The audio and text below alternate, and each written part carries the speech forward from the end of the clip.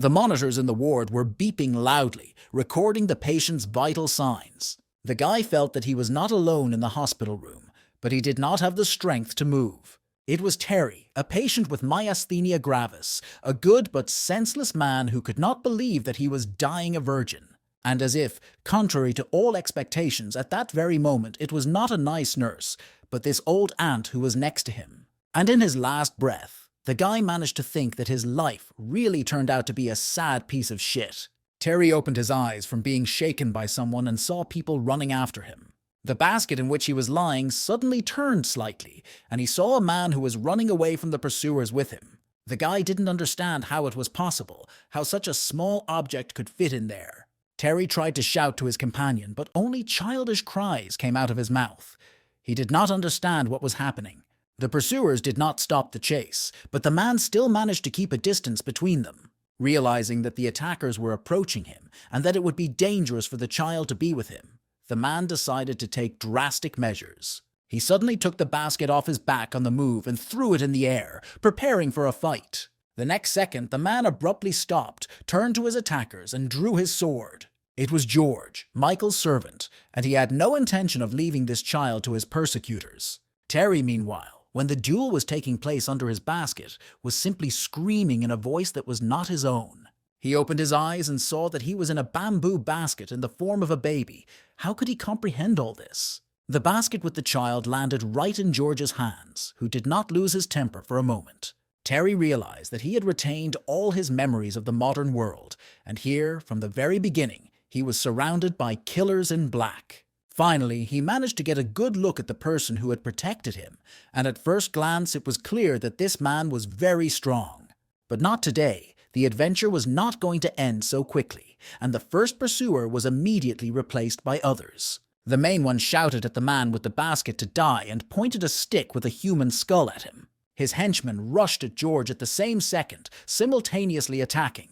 This time the man decided not to let go of the basket with Terry in his hands. A moment later, the stranger's attack drowned in their own blood, and George didn't even move. The head of this enemy unit choked on his own blood from an arrow that suddenly stuck in his throat. George stood alone among the dead attackers who prevented him from getting to safety. He saw that the death of one of them was not the result of his sword. Someone had clearly helped him.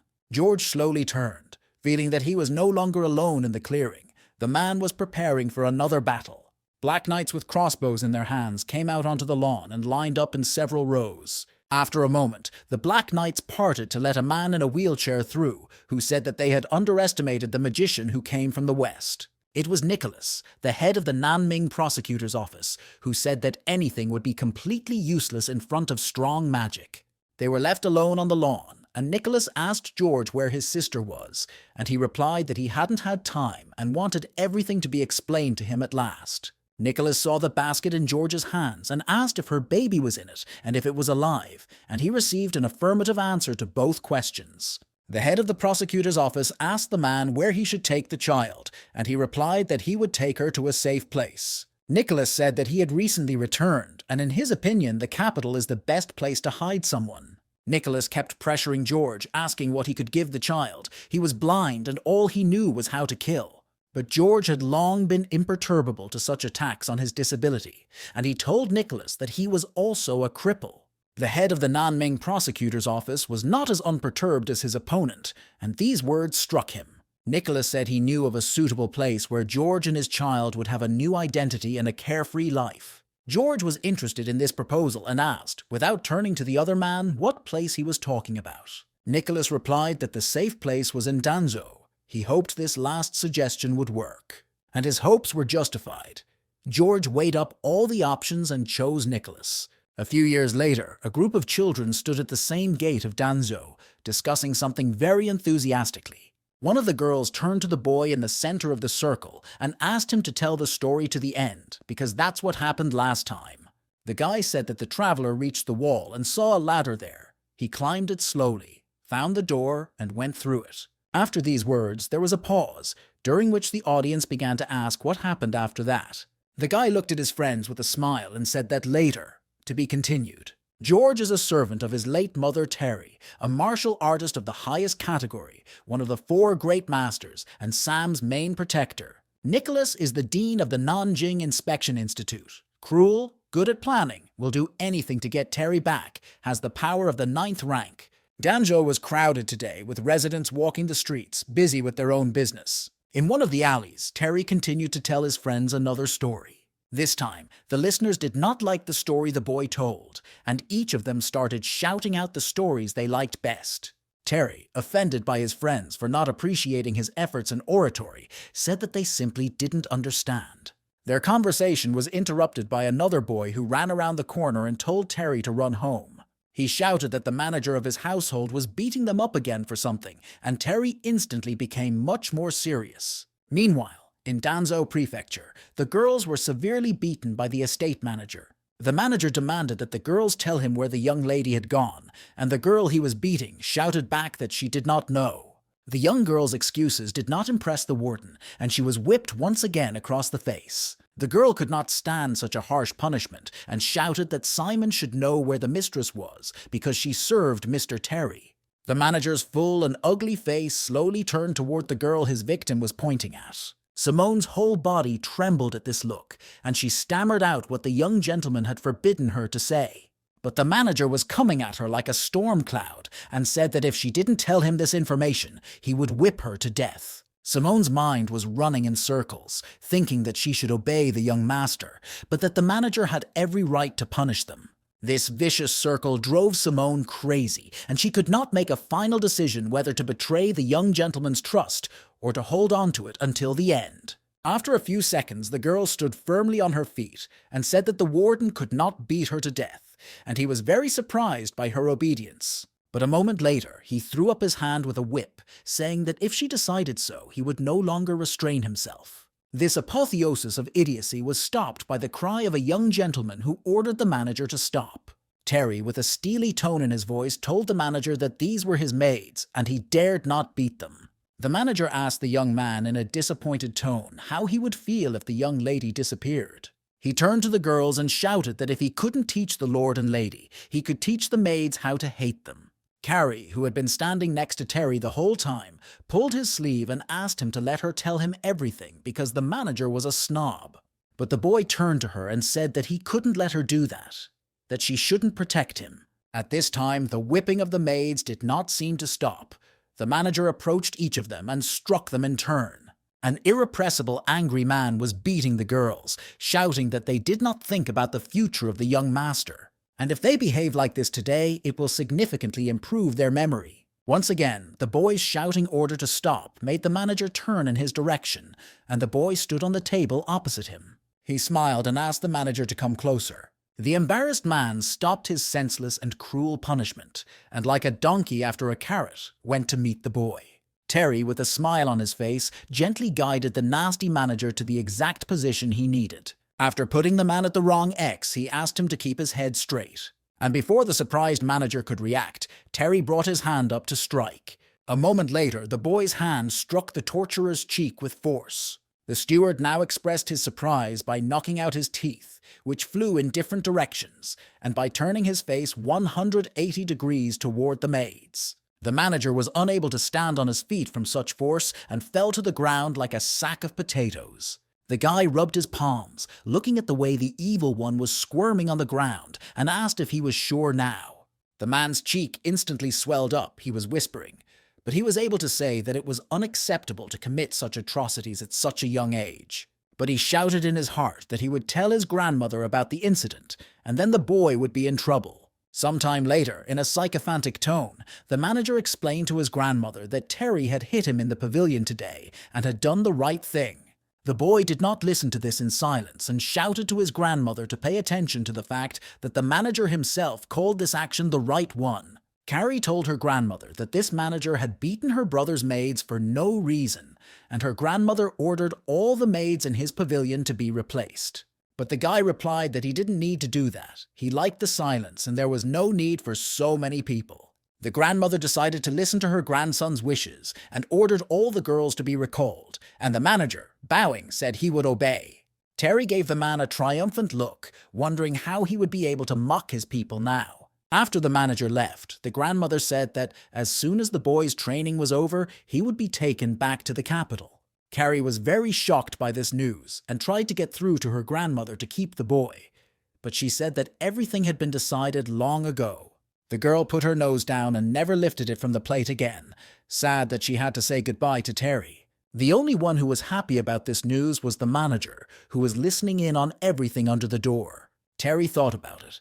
He didn't know how to react to this news. He wondered what awaited him in the capital. He did not come out of these thoughts about leaving, even when he was walking to his pavilion. Simone was already waiting at his door at home with her head down, happy that the master had returned.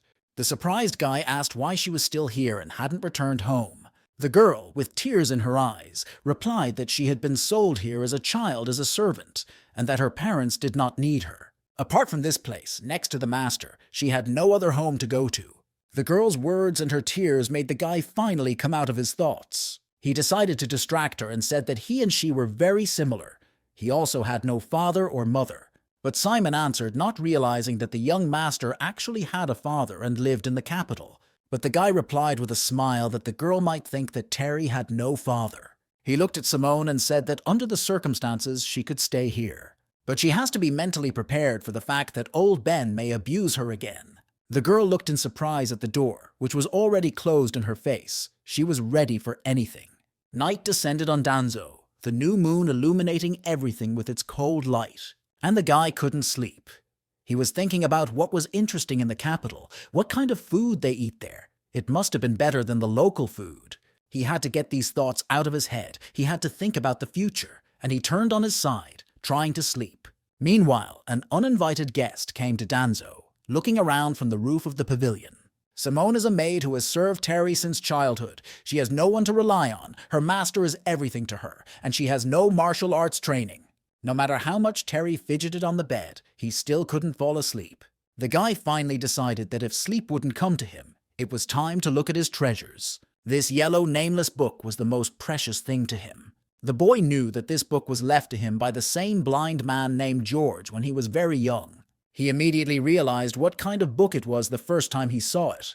It was a kind of method of cultivating key energy. Hard work compensates for the lack of talent. And if this method was not good, nothing will happen if the guy starts practicing it. Meanwhile, while the guy was looking at his precious treasures, a real storm with lightning broke out outside.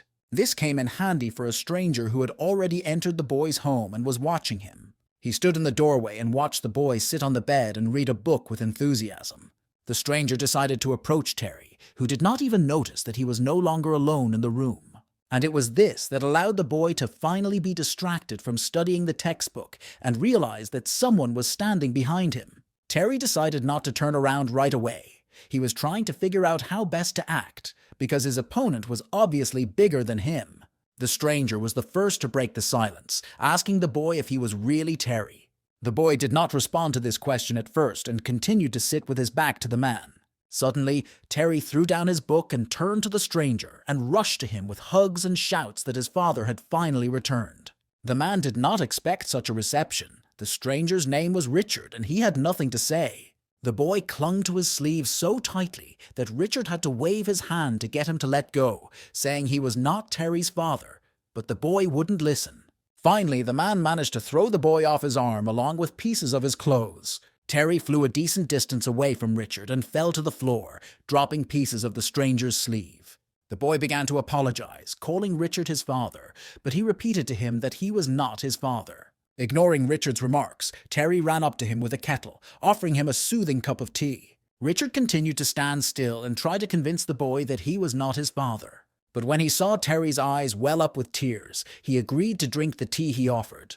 Richard drank tea straight from the kettle and asked who made it, to which the boy replied that it was his mother. Richard replied that the boy's mother had died on the day he was born, and that what he was saying was nonsense. But the boy insisted that his wife was always by his side, despite the objections of the strange man in the middle of his room.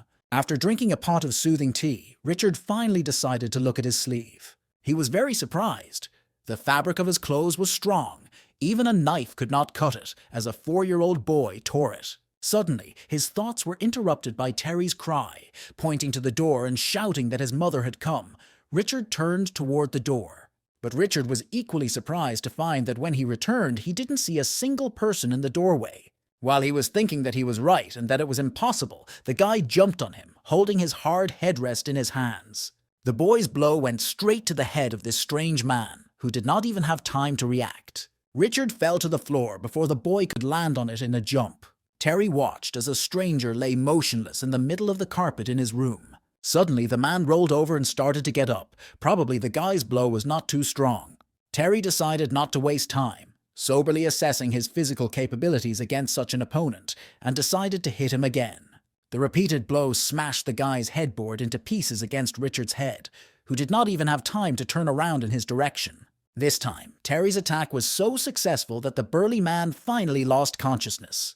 The guy was surprised by Richard's agility, and he put all his strength into his fingers, thinking he could hold him. Who knew then that he would only be able to get a hold of the rag? Who was he anyway? Terry leaned over and put his finger to the stranger's nose. He used 100% of his energy to deliver 2 blows, but the man was still breathing, and Terry was afraid he would want to kill him when he woke up.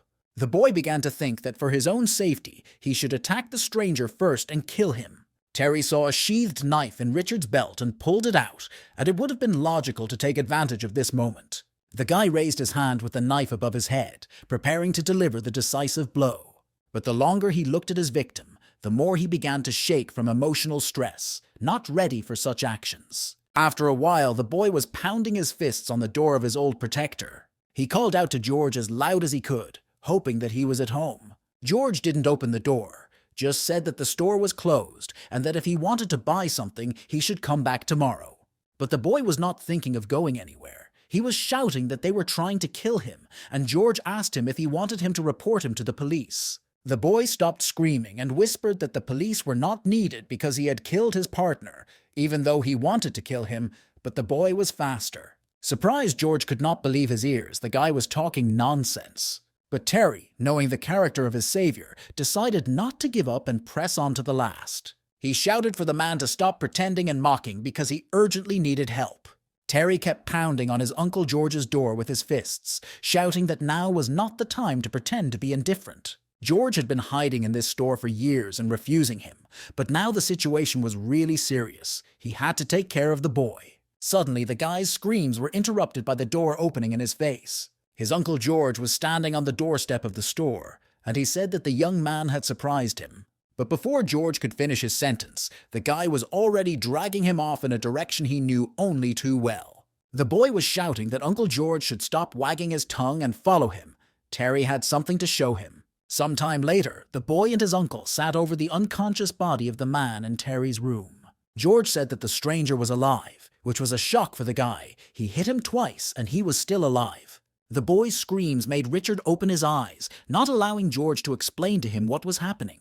As soon as Terry saw the stranger open his eyes, he flew over to him and hit him on the head with a stool. Uncle George, after everything he had done, calmly said that in fact, it was the commander of the 3rd Audit Chamber. He was one of his own. The boy dropped the pieces of the stool, shouting why George hadn't told him this information earlier, but he replied that Terry hadn't even asked. Terry looked at his victim, who was unconscious, and noted that he did not look very happy. George said that this man's name is Richard, and he is one of the 3 best poison makers in the world, very good at it. The boy held out a knife to George, asking him to silence Richard, and George noticed that the boy was very violent for his age. When Terry refused Terry's offer, George said anxiously that although Richard was the boy's father's man, it was unclear why he had come this time. These reflections of Master George were again interrupted by Richard, who came to and sat up, holding his head with his hands. He looked around and saw George and a small boy holding a knife looking at him. But the boy, seeing that people were looking at him, hastily hid the knife behind his back and pretended that he was not planning anything. After a while, with his head bandaged, Richard could finally ask everyone present what had happened to him. Terry, without hesitation, replied that the man had simply taken a sip of tea and then fainted. Richard asked why he was bleeding from the head, and the boy replied that he had hit the table when he fell. Richard turned his head in Terry's direction and asked if he had helped with the injury, which the boy flatly refused. But this child's vehement refutations did not make Richard believe it, because who else could it be but Terry? Bending under the pressure of Richard's questions, the boy no longer knew how to defend himself and decided to turn the blame on George, who stood silently by.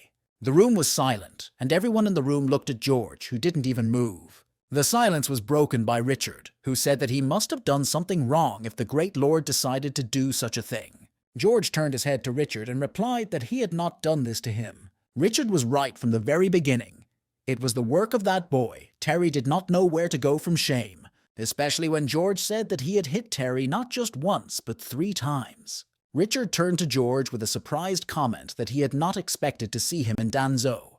He noted that after so many years in the capital, George had not changed at all, neither externally nor internally, and asked what Richard was doing here. The man replied that the Lord had paid him a tidy sum of money to become Terry's master. The boy was very impressed by this message. He even asked if his father had really sent Richard. The man said that Terry is growing up, and the sooner he starts training, the more chances he will have in the future. And no matter what George's opinion of him is, if he wishes, Richard will return to the capital. He is sure that the Lord will support the master. George replied that he didn't think it was that simple. He was sure there was another reason. Richard replied that the Lord was afraid that someone would find the box left by the mistress, which is why he would like some advice. But George replied that there was no need for that because she had destroyed the box before she died, and this answer made Richard relax. Richard said that Terry was strange. He was only 4 years old when he asked to practice Qigong. Isn't he scared?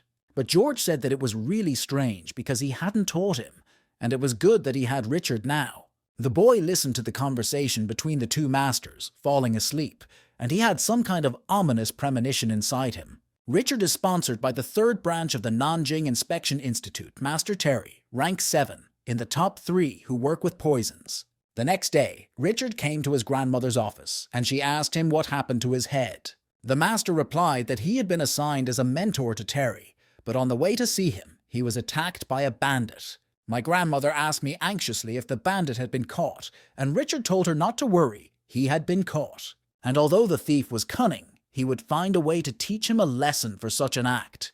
Terry, who was standing nearby, realized that this was said for him. When they left their grandmother's pavilion, they encountered the estate's maids on the way. The girls kept talking about the young master's new foreman, an old man with a bandage on his head who looked like a robber. The owner personally accepted him, and now he will be a mentor to young Mr. Terry. The first task of the guys was to massage Richard's shoulder area, and the guy said that he could not blame him for what happened. The master had a knife in his hand yesterday, and Terry is still very young, so he did all this without thinking carefully. He decided to ask what exactly his new master would teach him. Richard opened his eyes and replied that he would teach him how to kill people with poisons and how to avoid being poisoned himself. The master was expecting any reaction from the boy, but not such a violent joy. The guy was already eager to fight. He didn't want to wait any longer. He asked to start right now. Looking at this boy's unexpected hyperactivity, Richard thought that his age was not consistent with such behavior. When night fell on the city, Richard brought his student to the cemetery for the first lesson. He explained to the boy that this was a Luan burial mound, and they were here for a reason. Terry's first task from Master Richard was to choose a grave and then dig it up. No sooner had Richard completed the task than the boy took up the first grave he saw, shouting that he had chosen it. But his enthusiasm wore off a bit when he realized that he was just a kid and it would be nice to help him. But Richard wasn't going to make his life easier. He threw the shovel he had brought with him on the grave and ordered the boy to dig himself. The master chose a tombstone next to the young digger, sat down next to it, and began to drink wine.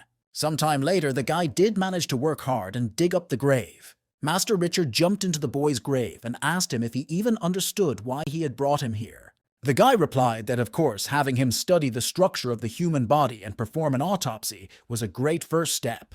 The amazed master did not understand how the child knew such information. Was this boy not afraid of anything at all? While he was standing there thinking, the guy had already started on the coffin with the case of the unknown. After finishing this dirty work, Terry turned to the master and asked what he had said. But Richard said nothing. He handed the boy a knife and ordered an autopsy to find out the cause of death. Terry, holding the master's knife, leaned over the stranger's half-decomposed body. Richard saw a shadow of doubt and was glad. Was the boy afraid? This child was finally scared. But Terry said that he had nothing to fear, that the grave was full of germs and he needed some protection. Surprised, Master Richard asked what kind of protection the boy was talking about. Terry replied that it was dirty and that he needed gloves, thin gloves that were almost invisible on his hand, and the master still didn't understand what he was talking about. After all these explanations, the guy realized that everything in this world was completely different from the real world, and he had no other choice. He returned to the grave with the deceased and began to fulfill the task of the teacher, who sat down next to him and continued to drink his wine from a flask. Richard asked that if Terry was so smart, he could already guess why he wanted to teach him how to use poisons. The boy replied that someone would definitely want to kill him, and that he needed to learn how to use poisons to stay alive. The wizard agreed with the boy's conclusions and added that, although George was immune to poisons, he could not protect Terry from it. The boy realized that Richard and George knew each other well, and he became interested in learning more about his reclusive uncle. Richard said that George was his mother's man and very powerful, and Terry asked if his mother was also powerful, and he received an affirmative answer. The boy wondered how she had died, but Richard refused to answer this question. He interrupted his bout of alcoholism to ask where the boy got so many questions from. Is it possible that he just can't stand to be near a corpse anymore and the smell is driving him crazy? And before he could finish his sentence, the boy started vomiting next to the coffin of the deceased, to the merry laughter of his teacher. Terry felt both very humiliated and insulted, because this teacher seemed to be mocking him. Master Richard saw the boy's reaction and dissatisfaction, and fixed his laughter with an assurance that this was only the beginning. It would get worse. After such a lesson, the boy still felt sick, but despite his objections, he sat down at the table with food.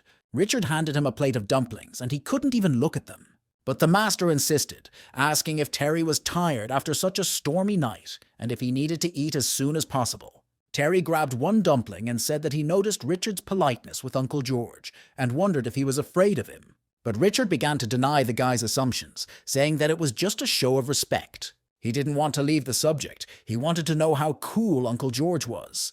Richard said that all wars are divided into 9 ranks, and only 4 of them are above the 9th rank. A teacher from Nanjing has not lost a single duel. A teacher of the Qi dynasty is close to the gods. A master of Dunyi can defend the city with a sword.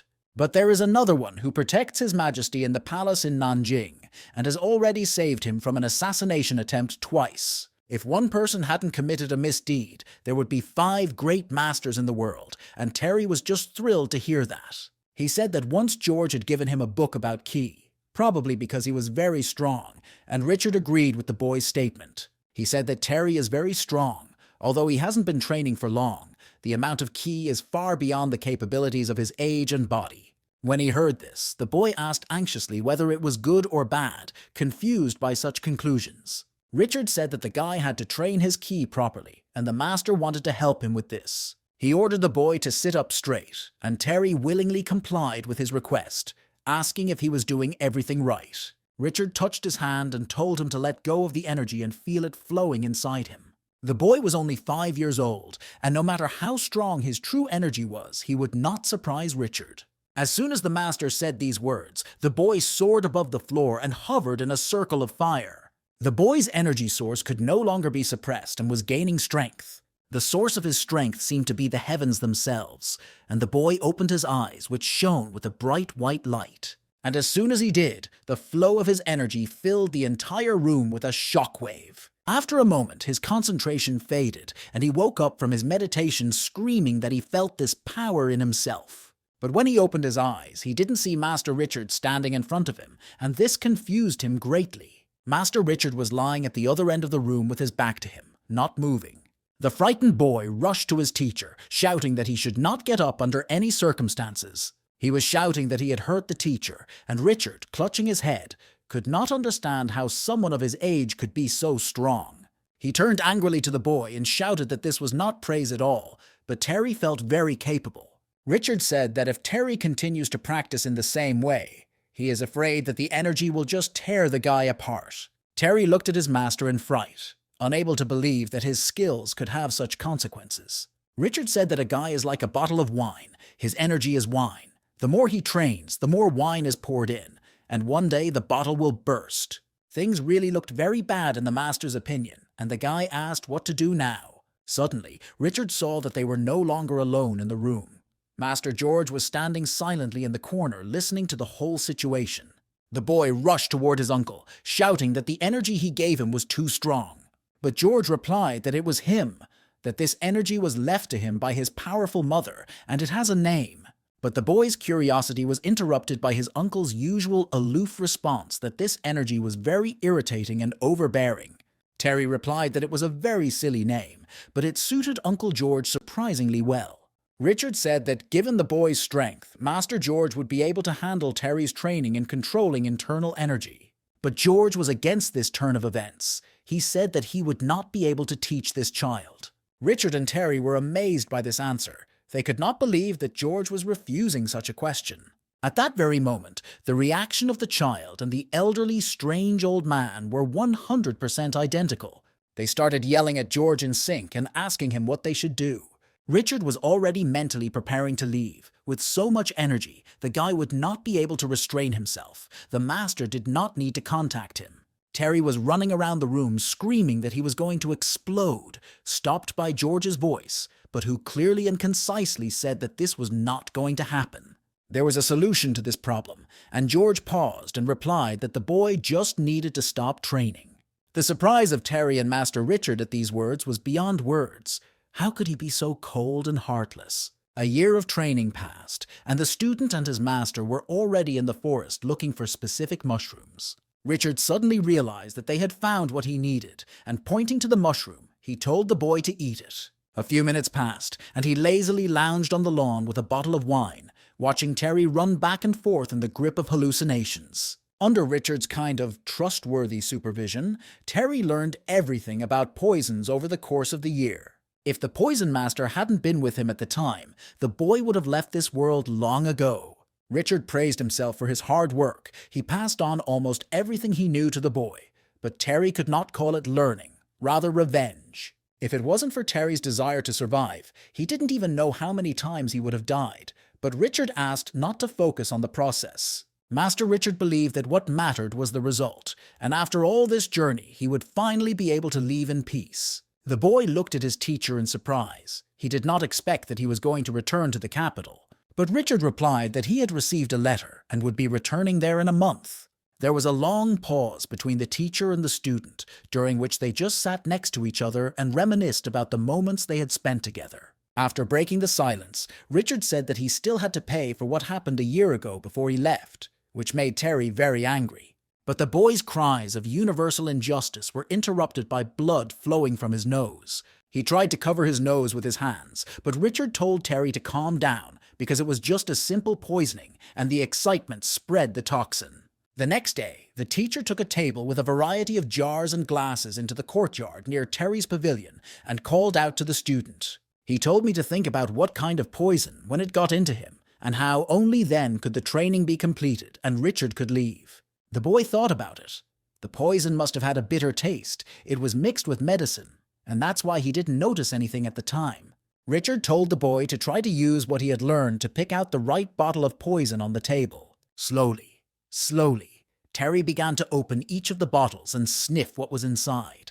When he had gone through almost everything, his patience began to run out, and Terry nervously began to throw all the ingredients he had collected in different directions. Suddenly, this violent outburst of emotion was interrupted by what the boy was holding in his hand as he continued to sniff the contents of the bottle. Finally convinced that he had understood correctly, he declared that this was it, and Richard ordered him to drink the contents. Without hesitation, the boy trusted his teacher and tipped the entire bottle and poured its contents into his mouth. When he opened his eyes after swallowing the potion, he saw Richard standing next to him, shielding himself with an umbrella.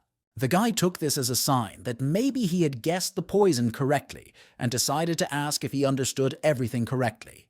But Terry did not wait for an answer because blood poured out of his nose in powerful streams in all directions. The foresighted Richard put a protective umbrella in front of him, into which it all flew. He did not say that there was an antidote inside the bottle. Exhausted, the boy lay in the middle of the courtyard of his pavilion and did not understand how someone like Richard could be a teacher. Richard, hearing Terry's mutterings, approached him and said that in that case he might try to poison him. And if the boy succeeds in doing so, the master will recognize his skills and mastery. The boy liked this offer very much. He was in anticipation of a victory over his tormentor. Late in the evening, Master Richard sat alone in his room drinking wine from his traditional bottle. His peculiar rest was interrupted by Terry, who came into the room and announced that he had brought dinner. The master smiled and asked why the boy was treating him so warmly if he didn't want to say goodbye, and received an affirmative answer. Terry placed the tray of food on the table in front of the master and told him to enjoy his dinner, and then left the room. But halfway through, the trickster was stopped by Richard's voice, which ordered him to stop. The master handed him a jug of wine and ordered him to take it away, leaving only the food. Richard threw the jug into the hands of the surprised boy, who did not understand whether the teacher had smelled a specific odor, and asked him to be tougher. With a grin, the boy left his teacher's room and closed the door behind him, satisfied with his acting. A few days later, Master Richard was lying in a deck chair in the middle of the yard drinking wine, and Terry was standing next to him, swatting away annoying insects. For Richard, this moment was a real pleasure. He was finally able to fully relax. The man once again raised his bottle of wine to his mouth, but at the last moment stopped. Blood began to flow from one of his nostrils. When he sat down on the sunbed, the bleeding from his nose only intensified. He could not believe what was happening. Terry did not leave his side, enjoying this moment of triumph. He laughed out loud. The guy, not knowing how he had survived all these days, pointed a finger at his master and shouted that he had lost the bet. Shocked, Richard approached the boy and asked what poison he had used to do this. The guy smiled slyly and, raising the stick up, replied that he had used up the time. All these days he fed Richard the best food, with special tonic herbs. And he, in turn, ate everything the boy prepared for him all these days, thus thickening his blood more and more. Eating large amounts of tonic herbs was tantamount to eating poison. Richard noted that the boy was really quite smart and had found a way to win, and Terry asked if he could call himself a teacher now. The master finally admitted his defeat, and the boy, overjoyed, began to jump for joy. Finally, the day of farewell came, and the boy walked through the forest, alongside Richard, who was leading his horse. The teacher decided to give me some last instructions and told me to just stick to my path. Places and people will always change. The boy replied that over the years, the only person he could trust was his Uncle George. Richard understood the boy's position and believed that Master George was fully deserving of such trust. But the boy interrupted his teacher and finished the sentence, saying that now he had another such person. He asked me not to forget that in Danzo, Richard would always be welcome to one naughty student. But Master Richard replied in his own special way. Even if he wanted to forget it, he would never be able to. Suddenly, he remembered something and pulled out the inspection commissioner's badge from his inside pocket and said that he had been ordered to give it to Terry. Terry's mother once gave it to Richard for safekeeping, but it belongs to the boy, and Terry appreciated the gift. But if Richard thought that the boy would leave him without a gift, he was very wrong. Terry took out gloves made of sheep intestines and told him to remember to bring them with him when Richard dissected the corpses and experimented with poisons. Impressed, Richard put on the boy's gift. It was the first time he had seen anything like it, but he really liked the concept. A moment later, the teacher got on his horse, and the boy stood next to him, raising his hand in a farewell gesture. Richard said that if he had met Terry earlier, he would have chosen a different path. He would have married a woman and raised him to be a complete asshole. The boy watched his teacher leave for the capital and could not understand whether he was praising him one last time or humiliating him. When he came out of his thoughts, he shouted that Master Richard could always count on him in the future. But Richard didn't appreciate such promises. It sounded both sweet and frightening to him at the same time. Another night descended on Danzo, with lanterns illuminating the houses and creating a cozy atmosphere. Uncle George was preparing dinner for the boy and himself, and Terry asked why he wasn't drinking with him. He bought a special wine for him, and if he didn't want it, Terry would drink it himself. George said that children shouldn't drink alcohol.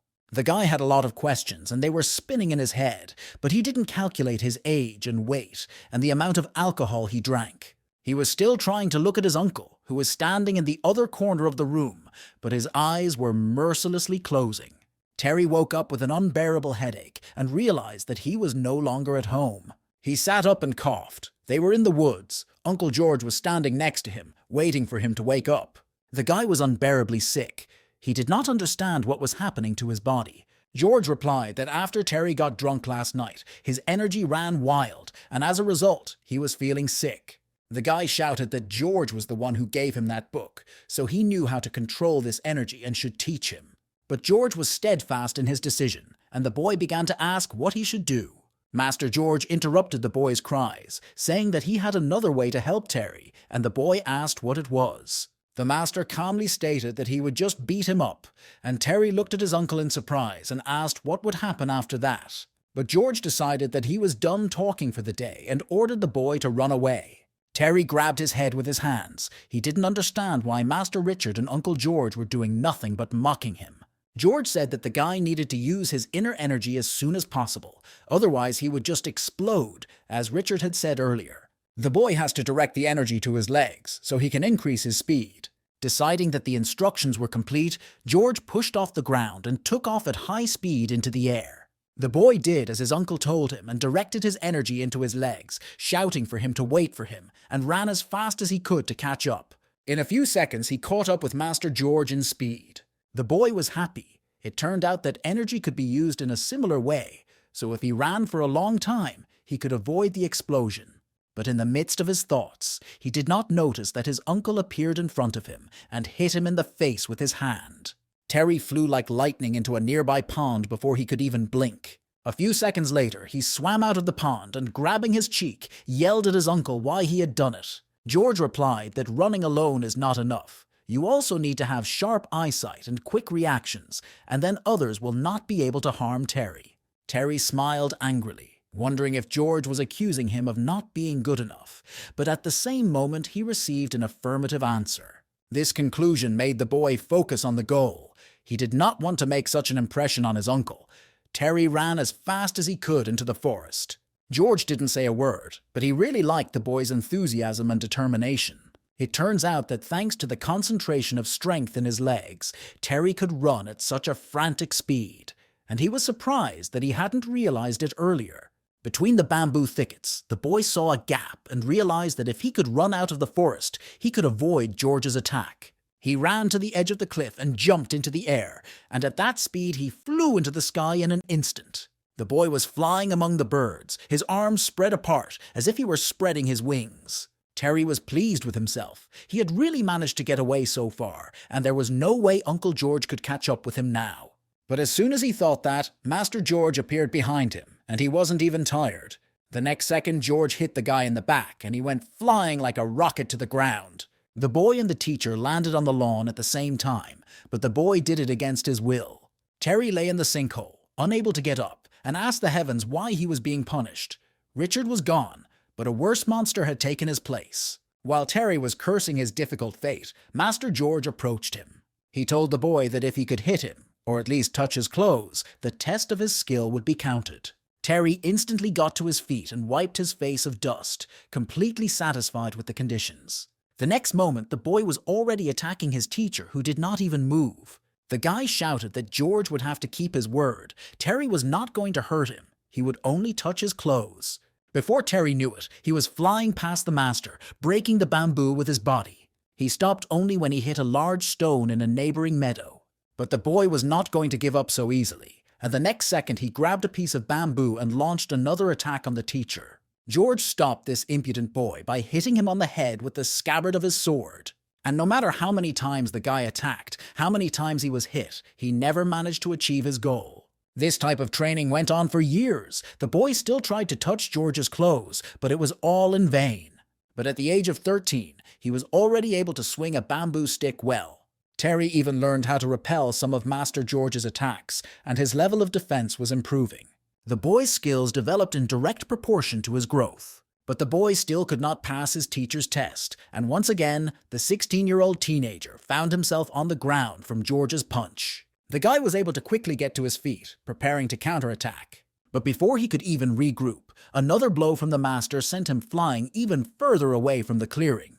Realizing that in a direct fight he was far from his teacher, the boy decided to cheat. He threw the stone in the opposite direction from the one he planned to attack. Master George turned his head toward the sound, preparing to deflect another blow. At that very moment, Terry jumped out of his hiding place and attacked the teacher with a bamboo stick. But the boy's audacity was excessive. He underestimated his blind teacher's hearing and was hit in the face a second later.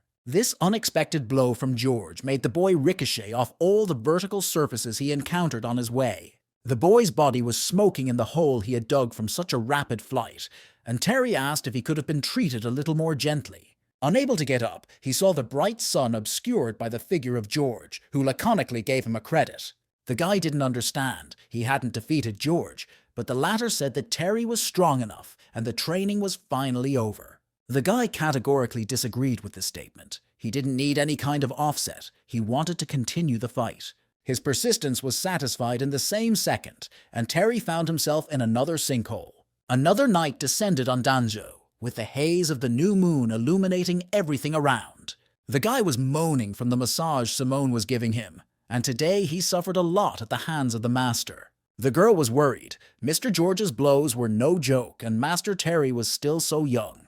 He said he felt all this when he was a child, but years later he noticed changes in his body. He realized that squatting is about laying the foundation, cutting carrots is about training the mind, hitting them is about training vision and reaction, and fighting instinct.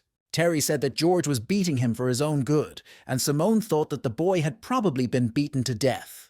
George said that this was all nonsense. The real danger was the guard in red. The girl asked again to make sure she hadn't heard wrong, that the boy was in real danger. But Terry didn't want to talk about it anymore. He said that you can't spoil such a good day with such talk. The girl was confused by the guy's sudden actions and words. She could not understand what Terry was talking about. The boy rushed at her, saying that today he would tell her a ghost story called Do You Have Legs? In the morning, as usual, he practiced in his backyard, practicing punching combinations. Suddenly, his meditative reflections were interrupted by a sound he had not expected. He was sure that a rider on a horse was approaching his pavilion. But a moment later, he realized that the one horse was joined by several others heading for his house. It looks like a whole detachment was coming for him. There were obviously a lot of people. Such things do not bode well. Terry rushed outside the gates of his pavilion to understand what was happening and what he needed to be prepared for. But an unpleasant surprise awaited him there. A dozen red-clad guards stopped in front of him. Without saying a word, the 10 men dismounted from their horses. Before the eyes of the surprised boy who was ready to fight, they fell to their knees before him, saying that on Mr. Terry's orders they had to return to the capital. The guy was stunned by this turn of events. He didn't even remember that he had ever been to that capital. My grandmother was sitting at her desk and cutting out a figure with scissors from paper. His favorite hobby was interrupted by Terry, who started shouting that there were some people in town who had come to take him to the capital. My grandmother replied that she had already turned down the offer because the capital was not the best place. Terry's mother had died there, and she would have lived longer if it hadn't been for the capital. Terry said that all the riders were on their knees, insisting that he should go, but his grandmother said that they should stand until they died. It was only at this moment that Terry appreciated his grandmother in a special way. She was cool. The boy ran out of the room, thanking her, but the woman was only focused on the fact that she had cut the wrong piece. Terry is the protagonist of this book, a time traveler who grew up in Danzo, the illegitimate son of a tax minister, with power key and poison possession. A guy in the kitchen was preparing dinner, chopping daikon, and Master George was sitting next to him on the counter. Terry turned to his uncle and told him that he had been tormented by a serious question lately. But George knew the reason for the boy's sadness. He said that Terry had to decide for himself whether to go to the capital or not. He stopped cooking and ran up to George, asking how he knew what Terry was thinking. He had a million questions for his teacher that he asked on the break, but they all got stuck in his throat when he said he would go with him. Terry sat down next to George and sighed heavily, feeling that big changes were ahead of him. Suddenly he turned to George, saying that there was something else he'd wanted answered for a long time. When he is in his 80s, will Master George's face remain as young as it is now? The manager invited Master Terry to come into the hall and sit down for lunch. Terry sat down at the table and asked where his grandmother was, and the manager replied that she was reading, so he would have lunch alone. The guy did not mind this turn of events and grabbed the cutlery with both hands. He went through all the dishes on the table and pinched off a small piece of each. Suddenly, the guy picked up one plate of food and said that this particular dish was very tasty for him and he liked it. He jumped up and ran out of the room, saying that he would finish it at home. The manager shouted at his back what to do with the rest of the food, to which the boy replied that they could eat the rest themselves. The steward was unhappy. Even if this bastard does not follow the rules, he still looks like a master. The maid standing next to me said that servants can only eat what the master leaves. The young master tastes a piece of every dish. It's arrogant. The manager supported her in this. He did not understand why the hostess liked this guy. They decided to share the food with others. Terry didn't walk. He just flew on the way to his pavilion, and a confused Simone asked what was going on. Without slowing down, the guy laconically answered the embarrassed girl that he had been poisoned.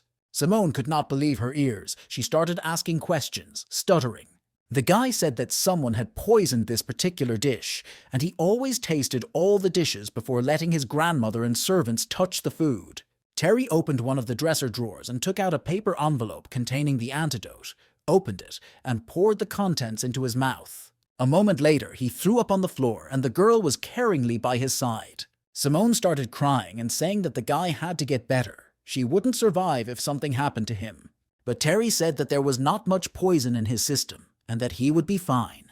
This poison was called cat's button, and was often used by spies from the Board of Supervisors. Maokuzi is a fruit from the southern islands and is very difficult to detect, which is why spies use it for assassinations that need to be hidden. After the poison enters the stomach, convulsions and death occur, and it is almost impossible to determine the cause of death in such cases. The poison itself has a faint flavor, the only drawback being a slightly bitter tinge, which is why the killer mixed it with bamboo shoots. But the strange thing was that the dose was not fatal. The only thing it could cause was diarrhea. The guy turned to Simone and asked her if she knew where they got these bamboo shoots. She replied that her nephew Gary had brought them to the kitchen this morning. Gary himself was ill, so his nephew was delivering the groceries today. Terry wondered. As far as he knew, Gary was single. Where did he get a nephew from? And the nephew must be the killer. He poisoned him, but did not kill him, and it confused the guy. He did not understand what the attacker was up to. Deciding that he couldn't wait another minute, the guy left his pavilion, and Simone ran after him. The girl asked if Terry was feeling better, or if she should call an additional doctor. The guy assured her that he was fine and just needed to go away for a while on business, but she wanted to go with him. Terry didn't like the idea, saying that where he was going could be dangerous, so Simone should stay home. If he can't deal with this problem himself, he just needs to go and ask the killer in person. Terry ran up to the food supplier's house and hid in case some bad guys ambushed him. The guy cautiously looked around the corner and saw something he did not expect. Gary's supplier was tied to one of the pillars of his house with a rope, but at least he was alive. Terry realized that the killer must have wanted to get rid of him, so he decided to rescue the man and ask him about everything. He ran up to Gary and started unwinding him, asking who had done this to him, but the man was only coughing from dehydration. Suddenly, he looked somewhere behind the boy's back and, pointing at the object, shouted at Terry, warning him. Terry was very grateful to the man for his concern, but he himself felt that the attacker behind him had moved to active action. The guy was very well trained, so he quickly pulled his sword out of the scabbard. The stranger's blow was deflected with jewelry precision, and the effect of surprise for the killer was lost. All that could be understood at first glance was that the killer was a man, but he hid his face under a hood. The attacker was very eager to get to Terry and take his life. He struck after strike. The guy managed to restrain this onslaught, especially since he had a hostage next to him who also needed to be protected. When there was a pause between the next strokes, Terry asked if the poisoning was the work of a stranger. The killer, instead of answering, silently took off his hood. He was a young man with black hair and a defiant look. His name was Jackson. He didn't think Terry deserved to know the answer to his question. Instead, Jackson just attacked. But his plans were disrupted by Terry's imperious shout, demanding that he stop. And in front of Jackson's astonished eyes, he turned to Gary and asked him to move away and stand there. When the hostage situation was settled, Terry said he could now teach the killer a good lesson. Jackson showed with his whole appearance that he was not satisfied with his opponent's behavior. Terry was too soft and sentimental. The attacker fired 4 daggers at the boy, which he was holding in his left hand. This, of course, restrained Terry, but did not even wound him, as he was well versed in sword techniques to repel such attacks. Having dealt with Jackson's blades, Terry rushed at the enemy and had to dodge urgently. Jumping away from the annoying Terry, Jackson threw another batch of blades in his direction. And now it was time for Terry to retreat. He couldn't understand how this killer had so many daggers. Jackson no longer paused between throws, but launched one game after another toward the opponent. At this point, Terry was completely confused. He began to doubt that this killer was even human. The guy had to sweat a lot to repel so many weapons that were flying at him. They fought fiercely with each other, not paying attention to the fact that they were already under close surveillance. Master George kept his eyes on the progress of the fight. He had no doubts about his student, but he was on guard just in case. The guys were already fighting with swords, and at that moment, Jackson took the initiative. The sword in the killer's hands flew around Terry as if he were a hornet trying to sting. Jackson rushed at the boy, but he jumped into the air, avoiding a crossblade strike. The next moment, Terry was already behind the killer's back and decided not to waste this opportunity by rushing at him from behind. Jackson quickly realized his opponent's plan and turned to repel the move. The two guys flew past each other, and it was very difficult for observers to understand whether they had struck. But a moment later, both Terry and Jackson fell to their knees, dropping their weapons. Terry held his hand to the cut on his shoulder and asked Jackson if he had put poison on the dagger. Jackson turned toward the boy and, showing him one of his daggers, said that he had lost. He got to his feet and turned to his opponent, saying that he did not expect such strength from a young boy and was very sorry. The poison that was mixed into the food deprives people of the ability to move, but the poison on this dagger should definitely kill the guy. As Jackson approached Terry a little more, he said that there was nothing to be done about it. Murderers are all cruel, it's just the way things are.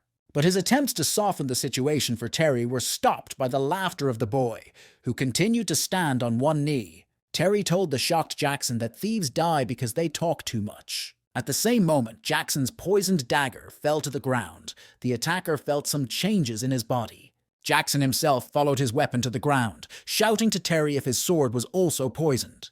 Terry got to his feet and looked at his opponent. He said that he had been poisoned since childhood and would not be taken so easily. He picked up his sword and put it to Jackson's neck, demanding that he confess who the target was. Jackson, the fourth member of the Nanjing Council, received a secret order to go to Danzo to kill Terry, has the power of 7 objects. Terry decided to rephrase and asked why, if Jackson wanted to poison them, he added a non-lethal dose of poison. This time, Jackson said that he wanted to kill only him and did not want to involve others. Terry was surprised by such mercy. It was not typical for murderers, and he asked Jackson who sent him. Jackson exclaimed that it was a secret order from the inspectorate. Everyone had been informed that the traitor had to be killed. Terry was shocked by this turn, as he could be considered a traitor, but Jackson replied that if he died, someone else would certainly take his place. The guy insisted that no one could save the person being hunted by the inspection. He may still be breathing, but he's actually dead. Terry showed the boy the sign Richard had given him as a farewell. The boy said that a member of the 3rd Department of the Inspection Institute, Master Richard, was his teacher. It was as if someone had hit Jackson over the head with that sign. He couldn't believe what this guy was saying.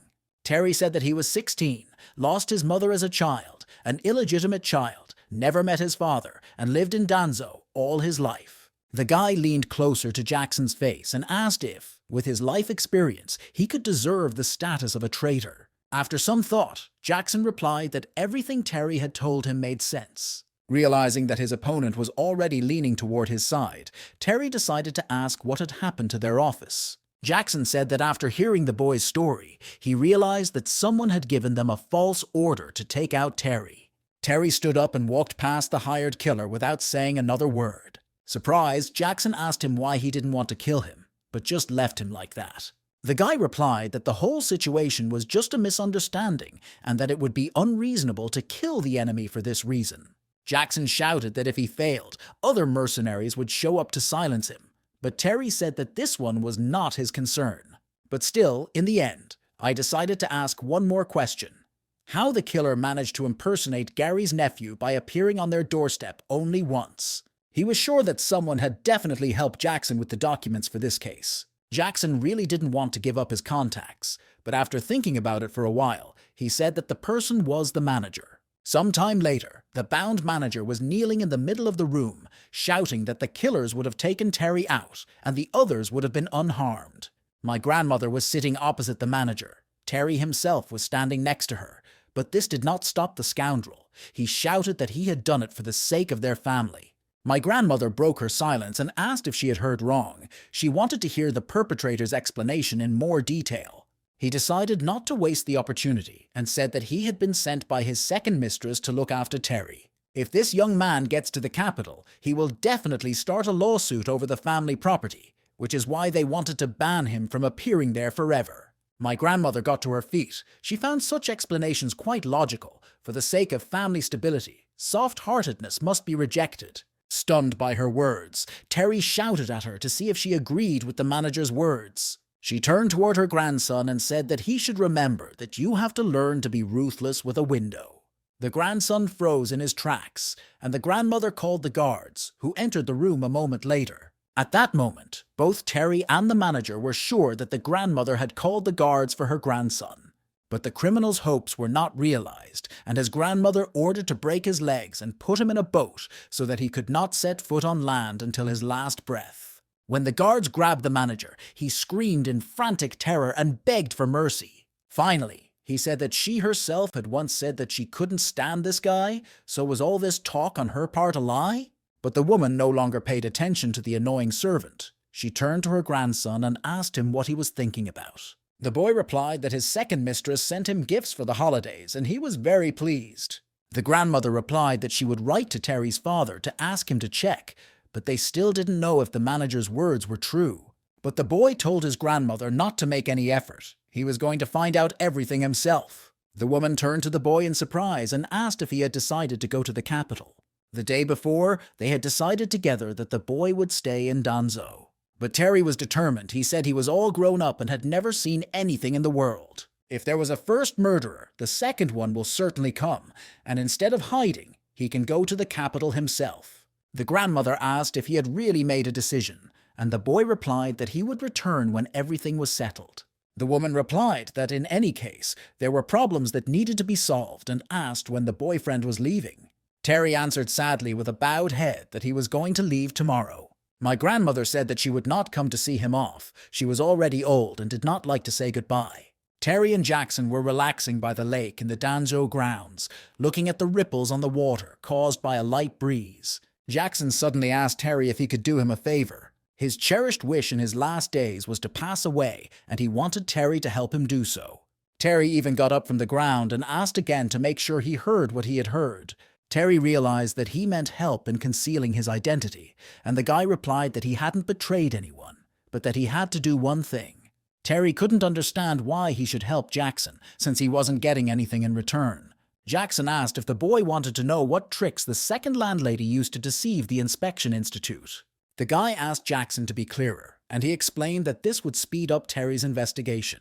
The guy thought about the words of his killer friend for a while and agreed that his proposal made sense. The young master Terry expressed hope that their cooperation would be surprisingly fruitful. Sometime later, the boy was sitting in Uncle George's store and saying that he was going to the capital. He asked if there were any things George wanted to do, or people he cared about, or any plans for his future life. George, who was sitting next to him and knitting a broom, asked the boy if he no longer needed his help. The boy replied that he always needed his uncle, and that he had no one more important than George. Tomorrow he is going to the capital to see the person who wants him dead to find out what happened to his mother, which is a good option because he has always wanted to do that. Last time, George said he would go to the capital with him, but he hoped that he would do what he liked and start living for himself. George listened to this annoying kid in silence, not knowing what to say, and the guy didn't expect an answer from him and left, saying goodbye. But even as the door slammed shut behind Terry, George continued to sit there, thinking about what he had just heard.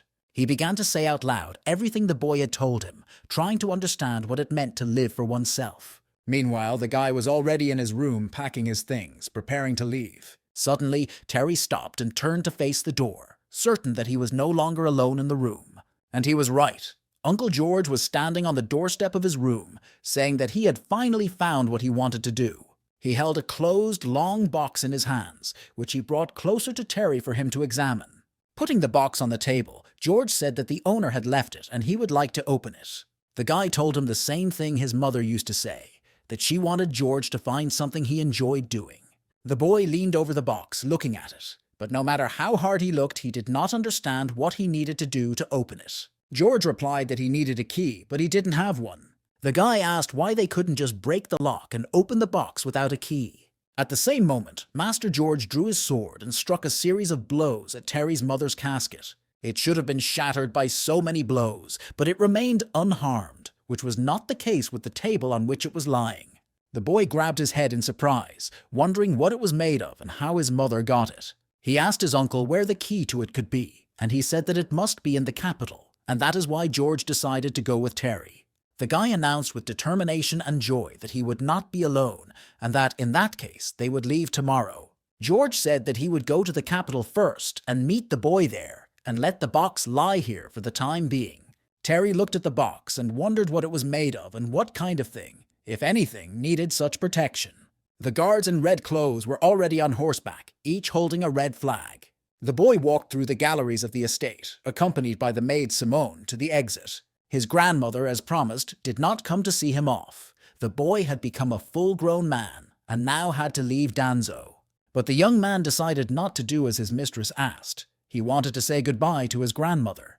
The woman turned in Terry's direction and said she was not going to see him off. But the boy didn't care about the grandmother's ostentatious indifference. He went up and kissed her on the forehead. The woman stammered and asked what Terry was going to do this time. The boyfriend told her to take care of herself, that he would come back to take her to his place when everything was settled. As he said goodbye, the boy knelt down in front of the elderly woman and bowed to her with respect for the earth itself. A few minutes later, Terry came out with his mother's casket in his hands and ordered the red-clad guards to get on their way. Simone looked anxiously after the departing detachment of guards and the palanquin carrying her young master. With tears in her eyes, she shouted after Terry that he must take care of himself. The boy heard the girl scream and looked out the window of his tunic, waving goodbye to her. Jackson, who was sitting next to him, asked why Terry didn't take the maid with him. Why the sacrifice? But the guy said he didn't know anything about the capital and didn't want to put Simone in danger. When the time comes, he will certainly take all his loved ones to himself. Dusk descended on the forest through which they were traveling, and Terry decided to make a stop. The servants who were traveling with him immediately made a fire and began to prepare dinner for everyone. When the brew was ready, Terry was served a plate first, and he turned to Jackson with an order to serve the food, because he was now his servant. Sometime later, when Jackson had completed his task, he was standing next to Terry again, enjoying dinner. He asked the boy if he knew why his father needed to call him to the capital. The guy replied that it was obvious, because Terry needed to prepare for his future role. The guy didn't like the answer and said that he and Jackson were here together, and there was no need to hide anything from each other.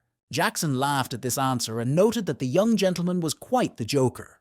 But Terry tempered his enthusiasm, noting that sometimes he was not in the mood for jokes. Jackson said that as far as he knows, Terry is being prepared for the wedding right now.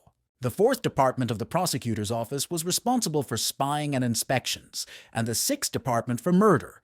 The guy was a member of both and knew there could be no mistake. The prosecutor's office acted quickly and decisively. If they decided to do something, the victim was dead. If it was the 6th Department, George would solve everything quickly. Terry finished his soup and asked if Jackson knew who was being proposed as a bride.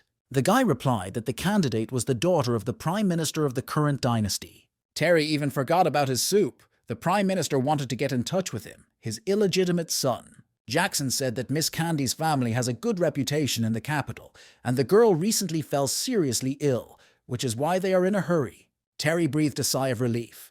That's really what it was all about. He's something of a lucky mascot. Jackson was surprised by this reaction. The guy replied that there was no use in being angry with the other person.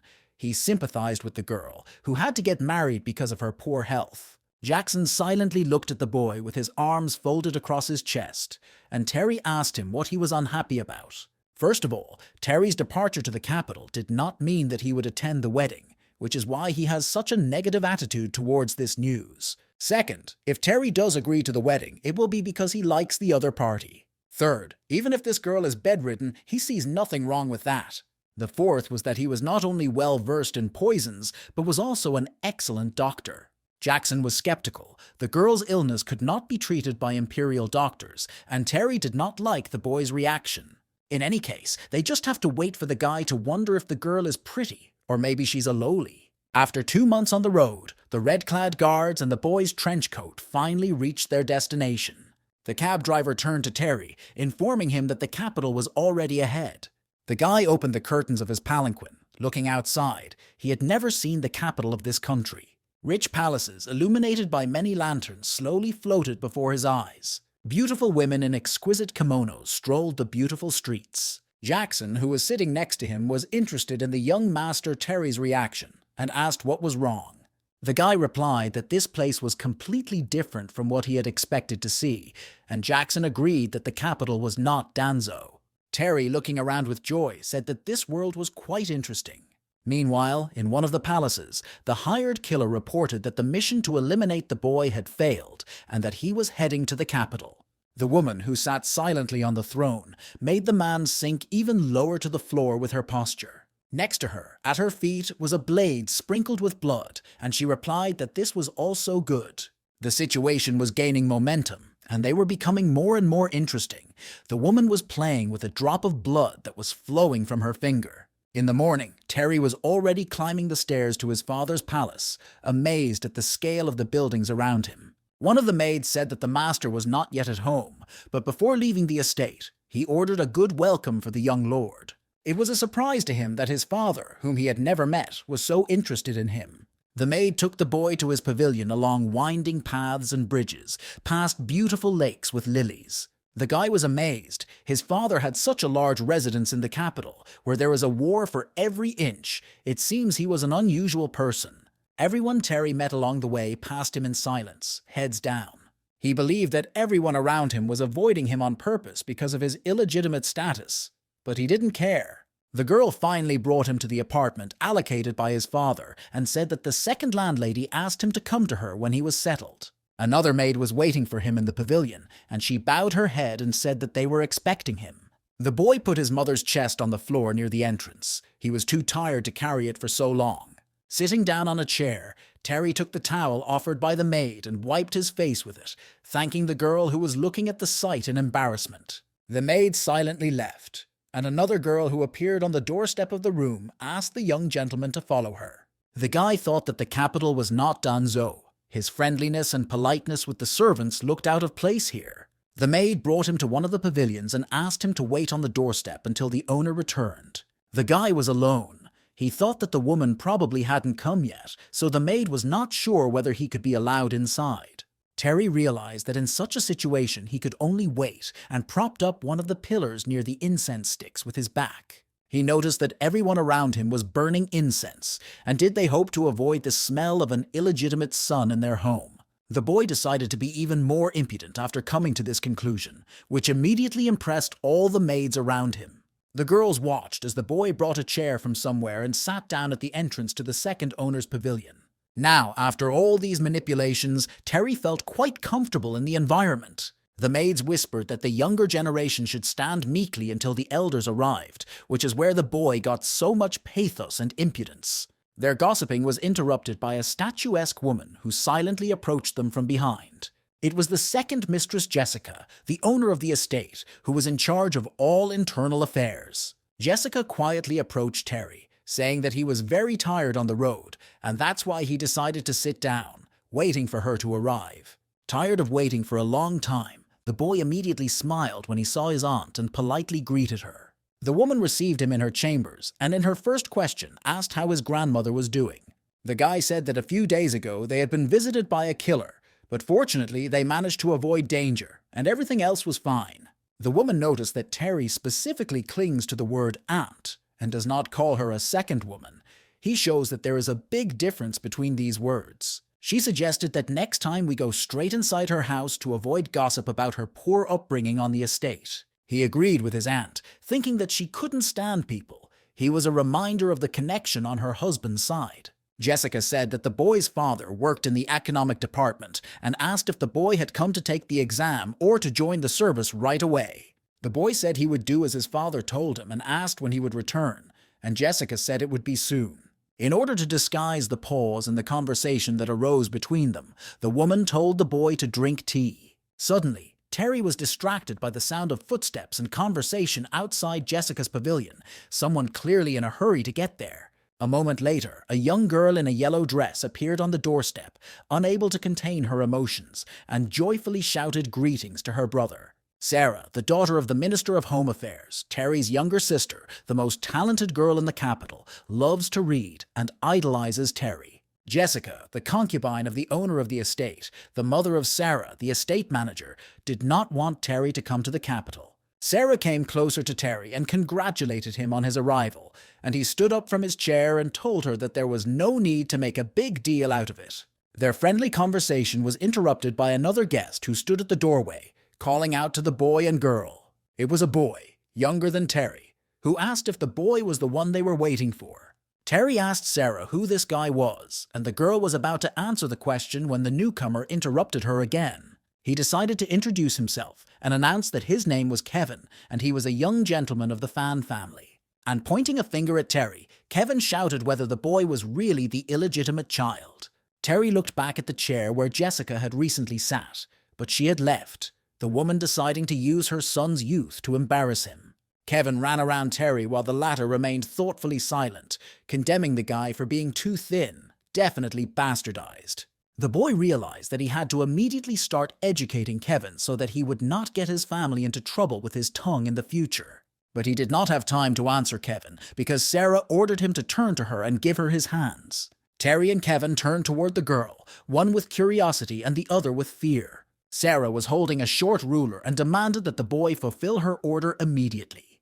Kevin, his head down, obediently walked up to the girl and stretched out his hands in front of him. A second later, Sarah slapped the boy's palms with a ruler. The boy broke out in a cold sweat, trembled all over and asked why his sister was punishing him. But the girl ignored Kevin's remarks and slapped his palms again. Sarah replied that Kevin could not call his brother by his first name and should remember his family status and not say such nonsense anymore. In addition, he must remember that punishment for such disrespect for his brother is a natural thing.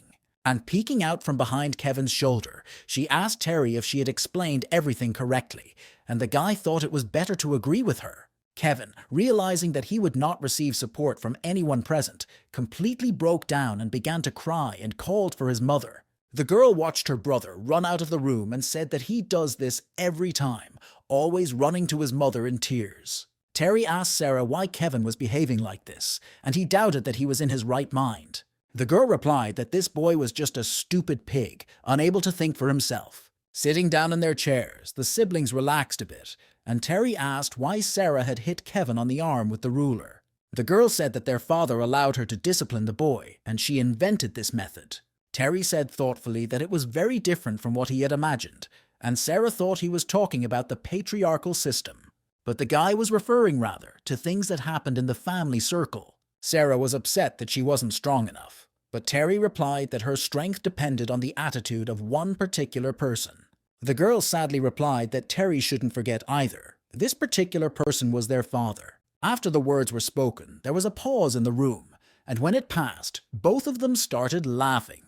The girl said that they hadn't talked in person for a long time. She was sad, and Terry replied that he was no longer worried about her because he saw that she was doing well. Sarah said that thanks to his advice, the mood within the family did become calmer. The guy did not even think that the story from his past life would be repeated in this world.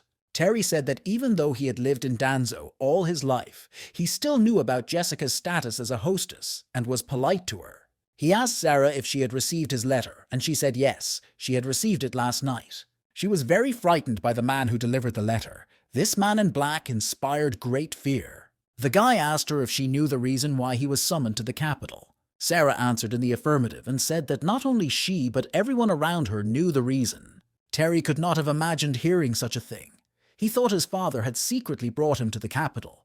But Sarah said that all the children of aristocrats are very curious about what business brought the illegitimate child of the Fan family to the capital.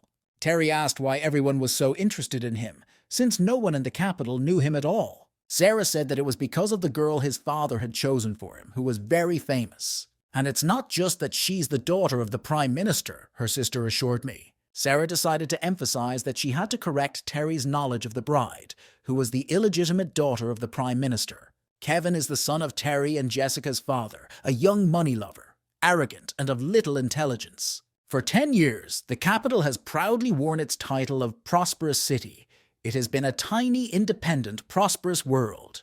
But in this luxurious world lived the most corrupt officials in the history of existence. The head of the government was Prime Minister Robert, who came from a poor family. He works cunningly and fiercely, but he pretends to be an angel, does not keep his promises. Terry was surprised that such a person as Sarah described still had an illegitimate daughter. Why would he frame himself? The girl replied that the news about the Prime Minister's illegitimate daughter had its origins in the palace. The boy was surprised to ask if the Emperor himself had started spreading these rumors. Sarah replied that aristocrats had gossiped about this before, so he was, in fact, simply forced to admit the existence of his daughter. In the end, the Emperor intervened on behalf of the Prime Minister, and the situation became even more confusing.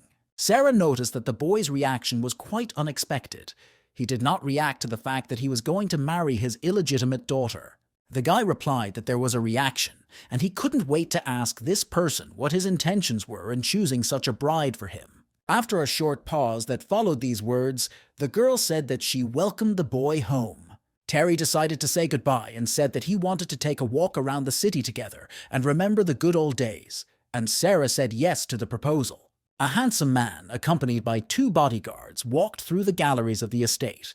It was Terry's father, Eric. Suddenly, across from him, the thoughtful man saw a guy staring at him in silence. At the same moment, one of the guards ran up to Eric and told him that he was now seeing the young master Terry. After these words, Eric's face did not change in any way, as if the boy did not exist at all. Walking a little past Terry, the father briefly told the boy to follow him. A few minutes later, they were in Mr. Eric's office, sitting at his desk, with the boy standing across from him. Holding the book in his hands and not looking up at the boy, the father said that Terry was very much like his mother. Terry was very pleased that his father thought so much of him, considering that he knew nothing about his mother. Mr. Eric asked him how he had lived in Danzo all these years. Terry replied with a slight smile on his face that, apart from the hired killer, nothing interesting had happened to him over the years. The father asked the boy if he knew the reason why he had summoned him to the capital, and the boy answered in the affirmative. Mr. Eric asked if Terry resented him for this decision. The boy didn't quite understand what his father was worried about now, but he said he wasn't offended. He said that when he was taken to the capital, he was not warned at all that he was to marry the Prime Minister's daughter. His father put the book on the table and clenched his hand into a fist, and he pointed out tensely that the boy already knew about the upcoming marriage. Terry replied that it appears that the Fan family decided to gain more influence through this marriage. After a short silence, Mr. Eric picked up his book again and said that it was good that Terry was angry. He said that he had received news from Danzo and thought that the guy was a person who did not show emotions at all. He advised him to give free rein to his emotions because otherwise he could wither away, but he replied that he had to say something first. He looked into his father's eyes and said that he was not a man to be despised. The father clutched the book with force, saying that he did not mean to disrespect the boy, but that this marriage was necessary and was not negotiable. Terry was not the fearful type. Uncle George's upbringing had paid off. He insisted that his father could try and see how he would react. There was a long silence between the father and son, neither of them willing to compromise their principles. Eric asked why the guy didn't understand that Flavia is very gentle and attentive, intelligent and sensible, and marriage would stabilize their situation. Terry didn't want to say anything contrary until he heard his father's opinion from start to finish, so he could understand which side he was on. Terry decided to change his anger to mercy and asked Mr. Eric why he should marry this girl. The father decided not to hide anything anymore and said that Flower's mother was the princess's younger sister. The princess never married. She secretly managed the affairs of the palace, and it was she who organized the flow of money to the palace and the capital. And now the guy has to understand why he has to marry the Prime Minister's daughter. Terry was shocked to hear that the Prime Minister was having an affair with a princess. No wonder he had risen so quickly in the ranks without money or connections. The princess had one and only one heir, and the one who marries Flavia will eventually become the head of the imperial family. Terry asked whether the company, which is now under the princess's management, had not previously been owned by the Yi family. The father answered in the affirmative. He began to see understanding in the boy's eyes and was surprised by his awareness. Mr. Eric said that the company was originally owned by Terry's mother. The boy realized that his father had arranged everything to take what was already Terry's. The boy felt a great respect for his father. He bowed and said that he admired his foresight. But he doubted whether this marriage could really return his mother's family business to him. Eric replied that there would be complications, but he shouldn't forget that his father was in charge of the business department, not finance. However, the Prime Minister had doubts about this marriage, and the boy had to prove himself in the capital. Terry did not understand why he had doubts. The father replied that their family was one of the most respected in the capital, and Robert was just a civil servant. He was worried that this marriage would arouse suspicion. And then the guy realized that nothing had been decided yet. It was all a unilateral decision of their family. The father emphasized that the boy should remember, no one should know about today's conversation, otherwise these people will not live. The guy was already leaving the room and said as he went that he understood all this and would be very careful. Turning around on the threshold, he told his father with a smile that he was someone who was not afraid of death. After today's conversation, it seemed to the boy that his father still had warm feelings for him. It seems that the reason he was sent away was that his mother's killer was still in the capital, and we'll have to find out more about that later. But does a guy really want to marry a sick girl, or would it not be tantamount to lying to her? Terry was tossing and turning on the bed from all these thoughts, and he came to the conclusion that he was not like that. He just felt sorry for Flower. Turning to the side, the boy saw his mother's box next to his bed. He also mentioned this problem. He still did not have a key to it. In the end, Terry decided that he didn't care. That amount of information almost blew his mind, and he needed to go to bed. The moon illuminated the balcony of the mansion, where Mr. Eric stood and looked at the lights of the capital. He was talking to Terry's mother in his mind, telling her that their son had become very mature and smart beyond his years. Nicholas was against Terry's arrival in the capital, but one person guaranteed that the Yi family's property would be returned to her son. The next morning, Palankin was taking her siblings for a walk around the city. Kevin watched with a frown as Sarah encouraged Terry to eat what was in her hand. The boy was persuaded by his sister, but after swallowing the delicacy, he immediately screamed that it was too sour. Kevin did not recognize his sister at all. This Terry was a man with some extraordinary abilities. The boy turned to his brother and said that he should know that he had taken him with him only for the sake of his sister. Terry thought that it was Kevin who had followed them, and he told the guy, who was incredibly angry. He shouted in Terry's face that he was the young master of the Fan family, and the boy should respect him. After these words, a great noise arose in the palanquin, which was heard by everyone she passed. A little later, the aroma of freshly cooked food penetrated the palanquin with the boys and the girl. Kevin, forgetting about the quarrels, immediately leaned out of the window, saying that the smell of the food was delicious and that he had to go in.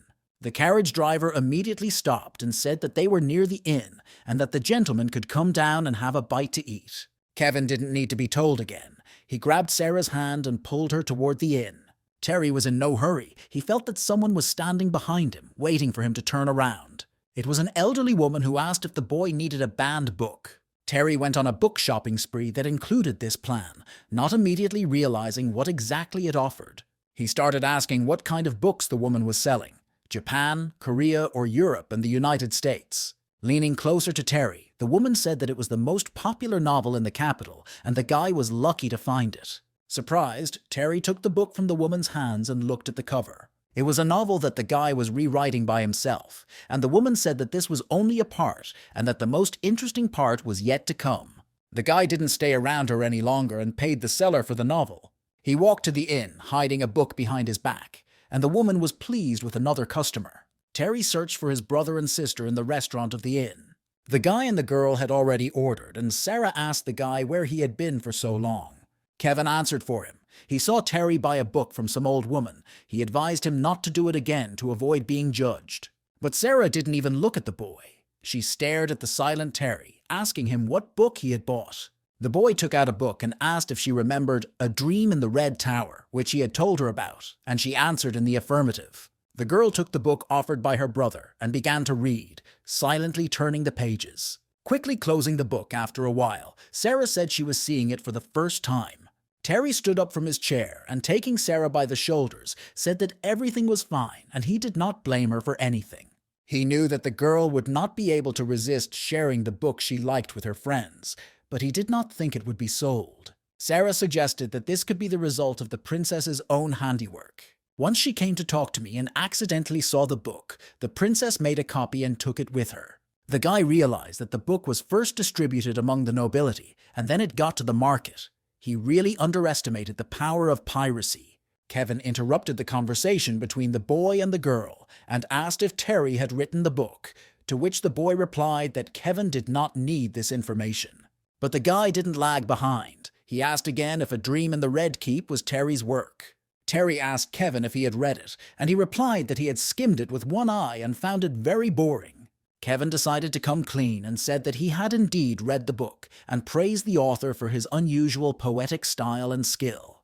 Terry asked with a smile if this didn't mean that Kevin was starting to admire him now. The boy replied that, of course, because his brother could make a lot of money by writing just a couple of words, his respect increased. Terry realized that Kevin had grown to respect him more, not because of his book, but because of the money he could potentially make.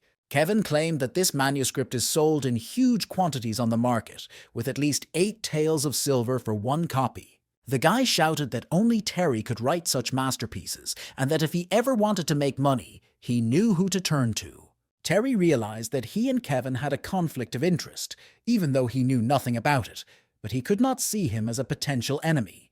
They are brothers by blood, and many potential tragedies can be avoided if relations between them are friendly. Looking at his brother, who was already counting his monthly income from book sales on both hands, he thought about letting him do it. Terry asked Kevin why he was following him, if he shouldn't be doing something right now. The boy replied that his mother had allowed him to, saying that he needed to spend more time with his brother, and Terry realized that Kevin was pretending.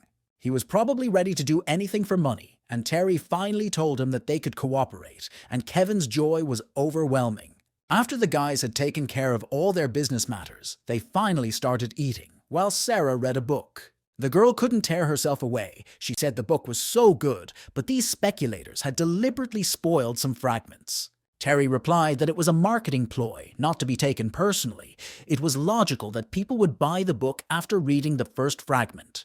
He asked if Sarah was angry that the fragment that was placed on the first page changed the original message of the book and received an affirmative answer. Sarah replied that such an excellent text was being sold as some kind of junk, and she really felt very angry.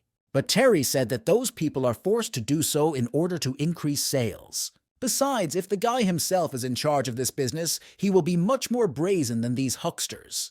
Terry said that there are 10 chapters in one volume, so he will write 10 chapters and make a title page. His task is to make the reader's interest grow with each chapter and make him want to buy the book and finish it at home. He will divide the book into several chapters, like a Western outbuilding, add jokes and songs, and use the yancha as an introductory fragment in red ink. At first glance, it looks like a collection of random words, but he is confident that they will encourage customers to continue reading. Sarah was embarrassed, as it turns out her brother was prone to doing such indecencies. Kevin, on the other hand, was delighted with everything Terry said, shouting that his mother was right. The boy was really capable. Terry realized how foolish his brother was. Mrs. Jessica's intentions were quite clear to him. She wanted Kevin to follow him. The brothers and sister were not the only visitors in the hall. At the next table, one of the men asked where they were from. 3 young men were having lunch at an inn table, and one of them was discussing how Terry's words were vulgar and how Kevin was talking about talent. Kevin heard the critic's words and shouted that he did not dare to treat him so rudely. He was the son of the Fan family, and he demanded that the young man identify himself. Terry thought that the people sitting there were probably high-ranking. Let them say what they wanted. There was no point in responding by shouting. But there was no stopping Kevin. He rolled up his sleeves and shouted for the person who said that to come over. He would beat him up. Terry tried to calm his hot-tempered brother down, but Sarah, who was sitting silently next to him drinking tea, quietly told him to do what he wanted. She looked at Terry and told him to give the boy a chance to assert himself and prove himself, that if they were here, nothing terrible would happen. They watched as Kevin walked up to the table of 3 young men and turned to the one in the center and asked him if he had said something so stupid. He didn't keep quiet and asked what if it was him, and Kevin replied that his brother's book was a real masterpiece and that the guy was lying if he said otherwise. At this point, Sarah and Terry laughed in unison. The girl said that Kevin was praising Terry, and he confirmed that he had heard it too. Enraged, Kevin pushed off the ground and flew in the direction of the young man, shouting that he did not dare to say such things about his brother. The confused young man did not expect such a reaction, and at the last moment managed to duck to the side, avoiding the blow. Kevin flew across the table and landed on the floor, next to the impudent young man. The guy started screaming that he was being attacked in broad daylight. Kevin probably doesn't know what the law is. These shouts made the guy even more angry. He got to his feet and, shouting that he was the law, took another swing at the loud stranger. This time, Kevin's blow was decisively stopped by the hand of a guard standing next to the young man. The guard of the young men was twice as big as Kevin, and the guy screamed in pain. The guard asked who dared to raise his hand to his master. The young man scowled at the guard to let the child go and not spoil his reputation. A moment later, the guard threw Kevin across the room toward his brother and sister. Kevin was flying and screaming in the air, expecting the end to come. It would be very painful to fall. But Terry could not allow such treatment of a member of his family. He picked up the boy on the fly. To stop this rapid flight, he had to spin Kevin around several times. After stopping his brother's fall, he said that he was young, but the young men hurt his feelings and it was too much for them. The three strangers started talking to each other, saying that the girl next to these two looked very familiar. Could it be that it was Miss Sarah, the most talented girl in the capital, and this guy with them must be a young gentleman of the Fan family? The impudent bully asked with a smile whose son had the audacity to oppose him. Suddenly it occurred to him that this was most likely the child of the same woman. While Sarah was dealing with Kevin, Terry decided to find out who these people were, and he politely asked them about it. One of them, pointing to the arrogant man, said that he was the only son of the Minister of Rights, Gerard, who serves in the palace, so how could the boy not know him?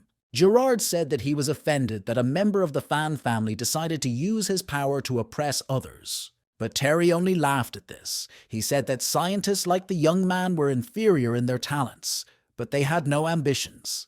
They are so-called talents, and instead of studying hard, they disappear in places like this, which is about ambition and humility. Gerard was very outraged by these words and shouted at Terry not to think that his family's influence would help him after such statements. The guy calmly replied that everyone sitting at this table was close to the court, not afraid of the authorities, respecting themselves and defending their opinions. Approaching Gerard, he touched his fan, saying that he was already thin. Wasn't he afraid that he would be blown away by the wind of his own fan? The young man was not expecting such a spat from the guy and was very outraged. He shouted at the guard to stop standing and beat Terry. A second later, Gerard's bodyguard rushed to attack, swinging his big fist at the guy. But the burly man's punch missed the boy, who managed to duck to the side. The man was not at a loss and was already swinging at Terry with his other hand, hoping to hit the target this time. His shot was stopped by the guy's hand, which knocked the guard's arm off its trajectory. At the same time, without wasting precious time, Terry swung his right hand to strike. His fist struck the face of the burly man, who clearly did not expect this turn of events. A punch from a skinny boy lifted this giant into the air, leaving him unconscious. Terry's strength was so great that Gerard's bodyguard flew out of the inn's window and into the street. All the nobles were amazed by the boy's strength, and they had nothing to oppose him. Gerard stuttered, pointed a finger at Terry, and shouted that he would regret what he had done. The boy stood silently and looked at the arrogant young man, crossing his arms over his chest. A second later, he turned around and started to walk out of the dining room, with Gerard shouting after him that he didn't dare ignore him. Everyone in the dining room was whispering. They may have witnessed the clashes, but this was the first time they saw aristocrats involved. The audience nodded at Terry, saying that he put the man down with one punch. No wonder the Fan family holds such a high position in the capital. Terry noticed that a well-dressed young man was watching them, and he turned to Sarah and said that he didn't see her in the city very often. The girl whispered to Terry that it was Prince Leo, the son of Prince Louis. She said out loud that he was the eldest son of Prince Louis's estate, and that their families had been friends for generations. Gesturing to Terry, she turned to Leo and said that this was the brother she'd been talking about earlier. Leo said that he had just heard in passing that his friends were in some kind of trouble. At the same second, Gerard ran up to him and shouted that he was asking Leo to show them justice. But Leo replied that he was talking to his friends, and he didn't want anyone else to join in. Turning to Gerard, he asked him with a smile that was unique to him if he really understood what he was talking about. After these words, Gerard was instantly blown away, as if by a wind, and in a few seconds the young man was sitting next to his friends. Leo turned to Terry and said that he was not asking this question maliciously, but simply out of pure curiosity. Terry said that there are people who are scientists, and those who pretend to be, and he had his own opinion about talented scientists. Leo asked for details.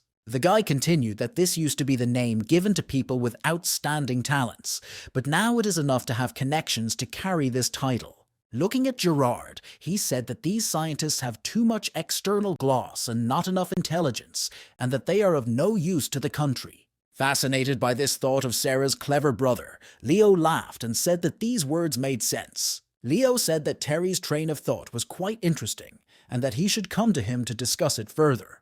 Terry, Kevin, and Sarah happily walked out of the inn and onto the street, which was already illuminated by streetlights. On the street, opposite the exit, a silent Gerard was waiting for them with a folded fan in his hands. Kevin, seeing the impudent young man, was about to rush at him, shouting that he had decided to fight again, but Sarah restrained him. Terry came closer to the young man and asked if he had any problems with them. When he didn't get an answer to his question, Terry clenched his fists, showing that he was ready to fight, and asked what Gerard wanted. But he received an unexpected answer. Gerard folded his hands and bowed, saying that he had dared to be arrogant, but Terry had shown him the righteous way. Gerard shouted that he understood everything. He just blindly liked this feeling of power. All these years he could not find the strength to get rid of this temptation. Terry watched this movie comedy and thought that all the theaters in the world are crying for this guy. After telling Gerard that they all had cowardice in their hearts and calling him a little boy under his Confucian clothes, Terry left. Gerard, with tears in his eyes, heard that he shouldn't take everything the boy said about him to heart. Surprised by the boy's last remark, Gerard looked around, trying to understand what the baby was under the Confucian clothes.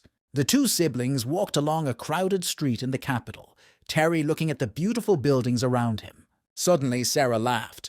Terry asked what she remembered, and she said that her brother's words were quite mean, but funny.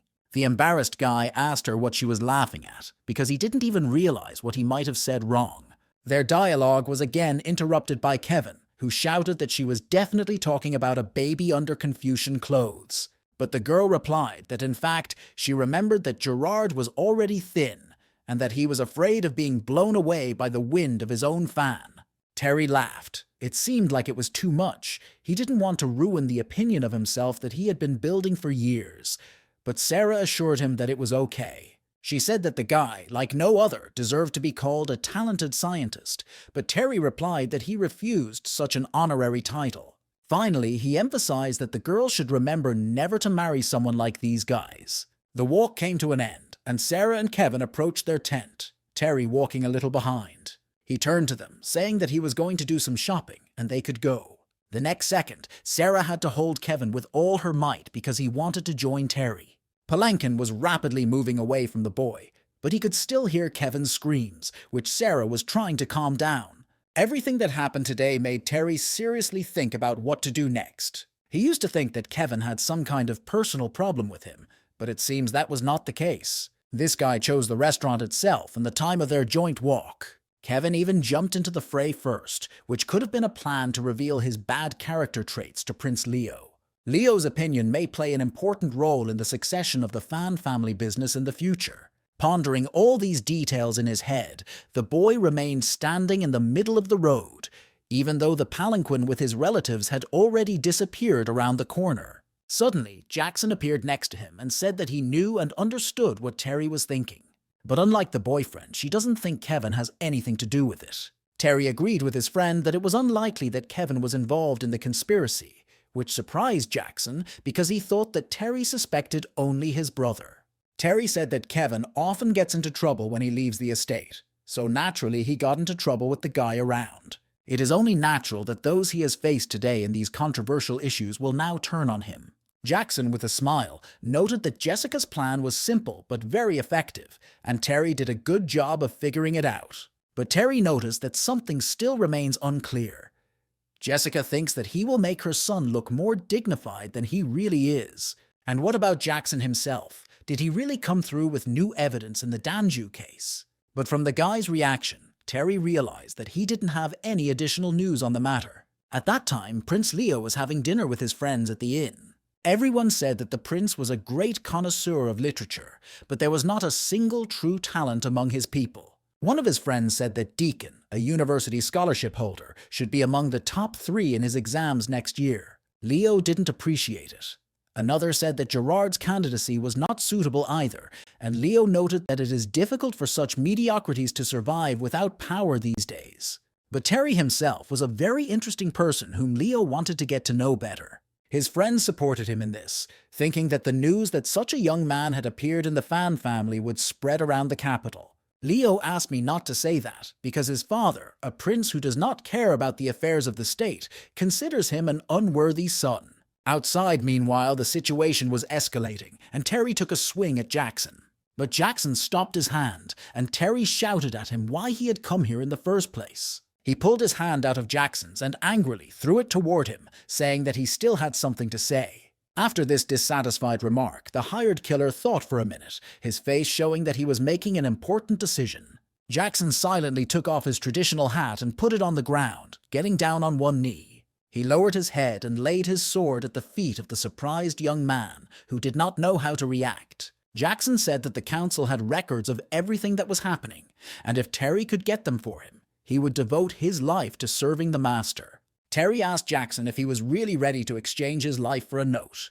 The guy realized that the deal offered by the former killer was too good. At the same time, it looked too suspicious to Terry, because the conditions were simple, and Jackson must have come up with some kind of trick.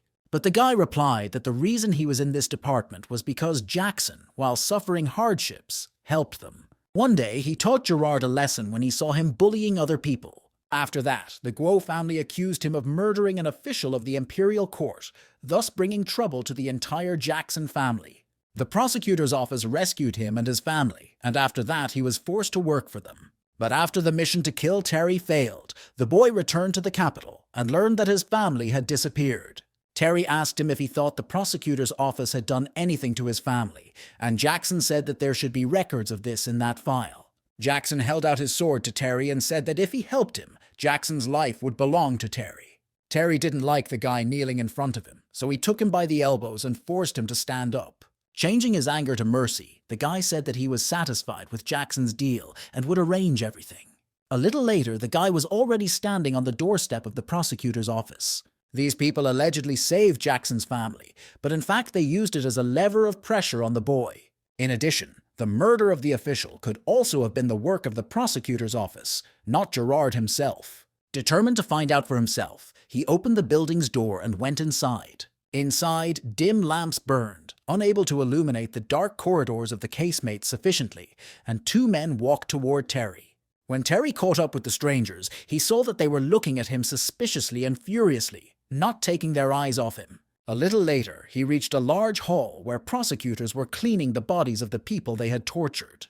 Terry expected to see something like that, but he didn't expect them all to look at him like that, and he didn't like it. He went up to one of the men and asked why they were all staring at him instead of doing their work. The man asked that if someone found a stranger in a place where outsiders were not allowed, no one would stare at him. Terry believed that it was a government agency, and it was natural that sometimes outsiders who had no previous relationship with the place would show up. My husband was very amused by the guy's reasoning, or rather, not by the reasoning itself, but by the word extraneous. He noted that the boy's remarks were inappropriate because every day in the prosecutor's office is quite measured. And besides, it's hard to find a person among the residents of the capital who will come to them of their own free will.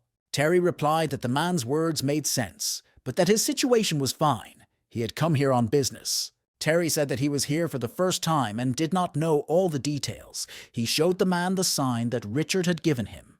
The second the man saw her, cold sweat began to pour down his forehead. He said it was a pass token and asked who Terry was. After a short pause, Terry proudly replied that he was a student of Master Richard. As soon as Richard's name came out of the boy's mouth, as the trail of the man in front of him had already cooled, Terry began to look around.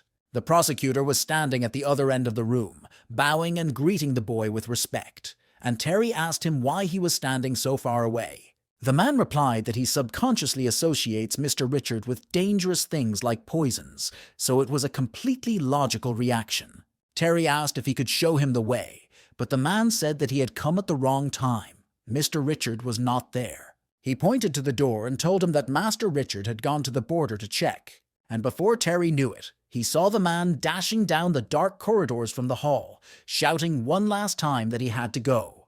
But the trickster couldn't get away from the guy so easily, so he caught up with him and ordered him to stop. Terry said there was one more thing the man could help him with. A few minutes later, they were already walking through the archive hall among the shelves of documents. The man counted the row numbers. He said that these were simple documents. They were not confidential. And if he remembers correctly, the guy needs information about Jackson. Terry said that the man has a good memory. The prosecutor turned to the man and asked him why he needed this document. Terry, with a sly smile, approached the man and said that he had killed the guy. The man said that there were many volumes in this document, and it would take time to find them all. He asked if he could find them all personally and deliver them to the boy's home tomorrow. Terry reasoned that there are tens of thousands of scrolls here, and the man remembers the serial number of Jackson's case, but I can't find it. He realized that the prosecutor was being tricky, but the guy was also an official and had to outwit him. Terry replied that he was simply afraid to take responsibility and that he would be forced to report it. Turning in the direction of the exit, the guy said goodbye so that the man would not forget to bring him the documents tomorrow. And as if he had just remembered something important, he stopped and asked the name of the prosecutor. The trickster grimaced in displeasure, but bowed respectfully and replied that his name was Chandler. Terry was leaving the prosecutor's office, and he thought about asking Richard to help him, but he was out of the capital. He should have met with his fiancée earlier to find out about her family's other illnesses, but now he could only wait. There were indeed too many people in the capital, and it was not surprising that ordinary citizens avoided the place. Suddenly, the guy's attention was drawn to a stele that was near the exit from the prosecutor's office. He stopped in surprise and began to look at the inscriptions on it. He read his mother's name on the memorial ceiling of the prosecutor's office building. Terry walked closer to the memorial stele and began to read what else was inscribed on it. Despite the fact that at one time Mrs. Ye's family was one of the richest, she was not able to enjoy these riches. Uncle George said that 10 years ago, all the enemies of the Ye family were killed in a hurry. But Mary Ye's name is still considered taboo in the country, and people's attitudes toward his family were in no hurry to change. The strange death of his mother, after all, had to be somehow connected with the circle of people close to the prince. But the prosecutor's office was very impressed by the guy's action. They so openly engraved her name on the memory wall, it was too bold. Suddenly the guy realized that he had lost himself in his thoughts and entered an unfamiliar street. He looked around him and saw that he was standing near an old building. He decided to find out the way to the Fan family's house in this building. But when he opened the door, he saw a guard in front of him who ordered him to stop. The man turned out to be the church warden, and he told the boy to go away because there was a mass going on in the church and he should not disturb people. Terry said that he just wanted to ask for directions here because he was lost and was very upset by the aggressive attitude of the warden. And it is because of this unfriendliness of the man that the boy now wants to see what is going on in this church even more. The warden responded by stretching his hand in Terry's direction and shouting that he was going to die. The guy was completely enraged. He threw the burly man's arm away from him with his usual strength. The observer flew a few meters away but was already prepared for a new attack, generating energy. He swung toward the boy and ran toward him, and Terry prepared to repel the attack. Clenching his fist, the guy in turn put enough energy into it to strengthen the counterpunch. When they faced each other, both opponents realized that each of them was a fairly strong fighter. But a minute later, Terry, unable to stand on his feet, flew outside the temple's bars. The guy was able to flip over in the air and land on his feet without losing his balance. The warden stood in the doorway and looked at the young man, waiting for his reaction. He was surprised that the boy had such strength at such a young age, and the warden asked what family Terry belonged to. The guy replied that it didn't matter to him. According to the laws of the Qing dynasty, everyone has the right to make a mistake in the temple, and he cannot forbid it. The overseer replied that there were nobles in the church, and when they left, the boy would be able to kneel and pray. The man forcefully slammed the door in the face of the boy, who remained outside. Terry suddenly felt that something bad was happening in his body. The next moment, the guy was already bent over the ground, spitting blood from his mouth. Terry thought that he was very lucky because he managed to press on the enemy's acupuncture point. Otherwise, the consequences would have been more serious. Probably there is someone important in the church, and the guard is not a man he can beat, so he decided that he would not ask for trouble. As soon as Terry turned his back on the church door, it opened, and the guard invited him inside. The guy sarcastically asked if he could really go inside now because the guard was so fickle. The warden gritted his teeth that the boy should not go to the main hall, and Terry replied that he would fulfill the man's request. Meanwhile, in the main hall, a man stood near a giant painted panel facing the wall. The warden approached the aristocrat and said that he had let the boy in on his orders, and the aristocrat said that he was impressed by the boy's strength. The warden, bowing his head even lower, replied that indeed the boy's strength was incredible for his age. The nobleman said that real talent has not yet been transferred to the country, and this is very good. Terry walked into the prayer hall and stood in front of the altar, pensive. He knelt down and prayed to the Lord to let him live his life in peace and tranquility. When the guy added that he would not give up money and women, one of the apples fell from the table on the altar to the floor. Terry was frightened, trying to figure out what that sound was, if his prayer had really attracted the attention of heaven. The guy knelt down, suspecting that someone was under the table, and pulled a dagger out of his boot. Under the table, he heard some sounds again, and now he was finally sure that he was not alone in the room. Terry threw back the tablecloth with the intention of seeing who decided to play ghost with him. The shocked boy saw a girl sitting on the floor holding a chicken leg. The girl and the boy looked at each other in silence, unable to move. Suddenly, Terry felt unable to contain his pain again and began to spit blood on the floor in front of the stranger. The girl stammered and asked the guy what was happening to him, but he replied that he was used to this kind of thing and was fine. For some reason, this made the stranger laugh, and she hid behind her hand with a chicken leg and said that he was stupid. Both young creatures suddenly remembered that they did not know each other and asked the name of the other in unison. This threw them off even more, and the guy asked the girl again where she came from. The stranger did not want to answer his questions. She quickly stood up and jumped out from under the table, saying that she had to go. Surprised by her speed, Terry shouted after her to see if she would be here tomorrow. This question made the girl stop her escape and think for a minute, but it didn't make him stay in the room. Terry wondered if this girl was a member of the family of the nobleman in the main hall.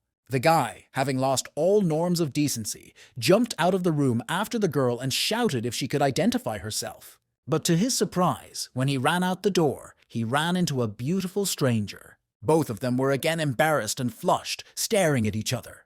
The guy overcame his sudden shyness and joyfully exclaimed to the girl that she had returned after all. But instead of answering, the girl grabbed the guy's hand and put the chicken leg she had been holding all this time into it. Turning her back on Terry, the stranger ran away as fast as she could, and the shocked boy was left staring at the piece of meat in his hand. As she rounded the corner, the stranger looked back and stuck her tongue out at Terry, teasing him. The boy did not catch up with her this time, but simply watched from a distance as she met her maid. Terry looked at the chicken leg he was holding in his hand. He thought it was the luckiest leg in the whole world. The boy did not know that he was not alone in the alley of the church. His Uncle George was watching Terry all the time. 2 palanquins with guards were waiting for their owners to return near the temple. The guards complained en masse that they were dizzy, and they didn't even realize who had done this to them. The overseer also did not understand why the guards, who were supposed to be hiding outside the church, fainted. Simultaneously silencing 8 fifth-ranked guards was the work of one of the 4 great masters. After that young man came to the church, the warden found the guards in such a state. Probably the boy was involved. The warden was called from the window of the palanquin without opening the curtains, and he asked what his master wanted. The owner replied that if Nicholas refused to return, they should send people to fetch him. Instead of meeting this fox face to face, the warden would have been better off facing some thug. In another palanquin, a maid asked the young lady why she was in a particularly good mood today if something good had happened. The girl replied that every time she went somewhere with her uncle, she was very happy, but the maid insisted that today she was happier than ever. The beautiful stranger replied that the opportunity to go out and take a walk was better than staying in her gloomy room. The maid replied that the young lady's doctor said that the girl's illness was incurable. The young hostess put her hand to her chest and replied with sadness that the girl had made a good point. She was not allowed to go out, she could not catch a cold, and if she was caught stealing chicken legs, she would definitely be punished. Suddenly, her thoughts were interrupted by another coughing fit, and she fell into the arms of her maid. The girl was frightened and showed the lady a bloody handkerchief. She did not know what to do. The young lady replied doomedly that everything was fine and that the girl shouldn't panic because she was used to it. The maid could not believe what she was hearing. Her mistress must have been completely desperate. Terry had already eaten dinner with his father and his family in the evening, and he was all in his dreams and thoughts. Jessica said that Terry must have had a really bad day today and that he had lost his appetite. Sarah replied that he was just lost and that he needed to hire a carriage so that he wouldn't have to walk all the time and get tired. Terry was brought out of his thoughts only by his father's voice, which succinctly but sternly ordered him to eat. The guy didn't want to argue. He was used to holding a lot of things back, so Terry took a piece of meat from the plate. Flushing, my father said that after dinner they could all play mahjong, because since Terry came to the capital, they hadn't been together as a family at all. Kevin was the only one at the table who was happy, and the others didn't say a word. When dinner was over, the family decided to put their father's plans into action. Kevin was hyperactive at the table, and Terry thought he was going to go crazy. He wasn't interested in the game at all. Kevin was running around Terry like a bug, not even letting him concentrate. He demanded that the boy take his place and play instead. In the end, Terry gave up, saying that he was a little cold today and would go for a swim, and Kevin would continue to play in his place. As soon as the boy addressed his father, he cut him off in mid-sentence and ordered him to sit down at the table. Kevin, full of fierce energy, sat down at the table and rolled up his sleeves, preparing for the big game. Sarah said that when she was his age, her father did not allow her to play. Her brother can be proud of himself. Jessica replied that he was his child. What's the big deal? All the opponents at the table fell silent, each plunging into their dice. Suddenly, Terry's father, Eric, took the last chip from his set, preparing to make his move. He put a chip in the set that the family was playing on the table, happily exclaiming that he had found something to end the game with. But his winner's speech was interrupted by Kevin, who shouted that he was asking him to wait. He apologized to his father and then shouted to the whole room that he had won and had collected the full combination. The shocked relatives looked at the bones that the boy laid out in front of them, unable to believe their eyes. At that very second, Terry returned to the room and, yawning, said he was ready to play on. But he stopped on the threshold, also shocked by what he saw in front of him. Kevin was sitting at the table, surrounded by a large pile of coins that he had obviously won, and he was enthusiastically counting something. Jessica, Eric, and Sarah sat gloomily across from the guy, and apparently they were going bankrupt today. Terry realized that Kevin was a specialist in games and counting. Was this guy really that good at it? He had the potential to be a player. Kevin's love of numbers and calculations frightened Terry, and he could easily believe that this was his younger brother's talent. The female half of the table began to force Kevin to leave the game because Terry had returned to take his place, and he had homework to do. All of these women's pleas were interrupted by Eric's father, who stood up from the table and announced that he was quitting the game. He didn't like losing. Jessica, seeing that Eric would not change his mind, said that she too wanted to finish the game and let the children rest. The girl and the two boys were left alone in the room, and an awkward silence hung between them. The first to break it was Kevin, who said he was sorry the game was over so quickly. Terry sat down with the boy and told him that he was very good at numbers and calculations and asked him what he planned to do when he grew up. Kevin, looking like Moses, replied that he wanted to become a government official to make people's lives better. Terry laughed and asked the boy not to lie, because there was no one else in the room except the three of them. Kevin thought about it and answered that he would actually like to be in business. He likes making money. Sarah replied that a scientist, a farmer, a businessman, anything is possible. What's good about being a businessman? Terry replied that the guy has 1,000 roads in front of him, but only one leads to success. There is nothing wrong with his dream, and he supports Kevin. Kevin realized that Terry's support was useless, and he knew he had to enlist his father's support. Terry told him that he could start his business in secret until he achieved the first results. His father would see his talent and could support him. Kevin instantly cheered up, saying that his brother's words made sense. To begin with, Terry can give him his manuscript. The guy already has a way to sell it for a lot of money. When he saw the reaction, he shouted that it is easy to throw around beautiful words, but when it comes to real help, people change. Terry replied that Kevin shouldn't manipulate him.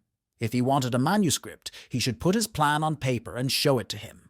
Kevin grabbed his head, not understanding what was being said, and Sarah explained that he had to tell her what he was going to do next. The boy immediately lit up the whole room. It was elementary for him, and he told everyone present. After the spin, Kevin immediately piled all the money he won into his bathrobe. And as he left the room, he told his brother and sister that he would not say another word, but would go to prepare a plan. When Terry stayed in the room with Sarah, he suddenly felt very tired, yawned, and said he was going to his room. He was stopped by Sarah, who said that the guy seemed to be in a particularly good mood today. She wanted to ask Terry what happened to him today, but she sees that he is tired and that they can talk about it tomorrow.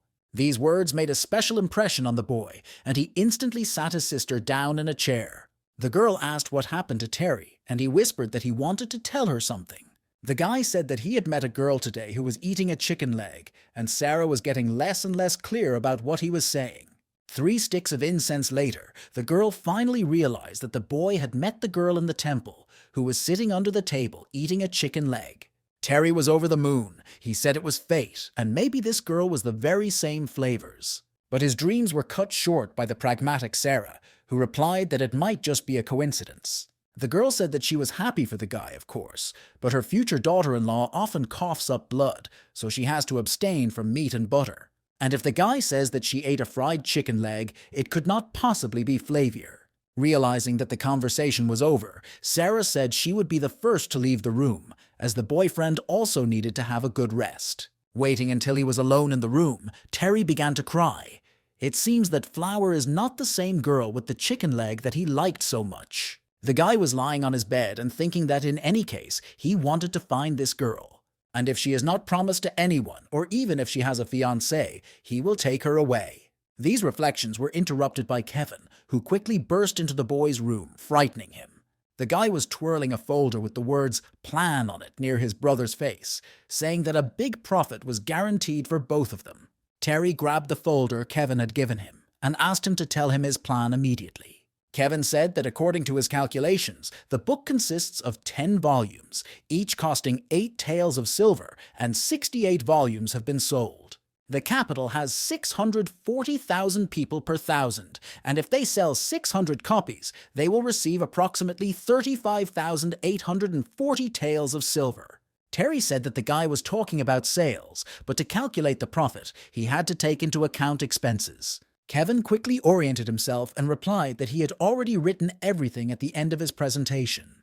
Renting a kiosk is quite expensive, but the location is great. You can get a good discount with your father's name, and you can have the book printed by a woodblock printing shop. This is the largest private woodblock printing workshop in the capital, and thanks to its large volume and connections, the cost will be low, and the work will be done quickly. It's important to keep in mind that no one is covering their business, and if something goes wrong, he and Terry will just smash it.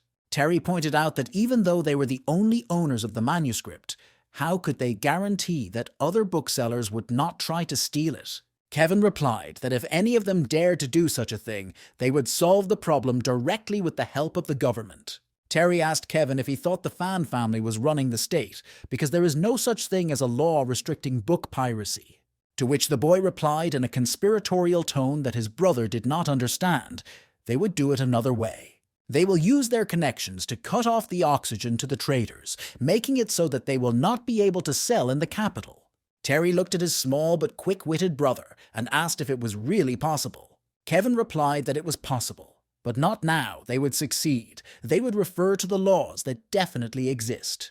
Terry said that Kevin came up with everything so quickly, from trade to government collusion with traders. The guy has exceptional potential. Judging by the amount Kevin quoted, each set of books would cost more than 50 thael, so Kevin decided to clarify and said 54. Terry replied that even though people in the capital are not poor, he fears that not many people will be able to afford such a price. Kevin suddenly snapped at him, saying that he hadn't realized what this book he had written was about. He has no idea how many women are waiting for the sequel. This book will be sold in hundreds of sets. And then the guy will write more chapters. They will put them up for auction and sell them to the highest bidder. Terry suspected that Kevin was a marketing geek and asked how he was going to hide it from his parents. The guy thought about it too and said that they needed a front man to run the operation, hiding his identity. Terry liked the guy's plan and asked if he really wanted to do it. When he received an affirmative answer, he took the manuscript out of his robe and said that in that case he would support it. However, if the guy was planning to pull this off, relying on their father's name alone was not enough. Kevin replied that bribery was the last option, and that if Terry wanted to become a high-ranking official in the future, he would be reminded of this. Finally, looking at the folder, Kevin asked Terry if he thought he had made a good plan, but he told the boy to go to bed. Taking the manuscript, feeling satisfied with his work, the boy said goodnight to Terry and ran to his pavilion. Terry went back to bed, thinking that the capital was so big it was like looking for a needle in a haystack. To find this girl, one could try their luck again in the temple and see if they were destined to meet her again. The next morning, all the passers-by stopped at the church, looking at the boy who did not move. They were pinching each other, saying that the guy hadn't moved from this place for 2 hours in a row. Terry, in turn, also noticed that this street was quite crowded today, but the girl he was looking for was still missing. Suddenly realizing that perhaps she had been in the temple for a long time, he decided to go and check it out. The boy went through the gate to the temple, not knowing that he was already being watched. The warden had been tracking him since that day and finally waited. He knew that the guy would come back here. Terry turned his head like a madman in all directions, looking for the girl with the chicken leg. The warden noted that all this time the guy was just standing at the gate of the temple. He was really very cunning. The guy went further and further into the territory, looking for the right person. When the warden realized that Terry was about to reach his hideout, he decided it was time to catch him and ask him for details of the break-in. Terry heard a voice next to him ordering him to stop and saying that it was not safe here and he should return home as soon as possible. After these words, the guy immediately reacted and, changing his trajectory, found a safe place around the corner of the building. Terry could have sworn anything that he had just heard Uncle George's voice. He trusted this man unconditionally, and if he said that it was dangerous in the church, he had to run away from there. The warden saw the guy running away and realized that something was wrong, and when he was about to deal with Terry, he didn't notice that a sword was put to his neck. Behind the man stood Master George, determined to kill him if he moved. The warden could not understand when this person was able to approach him. He did not even notice it. Such skills were characteristic only of great martial artists with great spiritual development. How could this person be here? Has the time come for the warden to die? The man decided that he would try to do something to protect himself, since he could not escape death anyway. He shouted that he wouldn't regret it if he managed to fight a master of his caliber. The warden turned toward Master George and generated a powerful pulse of energy.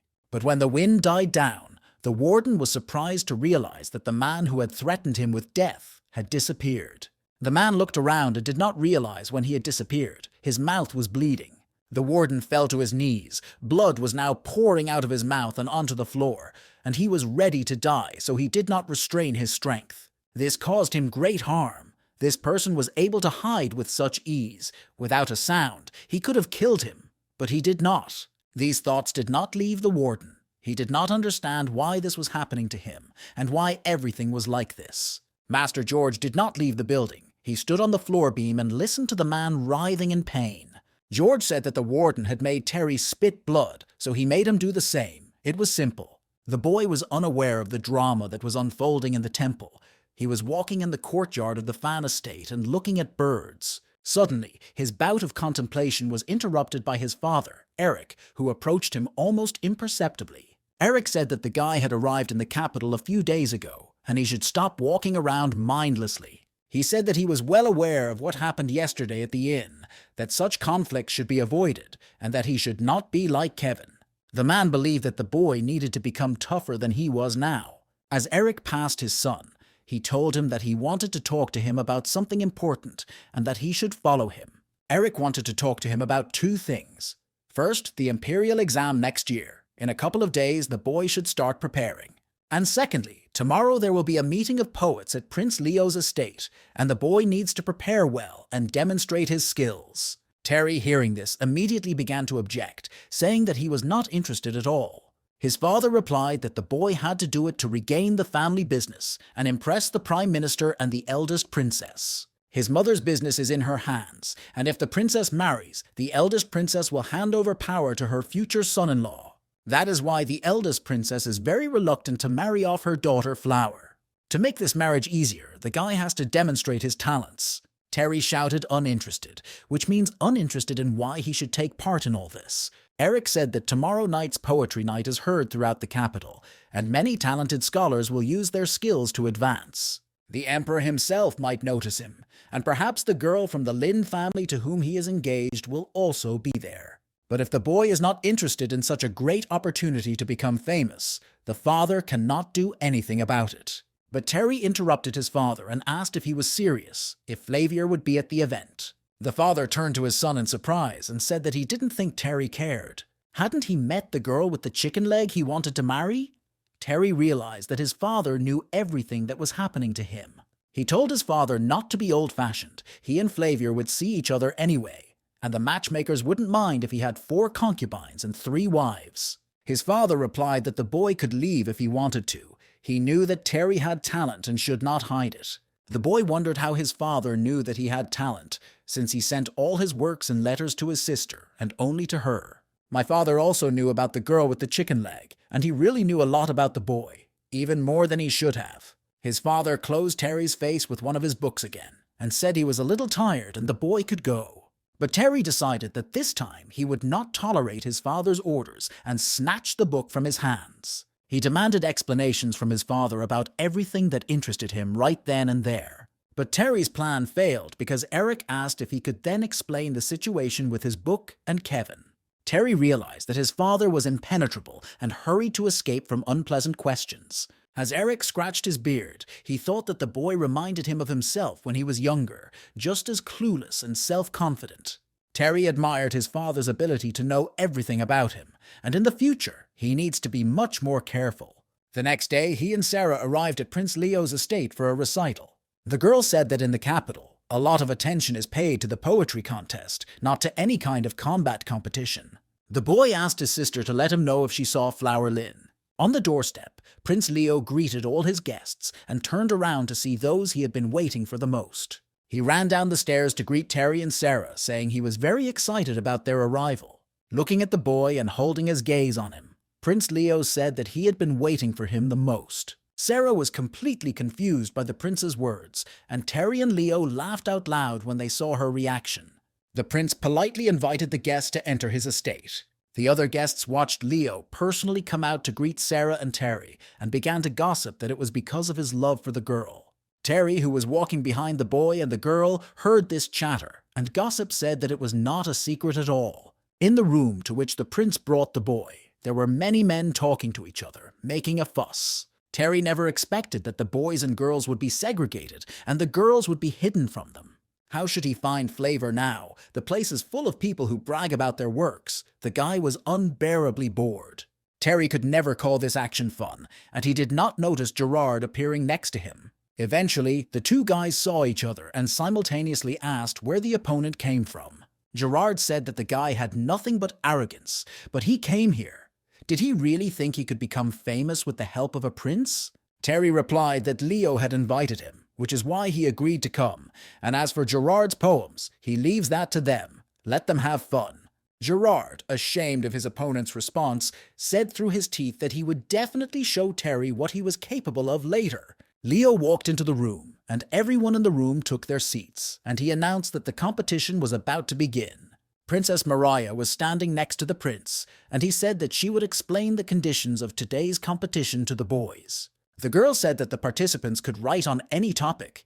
Each of them had to compose a poem and then hand it in, and the women would choose the winners. The princess said that writing poetry is not the same as competing with brute force. Men and women are equal here, and Mariah wished everyone success. Gerard asked the princess if he could use the lake as a theme, and his henchmen immediately began sketching out options. Gerard turned toward Terry, as if he had just seen him, and said that he should start with him, because it was probably too much for a savage from the village to handle.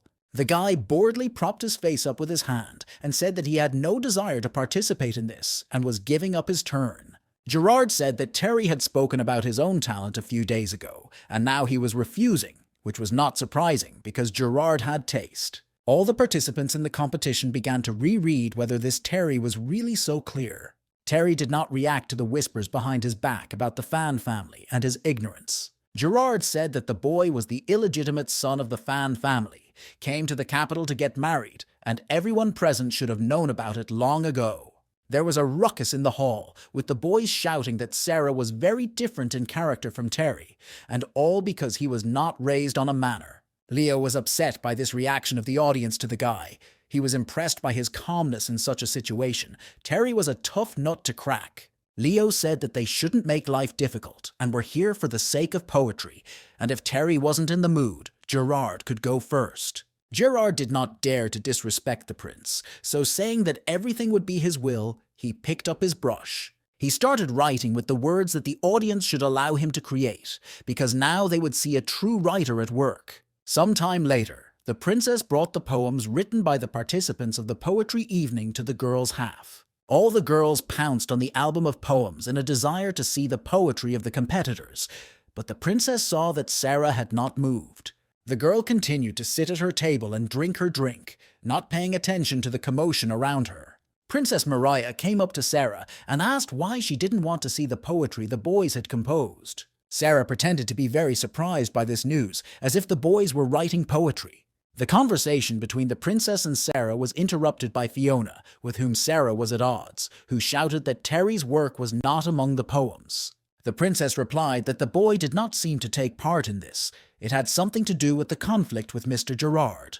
Fiona kept shouting that she wanted to see Terry's work, and now some asshole had deprived her of that opportunity. It was no longer possible to confirm not only his status but also his talent, she said. Sarah replied that Fiona, as always, was sharp with her tongue, and she wondered where the smell came from, if she had been to the soy sauce store. There was a tense silence in the room between the girls, as everyone was waiting for the bomb to go off. Fiona ran up to Sarah and asked her why she was in a bad mood today. Sarah said that if Flower didn't want to get married, that was her business, but if Fiona allowed herself to be rude to Terry, she would face the consequences. Fiona said that Terry was nothing, just like Sarah, and the girls shouldn't accept wishful thinking. Sarah Fan approached her rival and, putting her hand on her shoulder, said that Terry was an orphan, just like Flower. And smiling at the girl, she continued that these two have a similar situation, or rather, absolutely identical. But if they are all here for a poetry evening, let everyone present allow her to participate in the competition. Fiona watched Sarah compose and write down poetry. This girl scared her a lot. Now it was the turn of half of the guys to check and evaluate the poems of the female half, and the guys praised Sarah's talent. Gerard, on the other hand, stood aside and stated that the shamelessness in conjunction with the description of the lake seemed to him to be something inappropriate. Besides, when they all talk about Danzo, it's better to mention the sea. Sarah tried to write the best she could, but it turned out mediocre.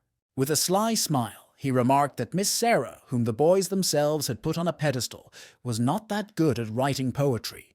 The maid who brought the girls' poem said that Sarah had copied her brother Terry's poem, which he had written when he was 10 years old. All the men turned toward Terry, who was sitting there smiling and asking if it was about him. The guy was praised. His competitors did not understand how he could write such a thing at the age of 10. He was a genius. A very intense debate began over the content of the poem, which revealed the author's inability to do what he dreams of. Gerard didn't like the fact that the scales were tipping in favor of the annoying Terry. He didn't believe it was true.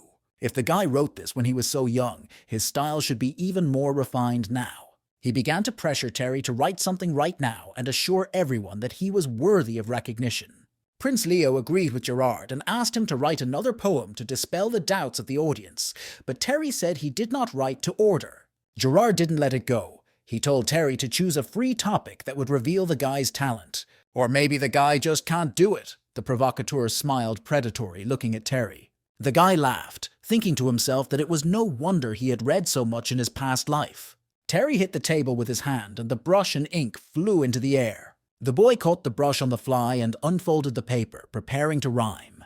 Terry is determined to put an end to the gossip and pressure on himself. He will write a poem today. Half of the girls were very excited. Everyone wanted to see the poem written by Terry Fan.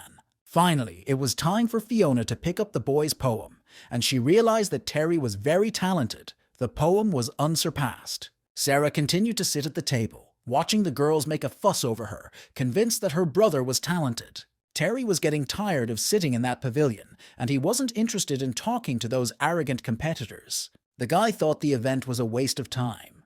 He wondered if Sarah had met his fiancée, Flavera. The other participants of the competition could not believe their eyes. They were holding a work of genius in their hands. There were exquisite descriptions of landscapes and the interweaving of various animals into the canvas of the poem, and the boys were completely fascinated by this style. In between these beautiful digressions, there was a reminder of melancholy, of feeling lonely, of the author's overwhelming, dirty envy. Leo noted that the rhythm of the poem perfectly matches the standards: sadness, clarity, boundlessness, infinity, autumn, illness, loneliness, envy. There is no other person in the capital who can write such a thing, and even if Terry never picks up a brush again, this poem will be a reminder of him. Gerard didn't understand how Terry managed to write this masterpiece full of sorrow. It was a pity that he had left.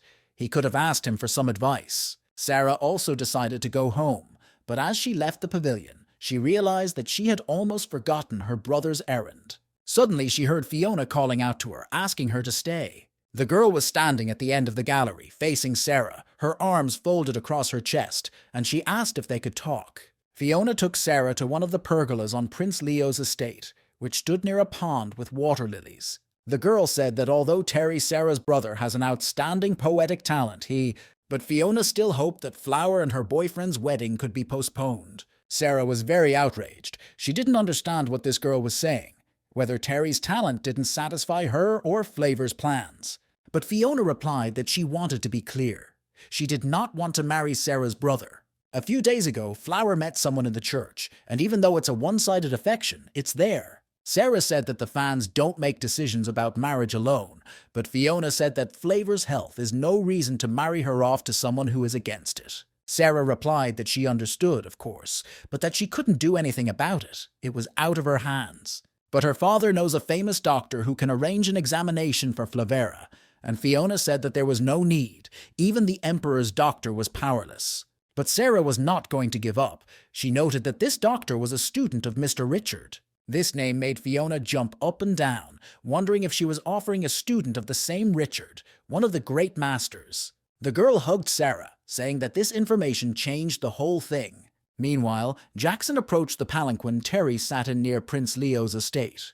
The guy stood under the umbrella and said that according to his investigation, Gerard lives in the Shanshu estate and appears in the palace every 3 days. Terry asked if Jackson had a map of Gerard's most frequent routes and a plan of the estate. The boy did a good job. Terry wanted to teach Gerard a lesson, and the aristocrats shouldn't think he was the kind of person who could be easily intimidated. Jackson smiled predatorily from under his hat and asked if the boy wanted to kill Gerard, a question that confused Terry. The guy replied that Jackson just needed to get him there, and the guy would take care of the rest. He wouldn't kill anyone. Terry asked if Prince Leo was invited, and Jackson replied that the invitation was to the intoxicated abode of the immortal. Terry said the name was very elegant, but Jackson replied that it was the name of a brothel. It didn't matter. If Terry could meet him, he told Jackson to get ready. They would act quickly. Suddenly, the curtain of the boy's palanquin drew back, and Sarah came inside, saying that everything had been arranged. Sarah asked him what he was doing here, if he was up to something. She'd been looking for him for so long and couldn't find him, but the guy said it was nothing special. The girl repeated to the boy that she had managed to arrange everything, and this time Terry understood the meaning of her words. Sarah said that the boy should pretend to be Mr. Richard's student and go to the Flavor estate to cure her, so they could meet. These words were like honey to the guy's ears. He was in 7th heaven with happiness, and that's why Sarah was doing all this. But the girl was still curious about where Terry was going tonight, and she asked him about it. Terry replied, smiling, that he was going to go to a good place. In the evening, the boy came to the intoxicated abode of the immortal, which turned out to be a boat on the water, where he was met with all possible hospitality. Candy, one of the workers, said that the young master was so generous that he conquered the place. She approached the boy, and Terry broke out in a cold sweat from exertion. He blushed at the closeness of the beautiful girl. Despite her embarrassment, the girl sat down on Terry's lap, and he hugged her with a trembling hand. Candy stroked his face, and all the guy could do was repeat in his head that he had to keep himself in check. The girl was so hot that the guy could hardly contain himself. His body began to tremble from the tension. Suddenly, the door to their room opened, and one of the girls invited Prince Leo inside. No sooner had Prince Leo entered the room than Terry instantly moved away from Candy to the other side of the couch. Leo pointed out that Candy doesn't bite, so why did the guy get into a corner? But Terry replied that if it wasn't for the prince, he would have started biting himself. One of the maids interrupted the conversation between the prince and Terry, saying that Leo had invited Mrs. Meredith here. The two couples sat down at a table opposite each other and began to eat dinner, washing down their food with plenty of alcohol.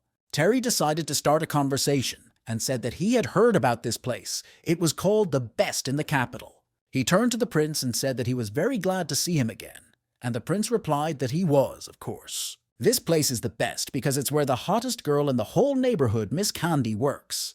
There's no need to talk about her appearance and temperament. She can play the piano, chess, has calligraphy skills, can sing and draw. Many people spend a lot of money to be Candy's guest, they say. Her real name is Lee, the surname of the imperial family. It is rumored that she is the granddaughter of an imperial family who was orphaned, but she ended up here because her ancestors committed a great crime. Today, Terry rented the whole brothel and asked Candy to accompany him. Invited the prince to come, Leo thought. The prince did not know whether the boy had heard all these gossips and did not understand what his goal was. Terry said that when he got to the capital, he knew nothing about this place. He went out with his brother and sister, but his brother was too young for that. Luckily, now Terry has met Prince Leo and has real company in his face, and Leo said that Terry is very kind. A few minutes later, the guy, after drinking a couple more cups of alcohol, took Candy by the shoulder and got up from the table. He turned to the girl and said, blushing, that it was not yet sunrise and they had time to have some fun. Leo hugged Meredith and told her that the scenery outside must be amazing, and they should definitely see it. The prince and Meredith left the room first, Terry watching them go. The guy was smiling in anticipation of adventure. He was going to have a wonderful night, and it had just officially begun. Candy led Terry to one of the cabins and pushed him onto the bed, telling him to relax. The girl took off her dress and leaned over the boy, saying that the spring night was long and he would enjoy it to the fullest. Terry took the girl's face in his hands and gently ran his fingers over her cheeks, saying Candy's name. The beauty of easy virtue looked at the guy from under her lowered eyelids, and it was becoming increasingly difficult for her to concentrate. Candy's eyes disobeyed her mistress, and suddenly she was overwhelmed with fatigue. A few seconds later, Candy fell onto Terry's chest, falling into a sound sleep. He wasted no time in getting dressed and leaving the room as quietly as possible. Meanwhile, outside, Prince Leo was still admiring the scenery with Meredith. The girl, hugging the prince, said that Candy seemed to be very interested in Mr. Terry Fan. But Leo, seeing Terry quietly descending to the shore, said that that night the boy had more important things to do than a girl. He was just a shield for Terry, which the boy raised, but if he wanted the prince to help him, he shouldn't hide anything from him. Meredith turned her face to Prince Leo and asked him what it was about Terry that interested the nobleman so much. Leo replied that the boy was the illegitimate son of Mr. Eric Fang, and the girl asked if the prince just wanted to get close to a strong personality. Leo replied that he had no such ambitions. He just thought Terry was a person worth befriending. And of course, he had no doubt that they would become friends, that they would be able to help each other. Gerard's palanquin, accompanied by 2 bodyguards, was moving along a dark street. The silence of the night was cut through by the whistle of a sword flying in the direction of the horse carrying the aristocrat's palanquin. The blade of the sword cut the horse's muzzle, and it stood upright, the driver barely restraining the frightened beast. Inside the palanquin, Gerard fell off the seat and screamed in pain as he hit his head on the wall. Jackson and Terry, who were standing at a distance, heard Gerard shouting at the carriage driver that he was not good at driving. The guys went to meet the crew, and the guards jumped on them, shouting that they had no idea who they were dealing with. Gerard, hearing the voices and sounds of the fight, was completely frightened. He did not understand what was happening, but he was afraid to look out. His panic only intensified when the body of one of his guards rammed into the wall of the palanquin. The guard fell unconscious on the floor of the palanquin, and the aristocrat saw a man standing outside. A masked stranger came inside the palanquin with a sack on his shoulder, and Gerard asked what he wanted. The stranger lowered his mask and told Gerard not to be afraid, because he was Terry Fan, and all he wanted was to teach Gerard a lesson. Terry took the sack off his shoulder and threw it over Gerard, who was screaming at the top of his lungs, asking what the guy wanted from him. Jackson, who was standing next to the umbrella, heard Terry say that he had chosen this place on purpose. Even if Gerard shouted, no one would hear him. A couple of minutes later, Terry threw the bag Gerard was tied up in out of his palanquin. Both Jackson and Terry began to kick the bag to the aristocrat's frantic screams. Gerard kept screaming, calling Terry a bastard and urging him to kill him, because otherwise tomorrow he would be finished. The guy did not respond to his victim's cries, but this was the first time he had received such an offer. The training continued for several more minutes until the bag with Gerard was untied and the victim's face appeared. Terry grabbed the battered and swollen boy by the skin and asked him if he knew why he had written the poem. Stuttering in pain and panic, barely moving his lips, Gerard asked why. The guy hit Gerard in the face with his palm and said that it was all because of his bullying, and Terry would make him feel that pain too. Gerard was no longer able to endure these beatings and fell at Terry's feet, screaming that he was wrong and asking him to leave him alone. Terry suddenly stopped and asked the boy how much it would be if he subtracted 7 from 1,000, and he made Gerard count again and again. Dawn peered into the room where Candy was sleeping, and the girl finally opened her eyes. She realized that something had happened last night, but she didn't remember. Terry was lying next to her under the covers with his arm around her. Feeling that the girl was stirring, the guy stood up and said that yesterday Candy had passed out as soon as they entered the room. He got out of bed and began to put on his shirt, saying that next time the girl should do better. Covering herself with a blanket, the girl obediently bowed her head, saying that she had been careless yesterday and did not think that everything would happen like this. The guy left the brothel thinking that he regretted the night he did not get to spend with the beauty. At this time, no one knows about contraception. There is nothing wrong with visiting brothels, but diseases are deadly. The morning in court did not begin with coffee. The governor of the capital sat in his seat, waiting for the case to be announced. The capital's governor, Eli, asked who the prosecutor was in this case and what the nature of the claim was.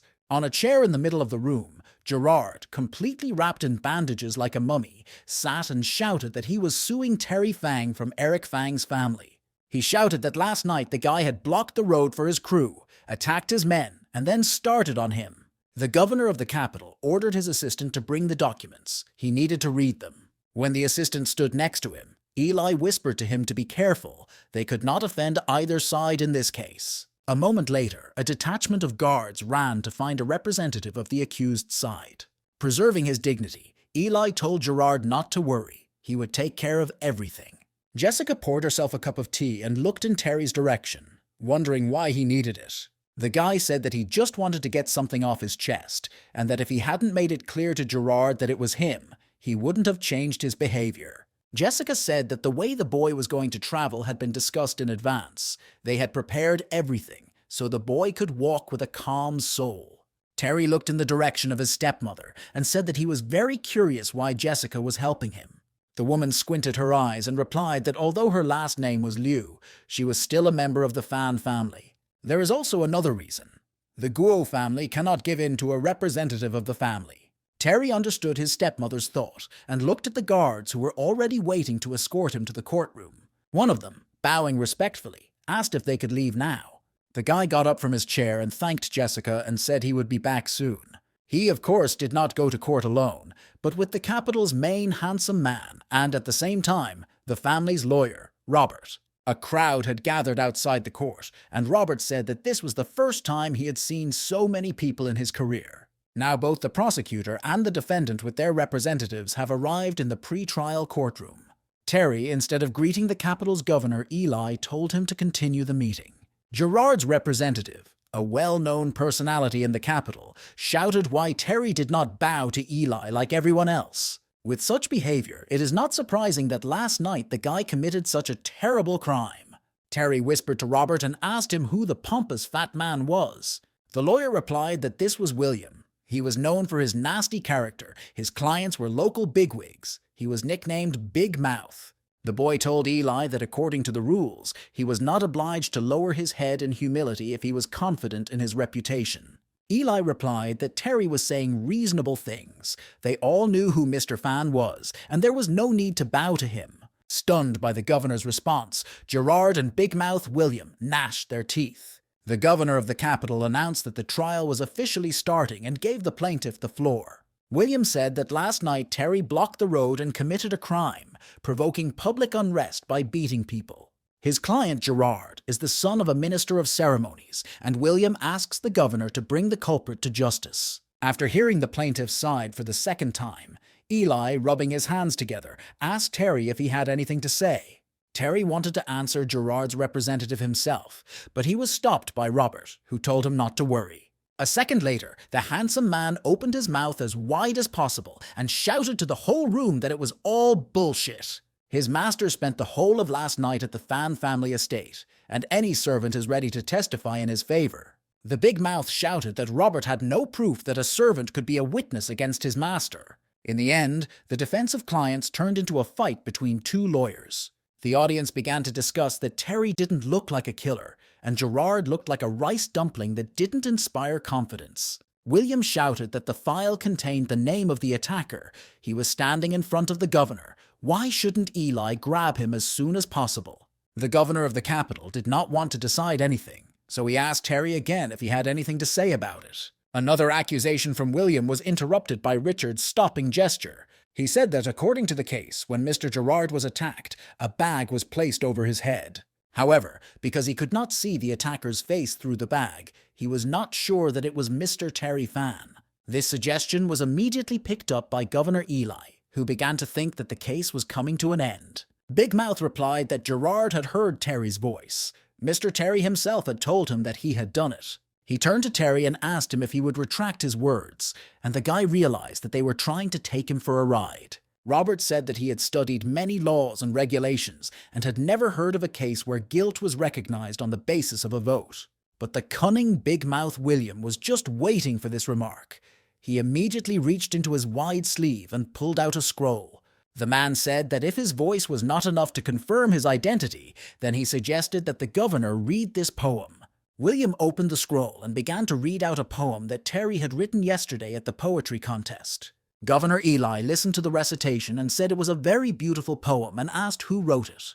But he came to his senses in time and, clearing his throat, asked how this poem was relevant. William replied that the poem was written by Terry yesterday at the poetry club and that the attacker quoted these lines last night when the attack took place. He and Gerard claimed that this was done to cause the gentleman as much pain as possible. Robert was torn inside. If William wanted to crack someone, he would just do it. Why read poetry? They were well prepared. Robert said out loud that this was ridiculous. Did they really mean to say that Mr. Fan writes poetry by day and runs around beating people up at night? Once again, an open argument between the two competitors broke out in the courtroom.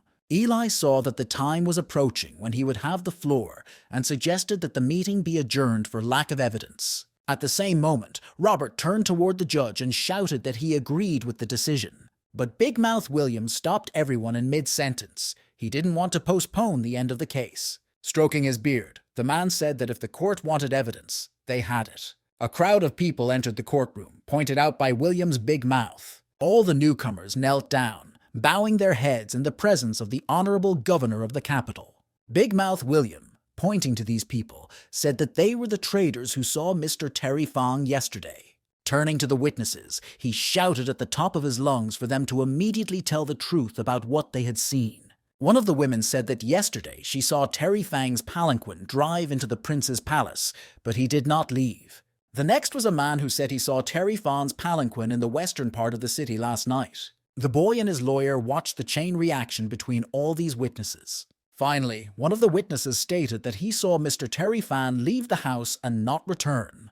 William approached the boy and sarcastically asked him why, if he decided to take a walk in the night city, he was doing it so secretly. There was a short pause, after which Terry said that it seemed nothing could be hidden from William's big mouth. Shocked, Robert turned to face the boy, thinking he was going to confess. Scratching the back of his head, Terry, looking like an innocent child, said that he had spent last night in a brothel. The courtroom was in a lingering silence that not even a mosquito dared to break. Within a few minutes, the audience began to gossip with enthusiasm that aristocrats were no strangers to such things. Gerard could no longer stand this blatant lie. He shouted at the whole room that the guy was lying. The courtroom began to shout again, and Governor Eli tapped a sign on the table, telling the court to keep quiet. Big Mouth William asked if he had heard correctly, and if anyone could confirm that the guy was really there. Terry, pretending to think a little, replied a few seconds later that of course he could, and Miss Candy could confirm. William said that today Miss Candy left the capital and went to Suzhou. Maybe someone is afraid that she will say too much. Terry was surprised. A few hours passed, and the Guo family expelled her. The power of the Guo should not be underestimated if they are capable of such a thing. William said that everything was clear in this case. Mr. Terry had beaten a man and was now lying in court, and he asked Eli to arrest him. But the guy bowed his head and smiled slyly and said that he actually had another witness. Embarrassed, big-mouthed William and Gerard looked at the young trickster once again. The guy waited a few seconds and, raising his head, announced to the entire courtroom that this witness was Prince Leo. William's big mouth choked on his saliva and bit his tongue in surprise. The bandaged Gerard opened his mouth, shouting that this was simply not possible. The governor of the capital grabbed his head, and now the prince is also involved in this case. It is no longer a simple matter of some drunkards and hooligans. Governor Eli was completely confused. He didn't know what to do now. This case was killing him. William said that Terry was talking nonsense. It was slander. He was trying to tarnish the prince's reputation, and he should be punished. All the shouts in the courtroom were drowned out by the governor's sign on the table, as he said he had had enough. He got up from his chair and, saying that he needed time to think, adjourned the meeting to the next day. All those present, except Terry, looked at each other in confusion, but the boy remained absolutely calm. Robert looked at Terry's face and wondered if this could all be part of the guy's plan. In the imperial palace, on the women's side, the maids read Terry's poem from the poetry competition. From descriptions of nature, the maids soon moved on to the part about melancholy, pain, loneliness, and envy. And at this point, one of the women could not stand it and stopped the girl, asking her not to read it anymore. It was the Empress Dowager, and she asked the audience what they thought of Terry Fan's poems. The Empress was the first to answer her, saying that her vocabulary was poor, but that it sounded very harmonious to her ears. The Dowager Empress agreed with her. Especially she liked the bird and the fragment, the dirty envy, very good points. There is too much sadness in this work. Is a child capable of writing such a thing? She was afraid that the boy was unhappy. The princess, who was sitting on the other side of the Dowager Empress, burst into tears and said that she felt the boy's sadness. Her little girl was bedridden, but everyone insisted that she marry a child from the Fan family, so what could she do? The Dowager Empress replied that the fault for her daughter's illness was on her granddaughter's shoulders, and she had always wanted to say so. His Majesty has already approved this marriage, so what's the point of discussing it, and what's wrong with his talented candidacy? The princess replied that the Emperor's brother was going to the same place, and that he could just get engaged. But no, it had to be a child of the Fan family, this Sarah. The Dowager Empress interrupted the princess's whining, ordering her to shut up immediately. Silence fell in the pavilion, and the Empress Dowager ordered all the maids to leave. And as soon as the last girl left the room, the grandmother hit the princess in the face with great force. The granddaughter, out of surprise and horror, clutched at her chair, expecting a second blow. The girl's mother, the Empress, also did not restrain her emotions. She did not expect her grandmother to hit the girl. The Dowager Empress said that she had told her granddaughter many times not to talk about it. She is full of shamelessness, but everyone here is not a saint, and she would not be alive today if it were up to her grandmother. The princess immediately pleaded guilty and said that her grandmother shouldn't be angry. It was bad for her health. The grandmother summarized that even the girl's father has no right to make decisions about the marriage of his daughter and granddaughter. After the princess agreed with her opinion, the Dowager Empress ordered her daughter to continue what she was saying.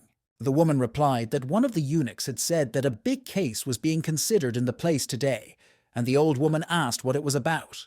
The Empress replied that this was the only thing on everyone's mind at the moment. Gerard Go, the son of the Minister of Rights, is said to be suing Terry Fan. Mr. Terry Fan allegedly beat Gerard and his bodyguards last night. The astonished Empress Dowager, not believing her ears, asked if her daughter was saying that Terry Fan had beaten the minister's son. In his office, the angry father slammed his palm down on the desk with all his might. He couldn't believe that Terry could have gotten himself into such a ridiculous situation. The guy stood in front of him and, clutching his head, said that Eric was right. This situation was not just ridiculous, but idiotic. Eric suddenly got a headache from overexertion and sat down in his chair. He told the guy to explain to him what caused the whole mess. Terry shouted that the beating was to blame, and his father warned him not to say anything stupid about hitting someone being a good thing.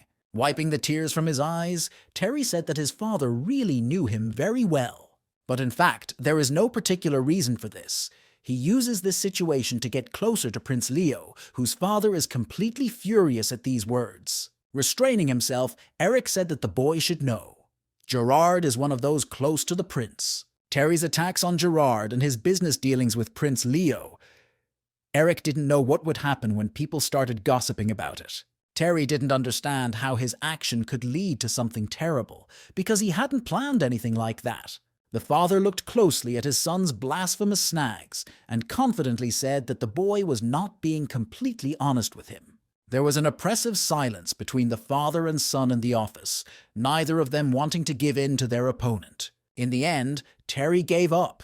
He initially thought that the Fan family was on good terms with the prince and did not expect it to be so difficult to get close to him. After he finished his sentence, Terry looked at his father's reaction carefully, trying to understand whether he was right in his thoughts. Eric was silent for a while longer and replied that it was wrong to take sides before anything was decided.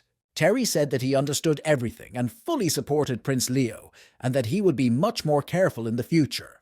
Without waiting for his father's permission, the boy turned around and said he wanted to leave, but Eric stopped him halfway. He asked Terry if he knew how many times they had to meet with Guo's family to get him home from the courtroom today. He can't let Terry take the fall and let him figure things out on his own. The guy shouldn't be stupid. Suddenly, as if struck by a thought, my father stood up from his chair and wanted to ask me something. He turned to his son and asked him if he had done it on purpose. The Empress Dowager said that the man who represented Gerard in court was a real fool, but Terry Fan behaved with dignity. The Empress replied that she had also heard. Terry called the prince as a witness. The judge could do nothing. All he could do was to postpone the hearing. The Dowager Empress asked her daughter whom the boy had called as a witness, whether she and Leo had already become so close. The woman said she had heard. Leo and Terry Fan were staying at the inn the night Gerard was beaten. Terry was probably innocent. Realizing that she had said too much, the Empress covered her mouth with her hand, but the Dowager Empress noted that her daughter's tongue was boneless. After sitting a little longer, my grandmother said that she was a little tired and wanted to end the conversation for the day. When her grandmother left, the princess asked if her mother had deliberately told the Empress about the brothel, which was a good move. The girl sincerely noted that she should learn intrigue from her mother. The Empress looked at her daughter with a sly eye, saying that she did not understand what she was talking about. The princess said that she would let her grandmother know that Terry Fan was going around with girls, and if she was unhappy, she could annul the marriage. This was a good move by the mother, and she knew that the woman did not want the Fan family to harm her son. The Empress replied that if it hadn't been for her daughter's failed assassination attempt in Danzo, all these problems would no longer exist. The two women stood next to each other and whispered about the need to remember to get rid of the evidence. The father insisted on an answer from his son, noting that Terry always had a lot on his mind. Did the guy really make all this noise to appreciate his family? All this time, Terry had been standing with his back to his father. When he heard these words, a mysterious smile played on his face. Let Eric think so. His father asked him if he wanted to use the situation to ruin his reputation and annul the engagement, and he admitted that there was some truth in it. Eric called Terry an asshole, asked him if he realized that he was under the watch of thousands of eyes, and his son meant that otherwise he would not be able to ruin his reputation. Tired of this debate with his cunning son, Eric fell back into his chair, grabbing his head and saying that all the talk was pointless. He went to great lengths to meet with Nicholas and persuade His Majesty to bless the marriage. Terry looked back at his father in surprise. The name Nicholas seemed very familiar to him. He asked if His Majesty was against the marriage because he had to be persuaded, and his father replied that Nicholas saw a different path for Terry. It was all for Terry's own sake. He would understand when the time came. The boy thought that Eric was really treating him like a real father. Finally, the guy decided to ask one more question that bothered him. He decided to ask why his mother's name was engraved on the monument at the gate of the Board of Supervisors. The boy threw his whole body on his father's desk, demanding an explanation. Eric replied that initially, the capital did not have a similar structure to the one Terry sees now, but his mother said that this structure had to exist, and that's why it was founded, and the boy, impressed, drew an analogy with God. My father agreed with Terry's remark and said that his mother was indeed a real goddess for the capital. Terry had no idea what kind of power his mother had at her disposal, if she was really that influential, but based on this, he had another question that bothered him. How then could such a woman manage to fall in love with a man like her father? Eric was completely embarrassed by this unexpected question and began to giggle, saying that the boy really didn't know anything about respecting his elders. But there was one more thing that Terry definitely needed to know. The boy had to know that his mother didn't like Eric at first, and he had to remember the woman's name, Julia E., the one who underestimated men. Terry believed that this was the name of a real heroine. There were no men in this world whom she could admire. Then why did she get mixed up with Eric and give birth to him? He hoped that his father had not used anything illegal. This time, the father decided not to tolerate his son's insolent behavior and threw him out of his office, saying that he was not the one who was beating people up at night. Terry was offended to note that he shouldn't have to endure abuse either, and this man was still called a minister. The boy got to his feet and wondered why his father had told him all this, as he never did anything for nothing. But he was not allowed to think about the whole dialogue. Sarah was already running to him, shouting that she had good news for him. The girl ran to her brother and told him that she had managed to make a deal. At first, Terry didn't understand what Sarah was talking about. He asked what she had agreed to, and Sarah had to calm down and tell him everything in detail. In response to his question, the girl laughed cheerfully and said that she had helped her brother organize a meeting with Miss Flower. But before this meeting, the guy needs to prepare very carefully. For this meeting, the boy and girl used all their disguise skills, and Terry was disguised as an elderly doctor. Sarah noted that if the guy disguises himself carefully, he will be able to see the girl. Terry chided Sarah for using the word arrangement to describe the carnival, and he was not happy with it. My sister replied that this was not bad. Many people would not agree with him. So many people are against their marriage, and this way they can see each other quite calmly. But Terry shouldn't forget anything. He should hunch over and cough a little. He is an old man after all. A palanquin was already waiting at the door of their estate for the doctor to escort the sick girl to the estate. When Fiona saw the doors of the Fan family's mansion open, she pulled back the curtain and looked at the people coming out. She asked Sarah if she was really a student of Richard's master, and the girl answered her question in the affirmative. Fiona thanked the doctor for coming all this way and invited him to the palanquin. While they were on the road, she decided to talk to Sarah about the trial of her brother Terry. She wondered if all the talk around the case was true, and Sarah answered her question in the affirmative. Terry listened to the questions about the brothel and the prince with a blank stare until Sarah said that she had had enough of the talk. But there was no stopping Fiona. She believed that her poor sister could not marry a man like Terry Fan. Realizing that Sarah was not going to continue this conversation, she turned to her doctor and asked him what he thought about it. When Terry replied that everything was logical, the girl said that this was expected from a student of Master Richard. The man was very smart. Fiona wanted to know how many years the doctor had studied with Richard and how old he was. She had heard that Master Richard was the best at handling poisons. The guy wanted to be poisoned from such a list of questions, but the questions did not think to disappear. This passionate interrogation of the doctor was interrupted by Sarah's persistent cough, which drew the girl's attention to her. Terry's sister said she could assure Fiona that her brother was not as bad as they say. But the girl no longer believed a word Sarah said. She believed that she was still resisting. With all this talk, their palanquin had already arrived at its destination, and the horse had stopped. Fiona went outside first and invited the doctor and Sarah inside the mansion. But when they got up the stairs to the front door, the guard said that Fiona could come in, but he couldn't let anyone else through. The girl replied that this was the main talent of the capital, Miss Sarah Fan, and the second was a student of Master Richard, who had come to examine her sister. The guard looked at Fiona suspiciously and asked if he had heard wrong. It was indeed Master Richard's student. Still blocking their path, he asked why he had never heard of the man before. Realizing that this conversation could go on forever, Terry told the guard to look at him.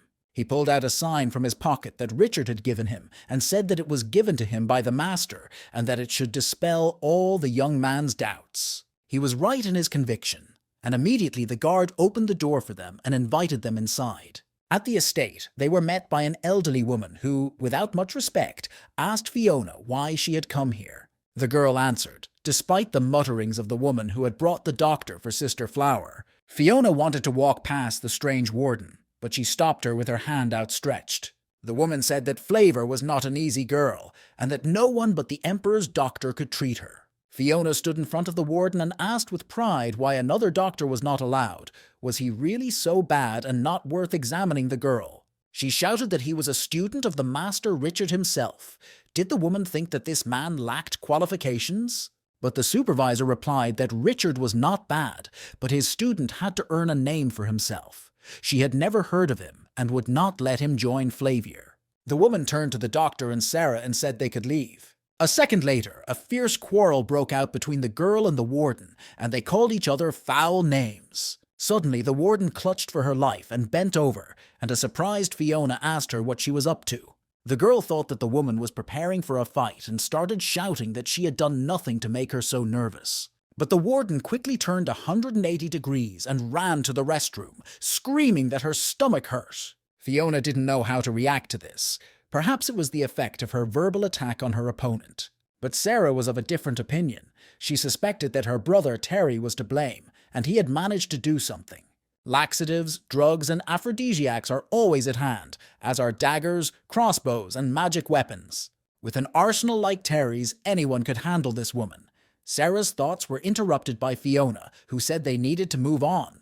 Sometime later, the girl ran into her sister's room, calling out to Flavia. Terry saw a girl sitting behind a screen, and a maid standing in the middle of the room looking at them. The girl behind the screen said that they should stop. She could hear that there was more noise in the room than usual. Fiona happily replied that she had brought a great doctor to Flavor who could examine her. The girl asked why, because Fiona knew perfectly well what kind of illness Flavera had, and even the Emperor's doctor could not help her. But Terry wasn't going to give up. He sat down by the screen and asked Flavor for his hand to start the inspection. The girl saw people behind the screen, and Fiona insisted that it was a student of Master Richard and that he should examine her. After a little thought, Flavor decided that nothing bad would come of it and extended her hand to the doctor through the translucent screen. Terry looked at this small woman's hand in his palm and could not believe his eyes, if these were the hands of the girl with the chicken legs. Terry stopped himself from thinking that the pervert, the girl with the chicken leg, and Mrs. Lynn the aristocrat, none of them would have accepted the role of concubine. The guy was so deeply absorbed in his thoughts that the voice of the maid, who said that he could begin the inspection, frightened him. In a theatrical gesture, the man raised his left hand and began to lower it respectfully on the patient's arm. He touched the girl's wrist with his finger to check her pulse and felt as if he had been electrocuted. Fiona was delighted. This doctor checked the pulse with one finger. He was really a worthy student of Master Richard. Terry thought that it was as if lightning had passed between their hands, and that when they got married, he would be able to touch more than just the girl's wrist. The maid interrupted these thoughts, saying that the diagnosis had been made long ago, and that the doctor could not tell what Miss Flower was suffering from. The guy replied that her pulse was very weak but stable, and her veins were thin as cobwebs, which made his work a little difficult. To make an accurate diagnosis, he also needs to look at the patient's face. But the maid answered categorically that her mistress was hidden behind a screen and could not show herself to him. Terry asked if the owner suffered from coughing fits and if she got tired quickly, and received an affirmative answer. Without even asking, he concluded that the girl was also constantly losing weight. The maid looked at the doctor in surprise and confusion and replied that his assumptions were correct. Terry said that the patient was often worried about fever. The maid had already begun to burn with a certain enthusiasm for hope, and she exclaimed that this statement of the doctor was true. The boy returned to the maid and said that the imperial doctor had tried to convince them that Flavia had tuberculosis. The maid shouted yes 3 times in response and asked if the doctor disagreed with the previous diagnosis. Terry coughed and said that the previous doctor was right. It was indeed tuberculosis. Fiona folded her arms over her chest and said that the doctor had described all the symptoms so accurately and that he must have a cure. The maid supported Fiona, saying that the doctor was very strong and asked if he could help. Terry was writing something diligently on paper, asking if the girl was coughing up blood, and the maid confirmed this fact. A few seconds later, the guy turned to the maid and handed her a sheet of recommendations, saying that she had to follow this recipe exactly. The maid began to read aloud, saying that the imperial doctor had also prescribed a golden lily, but the recipe was slightly different. She said that all the ingredients listed in the recipe were very exhausting for the body, and Terry said yes. The girl insisted that her mistress shouldn't take it all, and Fiona brought a quack, to which she replied that the maid was not a doctor. Another fight broke out, and Terry finally realized that being a doctor in this era is such a thankless job. If they disregard the girl's health so much, it is not surprising that she is still sick. He shouted suddenly that it was no exaggeration to say that all servants approach their duties with their sleeves down. Tuberculosis patients are indeed prescribed a diet, but in such a situation it is important to provide the body with access to high-quality protein. The maid and Fiona started shouting out in unison what a squirrel was. They didn't understand what language this stranger was speaking to them. Terry said that goat's milk, fish, and meat are a source of protein. You can use persimmons, sweet potatoes, and rice, which must be dried, ground, and boiled. The maid began to worry that if her mistress ate something wrong, her condition would worsen. The doctor calmly replied that he shouldn't worry about how the girl was looking at starting with these pills. He took a jar of pills out of his pocket and poured a couple on the girl's palm. But the maid's reaction was unexpected. She thought it would only make things worse. But Terry began to assure the maid that the mistress would recover after taking the pill, and he realized that they had turned a curable disease into an incurable one. All conversations died down when the warden appeared in the room and announced that the reception was over for the day. The categorical elderly woman insisted that the doctor, Sarah, and Fiona must leave immediately. The guy was frankly tired of the constant arguments and said that he had had enough. They came here with good intentions. They wanted to help Miss Lynn, but if everyone here doesn't appreciate it, then they really should leave. She and her sister were already on the doorstep when a request to wait came from the other side of the screen. Flavor asked if she had understood the doctor's words correctly, that she could eat absolutely anything. Ignoring Fiona's protests that she could not trust such words, she asked if this also applied to chicken legs. The girl said that the information given by the doctor was quite reasonable, and maybe if he looked at it, he would be more accurate in his diagnosis. But Flavor's proposal was met with strong resistance from the warden, who said it was against all the rules. But before she could finish her sentence, she grabbed her stomach again and hurried to the restroom.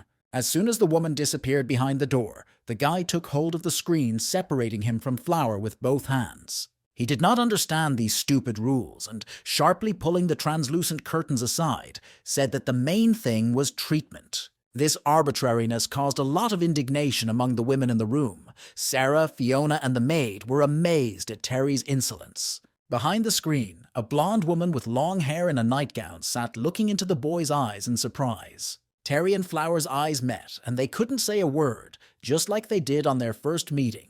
She could not understand how this was possible. It seemed to her that it was him. The voice belonged to that guy, absolutely, but the appearance was very different. The maid, meanwhile, was completely burned out. She did not understand how this doctor dared to behave in such a way. Fiona stood in front of Terry and shouted that he should not touch Mrs. Flower's canopy. But the guy had already found out everything he wanted to know and said that he had seen everything and could make an accurate diagnosis. He sat down on a chair next to Flavera's bed and told her that she had to eat and take her medication according to the prescription. The girl apologized for disturbing her. She didn't understand how such a familiar voice could belong to the wrong guy. Looking at this gray-haired old doctor, she still experienced some strange feelings. But the others in the room were not blind either. They noticed that something was going on between the two. Fiona shouted that this student of Richard's was mediocre. She thought he could say something new. The guy said that since he could not help them anymore, he would not bother them anymore and walked towards the exit. But he was stopped again by the voice of Flower, who said that he had not answered her question. On the doorstep, Terry said that if she got hungry, she could easily eat a few chicken legs. Flavor noted that she hasn't had much of an appetite lately and has been throwing up quite often. Terry winked with his right eye and told the girl not to worry. All these symptoms would soon disappear. It was only after that Flavor really realized that it was indeed a stranger from the church with whom she had fallen in love. In parting, the guy said that in addition to this, the girl should not forget to ventilate the room well during the day and close the windows at night. Flavor asked if it was really necessary to do all this. The maid and Fiona were already starting to go a little crazy. Neither of them understood anything, but something was happening in this room right now. Fiona decided not to put up with this charlatan any longer and said it was a waste of time and asked Terry to leave. Finally, the guy shouted not to forget about the windows, and the maid said that the doctor was a truly amazing person. This remark from the girl made Flavor's cheeks flush. She was in complete agreement with her maid. The guy was amazing. Night descended on Miss Flower Lynn's estate, and the moon lit the windows of the sick girl's room. But Flower did not notice this. She was absorbed in the thought that the boy was a student of Master Richard and an aristocrat. She did not understand at all how he found out about her, her illness, where she lived, just to come here. But suddenly, a thought struck Flower's mind that made her tense. He knew who she was and that she was engaged. The girl couldn't find a place, the guy knew, but he came to talk to her anyway. He was so brave and would definitely come today. The girl looked at the open windows and the curtains swaying in the air, wondering whether to close them or not. Flower realized she couldn't stand this tense waiting any longer and covered herself with a blanket. She was completely confused. The maid who watched the painting thought that the girl had been in this state for several hours and that this charlatan could have infected her with something. The maid decided to bring some incense to calm the girl down, said she would be back soon, and left the room. Flavor was left alone in the room, chastising herself for the thoughts that were going through her head. She was engaged and couldn't let a stranger come into the room. She would disgrace the family, so Flavor closed the window. It is no longer possible to attribute all this to chance. It is most definitely a family prank. Meanwhile, an uninvited nighttime visitor was hurrying from roof to the girl's house. Terry landed on the balcony of the Flavor room. Thanks to his many years of training, he was able to get there with ease. His fiancée is a real smart girl, and she probably left a hole for him. The guy tried to push on the window sashes, but they did not give way, and he was surprised to realize that the window was closed. Flower saw the shadow of the guy's silhouette on her window, and she was right. His goal was to come to her at night, but the girl could not open the door for him. She wanted to very much and fought with herself, lying quietly on the bed. Squinting, Flower muttered into the blanket to tell the guy to go away because they had no future. But suddenly I heard a greeting next to me, and when I opened my eyes, I was startled to see the face of my darling. She asked how the guy got in and pointed him to the exit through the window. Terry showed the girl his knife with a smile and noted that breaking into her boudoir was not such a difficult task. The guy sat down on the girl's bed and sighed dreamily, while Flower snuggled into the other side of the canopy. He saw that the girl was scared and told her not to be afraid, because when he was a doctor during the day, he warned her that he would come back later. Flavor replied that the guy finally said that all the windows should be closed at night. Terry leaned closer to his chosen one and flirtatiously looked at the girl. He said that Flower should understand the true meaning of her doctor's words. But suddenly, the sharp blade of a knife in the girl's hands touched Terry's throat, which stopped his ardor. She asked him to watch his words and actions and said that he should leave now and pretend that they had never met. He pulled the Flavor blade away from his neck with his finger and said that she should speak if she had something to say. But first he would show her what he had brought. Terry pulled out a fried chicken leg and a paper wrapper from his inside pocket. Flower instantly forgot all the fears that haunted her, and Terry said that he would leave because he had actually come only for the leg. The girl took the boy's gift and asked him with reddened cheeks if he had really come for the chicken leg. She didn't understand how he could take such a big risk just to bring a chicken leg. He was a complete fool. She couldn't believe that he could have really come just for that. She couldn't believe that there wasn't another reason. Flower grabbed the dagger and said that she didn't care who he was. He couldn't take her lightly. She wouldn't let him. Terry replied that ever since he met the girl, her smile has not left his mind. When he found out that she was Miss Lin, he couldn't help but want to see her. The girl suddenly came to her senses and shouted that she was promised to the Fan family and that if he harmed her, his days were numbered. Now the boy finally understood why Flower had been so scared since he arrived. He asked Flower what would happen if he was her fiancé, Terry Fan. The girl suddenly screamed, threatening him with a knife, saying that she did not think he would turn out to be such a person. But the guy insisted that he was telling the absolute truth, that he was indeed a member of the Fan family, Terry Fan. The girl clasped her knees and pressed herself against the wall, begging not to joke about such topics. Tears spilled from Flavor's eyes, and her hands trembled as she clutched the dagger. Girls didn't like such jokes. But the guy insisted in all seriousness that he would not laugh at her. His name was Terry Fan, and it was true. He swore by everything he had. Flower looked at the guy in silence, trying to understand whether he was sincere with her, having completely forgotten about the knife. A few seconds later, the girl asked if he had really written "The Guest of a Gloomy Autumn," and the boy replied that he had written it in a hurry. Her next question was whether he had really beaten the man, to which Terry replied yes, but noted that it had only happened once. Flavor didn't think to stop and asked if he had gone to a brothel, and the guy said that was a lie. A smile shone on Flower's face, moisture sparkled in her eyes, and she was filled with hope. It was indeed her fiancé, Terry Fan, and he and the guy from the temple are indeed the same person. Their scene of intimacy was interrupted by a maid standing on the threshold of the hallway, asking if Flavor was okay because she heard her say something. The girl asked if she could help the hostess in any way. which scared both Flower and Terry. Flower said that even if Terry was her future husband, it would be very bad if someone saw him here and that he should leave immediately. Terry smiled at the girl's remark. He couldn't just hand over a chicken leg if he came here. A second later, the guy ran straight into the girl's bed and covered himself with a blanket. Shocked by this insolence, Flower shouted that Terry was a scoundrel, but her indignation was short-lived because a maid had already entered the room and the girl lay down on the bed with her back to the door, pretending to sleep.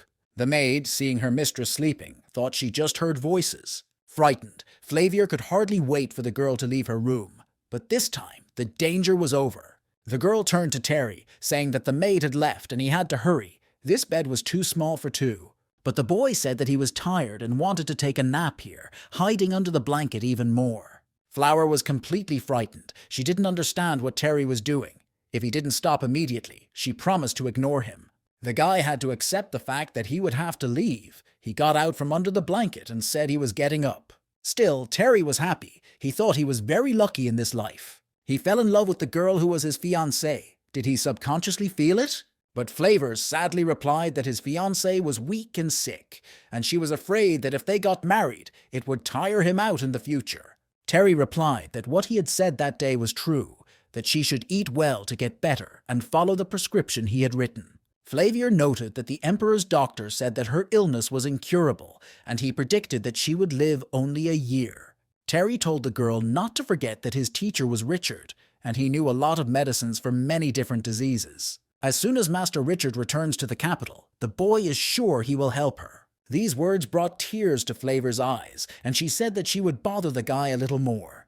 Terry leaned closer to Flower's face and asked if they should come up with nicknames for each other. The girl looked mischievously in different directions. She asked if they should wait until they were married. Terry carefully and gently took the girl's hand in his. He had been waiting for this for so long. Finally, Flower was in his arms, and he began to like this life more and more. But a few seconds later, Flower ruined the romantic moment by asking about the poem's authorship, and the guy asked why she was asking this question. Was there a problem with the girl's story? Terry sincerely did not understand why she was so insistent about the poem. Flavia replied that there had recently been a rumor in the palace that his poem had been stolen from a poet of a previous dynasty. The guy replied that it was a lie, that it was a good poem, and if it had been written earlier, everyone would have known about it. He got up from the bed and stretched, his muscles stiff from lack of movement. Looking back at the bride, the guy said that she should rest and he would try to visit her more often. Finally, Flower said that she was always happy to see Terry. She didn't mind his company at all. But suddenly, the girl realized that she was very worried about the guy's fate if the estate's security guard saw him. For Terry, the girl's words prompted him to think that if he was seen, they would be the only ones in danger. The boy, climbing out the window, said that this was a real problem and that he would have to discuss it with his uncle tomorrow. But the girl did not understand what he was talking about. A second later, the silhouette of a man jumping from roof to roof appeared against the starry sky. The sun's rays finally penetrated Flavor's room, and the transparent curtains could not hide the onset of a warm day. The girl woke up and stretched on her bed, her memory immediately flashing back to the night's adventures. Suddenly, as if from out of the blue, a maid appeared at her bedside to greet Flavor with her awakening. Flavia said sadly that the boy had left, and the maid, laughing, replied that she would have to return to the dream realm to see him again. Flavia looked at the maid and asked if she had heard anything, and the girl replied that when the owner returned, he was asleep, and the room was quiet. The young lady got up and walked to the window, opened the shutters and wondered if she had dreamed at all. Her thoughts and dreams were interrupted by a maid who asked if Flavia was still stealing food. She looked back at the girl and saw that she was holding a chicken leg wrapped in paper, and she told Flavia to tell the nanny to be careful. The maid came to the window and closed the shutters, saying that there was no need to open the windows, as the coughing would come back. Terry was in seventh heaven with happiness, as if he was bursting from the inside. He had chicken legs in both hands, which he took turns biting in front of Sarah, who was laughing out loud. The girl asked him if he had decided to agree to this marriage, and Terry happily replied that he had to obey his parents' will. Sarah decided to remind her brother that he should not forget that marriage is not all about pleasure. The guy said that maybe everything they had started was not worth it, because people could get hurt in this story. Sarah asked if he was talking about the palace case, and the boy replied that the eldest princess and those close to her were involved in this case. Even if you want to take possession, it will not be easy, but rather very difficult. Sarah asked him what he thought about the account book, eager to learn about his brother's plans. Terry replied that it was impossible to check. All the old records were sealed and impossible to access, but there was another problem. The lack of a steady income would make many people angry, and Sarah said that if the boyfriend got married, he wouldn't need this business. Terry didn't agree with his sister's position. He didn't think his father would agree to this, and he didn't want to give up either. Sarah said that if the boy got into a serious fight over the case, they would not let him get away with it. Terry replied that the girl shouldn't worry about that. He could handle the rest. Terry has set a goal for himself. He will not tolerate anyone else's attempts to destroy his dream, and if the princess tries to do something, he will not let it go. But he is sure that the older princess will never do this, because she is not without intelligence, and Sarah once again admired her brother's equal intellect. She was his main fan, and as expected, the guy had thought of everything in advance. Miss Flower's brother Ethan thanked his interlocutor. The Empress turned away from them when the news of her marriage to Terry Fan appeared. The interlocutor assured him that there was no reason for him to worry. As soon as they removed Terry Fang, everything would be back to normal. But Ethan was worried that they would leave traces, which could play against them over time. The Fan are quite well known in the capital. Their power should not be underestimated. The interviewee, Thomas, said that their patron was not from the capital, and even if an investigation was launched, no one would ever be able to find them. Ethan felt delighted after hearing these words. The news was unbeatable, so their problems would soon disappear. He could now say with certainty that this strategy Thomas was proposing was indeed brilliant. The man replied that he shouldn't be overwhelmed, and that he could count on any help from him in the future. And looking at his interlocutor with an ominous look, he assured him that everything they had discussed in that conversation would be fulfilled. A little later, the princess received Thomas in her boudoir, and she did not think that he would be able to convince Ethan to take their side. The woman was openly happy that Thomas seemed to be capable of something else. But her reflections were interrupted by Thomas himself, who, bowing, replied that he had not actually succeeded. It was much easier and simpler for him to deal with the Prime Minister's son, and the woman said that Ethan was an idiot. He was indeed a very good candidate to take half of the blame for everything he did. Terry ran to his father's office, saying that he had given it some serious thought and could not let his mother's case remain in the hands of these thieves. The shocked father watched as Terry said he had to get married as soon as possible. Eric could not tolerate the blasphemy and asked if this was how the boy was trying to get his mother's property back by going to Miss Lynn. Miss Lynn's family are not easy people, and there shouldn't be such a meeting at night between a boy and a girl. The boy was again impressed to the depths of his soul by his father's knowledge of his affairs, who knew his every move. The conversation between father and son was interrupted by Jessica, who came into the office saying that Eric needed to rest because he was tired and it was late. The woman brought a cup of fragrant tea on a tray and placed it on Eric's desk. But Terry's father told him that his wife should go to bed first. He and his son had a very important conversation. When Jessica left the office, he said to Terry that he knew he had a great affection for Flower. Terry said that he was doing a very important job, so he needed to be much more careful. The father said that he knew she was offended that she had sent a mercenary to him, but that there were reasons for this behavior. He and his sister were getting older. The boy was amazed. All this time his father knew everything Jessica was doing, but did nothing to decide who was more important to him or her. Eric replied that all the answers were on the surface. It was easy to guess. She came to the palace and was promised. As soon as Terry dies, her son will inherit everything that belongs to the Fan family and may become the next Prime Minister. Eric didn't justify her. It's just that the person who served her was actually obeying orders from the palace. Jessica is a scapegoat in this situation. The father said that he wanted to say that the person who most wanted Terry to die belonged to the Yard, and the person he really needs to be wary of is there. The boy began to ask who this person was. His father should definitely know his name, but Eric replied that Terry was in too much of a hurry. These people are empresses and princesses, and after the guy learned this, what is he going to do with the knowledge? Terry didn't think twice about it, and said that he would let Uncle George tear them into small pieces. He could not have imagined that these ladies were so out of their minds that if his father found out about it, it would be on the board of supervisors. The guy was sure that if they managed to kill him, no one would care. The story was quite dangerous. But his father said that the boy did not know how specific people treated him, so he should not say stupid things. In general, if he is determined to get his mother's property back, he should realize that this affects a lot of other people. Everyone will be looking at him. The guy has to be careful at every step, especially at the meeting tomorrow. Terry asked what exactly Eric was talking about. The father replied that if he was right, Prince Leo was planning to invite the boy to his house. The next day, Terry was having tea with him at Prince Leo's estate and thanking him for his help in the Gerard Go case. Prince Leo replied to Terry's words that he didn't need to be thanked. It was just a matter of course. He invited the guy today for a different reason and wanted to be straightforward, and Terry said he was listening carefully. Initially, the second prince wanted Leo to trick Terry into meeting him. He said that everything should look like it would not arouse suspicion. But Terry is a very smart guy, and no matter how hard Leo tried, he didn't think he could hide anything, and it doesn't matter now.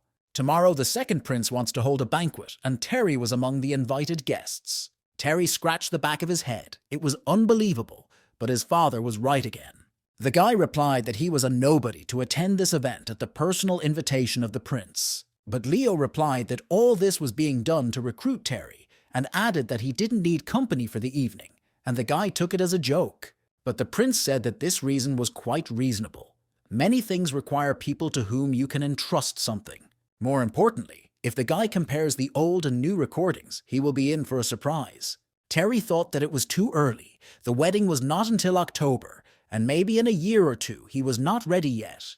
He would not get to the recordings soon. Leo agreed and said that tomorrow they would have a regular meal, and he asked if the boy would mind if he was a witness in the case with Guo. Terry replied that he would not refuse such a gift of fate, feeling that there was something behind it. He added that given the current situation, the battle for the throne will drag on for at least 10 years, which is why Leo is in such a hurry to choose a side. The prince replied that he considered everything that was happening as a short-term concern, and that the eyes of the courtiers noticed everything in the smallest detail.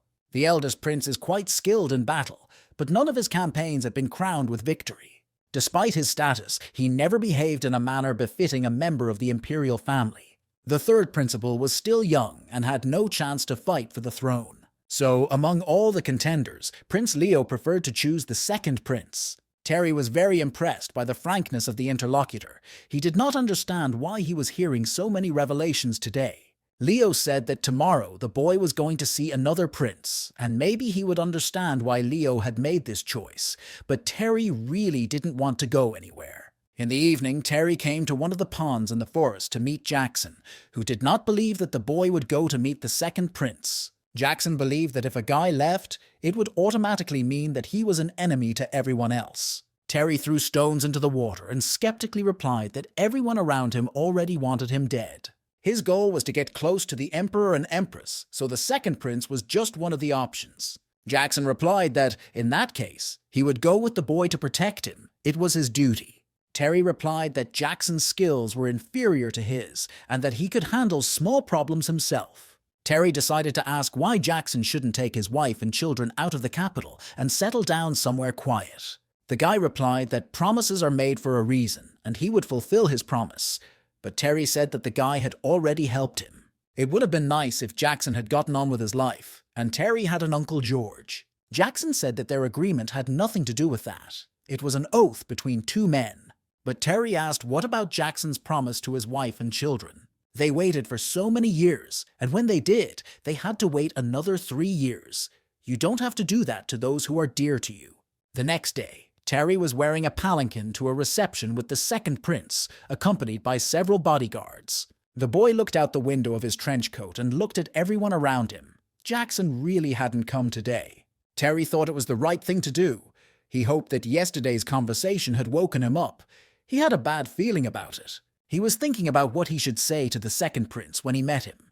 He was afraid of being misunderstood or misunderstood. He decided that he would deal with all this on the spot, that there was no need to worry too much, but suddenly, a strange aroma touched the guy's nose.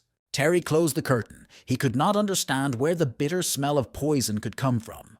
At that moment, something was definitely happening, and Terry shouted at the carriage to drive faster because it was a trap. Although the guards were looking around, they could not see the attackers who were watching them from above, as there was no one else on the street. Suddenly, a huge stone hit the boy's coat, and Terry flew to the ground with the carriage. Quickly trying to get his bearings, the boy grabbed the cart with his hand, looking around, waiting for another blow. In a moment, dozens of arrows flew at the guards and the boys, and the attackers moved to active action. The guy, seeing the attack from the air, shouted to his guards to watch out because the arrows were treated with poison. The guards shouted for the master to get out of here and began to fend off the arrows with fencing. Terry decided to heed the men's call and hid behind one of the columns of the buildings around him. The guy did not expect the killers to be so bold as to attack him in broad daylight. He thought they would try to get rid of him unnoticed. The guy looked at the name of the street. Was it really the same street of ghosts? What a good place to kill. The arrows did not stop. There were more and more of them, all flying at him and his men. Terry realized that a second wave of arrows would soon join them, and it was difficult to cope with such an onslaught. Although the guards desperately repelled the assassins' attacks, the arrows were getting bigger, and the forces were getting smaller. He saw his men falling one by one from wounds caused by the enemy's poisonous arrows. Looking out from behind the column, he saw the attackers preparing for a new wave of attacks. The guy realized that there was no time to waste and shouted to everyone who was left to attack while the enemy was changing arrows. The guy's guards immediately obeyed their bad guy's order without question and joined him. When they reached the wall of the house that served as a shelter for the attackers, they attacked them. But these people were not alone. Terry barely managed to dodge the blades that flew in his direction just a moment later. Following the blades, the guy saw two women flying in the air, flying right at him, which did not mean anything good. At the last second, Terry managed to jump aside to avoid the girl's treacherous attack with poisoned knives. He saw that the faces of both of these attackers were open, and they probably decided to die here. One of the girls attacked Terry again with new blades, throwing them in his direction. The guy growled back that all their strength was not enough to overcome him. He moved quickly, avoiding the enemy's blades, saying that all their attacks were nothing to him. Increasingly frantic, he continued to increase his energy generation. Terry believed that the attackers were one continuous flaw. When he got to the girls, he grabbed them by the neck with both hands, and they screamed in pain. Terry was squeezing the necks of his enemies more and more, almost unable to control the leakage of his energy. In a few seconds, the attackers were left with only blood, which splashed in all directions. Instantly, everything was quiet around him, and he stood there, with ashes and pieces of clothing falling on him from all sides. Terry didn't understand how he could be so underestimated and have assassins like these two set upon him. Terry began to look around suspiciously, and everything was clearly not as simple as it seemed at first glance. But the attack on his palanquin with a boulder was, of course, not the work of these two. After thinking about it, the guy was absolutely sure that there was someone else on the street besides them. The surviving guards finished off the attackers with arrows to make sure they would not harm their master again. One of them turned to the other, saying that he had killed 12, so he had won. But before he could finish his sentence, a giant hand wrapped around a cane clutched his face. A second later, the guard flew violently to the ground, kicking up a pile of dust with his body in front of his colleague. But the second man, who was shocked, did not escape the same fate, and the hand of a giant stranger was on his head. The aggressive giant squeezed the man's head harder and harder, and he began to scream in pain. Terry looked back at the scream and saw that his man was in trouble, and he realized that another ambush was waiting for them. A moment later, the second of his bodyguards flew at the guy's back, and Terry did not have time to react. The man knocked him down, and now they both flew to the other side of the street. The giant came out of his hiding place to see the extent of his attack, and there was a huge hole in the wall of the house opposite. The monstrosity, named Ridley, growled with satisfaction but aggression, clutching the chain of his weapon with his hand. But Ridley rejoiced too soon, and a few minutes later, Terry emerged from the cloud of smoke and dust, clutching his hand to his chest. The guy felt the full force of the enemy. Most likely he was at least an 8th-ranked soldier. Judging by his posture, the giant was immortal, and the guy definitely had no chance of winning. Terry decided to use the pill he received from Master Richard in this fight. He said that the boy's strength was equal to the 7th rank, but it would be difficult for an 8th-ranked opponent to overcome him, and if the enemy was stronger, he should run. The pill he gave the boy was capable of instantly raising his level, and even an 8th-ranked master would not be able to handle him in this case. But it was always necessary to remember that the pill was quite toxic, and the side effects were not mild. Terry had to be very careful in its use. The guy realized that no matter how much he disliked the idea, he simply had no choice, so he opened his mouth and swallowed Richard's pill. The second it hit the boy's mouth, his power burst out, sending flames flying all around him. The force began to tear the guy apart from the inside. It needed an outlet, and Terry took to the air to attack Ridley. He approached the giant, generating all his strength in his hand, which he prepared to strike. Ridley didn't move. He was waiting for the guy to attack, thinking he was a complete idiot. Around the corner, another attacker started spinning an amulet. He didn't want to be noticed. At the same second, Terry began to feel some changes in the flight, but he could not avoid the attack. In an instant, all his strength, fueled by Master Richard's pill, disappeared. The witch holding the talisman was preparing to strengthen her spell. To the boy's surprise, Ridley reacted with a counterattack and threw his mace on a stick at him. The mace wrapped around his arms and legs, preventing him from moving. The satisfied bull, Ridley, pulled the cane toward him, and the boy, not believing that this was the second his life would end, flew to the ground. The giant was already preparing to strike, believing that the boy would not escape death. But Terry realized at the last moment that he had one more ace up his sleeve. He simply could not lose in this fight. Terry shouted with all his might to the whole street, calling out for Uncle George and begging for help. He was not mistaken in believing that his uncle was somewhere nearby and was protecting him. Master George heard everything clearly, but did not intervene until the boy called him, and he briefly answered the calls so that Terry would not panic. When a beam of energy unexpectedly hit the witch with the talisman, she realized that the guy had an assistant.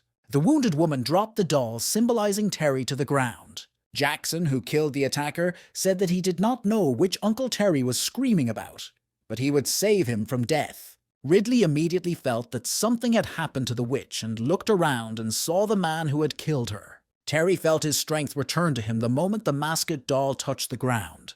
The guy immediately broke his handcuffs and landed on the ground in front of Ridley. The giant was furious that Jackson had interfered with him, so he attacked him. Jackson was not going to avoid the fight. Although he realized that the forces were unequal, he had to keep his word. The first blow of the giant Ridley knocked his sword out of the boy's hands, and Jackson could do nothing against such an opponent. Ridley attacked the guy with such force that he sank into the ground, and the stones flew in different directions.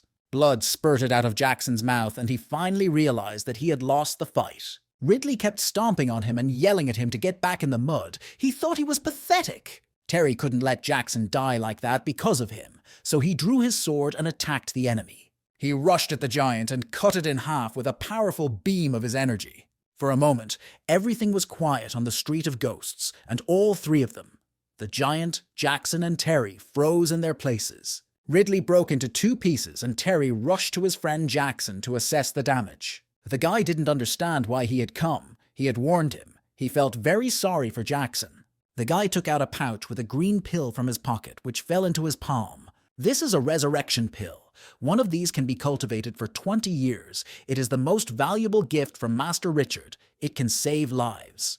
Terry looked at it and wondered whether he should use it now, as there was a chance that he might face danger in the future. But his love and responsibility to his new friend outweighed his priorities. A man came into the room, introduced himself as an investigator, and said that he was tasked with investigating the assassination attempt on New Lawn Street, and asked Terry to cooperate. The guy was lying on the bed in his room and said in a weak voice that he had told everything he knew. He added that his testimony had been recorded earlier, which may still be required by the investigation. Investigator Kelly replied that he had been briefed. Terry went to great lengths to survive. His man sacrificed himself for him. He asked him not to hide anything and to tell the truth, and the guy sat up on the bed and said that he was in a lot of pain. The injury was really serious. Having endured the pain, Terry admitted that everything he told Investigator Kelly was true. His frankness brought the man to tears, and he expressed his sympathy, saying that Terry's attitude toward his subordinates was very touching. Terry replied that the guy had sacrificed his life for him, so he couldn't remain indifferent. The investigator said that, unfortunately, Jackson's body was not found at the crime scene and asked for an explanation. After a short pause, a plaque of Richard's master fell to the floor from Terry's bed. The guy, who did not know how else to get away from the investigator, said that this was his explanation. Investigator Kelly immediately saw the sign and got down on one knee, respectfully apologized to the boy, and asked for forgiveness for his impudence. He said that the boy had left them, but the council would remember his actions, and the boy's family would not be responsible for anything.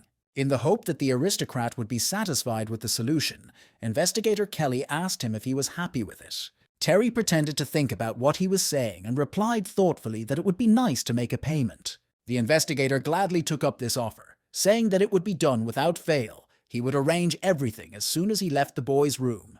Terry, folding his arms across his chest, asked me to tell him the details of the investigation that was being conducted into this matter. Kelly replied that thanks to Terry's heroism, the thieves were killed, and that this case will most likely become another unsolved mystery of Ghost Street. Terry began to get annoyed by this demagoguery. He already understood what the investigator was getting at and asked him to get to the point. Investigator Kelly said that the customer was most likely Eli, who was a famous killer from Northern King. It was under his care that the murderous sisters were under the care of the police, and they were quite skilled in their work. The direct proof was the appointed meeting place on Eli's territory. Probably the spies they had placed in the capital had learned about Terry's plans. The guy disagreed and shook his head. He thought that this version made no sense. Why would they care about the money of the imperial family? What was the point of this murderer, Eli, and his accomplices killing him, Terry Fawn? Kelly replied that this made sense, because if the attempt had been successful, they would not have had the opportunity to conduct a full investigation. This way, the two sides will start competing with each other, and the issue of going to the north will be postponed, which is the real goal. Terry scratched the back of his head, thinking that maybe Investigator Kelly was exaggerating. But the interlocutor was already quite bold and said that Terry's assumption was absolutely impossible. Finally, Kelly said that if the boy had any questions, he should not be embarrassed. The investigator would be happy to answer them. Terry decided to take advantage of the offer right away and said he already had a couple of questions. The first question is how the archers and mercenaries got to the capital, to the city where the emperor lives. The second is why they didn't declare their true purpose directly. Thirdly, is it possible that the customer was someone from the capital? Maybe they were just hiding behind the Northern King. This time, the boy's questions made the investigator scratch the back of his head, and he replied that he did not have an answer to these questions. Terry said that he would have to do it all by himself again. He asked what happened to Miss Lee, and Kelly said that the board of supervisors stopped her in her tracks. Now they are on their way here. The guy said that if someone finds out something, it will be even harder to find the customer. He needs someone good at surveillance. A few days later, the right person was standing in front of Terry. It was Jerome, an employee of the prosecutor's office. Terry said that Miss Lee might be kidnapped or killed on her way to the capital, but Jerome said that he didn't have to worry about that. After the guy gave him the money, Jerome's rhetoric changed. He immediately realized Terry's intentions. He happily waved the money in Terry's face and corrected himself, calling him Master Terry Fan. The boy immediately began to doubt whether Jerome was even capable of fulfilling his assignment, but an employee of the Board of Supervisors assured him that there was no need to worry about his skills. The next moment, the man threw all the money he had in his hands into the air. A second later, in front of the amazed boy, he gathered all the papers in the air like lightning. Jerome landed on the ground silently, holding a wad of money in his hands. Smiling a sincere smile, he asked the surprised boy if he trusted him now. Terry thought about it. He didn't understand how someone with such unsurpassed skills could waste themselves as a civil servant. The customer's words flattered Jerome's ego. He didn't want to brag, but he really didn't see anyone faster than himself. But Terry didn't think so. He had seen such a person, and this person was not far from Jerome. But Jerome, a civil servant, strongly disagreed with this opinion, believing that it was absolutely impossible. Suddenly, it was as if something came to him and he said that Terry was just going to test him.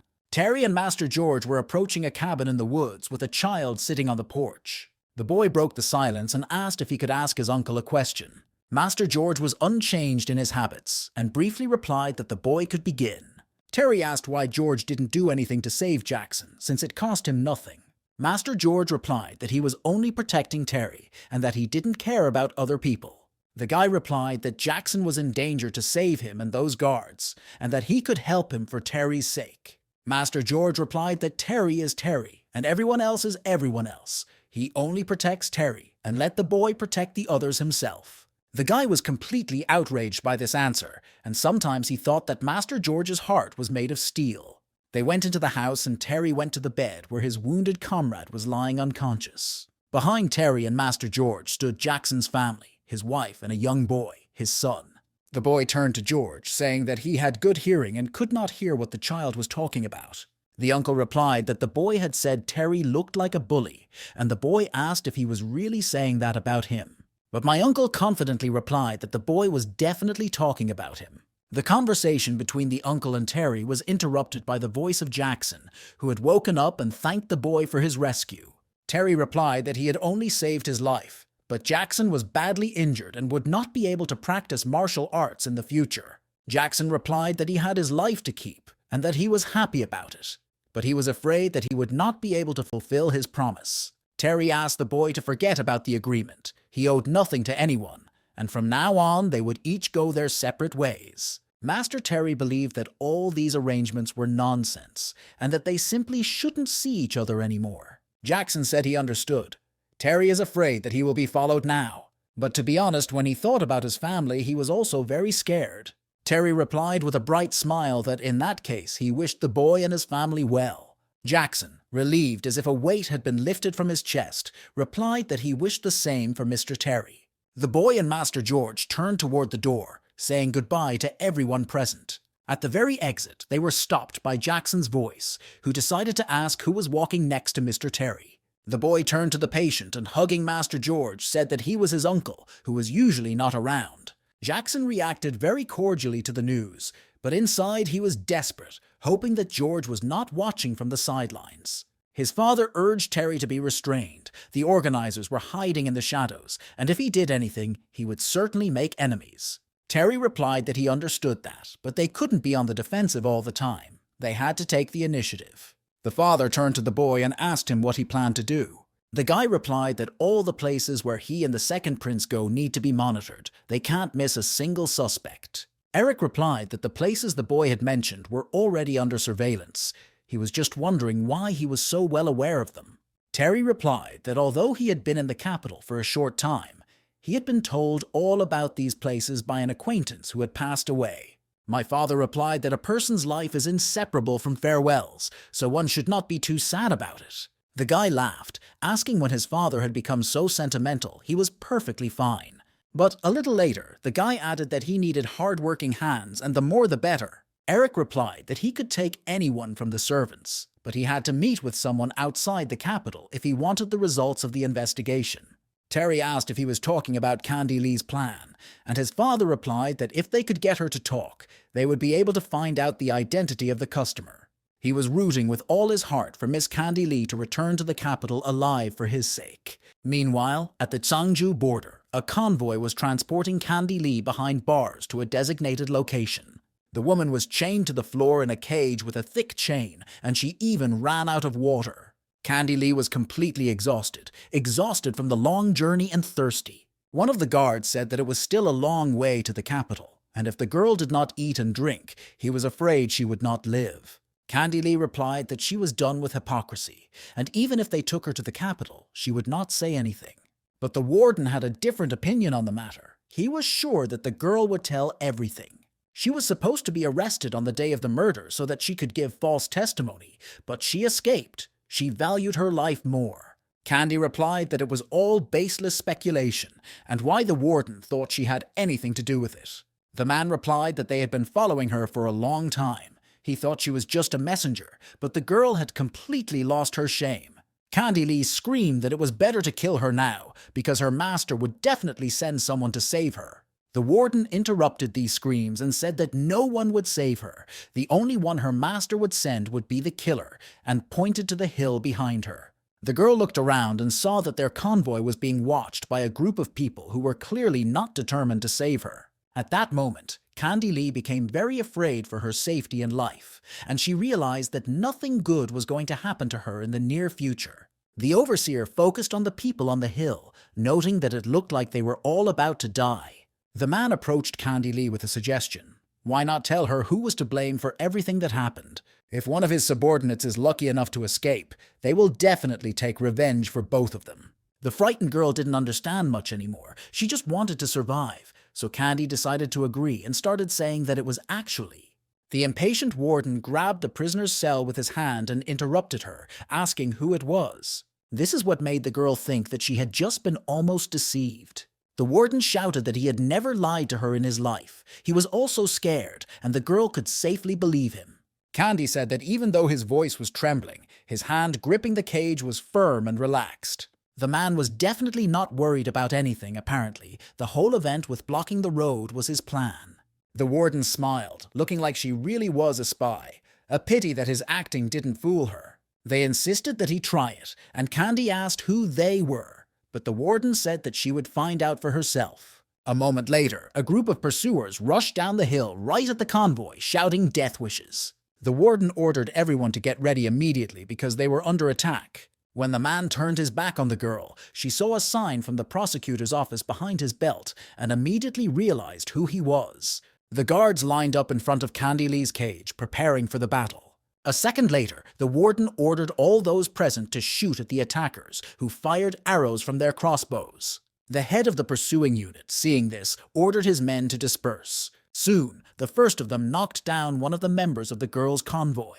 A fight broke out near the spy, and one of the guards flew right into Candy Lee's cage. The warden did not leave the girl's side. He said that these were not ordinary horse thieves, and now was the time to tell her something.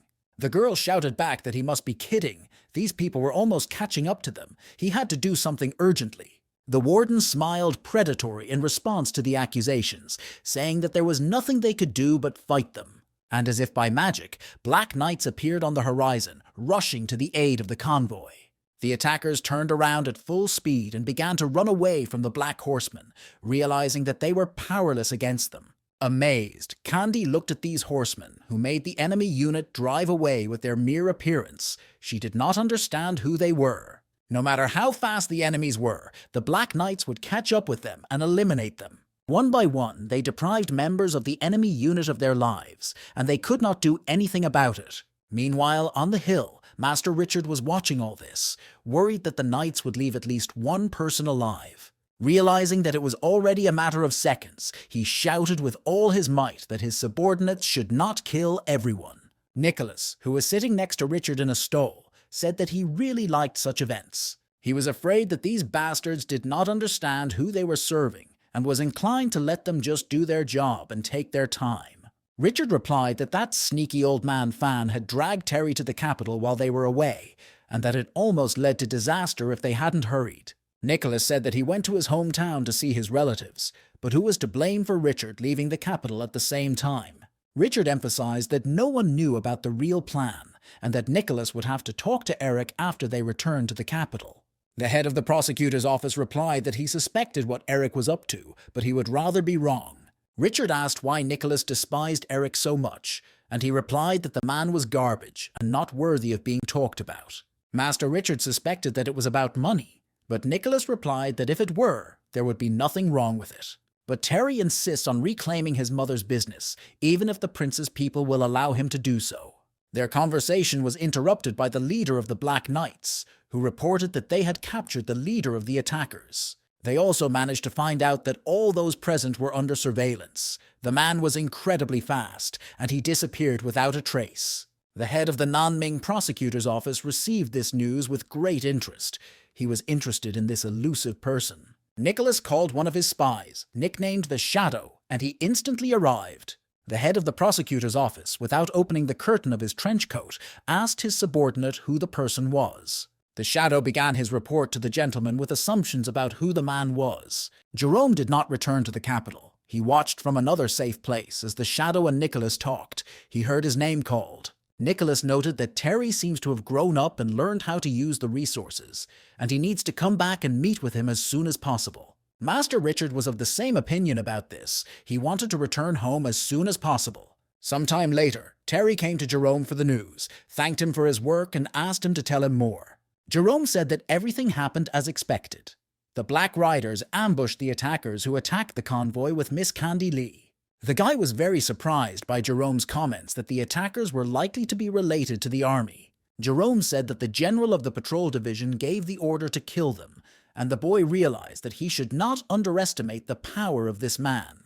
The spy wondered who Terry had hurt in the palace, and what had caused such a cataclysm. Something was clearly wrong.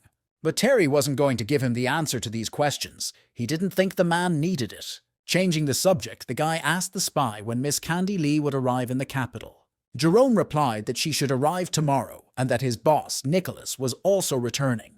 Jerome asked if Terry wanted to consult with him and then conduct the interrogation, and the guy replied that it would be inappropriate to rush. And before the guy could blink, the spy ran to the exit, saying that if everything was decided, he would go first. Jerome didn't have time to run away as quickly as he planned, but was stopped on the threshold by Terry's hand, which grabbed his collar. The guy asked me to give him Nicholas's address because he had a few questions he would kindly ask him. Jerome had hoped he would never hear this question, but it didn't happen as he thought it would, and what kindly meant. The man's feet did not touch the floor. The room was dark and ominously quiet. The grave silence was broken by the creak of the door, which was opened by a servant to ask if the master needed anything. But the man froze on the threshold when he saw the picture that opened before his eyes. His master was hanging in the middle of the room with a rope over the beam, and he was dead. Some time later, the servant returned to the room, but not alone, but accompanied by prosecutors who were supposed to assess the incident. He began to justify himself, saying that they really didn't know anything about it. He would take them to his office, and the gentleman had committed suicide. But these wails were stopped by one of the prosecutors, who ordered all the civilians present to be taken to the interrogation room.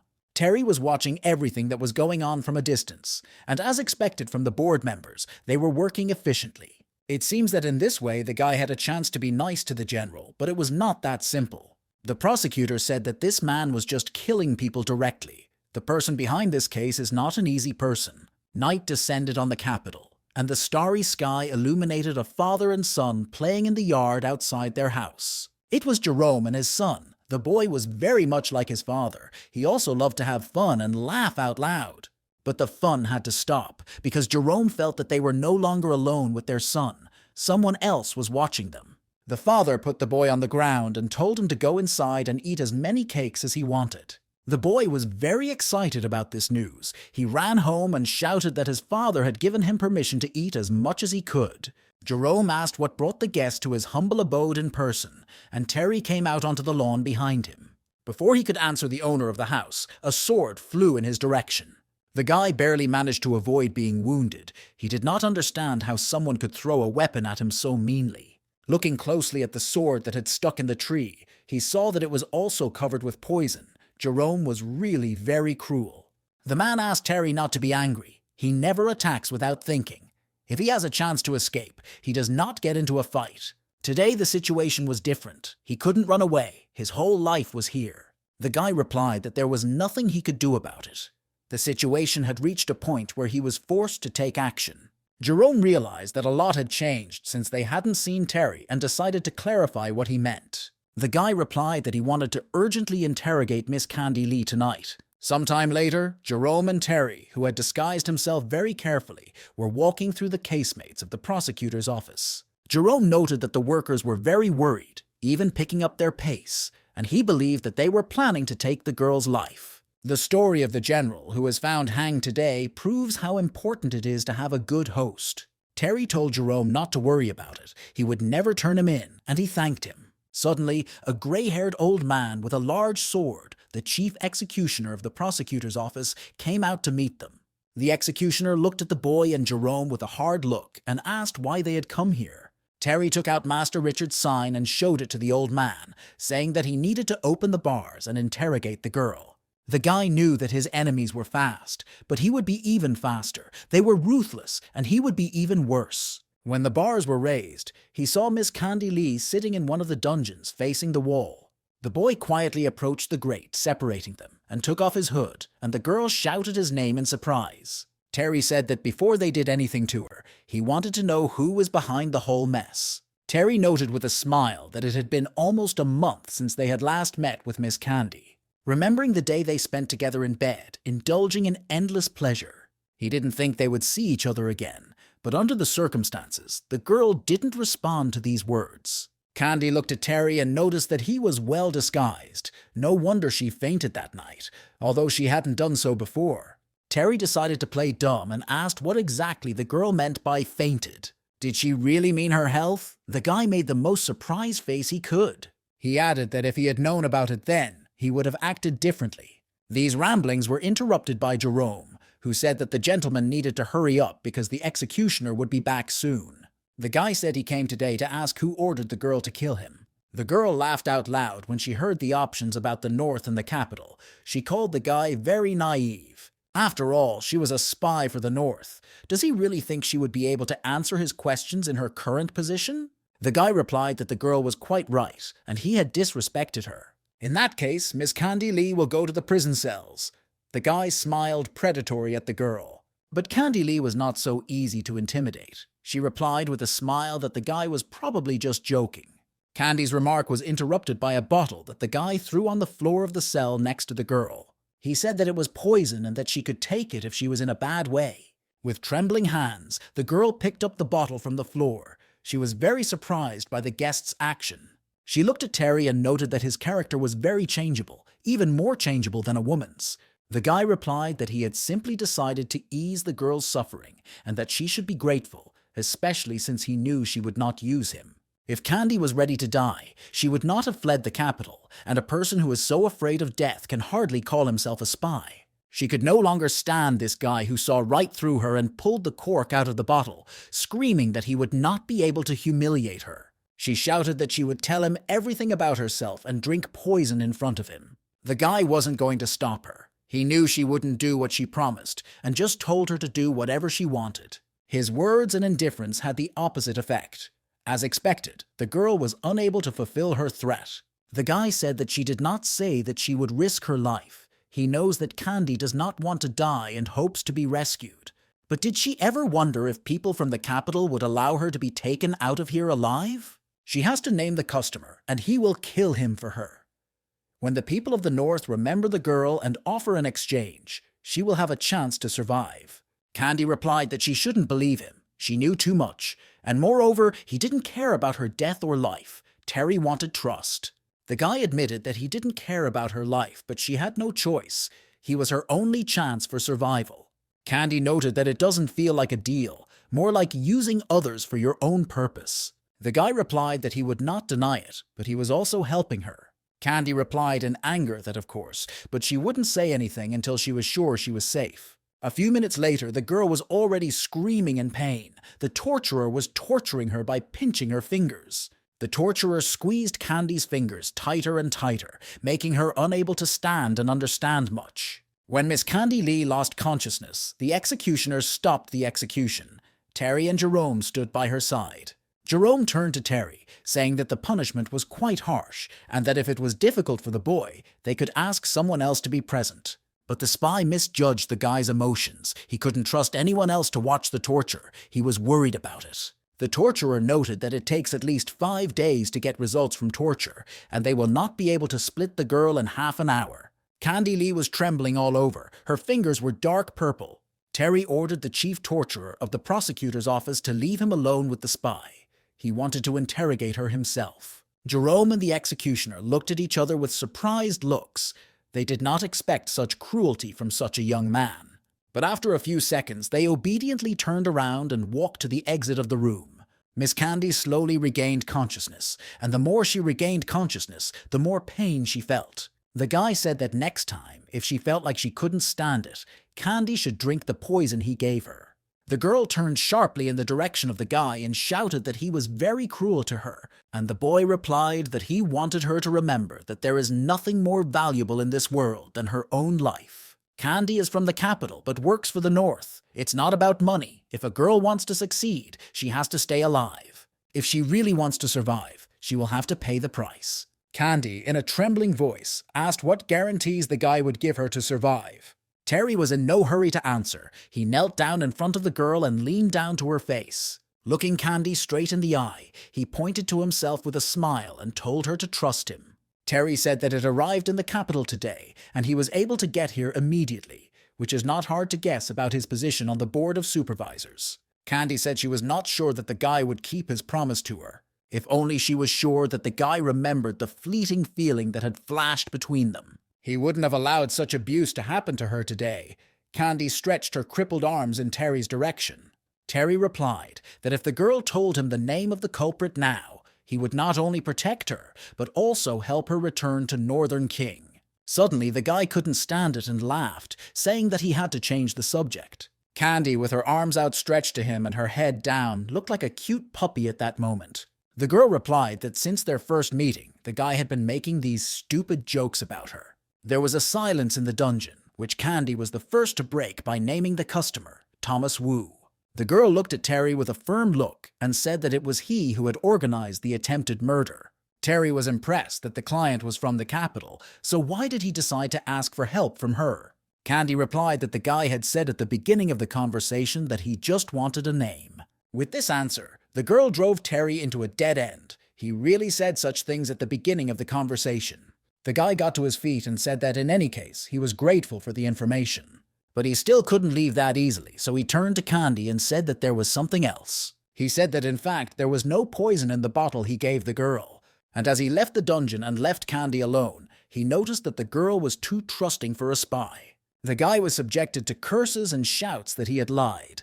And if he betrays her, he will never be forgiven. She will haunt him like a ghost. Nicholas was in the next room and asked the executioner of the prosecutor's office what he thought of his choice. The old man said that the guy was cruel and ruthless, and he took half of it. But although his temper was hot, his soul was kind, the executioner said. Nicholas liked the answer. It is better to be soft-hearted and ruthless in your actions than hard-hearted and ruthless in your deeds. The executioner asked if anyone was preparing to go to detain Thomas Wu, and the guy also promised to send Candy Lee to the north. Nicholas allowed this to happen, while simultaneously recruiting the girl, and if they failed to do so, they would simply kill her. The executioner showed his readiness to fulfill the order, but added that there was something else important. He said that next time Nicholas wouldn't need to be persuaded. It was hard enough to get his chair up here. Terry and Jerome were propping up one of the walls of the Capitol's buildings, and Jerome asked how the boy was so sure that what Candy had said was true. Terry replied that it was simple. If Thomas Wu was still in the capital, it wasn't him, and if he had already fled, it meant that he was involved. In any case, this man is only an advisor and the real culprit is hiding in the shadows. Jerome agreed with the guy, calling him a wise and brave man, but Terry told him to stop complimenting him. He wanted to stop talking. Jerome should find the right person, ask him where Thomas Wu lives and whether he is still in the capital. Jerome instantly fell silent, showing his complete obedience and willingness to obey the order. A moment later, he took off into the air, saying that he would be back as soon as possible. Mr. Terry would have to wait. Terry waited so long for the man that a bird had already landed on his head. Sometime later, Jerome landed next to the boy, jumping from a nearby rooftop. With a smile, he bowed low to Terry and reported that he was already back. The boy attacked the man with furious rage, screaming that he had been waiting for him all night, waiting for an explanation. Jerome said he went to one place to find Thomas, but there was no one there. He learned from the captain that there was a decision to arrest Thomas Wu. On the way, he heard that when the prosecutor's office arrived at Thomas W.'s residence, he was not there. Terry was surprised that Captain Kelly was also involved in this case, and Jerome said that he wanted to ask him. But Terry doesn't have to worry, because Jerome hasn't told him anything, or at least not everything. He was very resourceful and answered only yes or no. The guy asked why the man came back if he hadn't learned anything. Jerome responded to this question with a laugh, noting that Captain Kelly had been patient and held him until sunrise. This remark made Terry explode. He started beating Jerome, and the latter shouted that he could not have lied to the captain. Nicholas, who was nearby, smiled. The man stood alone, far away from his men, watching the snow-capped mountains. It was the same criminal wanted throughout the capital, Thomas Wu. He saw a man approach him, whom he did not expect to see, and Thomas said that he should not have come because he could have been followed. Ethan Lin, Flavor's brother, replied that Thomas had left the capital, so he couldn't help but follow suit. Thomas replied that he really appreciated his friend's kindness, but that he should hurry up, because in a year, Thomas would return under a different name, and they would see each other again. Ethan told Thomas not to worry, because he had been managing this estate for a long time, and even if someone came here, it would not be easy to enter and arrest them. Besides, why keep all these secrets if Thomas already knew about his arrival? The interlocutor laughed out loud. Thomas replied with a laugh that he was really worried. The whole thing was like a joke. Thomas Wu began to tell an anecdote about a man who was very afraid of his wife. But this anecdote was not destined to be told, as both men looked back and saw the silhouette of a man behind them who was not the bodyguard of either of them. This man was none other than Master George, and Thomas's fears unfortunately came true. Ethan was under surveillance. While the two were talking, he had already managed to kill all their guards without making a sound. Brother Flavor started shouting that this was impossible. There were dozens of 8th-ranked masters present. How did this man get here? Master George reacted to the voice immediately and rushed in Ethan Lin's direction. Ethan's indignant cries turned into a plea for mercy. He did not understand what this man wanted and shouted that his father was in charge. But all these cries were drowned out by the swift attack of the killer, who silently did his job. Ethan Lin, choking on his own blood, still tried to say that his father was in charge. Hearing that his target was still alive, Master George delivered a control strike to Ethan, which led to his death. Frightened by this swift attack, Thomas Wu fell to the ground and leaned back against a tree. He put both hands over his mouth, convincing himself that he would not die here, but would live to a ripe old age. He saw that Master George was blind, and if he didn't make a sound, he wouldn't find him. Thomas praised himself, calling himself clever. As long as he was silent, he was safe. But before he could think about it, Master George turned in his direction, as if he knew exactly where he was. All of Thomas W.'s assumptions disappeared, and he screamed out loud in horror, wondering if the killer had seen him. He began to persuade George to listen to him, because he was not the Prime Minister, and he probably needed him. He had a lot of friends in the capital, and if the man had any ambitions, he could help with them. But Master George interrupted these whimpers with a short remark about ending the conversation and swung his weapon. Terry was sitting across from Prince Leo and was eating apples in half with gusto. Leo said he wanted to see him, but because of his injury, he gave the guy time to recover, and now he came hoping that he would not be offended. Terry, still chewing, replied that he had already said that he did not blame the prince for anything. But Leo insisted that he was indeed guilty and came to apologize on behalf of the prince, who wanted to appear in person but could not because of suspicions. Terry put down his apple and asked if it was really the work of Prince Leo and his brother. Prince Leo replied that of course not, because the second prince would never do anything bad to Terry. The guy replied that he was of the same opinion, which is why he does not accuse them of anything. They can be sure of that. In fact, he didn't know where Thomas Wu had run off to, and he didn't know who was behind the whole mess, and Terry didn't know what to do either. One of Prince Leo's men quickly ran up to their table in the Courtyard Inn, interrupting their conversation. He leaned into the prince's ear and whispered something quietly but nervously. Prince Leo's eyes grew rounder with the information he heard, and he said that there was a problem. Yesterday, a murder took place in an estate at the foot of Mount Kangshan. Thomas Wu and Ethan Lin were killed on the spot. Terry, not believing his ears, decided to ask again if he had heard correctly, and Thomas Wu was already dead. At first, Prince Leo did not believe his interlocutor's reaction, and asked if he had anything to do with it. Terry began to assert that he could not kill someone that even the board of supervisors could not find. These words made Prince Leo think the boy was right. The case was strange. They say that the couple was killed with a single swing of a weapon that looked like a metal skewer. The prince's words made the boy choke on the apple he was chewing, a weapon he was painfully familiar with. Thomas Wu was the organizer of that assassination, and Prince Leo urged Terry to be careful not to arouse suspicion. If it was really Terry's work, then the prince really underestimated him. To kill the masters in one blow, Leo could only be proud of him.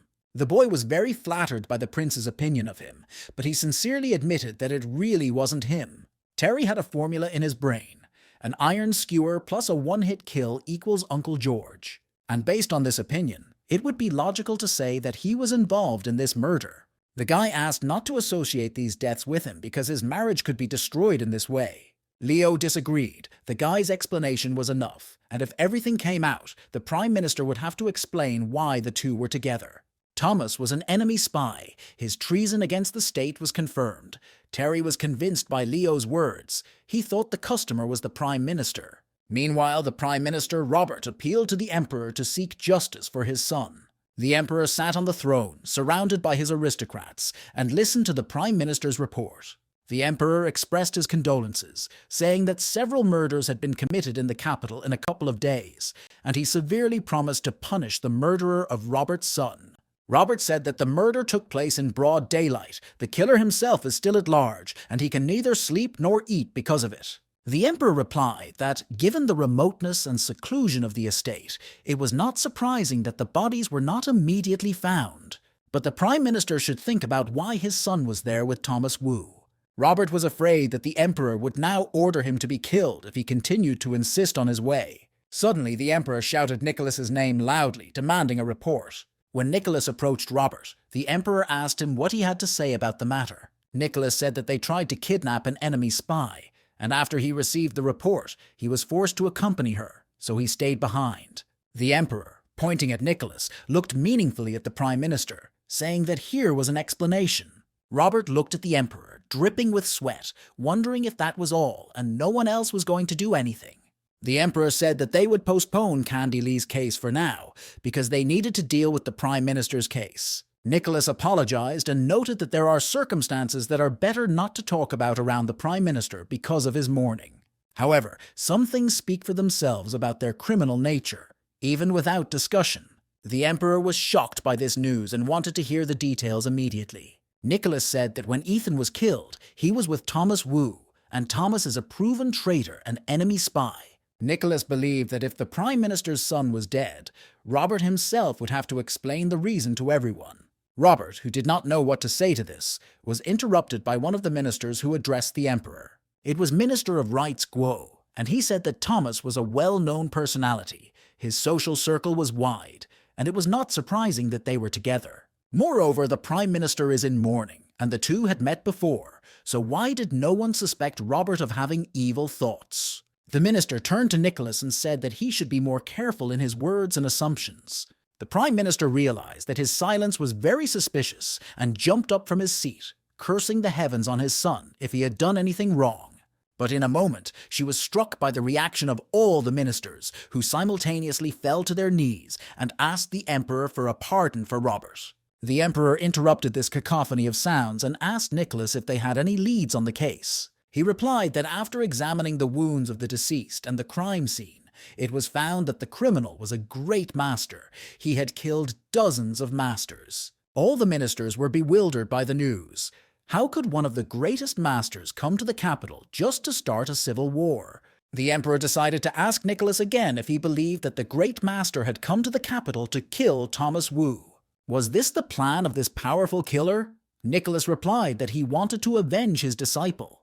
2 women were among those killed in the counterattack, and it has been proven that they served one of the great masters. The emperor asked why he chose Thomas Wu as his victim and not someone else. Nicholas replied that this master does not like to get involved in politics. Thomas promised these girls something and they died because of him. That is why this man considered Thomas Wu to be his blood enemy. The emperor found such explanations quite logical. The emperor summarized everything he had heard by announcing that the murderer of Prime Minister Robert's son had now been found. The hall was completely silent, no one made a sound, and the emperor asked if Robert was satisfied with this verdict. The prime minister replied that such evidence was quite convincing, except that he might not be satisfied with it. The emperor exclaimed that this was excellent and praised Nicholas for his investigation, telling him to come to him later, he had business to attend to. Everyone left the imperial hall under the emperor's new orders without saying a word. Sometime later, the emperor and Nicholas were sitting at the same table drinking tea. The emperor still could not believe the news that the perpetrator of the murder was one of the greatest masters. He nervously threw the cup of tea on the floor, shouting if it wasn't complete nonsense. He looked at Nicholas, who was sitting grimly across from him, not saying a word, and ordered him to speak. Nicholas replied that he would not have dared to conceal any details from the emperor. The wound was characteristic, and the others agreed. The emperor insisted that the general continue to talk nonsense, trying to deceive him, and asked if Kevin Wu had returned. Nicholas replied that he had not returned. He was still in the capital. The emperor put his hand to his forehead in frustration, saying that Nicholas had not even informed him of this. What else he was hiding? The general replied that he did not want to hide anything, but the emperor simply did not ask himself, and if he did ask something, Nicholas would answer honestly. The emperor knew that Nicholas was unhappy with Terry Fang's marriage, but the business really belonged to his mother, so why not let him inherit it? Nicholas replied that Terry's mother had a hand in the board of supervisors, so why not give it to her boyfriend as well? The emperor asked whether Nicholas really thought it was so easy to become chairman of the council, since he himself had not been put in charge of anything. It would have been better to focus on managing the treasury before there were fraudsters, and there is plenty of money in the sea. Nicholas, however, wanted to understand the emperor's position on the board of supervisors. The general did not know what would happen if he decided to leave his post, how to deal with them. It was very dangerous to put all this burden on the shoulders of a stranger. The emperor decided to ask, in that case, whether Terry Fan was the same outsider. Nicholas replied that it didn't matter whether he was an outsider or not. It was how the emperor felt about it that mattered. He looked at the emperor and noted that his blood was still flowing in this boy's veins. The emperor stood up from his chair and said he would set up a meeting with Terry and then make a decision on the matter. Nicholas asked for permission to leave. The emperor wanted to reprimand Nicholas, but instead he was reprimanded. This old dog seemed to be on pins and needles, and we must use this power to the maximum. He watched the general closely, repeating Terry's mother's name to himself, wondering what he was taking. Nicholas rode his chair out of the emperor's chambers and into the street, where two subordinates were waiting for him. He told his men not to rush back to the council. The general wanted to see something else. Two palanquins arrived at one of the forest glades for a confidential meeting of the people sitting in them. Eric Fan pulled back the curtain of his palanquin and asked his interlocutor what he wanted and why he had called him. The curtain of Nicholas's trench coat did not move, but a cry of indignation came from him.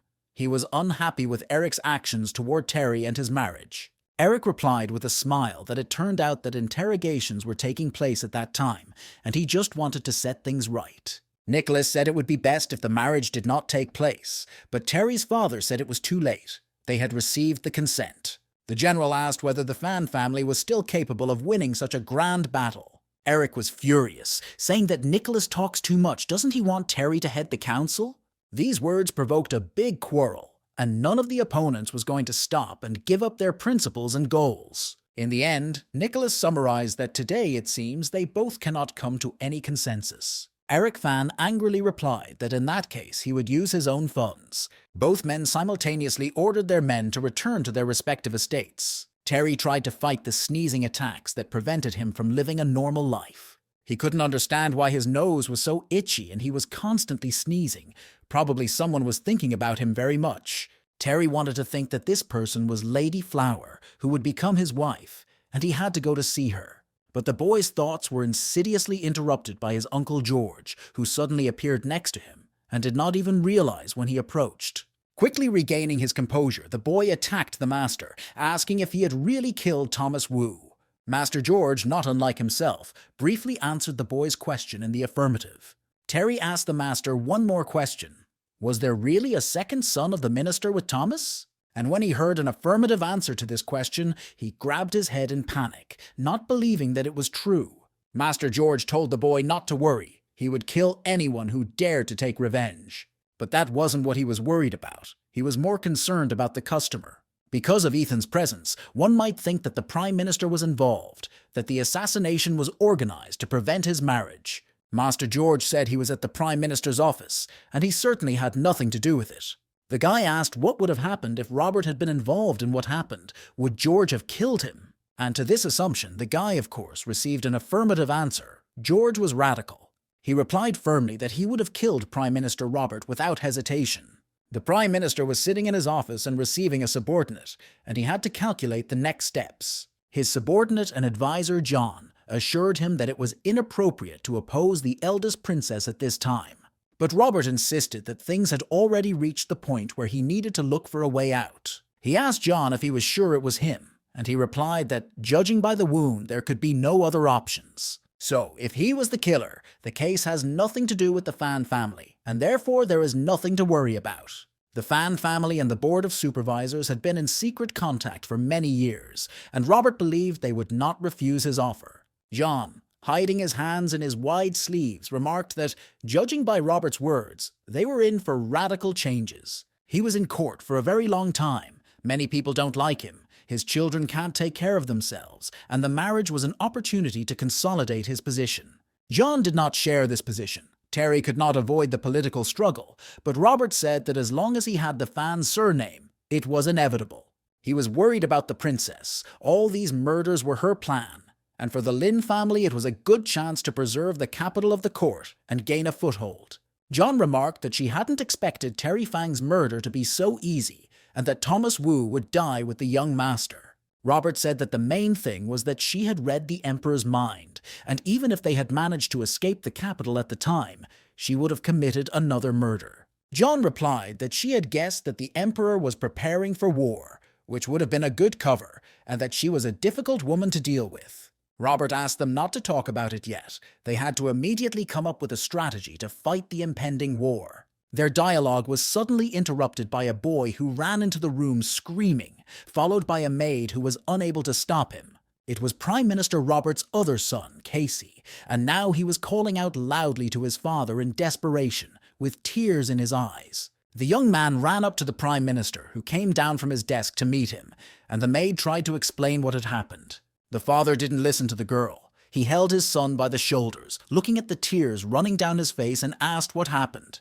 Casey, crying at the top of his lungs, replied that he was fine, but his brother still hadn't returned, and Casey missed his brother very much. The father looked at his son with all his eyes, feeling great pain. He did not know what answer to give the boy.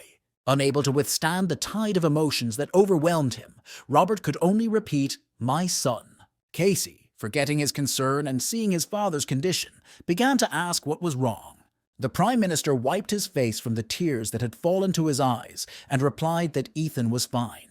Putting his hands on his son's shoulders, he told him that his brother would be back soon, in a few days, and that Casey shouldn't worry. It was time for him to sleep.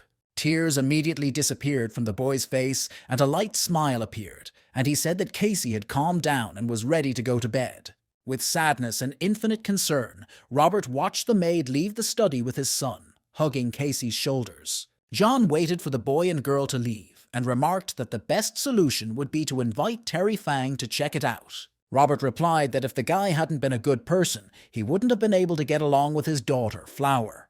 With such support, the guy had no reason to worry about anything, but he had to act quickly and immediately. The Prime Minister realized that the boy had a great future ahead of him, and the main question was whether he would be able to cope with it. Terry was sneezing again and again, and for days on end he could not cope with this affliction. With so many of these sneezes, this nuisance was definitely not a simple cold. Uncle George, who had appeared out of nowhere, said it was possible, and the boy replied that George had too much free time these days. The master replied that the investigation was ongoing, and that the Imperial Court and Taiping Court were the places she was most interested in. The risks for the Imperial Court are too great, and perhaps the second option should be pursued first, Terry said. Before he could finish the sentence, all that was left of Uncle George was a short, "okay." The boy was always amazed by the master's way of disappearing and reappearing unexpectedly and unnoticed, but his surprise was interrupted by a maid. The girl said that the Prime Minister was inviting the boy to his residence for a conversation, and he said he wanted to meet his future son-in-law. Terry was surprised that Robert wanted to see him. Perhaps he suspected him of being involved in his son's death. The boy decided that first he had to go to his father's office, and he put a box with a bottle covered with paintings on the table right in front of him. Eric said that Robert loves snuff boxes, so he bought the most expensive one in the capital. You can't come to your first meeting empty-handed. Terry was impressed with his father's level of training, and he was once again convinced that he could really rely on him. However, instead of thinking about such nonsense, why doesn't Eric think about what Robert wants to talk to Terry about? Eric Fung did not like the way the guy called his work, but he still asked what Terry thought about it. The guy replied that there were two options. The first was to find out whether he was involved in Ethan's death, and the second was to understand what his attitude was towards the marriage. But the boy was not sure that he was thinking correctly, so he decided to ask his father's opinion. Eric replied that Terry hadn't noticed that the invitation said son-in-law. His father was sure that Prime Minister Robert was favorably disposed toward the boy. Meanwhile, a secret meeting between one of the maids and Robert's advisor, John, was taking place at the Prime Minister's estate. John told the girl that Robert Lin wanted to meet with Terry Fan today, and that he had to agree to the marriage. The maid said that it was all quite expected, but decided to find out if there was any more news. John replied that Robert knew. Thomas Wu served the princess. He suspects her of his son's death, and he plans to break off the relationship. The maid stared at her interlocutor in surprise. This news was quite unexpected. A mirror broke in the eldest princess's chamber after a maid told her the latest news. The impudent and arrogant girl did not see any sense in such decisions of Prime Minister Robert. She was almost out of her mind with rage and demanded that the maidservant bring Robert to her when he appeared in the palace. The eldest princess wanted to see what Robert was made of if he dared to break off all relations with her. Terry decided not to delay any longer and to come to the Prime Minister's office to meet with Robert. When he entered the courtyard of the estate, he saw Casey sitting by the pond, and the servant opened the door for him to wait a minute there. Casey turned his attention to Terry, who was standing next to him, and asked him, pointing at him, who he was and why he hadn't seen him before. Terry wondered if the boy had been sent to test him. They would soon be family, and he promised himself to take good care of Flower. Smiling into Casey's face, he said his name was Terry Fan and asked him what the boy's name was. The young man thought about it. His father had told him to be wary of strangers. His name was Casey, but he couldn't tell anyone. Terry couldn't stand it and laughed out loud, saying that Flower was his fiancée. How could he be considered a stranger after that?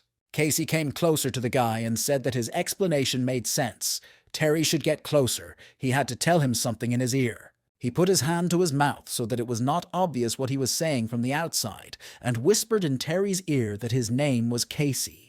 The boy reacted to the young man's act with a happy smile. He said that Casey had a great name. The boy agreed with his interlocutor's praise, but noted that Ethan did not like his name. Terry decided to ask again to make sure he understood. Ethan doesn't like his brother Casey's name. The guy said that his brother Ethan doesn't like it when Casey calls him that.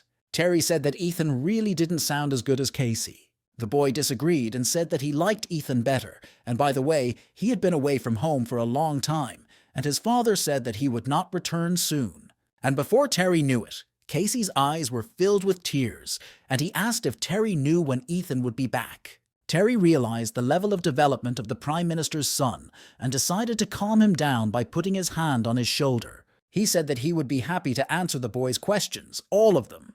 Casey was very excited about the offer. He had something he wanted to ask, but the boys were not alone in the yard. They were being watched. Terry immediately felt it, but decided not to let on that the Prime Minister's man was behind the column. Terry looked at the stranger in the shadows and told Casey to take his time. They had time to talk. Prime Minister Robert was in his office, listening to a report from John, who had been sent to observe the newcomer. John replied that everything was going well, and that they had established a relationship, even on a better level than Robert could have imagined.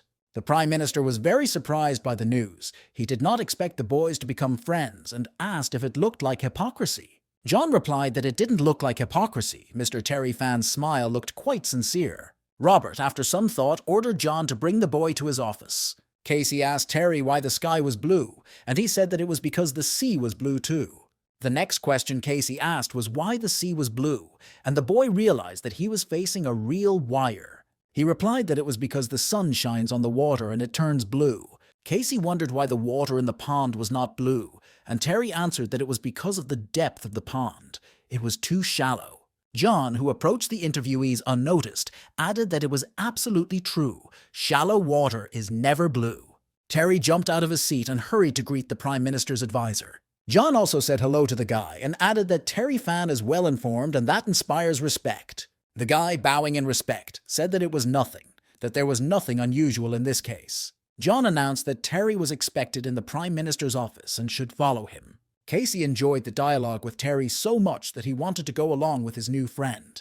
But John replied that the boy would have to play alone for a while, and John would come back to him as soon as he saw Terry Fang off. Prime Minister Robert was in his office, attending to business, awaiting the visit of his future son-in-law.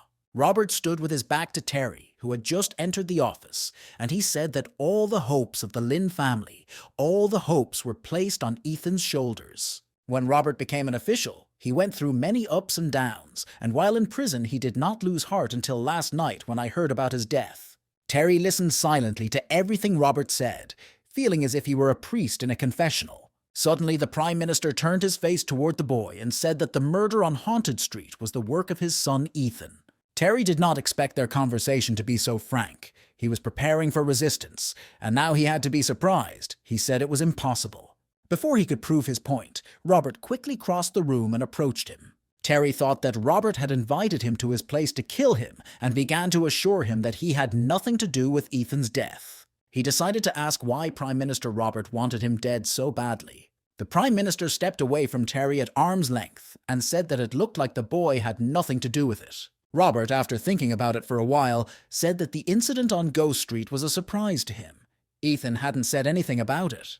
Terry thought about Robert's words and wondered if his son Ethan was the main person who wanted to kill him. The Prime Minister said that Terry and Flower's marriage should be organized as soon as possible. There was no point in delaying. The guy was incredibly excited at the news, but outwardly he showed no reaction. Robert noted that he will try to support Terry as much as he can, and in the future, the Lin family will be under Terry Fang's leadership.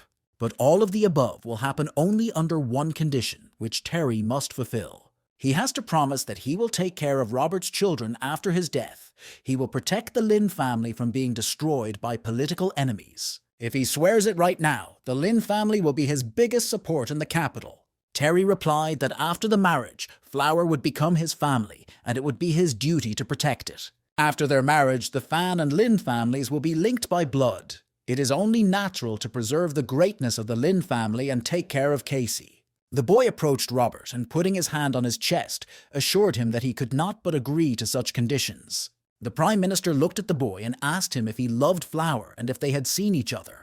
At that moment, Terry realized that he had been careless during his impassioned speech and had blurted it out. Terry decided to tell almost the truth. He said that Fiona found out that he was Richard's student, so she organized their meeting with Flower. Robert said he heard the news that she was improving every day, but he never thought he had Terry to thank for that. Taking another sip of tea from the cup he was holding, Robert said that he fully approved of Terry and Flower's marriage, that he gave his consent. Terry was over the moon after hearing these words from his future father-in-law, and he thanked the Prime Minister for this decision. Meanwhile, Casey was playing in the yard with water poured into a basin, trying to make sure the shallow water was not blue. But now the boy was interested in what the sea was really like, because he had never seen it, whether it was really blue. Terry, who came out of the Prime Minister's office, said that he would definitely show the boy the sea. Casey ran up to the guy and said that he heard he was going to marry his sister, Flower. He said that Flower was a good person. She would definitely take him to her place and feed him, and Terry said yes. Terry said that in the future he would marry the boy's sister, which means they would become brothers. An excited Casey scratched the back of his head and asked what he should call Terry now. He had an idea. Maybe he would call the boy Ter. Terry asked if Casey had any other options because the proposed one didn't sound very good, to put it mildly.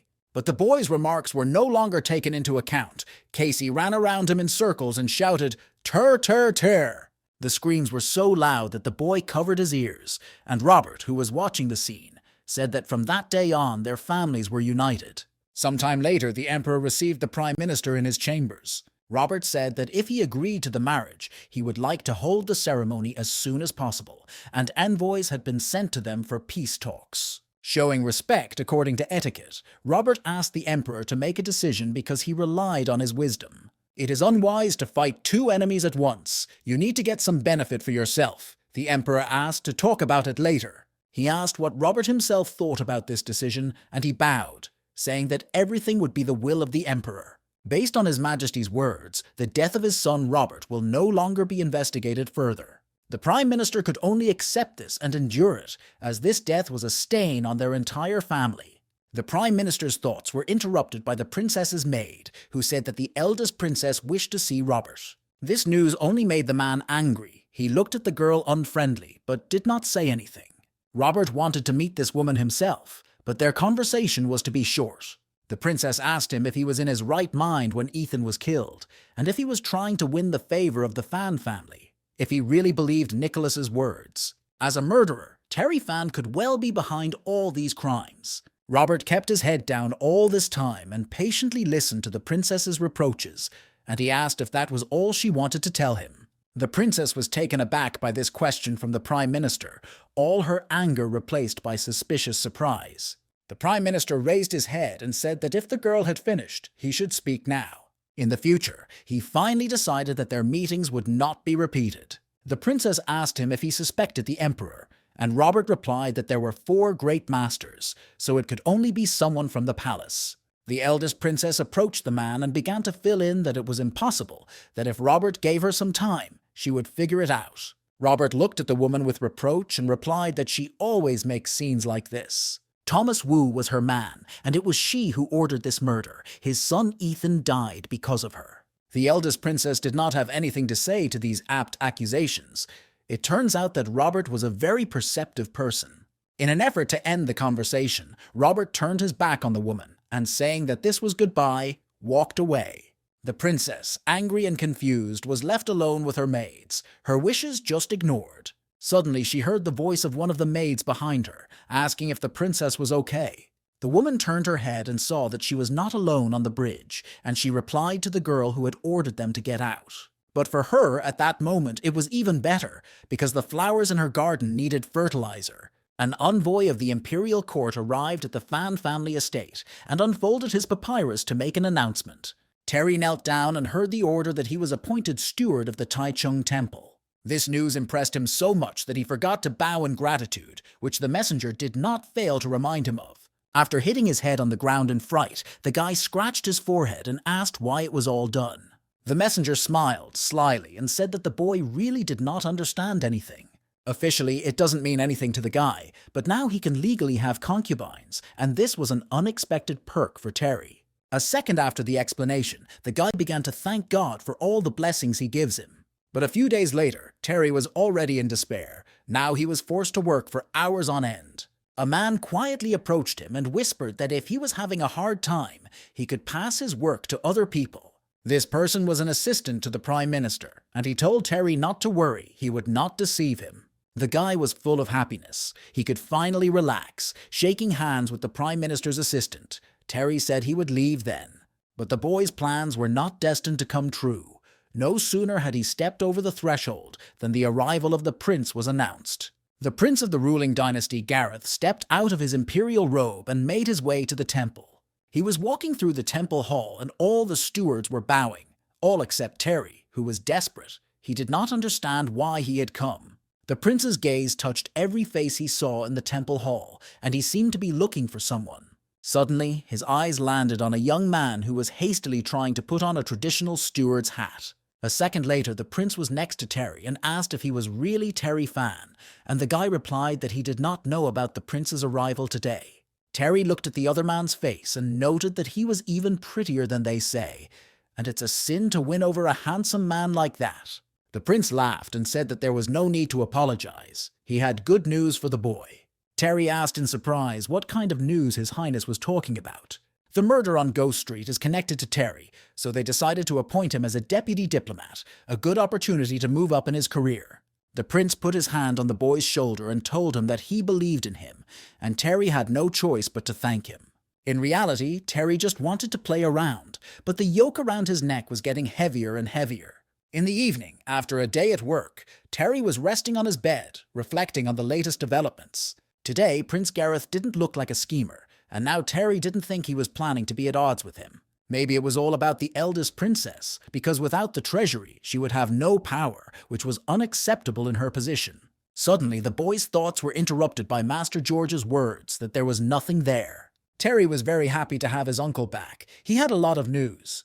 But the guy was stopped in his tracks by an unexpected attack from Master George, who punched him right in the face. The master could hear Terry writhing in pain and noted that the boy had regressed. Terry's squirming in pain ended when Master George told him that the desired key was in the palace. According to George's investigation, the 3 most likely locations were palaces: Xingqing, Hongguang, and Guangxin. Terry was amazed. These were the palaces of an emperor, a dowager empress, and a princess. Master George said that the best option, in his opinion, was the Hongguang Palace, and he did not pay attention to the boy's comments. With 500 people patrolling these places, not to mention a secret Grand Master, it would be difficult to avoid such security. Master George interrupted the boy by saying that this was why he needed Terry's help. Master George, quite logically, reasoned that they should do it together. The boy stared at his master in amazement and could not believe what he was hearing. Could they really get into the palaces? A few seconds later, Terry was waving his arms with all his might and shouting that he refused to participate in this plan. Master George noted that once the location of the key became known to everyone else, there would be no turning back. Terry was afraid that if he was caught, he would be finished. It was just a walk for his uncle. The guy got into his bed and covered himself with a blanket, saying that he would not move. Mr. George, realizing that the young man was stubborn, said that he was not interested at all. Terry probably doesn't want to think about what his mother left him anymore. These words were right on the mark. They raised Terry from his bed as if he were dead from the grave. The guy's face changed. He immediately became determined and asked what was required of him. Master George said that he would distract Ernest's attention, and the boy would sneak in and find the key. Terry asked who Ernest was. Master George replied that Ernest was one of the greatest masters. He guarded the emperor and his family. If he is distracted, it will be an impossible task to enter the palace. The boy asked how long Uncle George would be able to distract Ernest, whether 3 hours would be enough, and he answered in the affirmative. The guy decided that he would go for it, but before he did anything else, he needed to make sure that everything went well. First, he should appear very drunk in front of a large number of witnesses, and the same night he will go out on a case so that no one will even suspect him. But there was a big hole in this plan. The boy did not know the way to the palace, but he had an idea. A few days ago, his father-in-law said he was going to the palace to pay his respects, so it was a good chance to find out everything, maybe find the key. But how can Terry not be suspicious when the key is stolen, because it makes no sense for anyone else to steal it? But the guy had an idea about this as well. He just needed to find someone who could make a duplicate, and that person was Jerome. When Jerome makes a duplicate, Terry will put the original back in place so that no one notices, so everyone stays safe. After thinking through the plan in detail, Terry felt like the smartest person in the universe. He invited his uncle to celebrate when it was over, and they actually decided to do so. At work, Terry was convincing his father-in-law's assistant that he had never participated in negotiations with the enemy and was a little nervous about what to say. He replied that it was important for them to defend their position, but the wording should be subtle so that they could feel the power of the country. In any case, the guy shouldn't worry about it. He just needs to listen to his mentor. Terry asked if they could use the data in the documents in their negotiations, and Robert's assistant said that it was extremely useful. With this information, he was confident that they would succeed, but he could not say the same about himself. A representative of the enemy immediately started shouting that it was their territory. Terry realized that now was the time to stand up for his interests and whisper to his mentor to enter into negotiations. At first, the Prime Minister's aide quietly asked whether the opponents really considered it their territory. When he received no answer, he asked the same question, but louder. Finally, losing his patience, he shouted at the top of his lungs that if his opponents wanted to regain the land, they should send their troops here. This statement outraged the enemy, and their representative pointed his finger at the man and shouted that he was just a fool. He also said that these negotiations are over. They can discuss which of them is right when their country falls. He saw through the enemies. He shouted even louder that their great country could not give up its territory, which they had so brazenly occupied. The man ran into the middle of the room and, pointing his finger at his opponents, shouted whether they accepted their terms. Sometime later, an aide to the Prime Minister says that this quiet place suits his delicate mental organization best. The guy said that everything that happened was probably too much, unless he was going to gracefully show the power of the country. But the Prime Minister's aide said, wasn't that an exquisite move on his part, and the guy couldn't agree with that. The man said that they could not be inferior to the soldiers in their steadfastness, and if they did not want to fight them, they had no reason to give up so easily. Thanks to the information Terry provided, he became more confident that he could handle the case, and the man asked how he had gotten the information. Terry had recently received this folder from Jerome, who in turn had taken it from Nicholas, but he could not tell us about it. The guy came home from work and finally had a nice dinner of melon and sighed.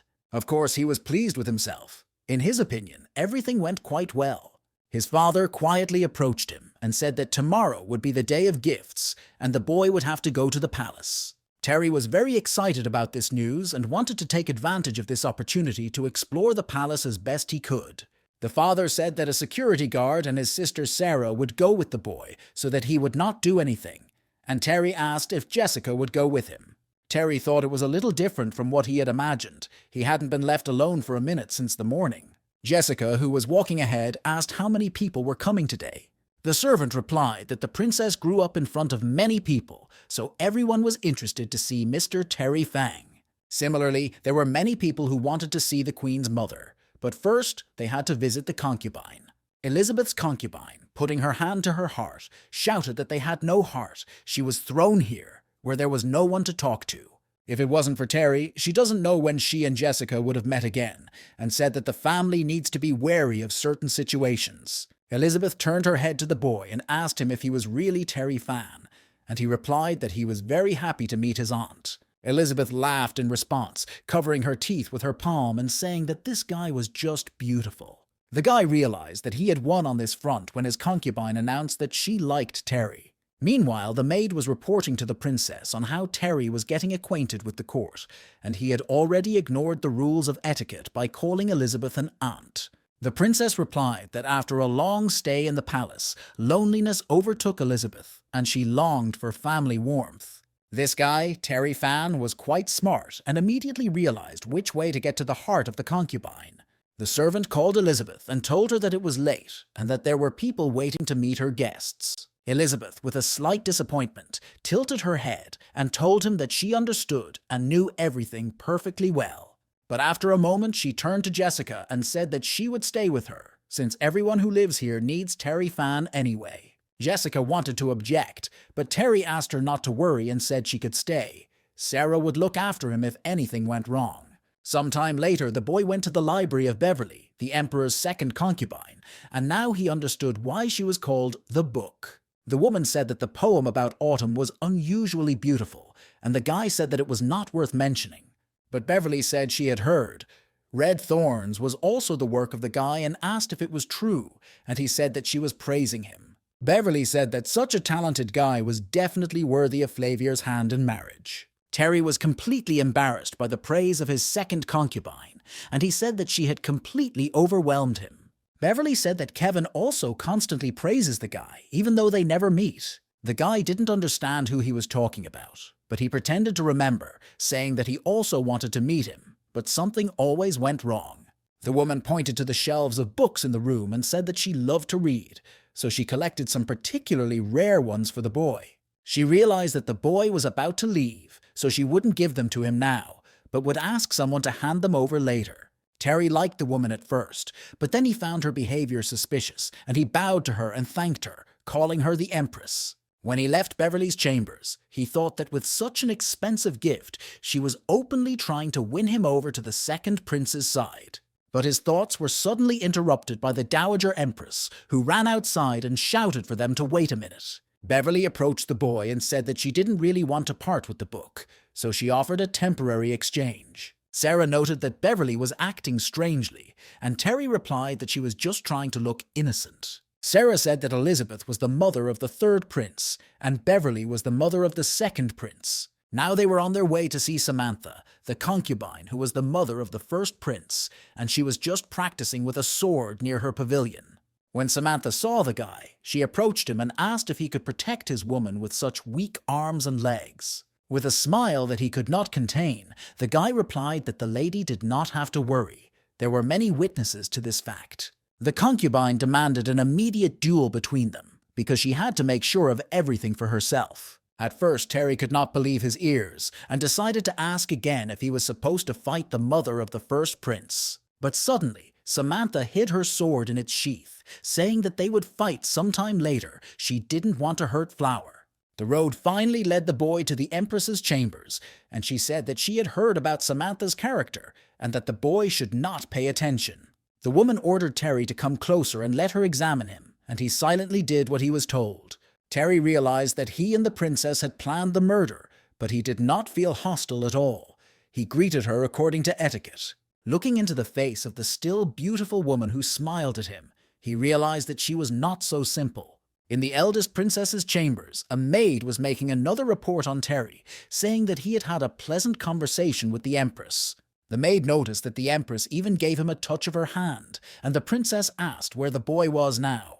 The maid replied that Terry Fan and her sister were already at her pavilion, and the princess was pleased with the news. She considered herself to be different from all the previous women whom the boy had visited. The princess did not like to pretend. After ordering the maid to follow the visitor, the princess finally told her to call Michael. Suddenly feeling dissatisfied with the maid's slowness, she shouted at her to move faster. At the very last moment, the princess turned to the girl and told her to bring Michael a bow and arrows. A maid came out to Terry and his escorts and announced that the princess had ordered only him to enter. Sarah didn't like it and wanted to talk her brother out of it, but he said it was okay. He would be back soon. The girl watched with a rapid heartbeat as her brother walked alongside the maid to one of the most dangerous women in the country. Upon entering the pavilion, the boy saw many translucent curtains in front of him and began to look behind each one.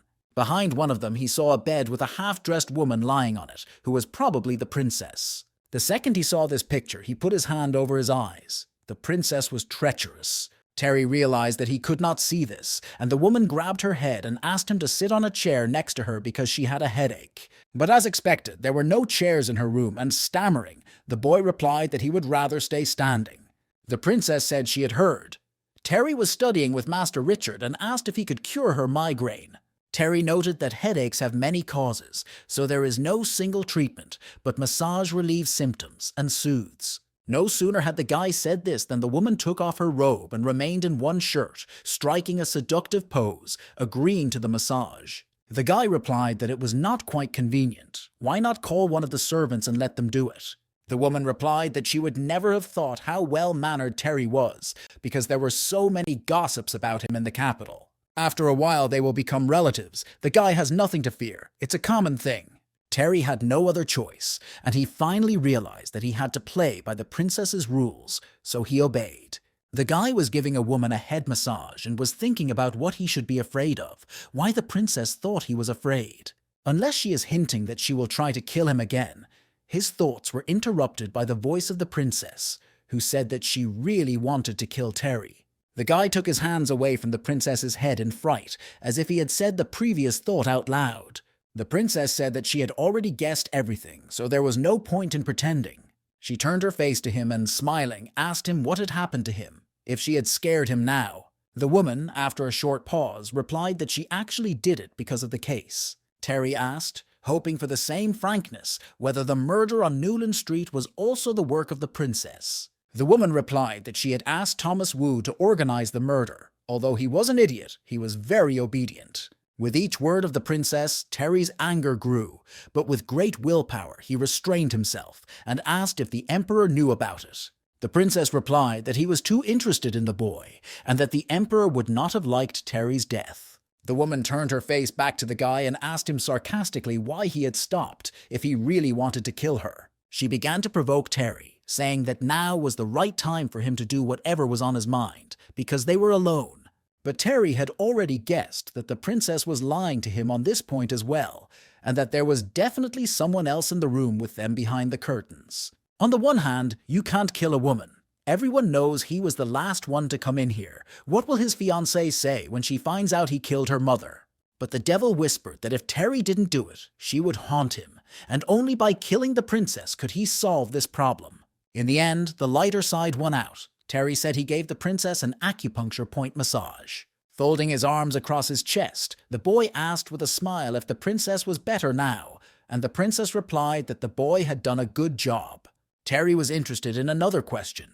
Who was the organizer of the assassination attempt in Danzo, and was told that it was her work. The boy, of course, had no doubt that the princess was the organizer of all the crimes, but he was pleased with her frankness. The woman asked, with a hint of disappointment in her voice, if the boyfriend would do anything after this information. Terry decided to be as frank as she was and said that at first he wanted to kill her, but fortunately he refrained. Michael, the Emperor's archer, was aiming for Terry, but he heard that the boy knew about his presence, because he said that in that case, he would have been dead by now. The princess said that she would probably have to try to kill the guy again, and Terry replied that he was not known for his patience. The boy walked a few steps away from the princess's bed and said that he wanted to leave unless he had other orders. After passing a few curtains, the guy ran into Michael, who was standing with his weapon lowered and looking at him. When he went outside and approached Sarah, the guy said that the woman was completely crazy, and the girl asked him if she had threatened him. He replied that he was not, but she was wearing too little clothing and asked for a massage, and in the process an arrow was aimed at him, which could have killed him.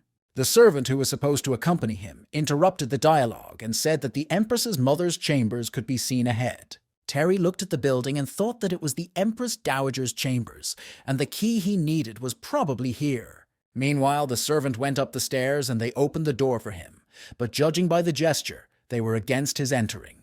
They had a conversation, and the servant told Terry that the Empress was not feeling well, so there would be no visits today. The guy wasn't too upset, and anyway, he found out the exact location so he could go home. Sarah heard what Terry was saying and was amazed that he was going to steal something from the Empress Dowager's chambers. But the guy made her shut up. No one was supposed to know about his plan. The girl would not get hurt. Sarah asked what exactly he was talking about, what part of the plan she would be responsible for.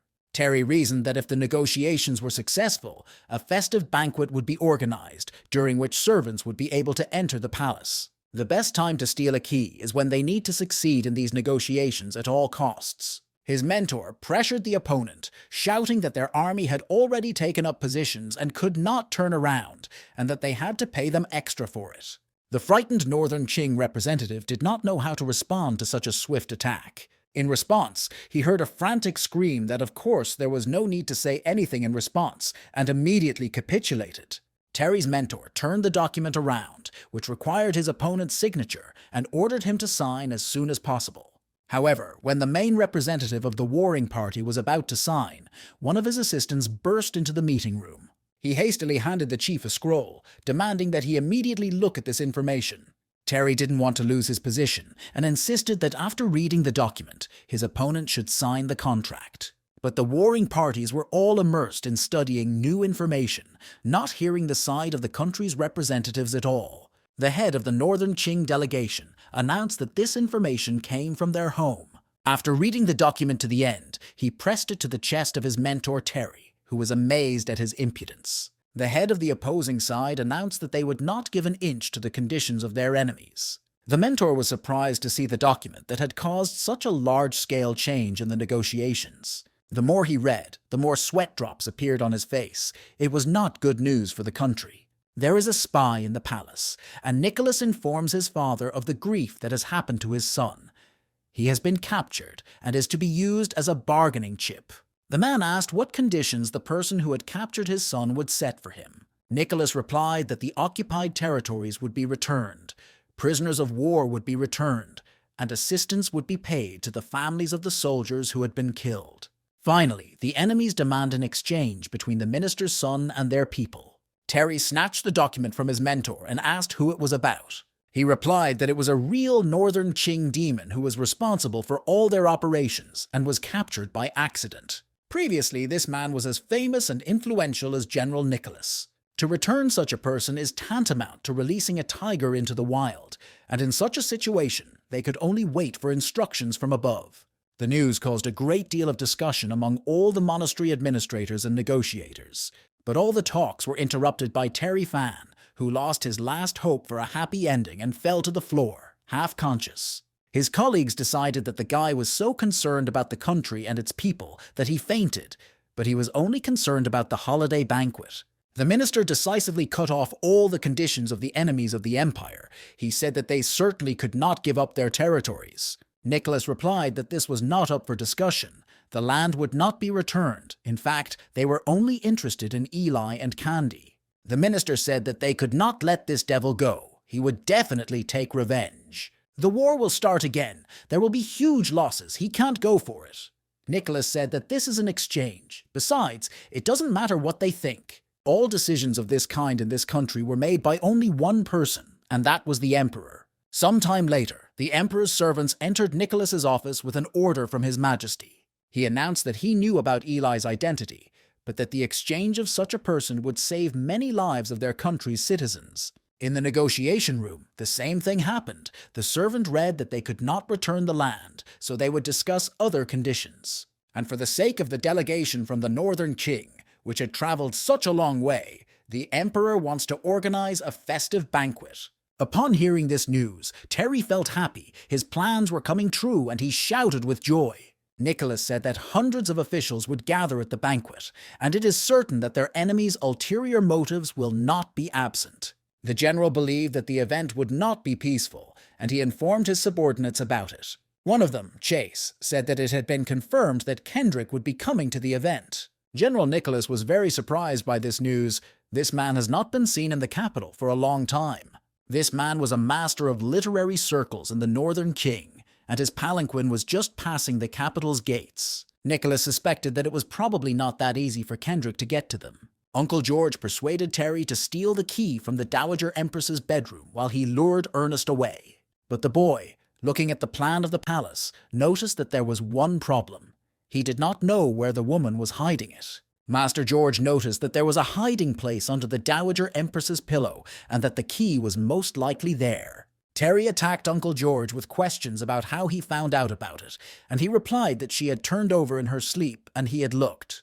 The guy stood up from his chair. He was determined he had to finish this case. The last piece of the puzzle they had so carefully put together was about to fall into place. It was crowded near the Imperial Palace, and the guards were carefully checking everyone. Finally, it was Terry's turn, and he began to lay out all his weapons on the table. Surprised guards lined up near the table, watching the guy first take a giant cobra out of his pocket. After that, Terry took out a large mace from behind his back. And finally, from the same place, the guy pulled out a huge sword, which caused a storm of emotions among everyone who watched him. The guard asked him why he was here, to rest or to kill people, and Terry replied that a practicing martial artist always carries a weapon. Gerard, who was also standing nearby, couldn't understand how a decent person could bring such a thing with him. Soon, Terry Fan would pay for everything. Terry heard the boy's words, and Gerard's father, who saw this, grabbed his son by the ear, apologizing for his poor upbringing. The Guo family's movie comedy was interrupted by the shouts of everyone present that the second prince had arrived. Terry watched as a tall and handsome man in a beige kimono climbed the stairs. It was Evan, the second prince of the empire. The boy, along with everyone else, bowed respectfully before Prince Evan. The second prince, without stopping anywhere, immediately approached Terry Fang, saying that he had finally met him in person. He added that he believes he should have made more efforts to help the boy in court. The boy blushed and thanked His Highness for such attention, but thought to himself that it would have been better if he hadn't helped at all. Soon, the prince of the ruling dynasty, handsome Gareth, arrived at the Imperial Palace. Gareth, also seeing Terry, immediately approached him in front of everyone present. Gareth said that Terry had done a good job, and next time he would throw a banquet in his honor, but Evan noted that he had invited the guy first. Terry wanted to fall through the ground with embarrassment, and the two princes walked with him inside the Imperial Palace in front of all the envious people. Inside the hall for the Imperial reception, the number of guests gradually increased. Soon, the eldest princess and her maid joined the party, but the boy was not interested in her. He asked his mentor who the man was who was sitting with his sword in the emperor's palace. The mentor replied that this man was Eli. He never leaves his sword. His Majesty allowed it. Eli is an exception. A drop of cold sweat ran down the guy's forehead. That's what it was. Those two mercenaries were probably his students. Immersed in his thoughts, the boy did not immediately realize that Eli was staring at him with his heavy gaze. This look completely knocked the guy out. He hoped Eli wouldn't do anything to him with so many witnesses. Terry's frightened thoughts were interrupted by his mentor, who told him that Kendrick had arrived at the event. The boy watched as the good-looking old man walked into the Imperial Hall, stroking his powerful beard. Everyone present, as if on cue, began to greet Kendrick, showing him great respect. He was an authority. The mentor told the astonished Terry that he was the #1 man in the world of contemporary literature, an idol for many learned men.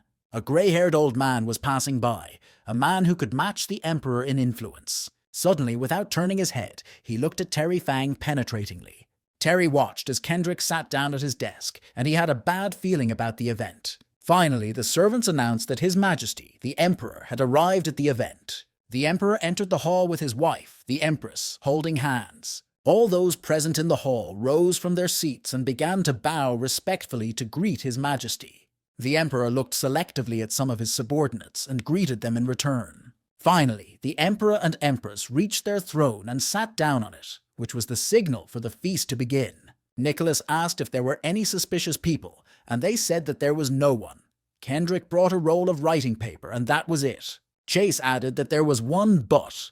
A man named Eli, who was authorized to enter the palace with weapons. General Nicholas asked if he pointed his sword at the emperor, would they be able to stop him? Chase replied that their eunuch was in the palace, in the banquet hall, and Nicholas breathed a sigh of relief. The emperor looked at all those present in the banquet hall and called Terry Fang to him.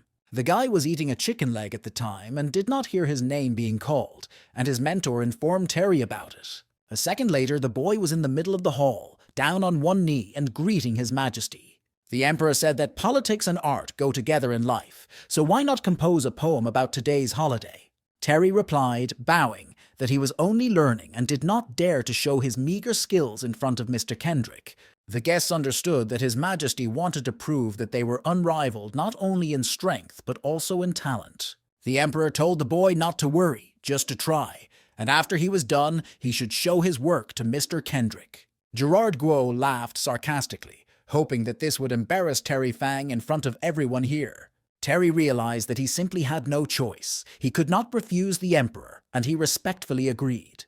He walked to his desk, immersed in his thoughts, his brain already processing the first lines of the poem.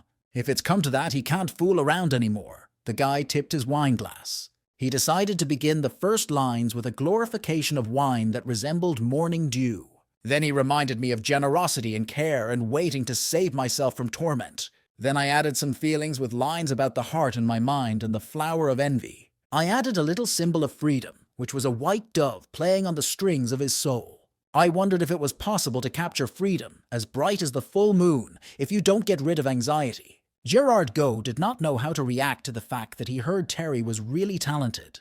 The emperor was moved by the lines that the more evil a person is, the more useless he becomes. In the following lines, the boy could no longer determine his place in the world. The stars and the moon were not enough for him.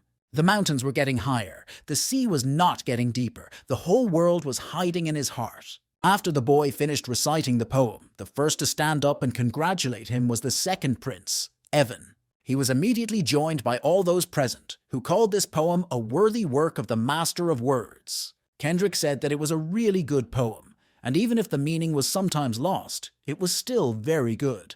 Kendrick noted that for a poet, the content always comes first, and he didn't think that such talented people were still being born at this time.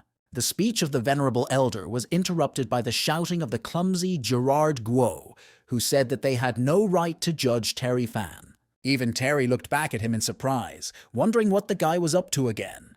Gerard shouted with rage for Kendrick to name at least one poem that would be superior to the one they had just heard. The emperor interrupted the boy's cries, demanding that Gerard stop these rudenesses. The emperor also asked Kendrick to ignore Gerard Go's words. Terry watched as just a couple of phrases served as a catalyst for a new conflict. The boy realized that Gerard would not have dared to do this on his own. Someone must have talked him into it. Involuntarily, the boy turned toward the older princess, wondering if it was her handiwork. The woman was sitting there, hiding her smile from everyone behind her clothes, who would doubt that she was involved. Kendrick noted that he had already heard about the poem that made Terry Fan famous in the capital. Most people consider the first lines to be the most important, but he likes the last ones. It's a pity that they were not written by Terry Fan, Kendrick said in conclusion.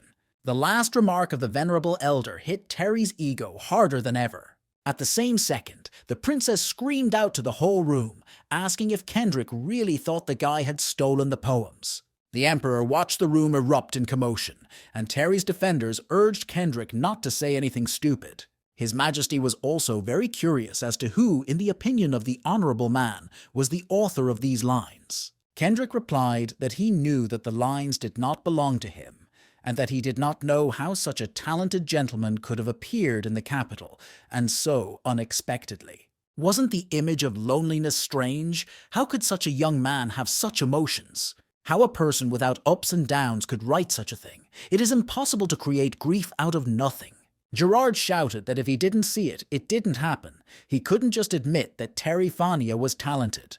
Terry said that Kendrick just didn't know him well enough to accept these unconvincing arguments if they had just met today. The emperor noted that the young man's words were quite logical, as the law had always come first in their country. If Kendrick wanted to accuse someone of something, he needed very strong evidence. Kendrick stood up from his seat and pulled out a piece of paper from his sleeve, saying that a letter from his master should be enough. These lines completely repeat what Terry Fan wrote, but this manuscript appeared much earlier than the young gentleman's. All those present were drowned with surprise. The true face of the Fan family's son was revealed before their eyes. Kendrick remarked that if the guy was so good, why shouldn't he use his talent instead of stealing other people's work? And as if trying to hurt the boy even more, the old man repeated that he should think about this idea very carefully. The emperor turned to Terry Fang and said that he had all the evidence in his hands now, and he asked if the boy had anything to add.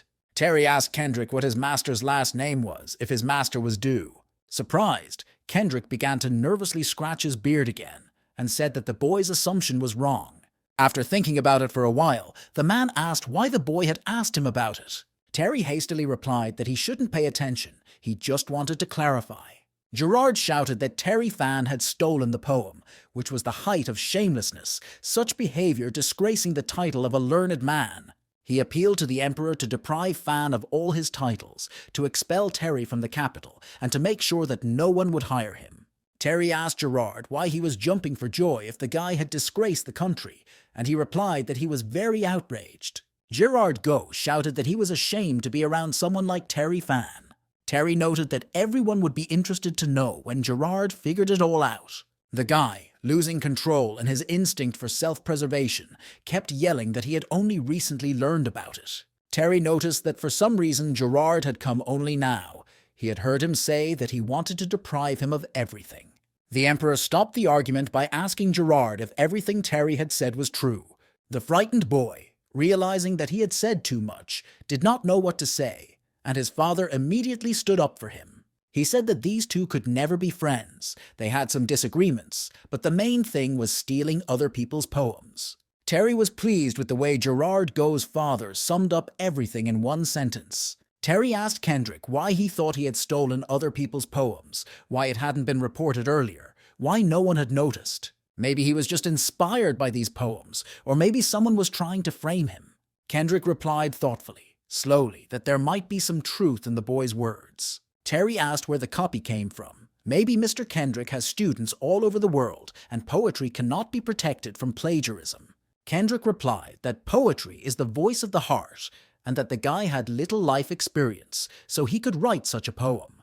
Terry noted that poetry is something that requires talent, but who says he has to feel sad to describe it, or that talent doesn't exist? Kendrick asked if he would be able to repeat his success and write about things that did not happen to him. He would never believe in something like this, and the elder believed that many in the room would agree with him in these conclusions. But Terry disagreed with the respectable man in the capital. He asked Kendrick what would happen if he succeeded. Kendrick replied that in that case he would simply accept and live with the fact. Terry Fan was just waiting for these words. He shouted that he needed a brush. Gerard Guo and his father were amazed at the self-confidence of the Fan family representative. The emperor was not going to deprive Terry of such a great opportunity to prove his talent, and ordered him to prepare everything he asked for as soon as possible. Some time later, the servants brought everything he needed and invited him to the workplace. Terry had to keep his end of the bargain with his uncle, so he drank a whole glass of wine before he started. Grabbing a brush, the boy began to compose lines about the Huanghe water rising into the sky,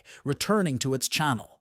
Terry's brush kept drawing poetry on paper about seeing a tall grey mountain, a blue morning and a white night. He was enjoying himself while sitting under the moon because he was born with a talent that would help him in his trouble. In the spring flowers and in the leaves of autumn, the boy was going to find his way. He asked himself how much sadness he could bear. Like a river flowing eastward, he wanted to get home, forgetting all his fears. It was so cold on the mountain, as if the shadows that had been chased by the light were still there. But the sword, with its cold steel, invited unwelcome sleep into his home.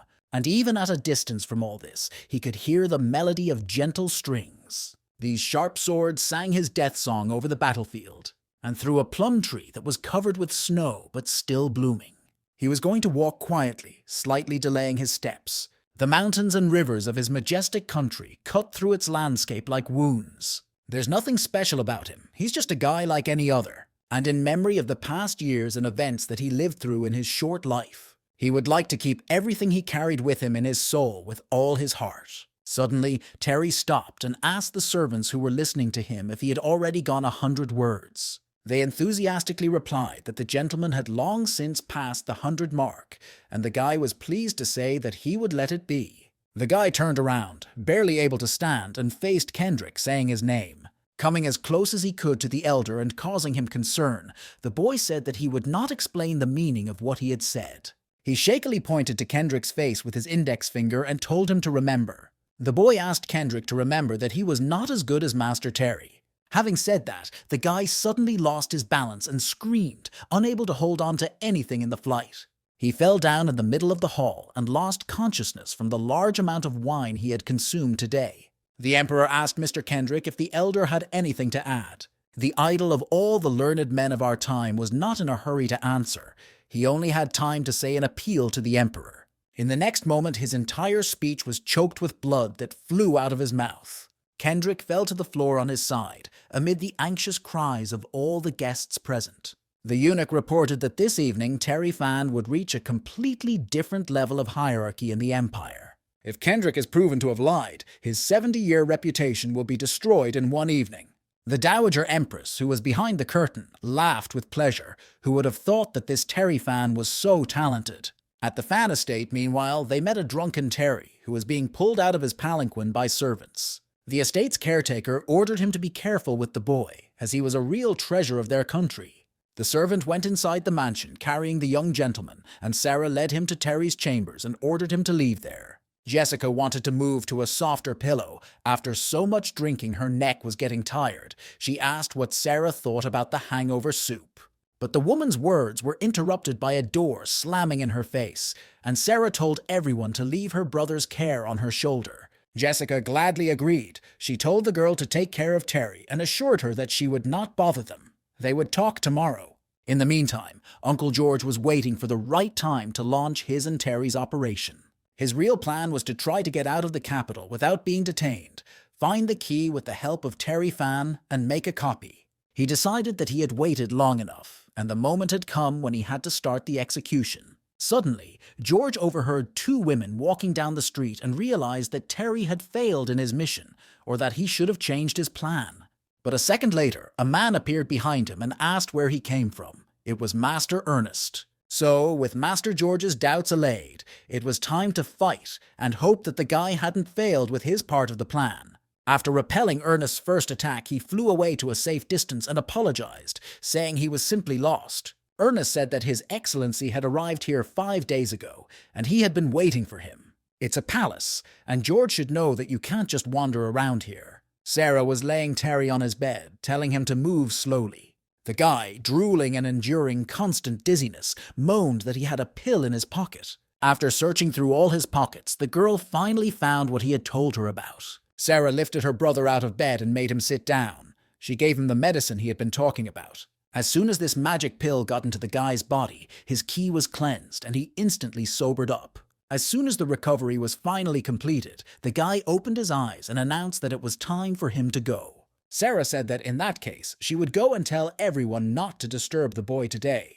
Terry broke into a smile. He and his sister had become so close during his stay that she understood him at a glance. Meanwhile, the fight between the two great masters continued, neither of them inferior to the other in strength. In the heat of the confrontation, Master George looked toward the Queen's mother's chambers.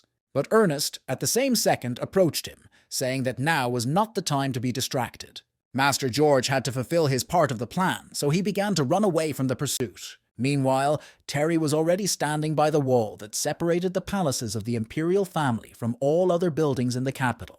The boy realized that the walls of the palace were so high that only the strongest could overcome them, and an ordinary person could not get in. Although Terry didn't have the strong body of his Uncle George, or the spiritual strength of his, in order to enter the imperial palace, he has to rely only on his unique methodology. The boy needs to concentrate his energy on his fingertips and turn into a real spider. He moved through the strange galleries of the palace as quickly and quietly as possible, avoiding encounters with the guards. The boy recalled his childhood and his restlessness, which was the reason he was scolded so often as a child, and now it came in handy. So far, he had managed to carry out his part of the plan without any problems, jumping from one roof to another in his hurry to reach his destination. Finally, having bypassed all the guards, he successfully reached the top.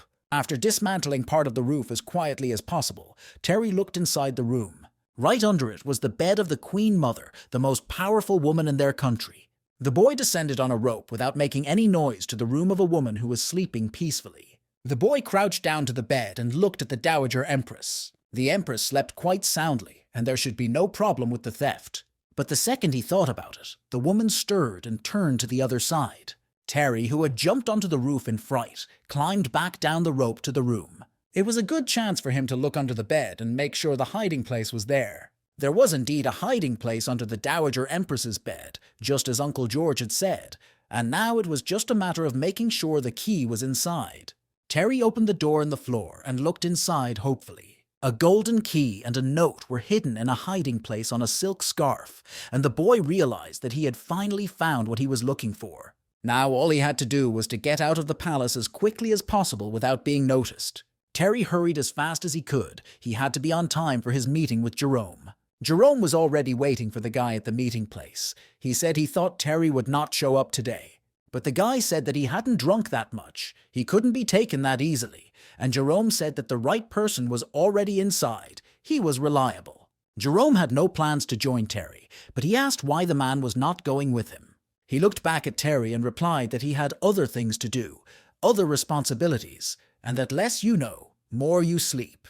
Sometime later, the master put 2 identical keys on the table, and the guy was amazed at how accurate the copy was. Terry was very excited and asked how the man had managed to do it, and he replied that he would not hide it. He was a former thief. Terry put his hand on the man's shoulder and said that he was a great thief, simply brilliant, so he felt embarrassed by the praise. Because the master was familiar with this kind of life, Terry was sure that he would not tell him what had happened today. A moment later, the master looked back at the mold that Terry had broken with his hand, and he didn't need any additional duplicates. After saying goodbye to the shocked former thief, the guy went outside, where Jerome was waiting for him. The man told Terry not to worry, that he would take care of the body, and he replied that he needed to send the master to the south, that there was no need to kill him.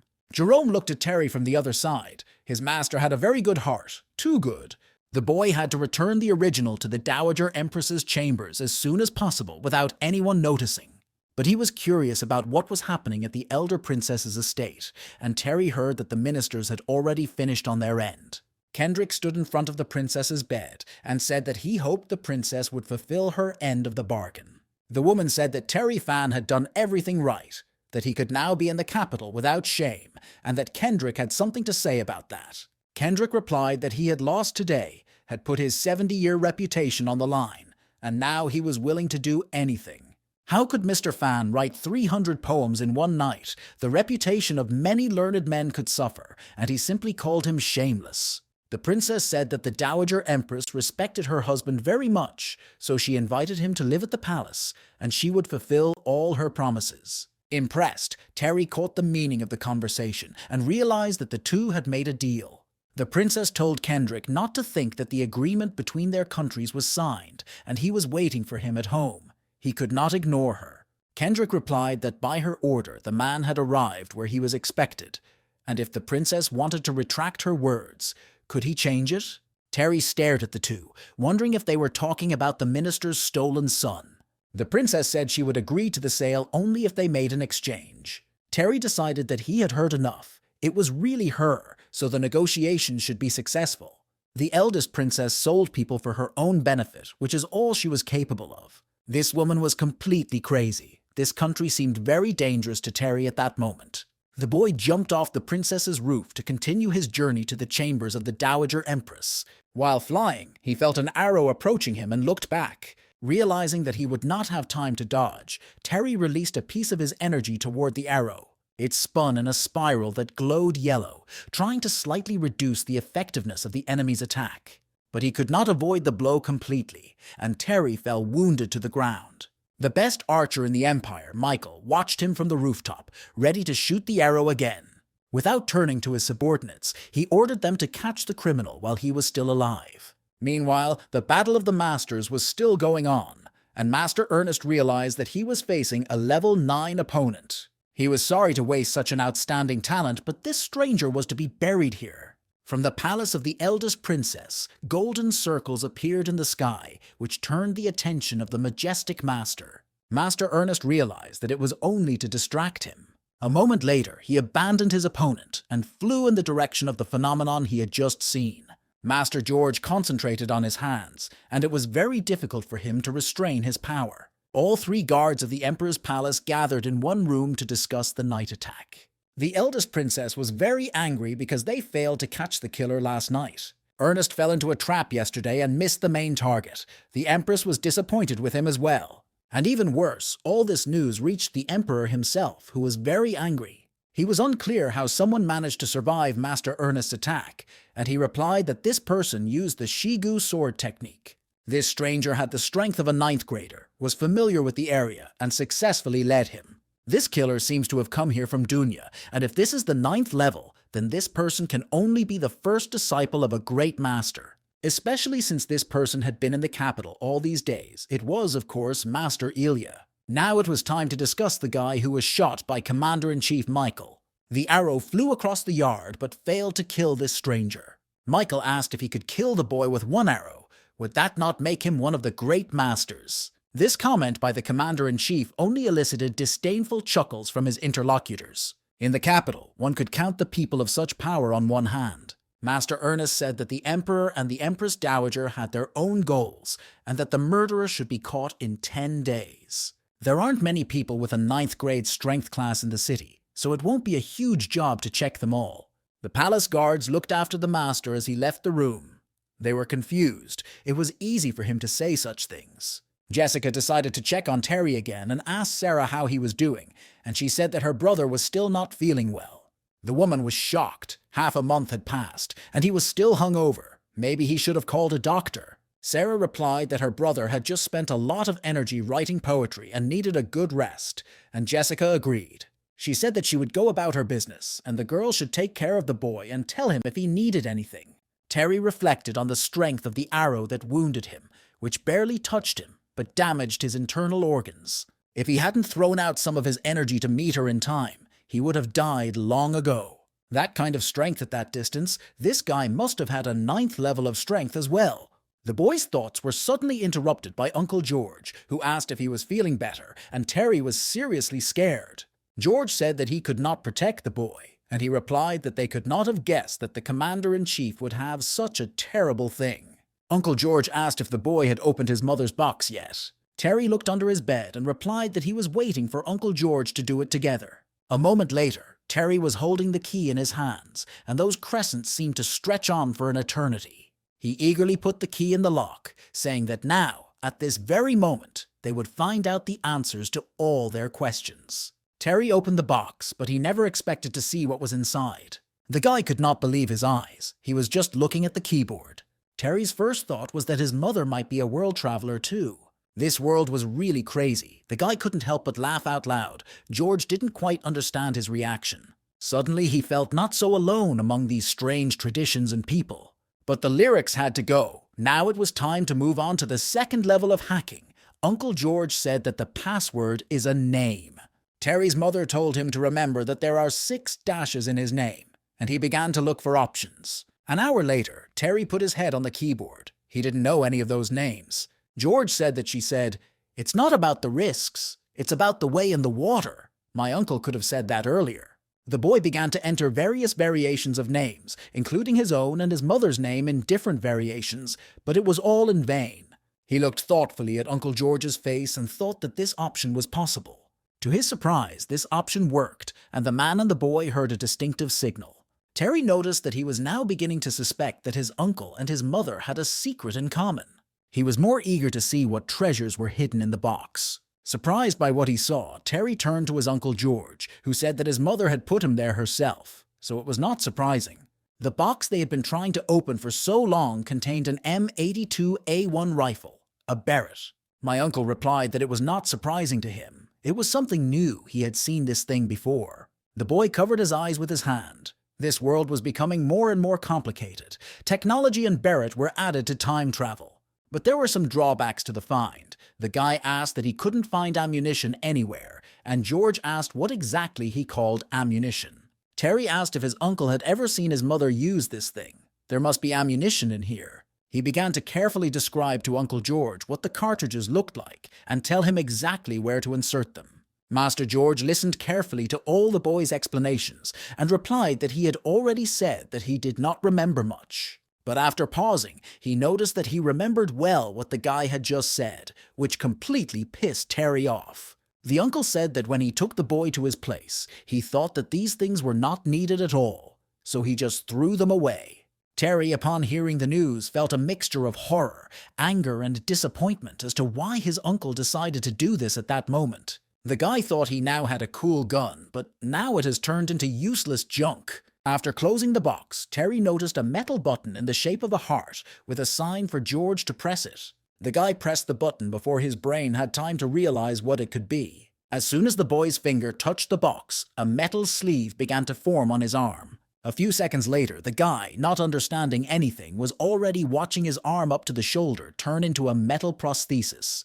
Uncle George noted that Terry's mother loved pranks, but in his opinion, they were not pranks at all. They were high technology.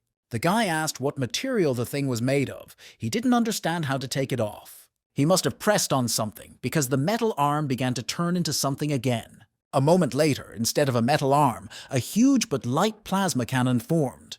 Terry's brain thought that it was probably his turn to save the world, and he shot at the ceiling of his house. Jessica, who was nearby and heard the explosion, rushed to the boy's room and stared at what she saw.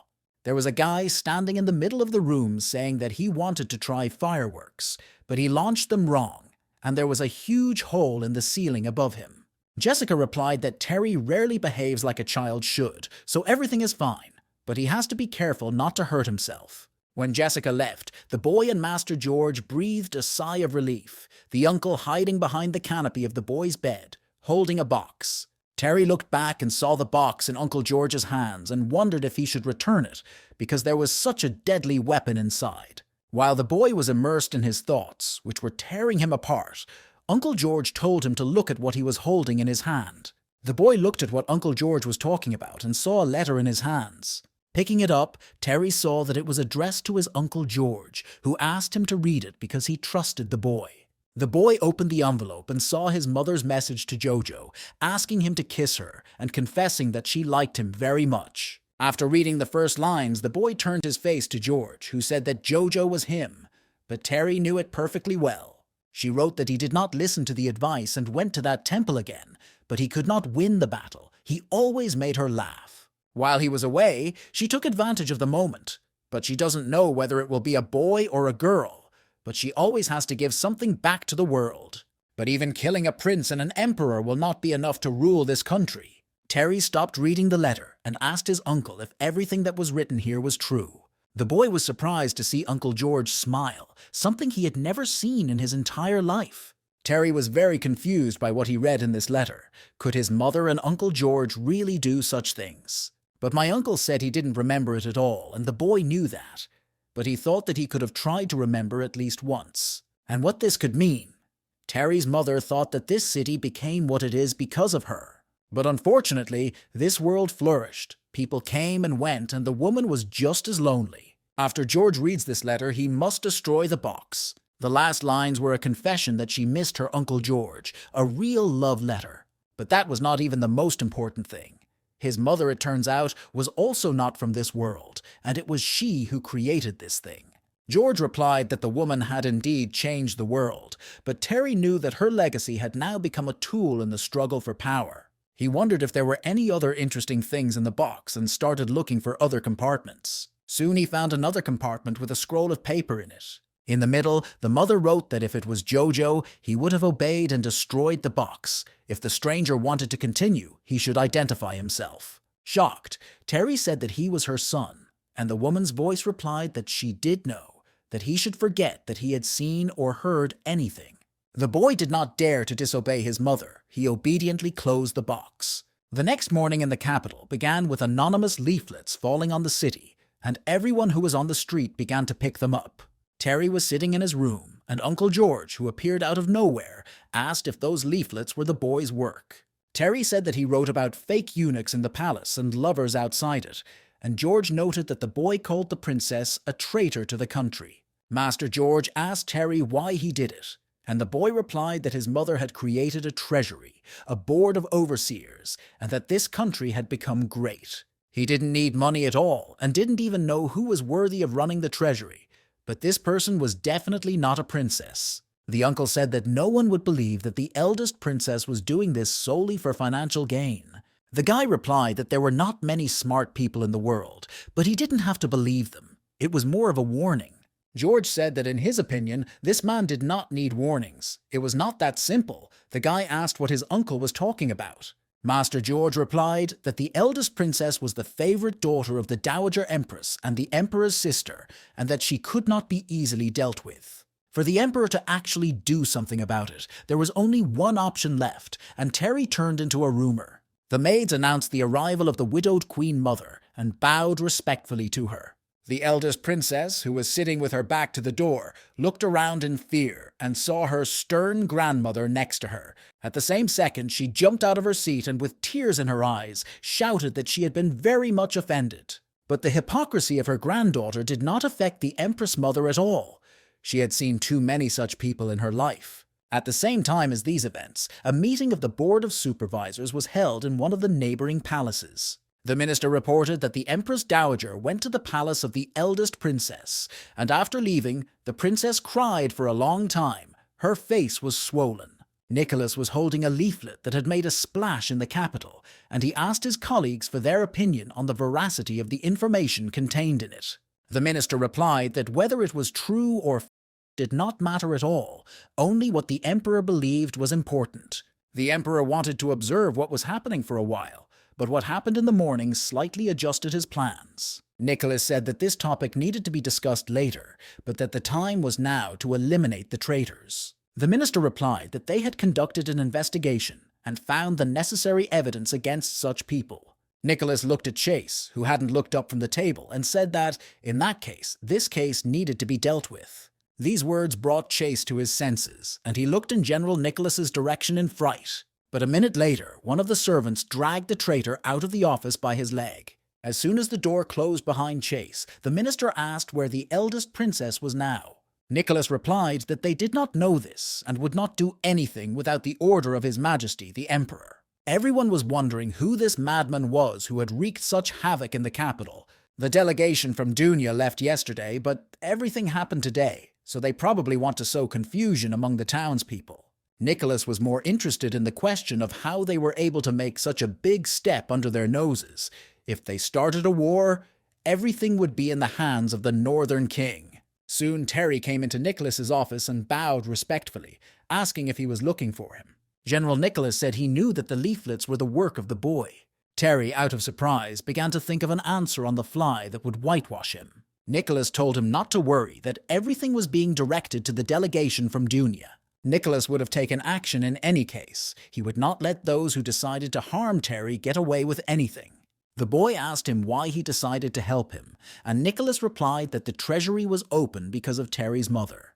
Terry looked at his interlocutor in shock, wondering if he knew his mother too. Nicholas said that if the guy contacted the princess, he probably wanted to take her treasure. Terry shouted that he was not interested in the treasury at all. The eldest princess wanted to kill him, so he had no choice but to fight back. Nicholas liked this answer, because the pile of money was not worth it, but the guy had left too many traces. It would be very easy to find him.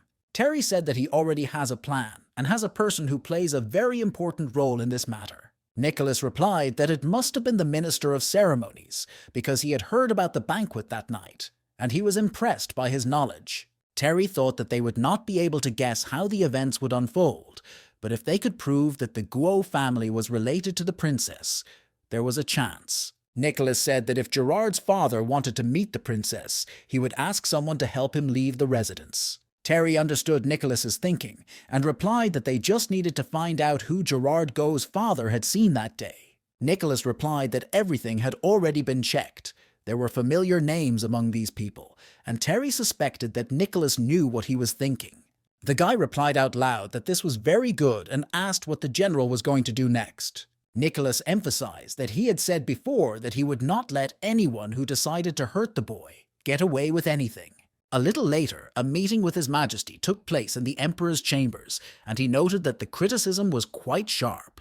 He held up a leaflet that had made a splash and asked who else had seen it. Nicholas bowed his head and replied that most likely the whole capital was reading such postcards. The Emperor turned to General Nicholas and asked why he had shown him this. Nicholas replied that he simply thought that what concerns the imperial family should be known to His Majesty. But the Emperor did not believe a word of this cunning fox. He ordered the interlocutor to tell him the truth. Nicholas said that for the sake of the Emperor and the Princess, it would be better for the eldest princess to leave the capital to avoid the attention of the townspeople. The Emperor thanked Nicholas but noted that he was asking him to get rid of his own sister. The other traitors who were associated with the eldest princess have already been dealt with, and the Emperor can let her go with a calm mind. The Emperor insisted that the general speak out more boldly. If he told the truth now, he could cure him. Nicholas humbly lowered his head and responded to this proposal of His Majesty, who had long been ready to die. Tired of this conversation and the difficult decision ahead, the Emperor said that it was up to Nicholas to decide whether to live or die. There were huge changes in the Guo family estate. Instead of fleeing the capital, Gerard's father was imprisoned. Gerard tried to escape, shouting that his father was a minister of ceremonies and they could not arrest him.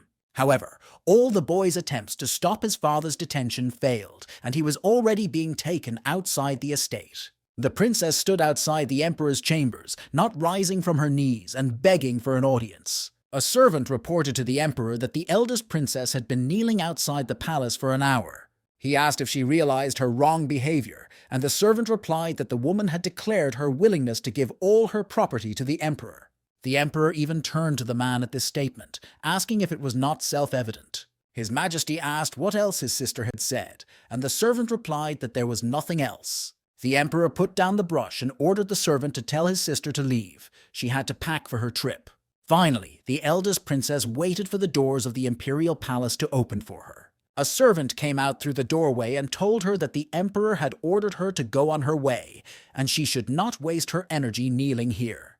The eldest princess realized that her crocodile tears were no longer believed here. All her efforts were in vain. She had lost this battle. The Fan family also had new changes, and the Emperor's servant came to them with an announcement. Because the boy composed 300 poems, and Kendrick fled in disgrace, the 5th rank was granted to Terry Fang in the name of the Emperor. All members of the Fan family bowed with respect and gratitude for this gift from His Majesty. The princess's palanquin drove out of the gates of the capital at full speed, and although it was leaving, it did not mean that she would give up. Eric and Terry watched from the wall, and their father said that this woman was very vindictive and that we should take this into account. The guy said that if the princess came back one day, he would have to fight her anyway. Suddenly, the boy realized that his father must know that the princess's exile had something to do with him. Eric said that the guy had left too many traces, and that his brother may have business acumen, but he couldn't do something like this. Terry's brother Kevin could not have done it. The anonymous postcards were not his doing. So the answer was obvious to everyone in the capital. Everyone seems to know that Terry did it. His father also knew that the boy had managed to defeat the eldest princess, not without help, and he realized that Nicholas was the boy's assistant. Terry asked him tensely if he would be okay in that case, and Eric replied that he had shut up those he was supposed to. If my father hadn't done it, someone else would have done it for him, and he was, of course, referring to Nicholas. As long as no one suspected him and everything was going to be fine, Terry could relax. The boy asked if his father was hinting at the Emperor, but he replied that he was talking about Flavier. The boy suddenly realized that Flower was the daughter of the eldest princess. The father emphasized that when he talks about people who are ready to help the boy, he means not only a person named Nicholas. Servants brought more and more gifts to the Lin family's estate, and it turned into a kind of oriental caravan. Flavor was amazed. All of these were gifts from the Fan family for her, their daughter-in-law, and future wife Terry. The maid said that the whole capital was whispering about the upcoming wedding, and even the Emperor was said to be interested. Prime Minister Robert, meanwhile, told his subordinate that they didn't need any more talk here. He also noted that he knew exactly what he needed to do for this, and the servant humbly agreed. The boy understood what his father was saying about Prime Minister Robert, that if he decided to help the boy, he would do it to the end. This man was the kind of person who kept his word under any circumstances. Eric decided to point out that the boy's relationship with Miss Flower Lin was a private matter. The guy smiled. He didn't need to be reminded of this. He understood everything himself. The whole city was on its feet, and many people wanted to see the celebration organized by two well-known families in the capital. This marriage became a real sensation in the capital. The newlyweds were so perfect for each other, Terry Fan has recently become quite famous. The bride was also beautiful, although she did not often appear in high society, as she was the daughter of the Prime Minister. Flavera, who was being carried in a palanquin, heard the crowd shouting that the wedding was luxurious. They are both illegitimate children, but the townspeople have forgotten about it. This is the most luxurious wedding of two bastards. It was indeed very strange. The emperor's eunuch received a special order. There is more gold and silk than usual, and the gift list always includes something amazing, not like what ordinary illegitimate children receive. In the imperial palace, His Majesty looked at the portrait of the boy's mother, saying that he had passed off Flavier as the man she loved very much, Terry. He said that she would have loved her daughter-in-law. She used to enjoy such celebrations, and the emperor hoped that Terry would enjoy the wedding as well. Terry was dragged out of bed before sunrise today. He was a little unhappy. Everyone congratulated the Fan family, and they gladly accepted these congratulations, and little by little, guests gathered at the Fan family estate. Suddenly, all conversations fell silent as the servant announced the arrival of the bride. Flavier stepped out of her stole and headed to the wedding hall, and according to tradition, she did not lift her veil. Terry felt like the happiest man in the world at that moment, and the organizer told the newlyweds to pray to heaven and earth for blessings. The boy and girl were asked to pray for health and longevity. When Terry and Flower did what they were asked, they were told it was time to bow to each other as a sign of eternal love. Sarah was completely sour, and Kevin, on the contrary, was very jealous of his brother, considering him a lucky scoundrel. When the ceremony was over, the boy and girl were allowed to go to their rooms. Terry went to his room, but saw that the maid was busy, so he asked her to leave and get some rest, because she was probably tired. The girl replied that if the boy needed any help, he could call her at any time. Finally, they were left alone on Flower, and the guy turned in her direction with a happy smile. The guy lifted the girl's veil. Her eyes were covered and her lips were smiling, and she meekly responded with agreement to his words. Flower finally looked up and asked Terry what they were going to do now. But before she could finish her sentence, the guy pushed her lightly on the bed and came close to the girl. Smiling, Terry said that of course they would do what a husband and wife should do. Half a stick of incense later, the boy heard someone coughing outside the door, and there was definitely someone there. The girl sat down on the bed, frightened, and asked if it was the killer, someone who had snuck into the wedding. When she saw the guy get up, she asked where he was going, and he told her not to be afraid, just to wait for him. Terry walked over to the curtain that separated him from the front door and generated a small amount of energy in his hand. A second later, the curtain parted and the door flew open, and Terry shouted that he would teach the stranger that he could not interrupt him. To the boy's surprise, Master Richard was behind the door, and he told him to do it slowly. Master Richard showed him the class, but told him to do better, and the boy asked why he was here. Sometime later, Terry was heating up tea for his poison master. He gladly tipped his glass of tea and said that they hadn't seen each other for too long. He hardly recognized the boy. He didn't think he would be so handsome, and Terry was very surprised by these words. But despite all of the above, the boy remained as cruel as he had been as a child. Terry asked Richard not to come to him in the middle of the night, as it could cause misunderstandings. The boy asked what would happen if he had a sword at that time. What would Master Richard do then? The master replied that he could see through the guy, and that he would gladly use a weapon against him. But to Richard's surprise, the guy replied that he was thinking about him wrong. How could he do that? Terry bowed respectfully before Richard and said that he had thought he would never come to see him again. Richard replied that he was in Dunya and heard about the boy's wedding, so he changed 6 horses on the way as soon as he arrived. The guy was touched. Richard was so kind to him. He will remember this for the rest of his life. He will come to the council tomorrow to see him. The guy said that the master should go to bed early tonight. He should have rested as well, and Richard was surprised. He said that it was not important now. He had something else to say, and reached into his pocket. A second later, he threw a bundle in the guy's direction, saying that it was his wedding present, an extremely expensive item. Terry turned his back on the master, and after thanking him, said he was leaving, and Richard shouted for him to at least unwrap the gift. Realizing that the boy was not going to do what he asked, Master Richard said that it was a cure for tuberculosis. He went to Dunya for 2 reasons. One of them was to get medical materials and prepare a mixture. The second reason was to cut off all communication with Terry's enemies in exchange for a promise from them not to harm him. Who knew that the guy would decide to get married? Terry was amazed. He said he would never be able to repay the master for his kindness. Terry looked at the package in his hands, wondering if it was a cure for tuberculosis. The master loved him so much. When the boy came into the room, Flower asked him if he was okay. But instead, she saw a predatory and sly smile on her husband's face, who said that the woman could relax. And he returned. The next morning, the whole family gathered at the dining room table, and breakfast was waiting for them. Suddenly, a young girl came into the room and, seeing Terry, happily called out to him. The guy was so surprised that he forgot he was holding food. He couldn't even recognize the girl. The ruler said that he had heard about the boy's wedding, so he specially sent the girl to the capital as a wedding gift. Drops of sweat appeared on the guy's face at these words, and he looked at Flavier's reaction. Eric got up from the table and said that the emperor had summoned him, and he had to go, and Jessica said she would help him get ready. Sarah stood up next and shouted that Kevin's homework was not done yet, and the boy realized that they would follow their parents.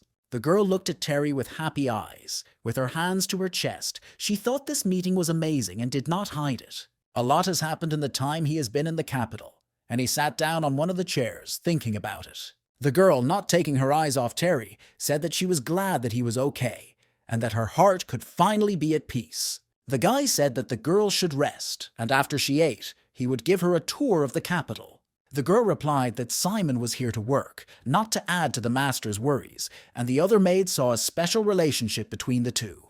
The amazed boy replied that in that case, she could at least take a bath, and the girl said she would obey Mr. Terry's orders. The boy watched Simon leave the room and blushed as he realized that it was the same girl. Flavor noticed that the guy had already talked about her before, and now they finally met. Terry replied that the girl was a very diligent and good person, and Flower whispered that the boy shouldn't say that because his maid would be very annoyed. And Terry's wife was right as ever. The maid heard her master's words, and they upset her greatly. She immediately remembered that she had always thought that the doctor looked like a charlatan. Meanwhile, a meeting between His Majesty Robert and Eric took place in the Emperor's chambers. Eric answered the Emperor's question that Terry was planning to spend his honeymoon in the Changshan Mountains. The Emperor replied that Sanshan was a very good place, away from the hustle and bustle with no distractions. Still, the Emperor had some thoughts that needed to be discussed. His Majesty wanted Terry to do something. The boy should be part of an exchange mission.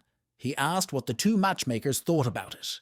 Prime Minister Robert and Eric Fan bowed humbly, saying they dare not refuse such an offer. The Emperor said that if he had given them the courage, they would not have answered like that. He demanded that both men say what they really think. The two were in no hurry to answer, and the Emperor looked back at the men and asked them again what they really thought about it. After a brief pause, Eric Fan carefully replied that Terry had just gotten married. The guy will be promoted to the post of Minister of the Interior. The Emperor must choose the day of the appointment. The Emperor listened in silence until Father Terry finished his speech, thanking him. Prime Minister Robert thought that the Emperor had planned this a long time ago, and there was nothing to discuss. After a short pause, the Emperor said that if the audience had nothing more to say on the matter, they could leave. Robert and Eric were relieved to finally leave the Emperor's chambers. This meeting had been very exhausting for them. At the same time, Terry was meeting with General Nicholas, and they needed to discuss the latest news. Nicholas said that the Emperor ordered the boy to lead a delegation to the Northern King. Terry began to think out loud that, in his opinion, this mission was just a cover. The real purpose of this mission was to hand over the spy, Miss Candy. For this case, the girl will, of course, be drugged with all possible potions. If the Northern Qing Emperor spends the night with this girl, they will both fall ill, become covered in pus, and die. But that was not all. Under the pretext of exchanging the main prisoner of the Empire, the Emperor wanted Terry to kill a man. The guy thought that everything he was saying might come as a surprise to Nicholas, but the latter coolly replied that he knew it all. The guy started saying that he had too many responsibilities, and he probably had a misconception about the guy, and Terry had just gotten married. But all of these thoughts were interrupted by Nicholas's one remark, saying that it was he who had recommended Terry to the Emperor.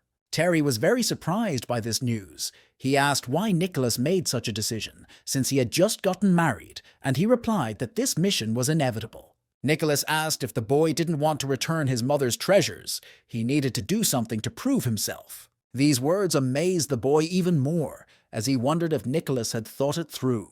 In order to inherit his mother's business, he needed to act, and Terry realized that the conversation was about the board of supervisors, which was unexpected. Nicholas said that it was not a surprise. He had been planning this for a long time and had arranged everything. No one would harm the boy. But a guy should always remember that he should be very careful with a certain person. Nicholas told the boy that the Northern Qing envoy was a very difficult man. Sometime later, the boy came to the emperor's chambers, who was glad to see him but did not show it. Terry bowed respectfully to the owner and asked why he had called him over. The emperor replied that the boy seemed unhappy to him. Terry began to assure him that he had no right to do so. The emperor said that he decided to give the boy a month to spend with his wife, and then set off on a mission to the Northern King. The boy was very pleased with the emperor's decision, and began to praise all the possible qualities of the ruler, which made him very happy. The emperor said that this was a great opportunity to contribute to his future career, but the guy was still not eager to go. Terry did not dare to deny the emperor's conclusions about himself. He was a very perceptive person. But the boy's nature did not allow him to put up with what he did not like so easily, and he asked if the emperor wanted to hear the truth. The guy's remark made the owner think about how often he is lied to directly. Terry said that, to be honest, he would like to remain a simple man and spend time with his wife and children. The emperor, smiling and scratching his beard, replied that the boy had a very good plan for his life. The emperor decided that he had heard all he wanted to hear and ordered the boy to leave, and Terry wondered why he had asked him about it. Volodar noted that a mission is a mission, and if the guy faces danger, he will have to deal with it himself. Finally, the emperor wished the boy to return from this trip alive. Terry realized that the emperor didn't care if this mission failed. Did he really think that the guy was putting his life above the mission? But it may have been sarcasm, and in fact the meaning was the opposite. The failure of the mission meant death for the guy. Terry shouted that he would do his best and that the emperor had nothing to worry about. The next morning, Terry was already standing with his squad, waiting for the right person to be brought out. He watched in amazement as 4 servants tried to get the most dangerous man in the capital out of the dungeon. Soon, a grey-haired man appeared in the dark opening, shackled hand and foot. It was Frederick. The boy knew that this Northern King spy, whom Nicholas had caught at the cost of his legs, Frederick, had been a prisoner for 20 years. The guards carefully led Frederick to a mobile cage, keeping him at a safe distance but adjusting his movement with chains. Suddenly, the cautious gait was broken by Frederick, who raised his hands in the air, and all the guards fell on their backs in surprise. A group of soldiers standing next to Terry prepared to attack the prisoner. But this had no effect on Frederick at all. He did not move, but still held his hands up.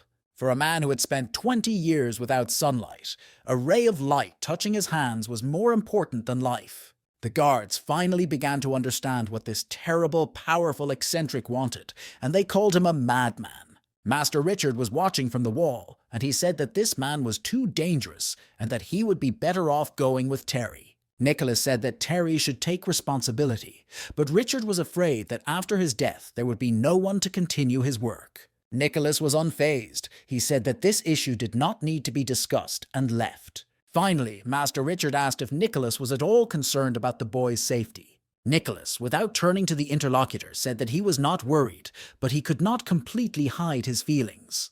Terry Palankin and 2 mobile prisons moved through the streets of the capital, and his mission began. Master Richard was sitting next to the boy and said that he had originally wanted to go with him to Northern King, but Terry was against it. He said that there were too many people who wanted Richard dead, and he thought that would make the road even more dangerous. It was better for the teacher to rest in the capital and wait for the boy's return. Richard thought Nicholas talked too much. Nicholas said that the young emperor of the Northern King had just ascended the throne, and the Queen Mother did not want to delegate power, so there was a conflict between them. The guy smiled slyly, saying that there was something to be gained in a mother-child dispute. Nicholas begged him to come back as soon as possible to avoid getting into trouble, but Terry meant it. Finally, Nicholas noted that Master Richard had poisoned the spy Miss Candy. Now any man who spent a night with her would die. She was a ticking time bomb. Master Richard, who was sitting next to Terry, handed him a bottle and told him that it was an antidote, hoping that he would not need it. Terry looked at his teacher in confusion, and Richard said that he was afraid that the boy might not be able to control himself, so he gave him this to neutralize the poison. Terry growled indignantly that he was not that kind of person and could not do what the master thought of him. He was still indignant out loud, which is actually a serious person, but the guy's hand had already taken the bottle of antidote from Richard's hands. As the master was leaving, he said that the boy could take the coat and not use it, but he had to remember to return home safely. Terry must realize that if he makes a mistake, he will be buried with the people of the Northern King. After such statements, the guy no longer understood whether he should be afraid. Too many people warned him about something. After a while, Terry arrived at the Fan family's estate, and Eric said that they needed to postpone the long goodbyes because it was time for the boy to leave. The father pointed to a squad of guards and said that they were the best of his guards and would go with the boy. Nicholas warned that Terry's father had his own people and would insist that they go with the boy. Terry decided to tell his father about what General Nicholas had said, asking if he had any men who could resist the Black Cavalry. My father was very concerned that Nicholas had been talking too much since Terry arrived in the capital, and he had managed to tell the boy everything. Eric replied that these people in the room were very reliable, and the guy could easily confide in them in any matter. The head of the squad turned to the boy and said that if he needed anything, he could just let him know. Terry ran up to the man and asked if his name was Oscar, which was a very cool name, and the impressed head of the squad asked if the boy knew him. Terry replied that he had admired him for a long time, that he had a beautiful horse in Danzo, and that he would bring it to the man when he was available. Oscar scratched the back of his head and, laughing, sincerely thanked Terry for his attention. Looking back at his father, Terry said that in that case he should go. They had already discussed everything. Eric Fan watched his son's troop leave. He couldn't understand how Terry had grown up so quickly. It was hard to comprehend. It was already evening and the sun was setting, so it was decided to make a halt. Everyone should be near the mobile prisons. Oscar noticed Jerome standing a few meters away, watching, and asked why he was standing so far away from him. Jerome, who was looking more at the prison with Frederick, said that the farther away, the safer it is, and if anything, it will be easier to escape. Oscar was outraged by this answer. He called Jerome a coward and said that he would report to Mr. Fang everything he had just said. Jerome put his hands at his sides and haughtily declared that it was the full right of the head of the security detail. A minute later, Oscar was standing next to Terry and reporting on the incident, asking where the gentleman had dug up the man. Jerome was insidious, greedy for life and a coward, always ready to run away, a man to be avoided. Terry looked thoughtfully at his spy and said that he was just checking on Oscar. The man was a first-class warrior. In fact, Terry was afraid that something might go wrong, so Jerome volunteered to accompany Frederick all the way. Oscar said that the man was indeed a real role model, a very brave man. He didn't think he could be so wrong about people. After these words of his master, Oscar looked at Jerome with a completely different look. In his eyes, the man was a hero. Oscar told Jerome that Frederick is a serial killer, very cruel, a real demon on Earth. Jerome looked back to the head of the security team and said that it was indeed terrible. But Oscar said that Jerome shouldn't be afraid of him, although the man himself had a different opinion. Without exaggeration, this process was like feeding a tiger with your body. From that moment on, the men were brothers who had gone through fire and water together. Oscar pulled his sword out of its sheath and said that if anything happened to Jerome, he would certainly avenge him. Jerome was frightened by this reaction and looked at his master, who pretended not to hear anything. Sometime later, Jerome decided it was time to visit the prisoner and bring him some water. He shouted through the door that he had come to see if Mr. Frederick needed anything. The boy decided to move away from the camp a little bit and met Uncle George, who told him that as long as he was looking after the boy, he was not afraid. The only variable that made Terry worry was this representative of the Northern King. George said that this man was a great master of the Northern King, and he did not know what position he held there. George said that the master would not allow Frederick to enter the territory of the Northern King alive, and Terry asked him how he knew this. Uncle George thought about it for a while and replied that he didn't remember it at all, but he was sure of the fact. Hearing this conclusion, Terry grabbed his head. This case was turning into a one-way street for him. Uncle George replied that he would definitely fight him, and he would beat him until he lost the desire to bother Terry. The amazed boy looked at the back of his uncle as he walked away, for he was a great master, but George replied that he was not an easy man himself. My uncle said goodbye to the boy, and as he was flying away, he could still hear Terry shouting about how cool and real he was. Just when Terry thought his uncle had left him, he suddenly landed behind him, saying that he had something else to say. He seems to recall the name Frederick, and Terry's mother said that she came into this world because of him and another man. Terry was amazed that Mr. Frederick could possibly know his mother's secret. But before the boy could ask 1,000,000,000,000 questions, his uncle flew away, saying that he himself should question Frederick about it. Of course, the guy had to do it, because the news was very important to him, but Frederick was a very scary person. Meanwhile, the prisoner unsuspectingly sat in his prison, waiting for his warden. Finally, the doors of his prison opened, and Jerome announced that from today he would be Frederick's companion. He held out a stick with a white cloth on it, saying that he had boiled some hot water to wipe Frederick's face. Suddenly, the prisoner abruptly jumped up and grabbed Jerome by the chest. The man immediately began begging Frederick to let him go, saying that he was nothing more than an unimportant servant. If Frederick kills him now, the gentleman outside won't care, and the man will be left without decent care. Frederick looked at Jerome with a half-hearted look and asked him his name. After an additional kick, Jerome was finally able to say his name in full. Frederick let the man go and said he would remember his name, and he asked if he knew how to give a massage. Completely confused, Jerome didn't understand how it was all connected, but he replied that he had been practicing at home. Sometime later, the man was already massaging the shoulders of the prisoner, Mr. Frederick, and events were to unfold in such a way that at that moment, Terry Fan entered Frederick's prison and was very impressed by what he saw. A few minutes later, Terry stood behind the prisoner and said that the needle he was holding contained poison, which would penetrate the body. In Frederick's case, such precautions were a necessity, his boyfriend assured him. The prisoner said that he had never seen such an interrogation technique before and asked the guy's name.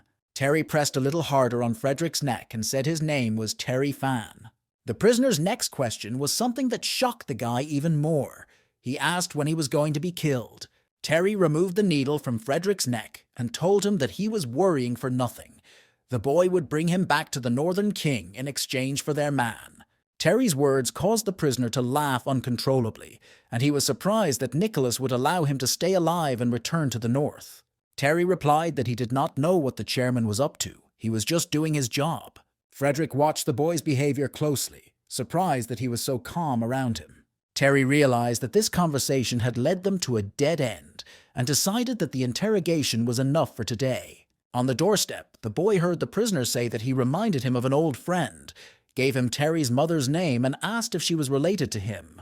Terry looked back at the prisoner. The man actually appeared to know his mother. After a short pause, the boy decided to tell Frederick the truth and said that the woman was his mother. He asked how, in fact, Frederick himself was related to his mother, but he asked him not to ask about it. Frederick, looking at Terry penetratingly, said that it was bad for the guy to know too much. Wasn't the guy still going to kill him? Terry decided to repeat that he was instructed to deliver Frederick to the Northern King in exchange for their man. Frederick turned sideways to the boy and leaned his head on the wall, saying tiredly that if the boy said so, it was fine. As soon as the door closed behind Terry, Frederick said that he would never have thought that the Celestial could have had a child. A great Northern King master was meditating under a waterfall, and he said that he had not seen George for many years. When Master George came closer on the raft, the man noticed that he hadn't changed a bit. George replied that unfortunately he had lost his memory, and therefore remembered little about the Great Master. A student of the Great Master was eating an apple nearby and heard her teacher ask why George had come to see him. Master George took his weapon out of its sheath and said that he had come here to fight. The enemy asked if there was a reason for this. Master George said that Frederick was returning to the capital, and if the Great Master stayed here, he might not interfere. But the majestic master replied that Frederick must not be left alive in any case. When George replied that in that case, the fight would begin, the girl threw a piece of apple on the ground. A moment later, it flew into the air, attacking the intruder. The Great Master ordered Meryl to stop and not attack because she was not a rival to George, who also told her to listen to her master. Meryl landed on the raft on which Master George was standing, making a little splash. She said that they looked the same age. How George could be a great master if this is true? Why is his name unknown in the world? The mentor said that Meryl shouldn't look at George's appearance. He was the same 20 years ago, and not many people know he exists. Meryl was greatly impressed by the words of the great master, and she began to look at George from all sides and admire his appearance. The girl asked how George takes care of himself and what he uses for his face, but the mentor said that she was going to stop Frederick. Meryl said that the teacher was talking very loudly, but George heard everything, and she wondered if he thought that George would not let her leave after that. George replied that the girl was not a great master, so he didn't care what she did. She could leave in peace. Meryl pulled her axe out from behind her back and asked if George was looking down on her. Then she would have to show him what she was capable of. But her mentor, a majestic master, again ordered the girl to calm down. Meryl replied that she hadn't meant it seriously, knowing full well that George would never be able to overcome her. Meryl jumped from the raft to the shore, leaving the two masters to resolve their issues, but asked her mentor to avenge her. When the girl completely disappeared over the horizon, George turned to his opponent and said it was time to start the fight. The guards were discussing that Terry had re-entered Candy's cell. She was the person wanted by the Northern King Sage. Many of them believed that such actions of their master were improper. The boy acted unworthily. But Oscar stood up for Terry, saying that of course he would not do anything outrageous with the prisoner. This cunning guy definitely had a plan, and they could only trust their master. Meanwhile, Candy was in her mobile chamber giving Terry a back massage, asking him if he was feeling good, and he was feeling fine. As he expected, the girl was a professional, with a very good massage technique. Candy said that the gentleman protected her so that she could get away from trouble today. Maybe it was fate, and she was destined to endure abuse from him all her life. Terry noticed that the girl was saying all these things to him with an expression on her face that he really didn't like. Terry turned to Candy and put his hand on the back of her head and asked her if she was afraid he was going to do something. Candy tiredly replied that the boyfriend had been harassing her for a long time. What else could he do to her? No sooner had she said this than Terry picked her up, which frightened Candy beyond belief. Terry said that, in that case, he wanted to ask who the girl was going to defend herself from with that pin hidden under her ass. Both the boy and the girl turned their gaze to the floor, where a sharp metal pin lay. The girl replied with a smile and closed her eyes, that nothing could be hidden from Mr. Terry Fan. The prison door opened and Jerome looked inside, saying that they had reached North King and whether Terry wanted to take a break and rest. Terry replied that in that case, Jerome should tell everyone to stop, and he thought it would start soon. Jerome said that the next time Terry wanted to visit Candy, he should do so without gossip that could have a bad effect on him. Terry said that the man himself needed to stop gossiping, and Jerome closed his eyes and said that he was silent and hadn't seen anything. Terry said that after tomorrow's customs inspection, they would not dare to do anything, and tonight was their last chance. Night fell on the camp with the prisoners, and only the guards seemed to be awake on the lawn. But, as Terry had predicted earlier, they were no longer alone in the clearing, dark shadows surrounding the camp. The guards jumped to their feet when they saw armed men running toward them and shouted that there were murderers in the camp. Jerome ran up to the roof of the palanquin on which Terry was resting and shouted that everything was happening exactly as he had said it would. The boy got to his feet and ordered not to let the killers get close to Frederick. They could not be allowed to take him away. Meryl, who led this raid, watched everything happen from a distance. One of the mercenaries chose Oscar as his target and ran as fast as he could toward him. Oscar, in one deft movement, knocked the sword out of the attacker's hands while pulling his own out of its sheath. With the next move, Oscar struck a fatal blow to the enemy, and the latter flew away from him a few meters. Oscar ordered his men to fight, surrounding Frederick's mobile prison and not giving the killers a chance. The entire detachment of guards lined up around the facility in a standoff, ready to die on Oscar's orders. The commander-in-chief of the convoy's guard unit eliminated the attackers one by one, but one of the murderers managed to escape his vigilance and aimed at him with a sword behind him. When Oscar noticed this, the attacker had a dagger handle sticking out of his head. A second later, the killer had already fallen to the ground unconscious, and he no longer posed a threat to Oscar. Oscar looked back and saw Jerome behind him and asked why he was fighting with a bag behind his back. Maybe he was protecting something important. The latter, greeting his comrade, replied that he was just preparing to escape in case the enemy was too strong. Oscar, who was already on a new target, shouted that he could not say such things because he would report it to Mr. Fang. Jerome, punching his enemy, shouted that Oscar could do what he wanted. Mr. Terry had long known his character. He would not object. Terry was watching from above what was happening in their camp, trying to understand the attacker's goal. The guy reasoned that if the killers were targeting the prisoner, today was their last chance to realize their plans. The guy had long been preparing for this attack. He had thought of a plan of action in advance. He shot a lot of arrows from a homemade crossbow at the enemies. Many murderers have been killed by a single shot from this invention. After the first successful strike, Terry immediately ordered the cages to be opened and the dogs released. Jerome ran as fast as he could to the cages and, opening the bars, ordered the dogs to take the target.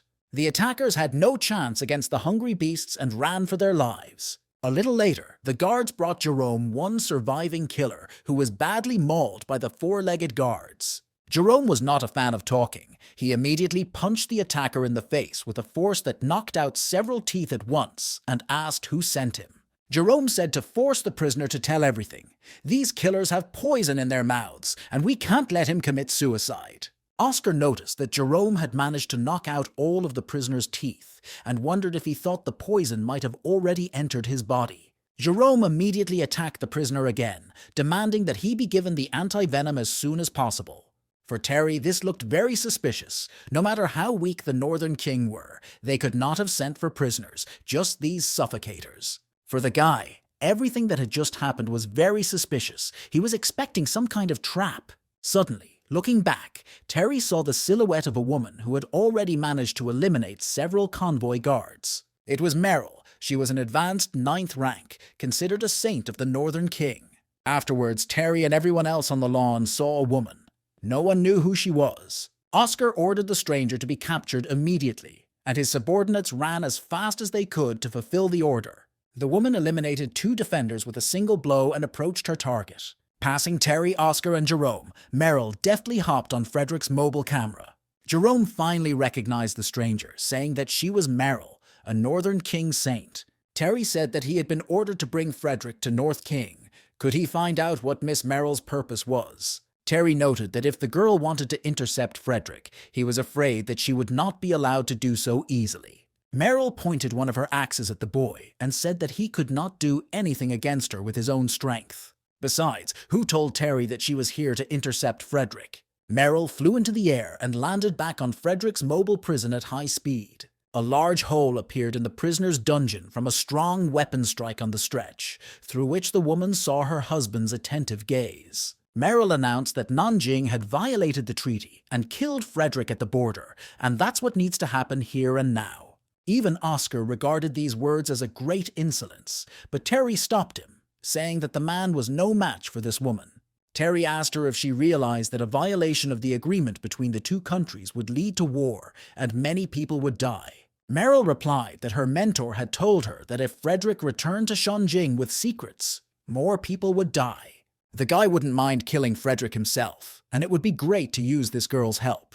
But it seemed that Frederick really knew something about his mother, so the boy had to find out what it was first. Terry wondered if he should use a shot from his mother's powerful secret weapon in this situation. But common sense told him that he could not do this in front of everyone. The murder of the Northern Qing maiden would certainly lead to war between the 2 countries, and she was a girl after all. Meanwhile, Meryl decided not to waste another second and swung one of her axes at Frederick. Terry realized that he had only one weapon left to use and threw poisoned needles at the girl. Meryl realized that the poetry genius, Fan, also possessed a hidden weapon, but she could not get to him with such tricks. Terry said that he was very curious about what would happen if the Northern Qing saint was distracted by a conversation with a handsome man and failed in her mission.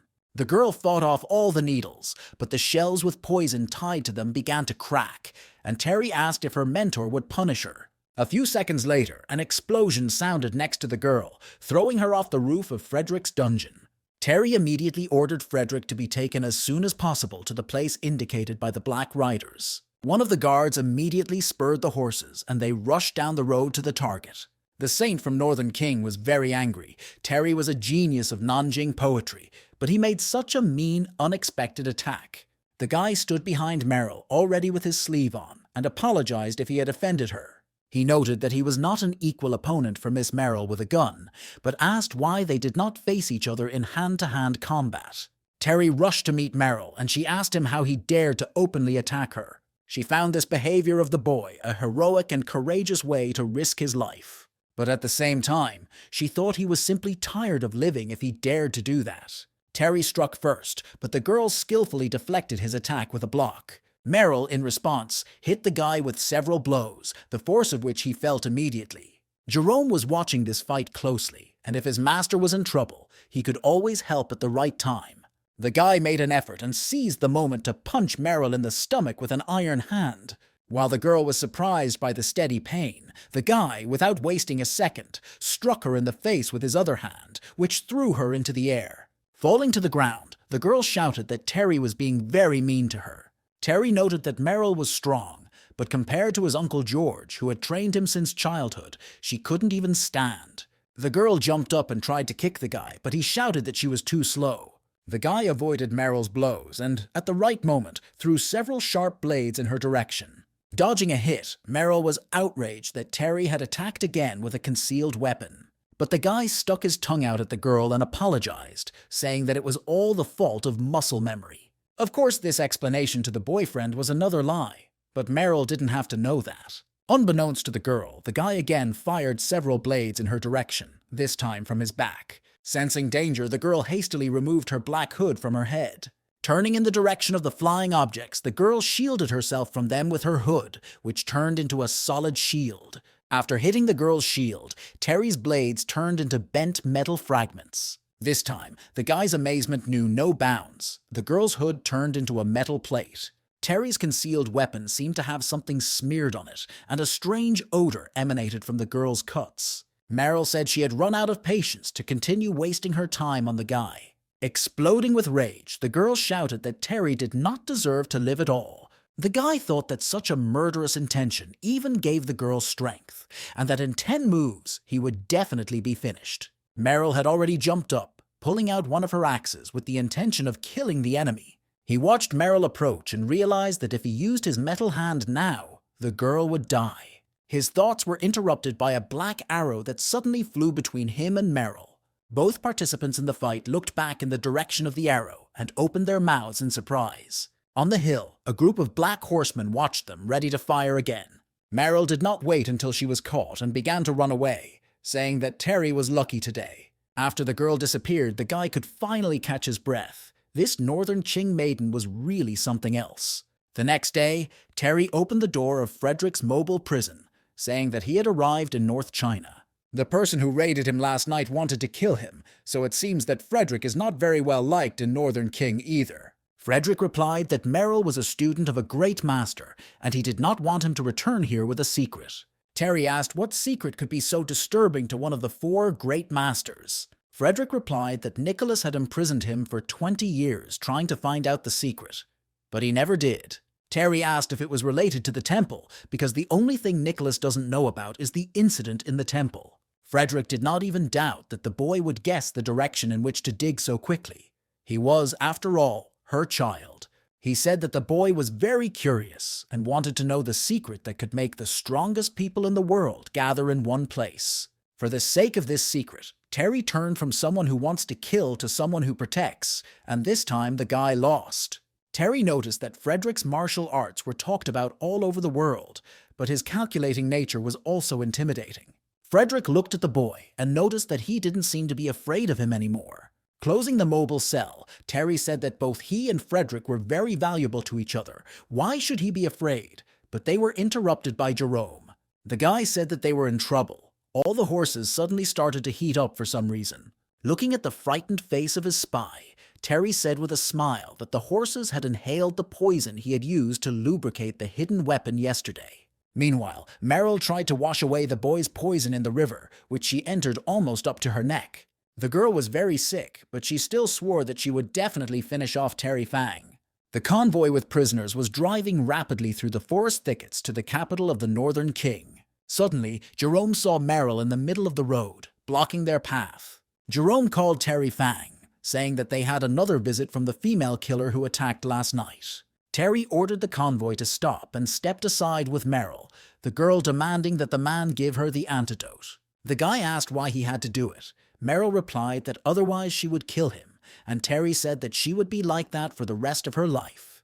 Terry told the girl that it was a special poison that he had created himself, and that it could not be replaced by the truth of Ki. Only Terry could solve the girl's problem, and he told her this with a laugh, telling her to kill him. Oscar and Jerome watched this scene from a distance. Oscar thought they should get closer. We had to protect Terry from this murderous woman, but Jerome had a different opinion. He said that the gentleman was incredibly brilliant, although a bit lustful. He turned around and walked in the direction of the convoy, saying that they should leave. Nothing would happen on this lawn. Meanwhile, Terry shouted at Meryl that he could cure her of the poison, but she had to promise him something, and she said she wouldn't fall for the blackmail. Terry smiled slyly, and after a short pause, assured her that it was not blackmail at all. Terry is just a minor official, and the girl came to the border with the intention of killing the prisoner he was escorting, so he used all means. He was uncomfortable doing it himself, but he had to stop the girl, even if he had to use such low tricks. The girl decided to ask what kind of promise the guy expects from her. The guy asked Meryl not to kill Frederick today so that he could complete his errand from Nanjing. The girl said that Terry knew that once they got to Shanjing, there was nothing she could do. The guy said that this was certainly true, and it looked like he and Meryl would have to fight to the death today. The guy found 2 pills in his inside pocket and threw them at the girl. Meryl caught them, and while she was looking at them, the guy started reciting poetry. He told me about hearing someone's footsteps and how the flowers fell off the begonias overnight. Could it be that this flower, which was so beautiful, bloomed in one evening? There were fewer red flowers, so it was greener. The girl interrupted the boy's poetry, calling him ignorant, which incredibly angered Terry. Meryl came down to the ground and said that begonias cannot tolerate moisture, and if the pot is filled with water, their roots rot. Therefore, in this case, there will be no flowers and the plant will simply die. After finishing her angry tirade, the girl said she wanted to leave and walked into the forest. Terry, taking out the bottle, said that she should wait because the guy had accidentally given her the wrong antidote. If Meryl still needed the antidote, she could take it, or the guy would just throw it away. Meryl silently, but it was clear that she was angry, turned around and took the bottle from the boy, calling his poems very bad with a lot of inaccuracies. Finally, the convoy with prisoners arrived in the capital of northern Qing, Shanjing.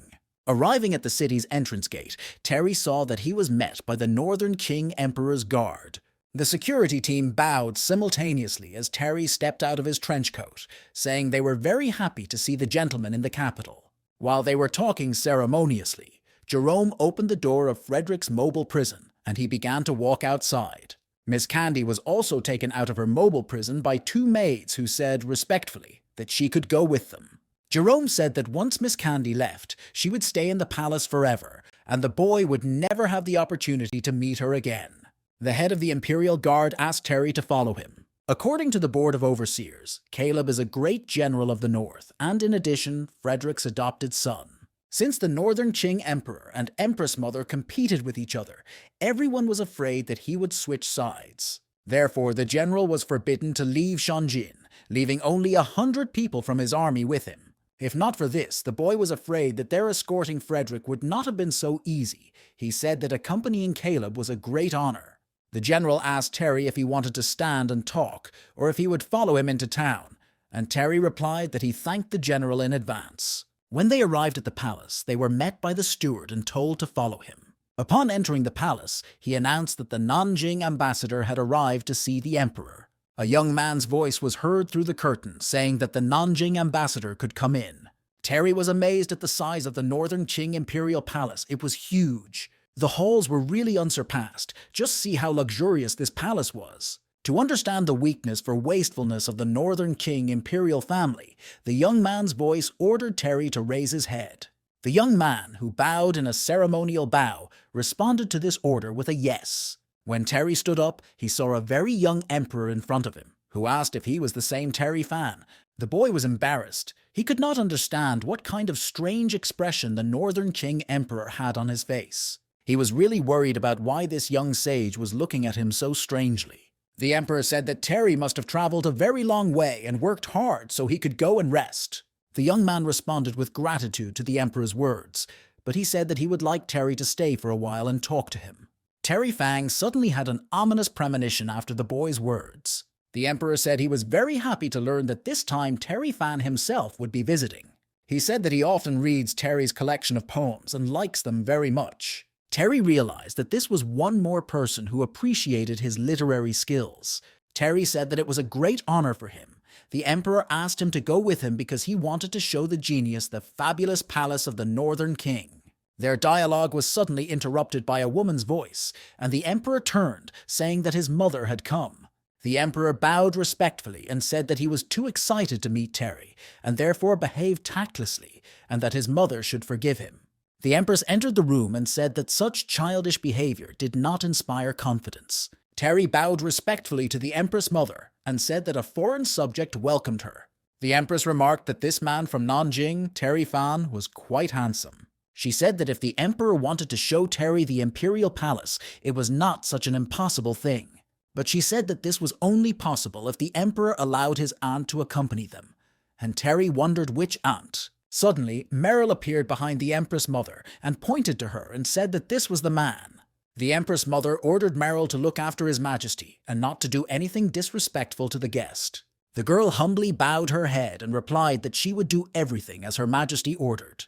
Terry realized that Meryl was, in fact, the Empress Dowager's man. Sometime later, Terry and the Emperor and Meryl were having tea in the chambers, and the Emperor asked him what he thought of the scenery around the palace. The guy replied that the unity of nature and man was really wonderful in this place. Before saying or asking anything, the Emperor always looked toward Aunt Meryl, who was watching them intently. Terry realized that because the Empress Mother had asked Meryl to keep an eye on them, it was not easy for the Emperor to say something he really wanted.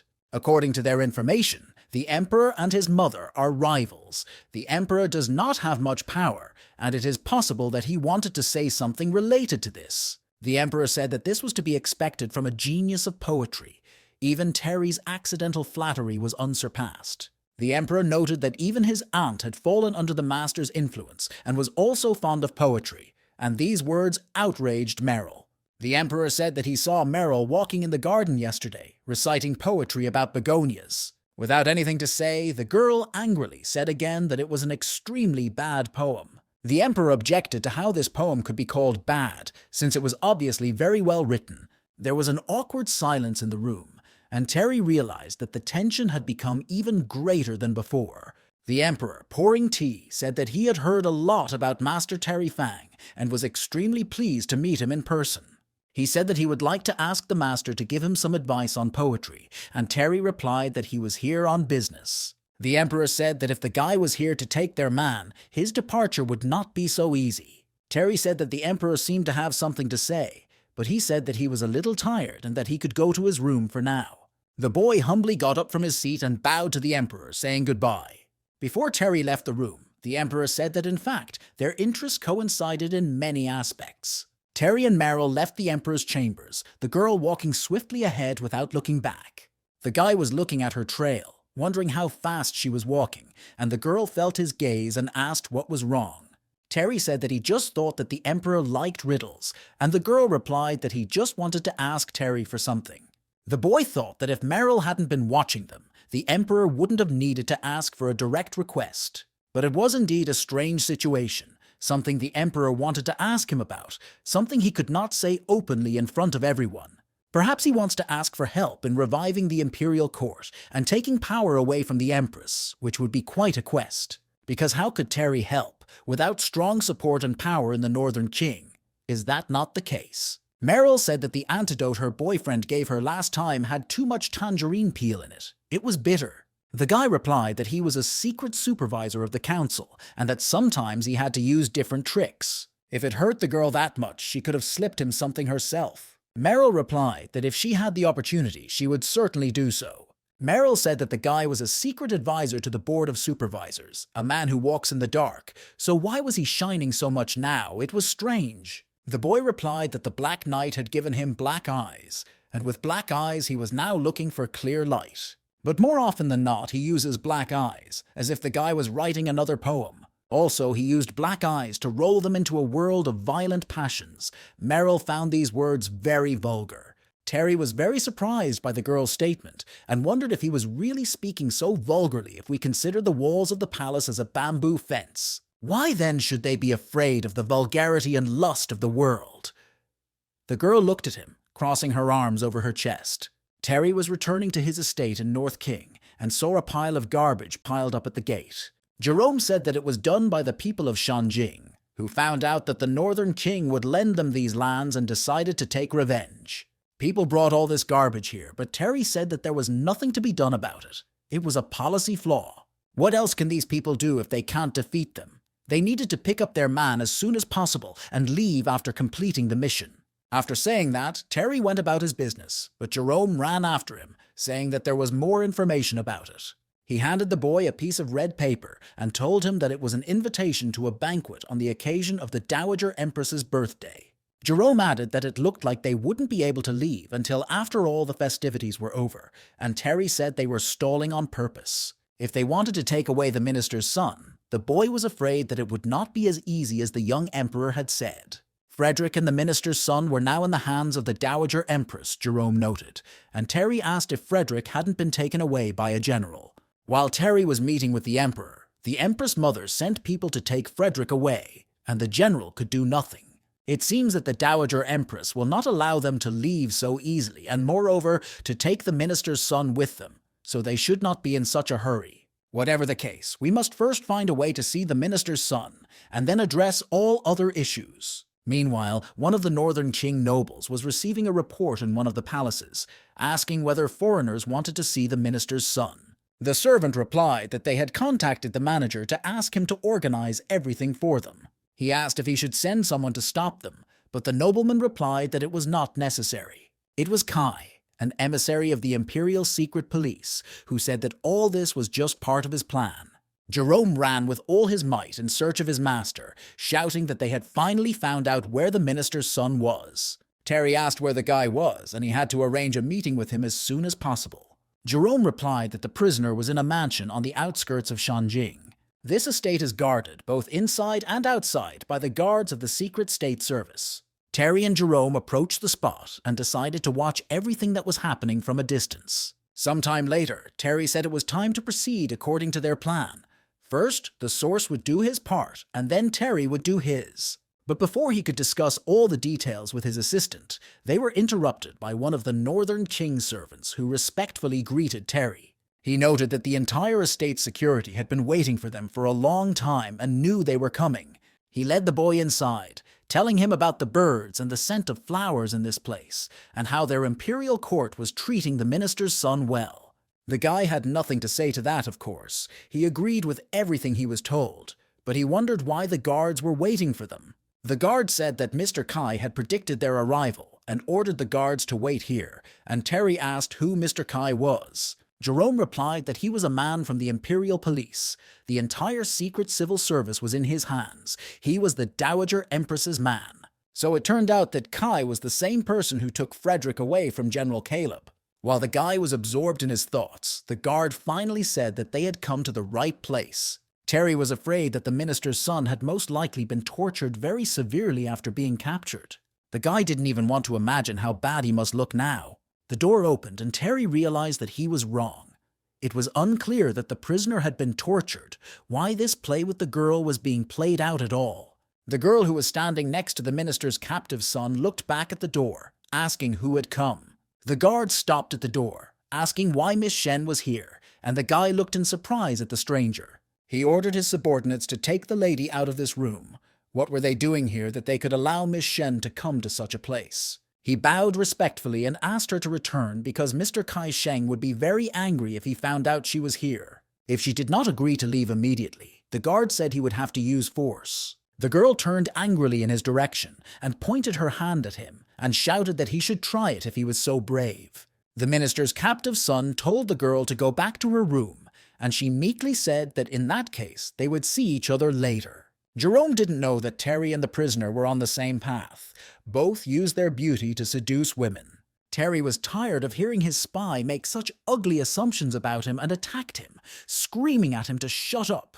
If this girl is really Kai's daughter and has feelings for the prisoner, she still couldn't have entered here so secretly and put on this performance in front of them. A high-level Nanjing spy captured by the Northern Qing over the past 15 years has actually remained unharmed. The guy saw Terry looking at him with suspicion and said that Kai had arranged all this on purpose to sow seeds of doubt between them.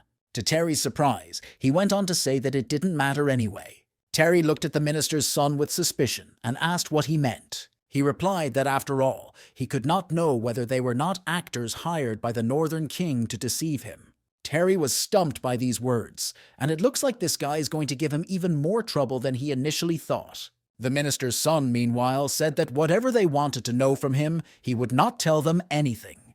Terry said with a smile that it didn't matter to him at all. They had no purpose to interrogate him. He was instructed to bring the boy home, and he could keep quiet until he returned and saw his father, or Nicholas. The prisoner thought that if the guy was saying that, maybe he was really his colleague from Nanjing. Terry, meanwhile, came closer to the boy and put his hand on his shoulder, asking if he felt better after hearing those words. But when Terry touched his shoulder, the boy recoiled as if he had hit him. Terry realized that something was wrong, pulled off the boy's outerwear and saw deep cuts all over his body. Jerome could not contain his anger. These subhuman beings were torturing the minister's son after all. Terry was amazed that the son of an official who had traveled to another country and taken up espionage was being tortured. Despite the severe pain, he remained calm and dignified, and Terry assured him that he would definitely take him away from here. The boy replied that he would not return if Nanjing's lands had to be sacrificed for his sake, and Terry assured him that the emperor would not have done so. The minister's son asked what kind of bargaining chip Nanjing was using in exchange for his life. Terry replied that it was Frederick, and that the dignity of a prisoner was gone, and he shouted whether the audience knew who Frederick was. He asked where he was now, and Terry replied that he had already been handed over to the North Vietnamese, and there was nothing to be done about it. These words had a very big impact on the prisoner. His strength suddenly left him. He said that this sacrifice was not worth it. Terry and Jerome walked down the stairs to their palanquin, discussing everything that had happened. Jerome asked if he and Terry would go back just like that, and the boy replied that he had nothing else to do. He would like to ask the prisoner for advice on how to resolve the situation, but he does not trust them, although, quite unexpectedly, he does not want to leave. Jerome said that it was not that he did not want to go, but that, in his opinion, this salvation was too expensive. Terry knew this, but he still didn't understand how anyone could take their life so lightly. Their conversation was interrupted by the minister's son, who said that the boat was already in the water, and they had to go downstream and not think about how to turn the situation around. Terry screamed in shock as the Secret Service released his prisoner. He replied that they had kept him in custody for 6 months, and no matter what methods they used, they could not force him to say a word. If they are in Shanghai anyway, they should allow him to join them if they make a mistake and take advantage of it. Terry replied that there would be no problem with that, thinking that he had misjudged the man in the beginning. The minister's son was indeed a remarkable man whom the boy began to admire. Terry made a lot of drawings describing all the events he had experienced, and he wanted to keep it in his memories. He showed all these drawings to the minister's son, saying that this happened in the outside world during the 6 months he spent in captivity. He replied that a lot had happened since then, but that neither of those things mattered. He was a professional. Terry said that the Empress Dowager would not let them go easily because of the boy's arrest. The hidden bets of the Northern King went down the drain. They will have to think carefully if they want to rebuild the Northern Qing network and get out of here unscathed. The guy replied that since the Emperor and the Empress Mother were rivals, they could talk to the Emperor and have a place to cooperate. Terry immediately recalled those strange words of the Emperor that their interests coincided in many things and aspects. This Emperor really did foresee something. He foresaw it, although he didn't say so directly and offered mutual assistance. Terry really wanted to reject this option, and the minister's son asked why he was saying that. He replied that he thought the Emperor was looking at him very strangely. The minister's son said that as far as he knew, the guy was a very clean person. He believed that it was possible to cooperate with the Emperor, but of course the guy might have his own opinion on this. Terry asked him if he had come to this conclusion while hiding in North China for many years, but would still trust him. Terry said that in that case, they should get ready to respond to the little Emperor's invitation. After the minister's son returned, he talked to Terry alone in his room every day, and no one was allowed to approach them. Mr. Terry hadn't discussed anything with Jerome for 3 days, and it was very upsetting for him. Oscar, who was standing next to the offended spy, asked if he was okay. When he didn't answer, Oscar asked if Jerome was just feeling jealous. Jerome's response was very loud and indignant. He shouted that jealousy on his part was completely impossible. Turning around and leaving Oscar alone, he finally said that he was not jealous at all.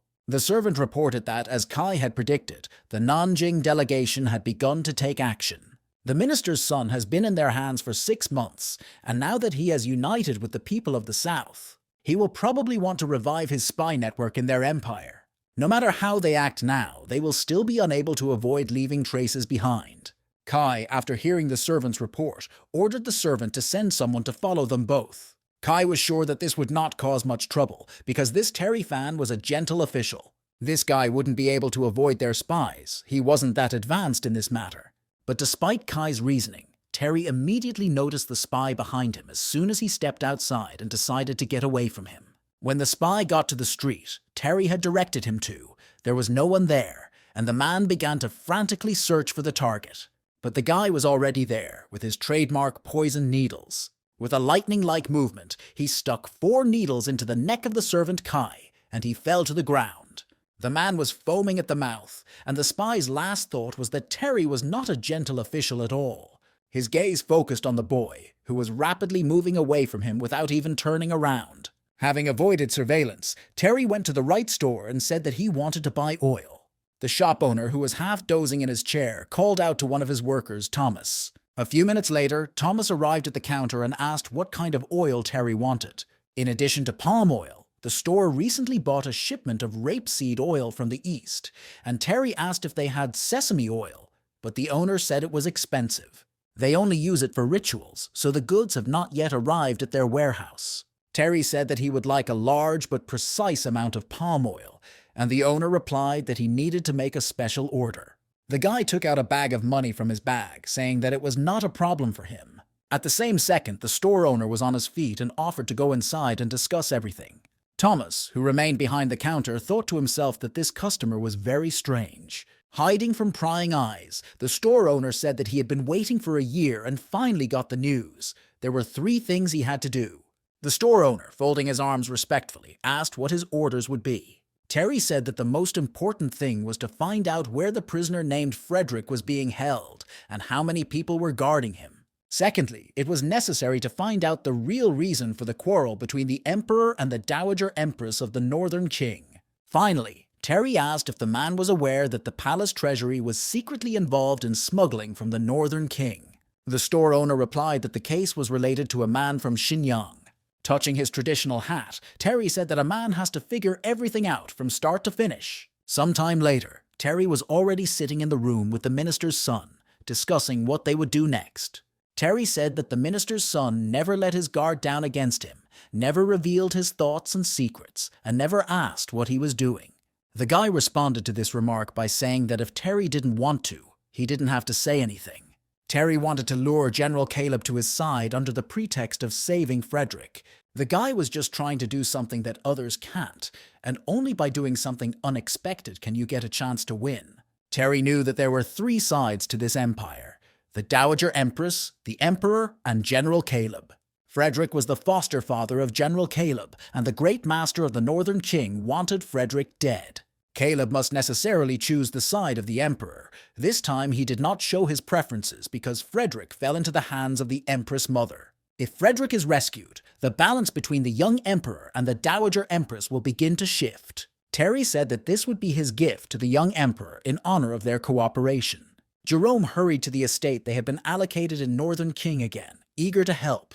The man came into the house and said he had been told. Terry wanted to see him. He wanted to say in advance that he had many years of experience on the board of supervisors and could give advice on any issue. Terry turned to Jerome and told him that he wanted to entrust him with a job, and this news made Jerome stutter. Will he be forced to run around and run errands again? The man was very upset. Terry said that the minister's son had nothing to worry about. He was sure he could get in touch with Caleb without any problems. The minister's son replied that he was not against Jerome's candidacy. Although he did not trust Terry, he admired the man. Saying that he didn't care what anyone else thought, Terry abruptly applied a cloth soaked in a healing solution to the other man's wound. Caleb's deputy reasoned that Frederick was supposed to go over to them, but Kai took him away without explanation. These people did not reckon with anyone. Unfortunately, Shanjing was under Kai's control, and General Caleb was like a cornered animal. He could not help him. It was good that they still had this mansion, and Caleb's deputy did his best to keep Kai's eyes off it. He didn't notice that Jerome had appeared next to him, saying that he was accompanying Terry Fang to help with diplomacy with the Northern Qing. Caleb's deputy shouted how the man got here and why he was here at all. Jerome calmly replied that he had flown over the wall. He leaned over to the deputy and said that his master asked me to tell him that he wanted to cooperate with General Caleb. He began to tell him everything Terry had told him, adding that doing it directly was a crime, but not if you hid behind masks. After telling us everything to the last word, Jerome said he had to go and flew away. Finally, he shouted to Caleb's deputy that the leaves and branches of the trees were in a complete mess and that the servants needed to trim them. The general was sitting in the hall, polishing his spear, and he said that the people of the south had offered him a fairly favorable deal. The deputy warned that these people are quite cunning and the general should be more careful. The emperor looks feminine, but he exudes more majesty. He will not give up the south for the sake of unifying the Celestial Empire. This case is different from the battlefield operations in the past, but it was even more dangerous. After his remarks, General Caleb asked what his deputy thought about this. He replied that Frederick was the founder of the Border Riders, and without Mr. Frederick they would not be here. Terry and Jerome were already at the previously discussed location, observing the mansion where Frederick was being held. Kai hid Frederick in a wilderness, where even the indigenous people of Shanjin can easily get lost. The Board of Supervisors has worked very hard to find this place, and the general should take advantage of this opportunity. Jerome asked the gentlemen if they would not help General Caleb's men. Terry replied that if they did anything, the entire Nanjing delegation would be caught and not allowed to leave North Qing. And the minister's son is acting so distrustful, he couldn't let his people work with Terry. In short, they don't have to take big risks and act alone. Suddenly, the guards at the gate of the estate saw a farmer pushing a cart in front of him. They shouted that if he took one more step, he would be killed. But the farmer, instead of stopping, threw his cloak off the cart. Only after the cloak was thrown off and arrows flew at the guards did it become clear that this farmer was not a farmer at all. But the guards still could not fully comprehend this because they were killed in a moment. After the first shot was successful, a whole squad of armed men ran out of the bushes to the gate of the estate. The surviving guards could not avoid this swift attack. After kicking in the door to the estate's courtyard, the attackers looked around to see where they could run. They saw a number of guards lined up outside one of the buildings, ready to defend him, and realized that Mr. Frederick must be there.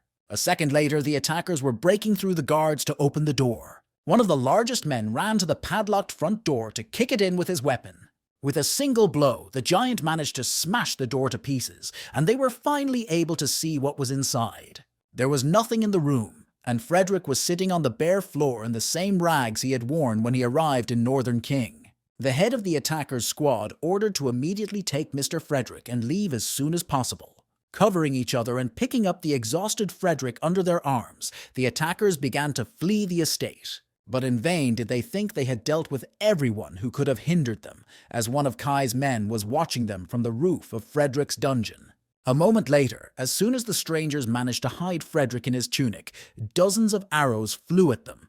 The man who broke down the door of the dungeon covered his fellow prisoners with himself, shouting for them to run away. But the man was in danger not only in front of him, but also behind him. A sword stabbed him in the back. One of the generals of the imperial court stood on the other side of the road. His sword was his own, and he said that the attackers were finished. Behind him, behind a tree, one of the Empress's men was waiting, saying that he had not expected his colleague to come. He approached the general and said that he had been waiting here for a long time. The man added that the Empress Mother had anticipated that rebels would appear, so she ordered him to additionally guard the place. Terry was about to ask who the man was who approached the squad leader, when Jerome replied that it was Kai Shen himself. Meanwhile, the Empress's men completely surrounded the rebel group, killing them one by one, and Kai thanked General Tang for his help. Deputy General Caleb asked him what he meant, forgetting that his face was hidden. Kai said that if they hadn't come, they wouldn't have had the opportunity to kill Frederick, and now this scenario is very favorable for that. In addition, the Deputy General organized an uprising, and Kai had a good reason to deal with General Caleb. General Caleb's deputy, General Tang, could not believe that it was a conspiracy from the beginning. But Kai interrupted him and said that it was not a conspiracy, but just a small calculation. General Tang was shocked by this turn of events and shouted that Terry Fan had set them up. Terry said that these people were ready to sacrifice themselves when they went to free Frederick. There is no way they can save them. General Caleb's deputy and all the other survivors pulled out vials from their pockets and said they would not allow the general to be removed from office. Before the Empress Mother's side could react in any way, they poured the contents of the vials on their faces. Upon contact with the sun, the liquid caught fire and the rebels' faces caught fire. In the middle of the clearing, around the palanquin with Frederick, there were now several pillars of fire. A few more minutes passed and the inhuman scream subsided, leaving only the burnt bodies on the ground. Kai ordered us to collect all the remains of the attackers and check everything else thoroughly. We had to get at least some evidence. And finally, he added that his men should never forget to return for Frederick, who was still wearing his trench coat. But one of the generals noticed that he could see white smoke coming out from under his coat. He rushed away from the palanquin with the prisoner and shouted to Mr. Kai Sheng to be careful. A moment later, there was a big explosion that covered the horizon, flames bursting out in all directions. Kai ordered to verify that the body inside was Frederick's when the fire was out. Jerome was amazed that the amount of explosives in all the locations was very carefully chosen, and Terry said it was time to start preparing a backup plan. Meanwhile, at General Caleb's house, a woman asked what she should give the Dowager Empress for her birthday. Suddenly, one of his men burst into the general's chambers, and he was very concerned. He ran up to the man and whispered in his ear that his deputy and his people had failed to free Frederick. Caleb felt grief and told her to forget about the gifts. They needed to prepare their luggage. He hated Kai Shen with all his heart, who had just left him without a father. Kyle's subordinates, meanwhile, were dismantling the remains of the fire, looking for the remains of the body of the captive Frederick, and found confirmation that it was him. Dusk descended on the mountains, and the stars began to appear in the sky.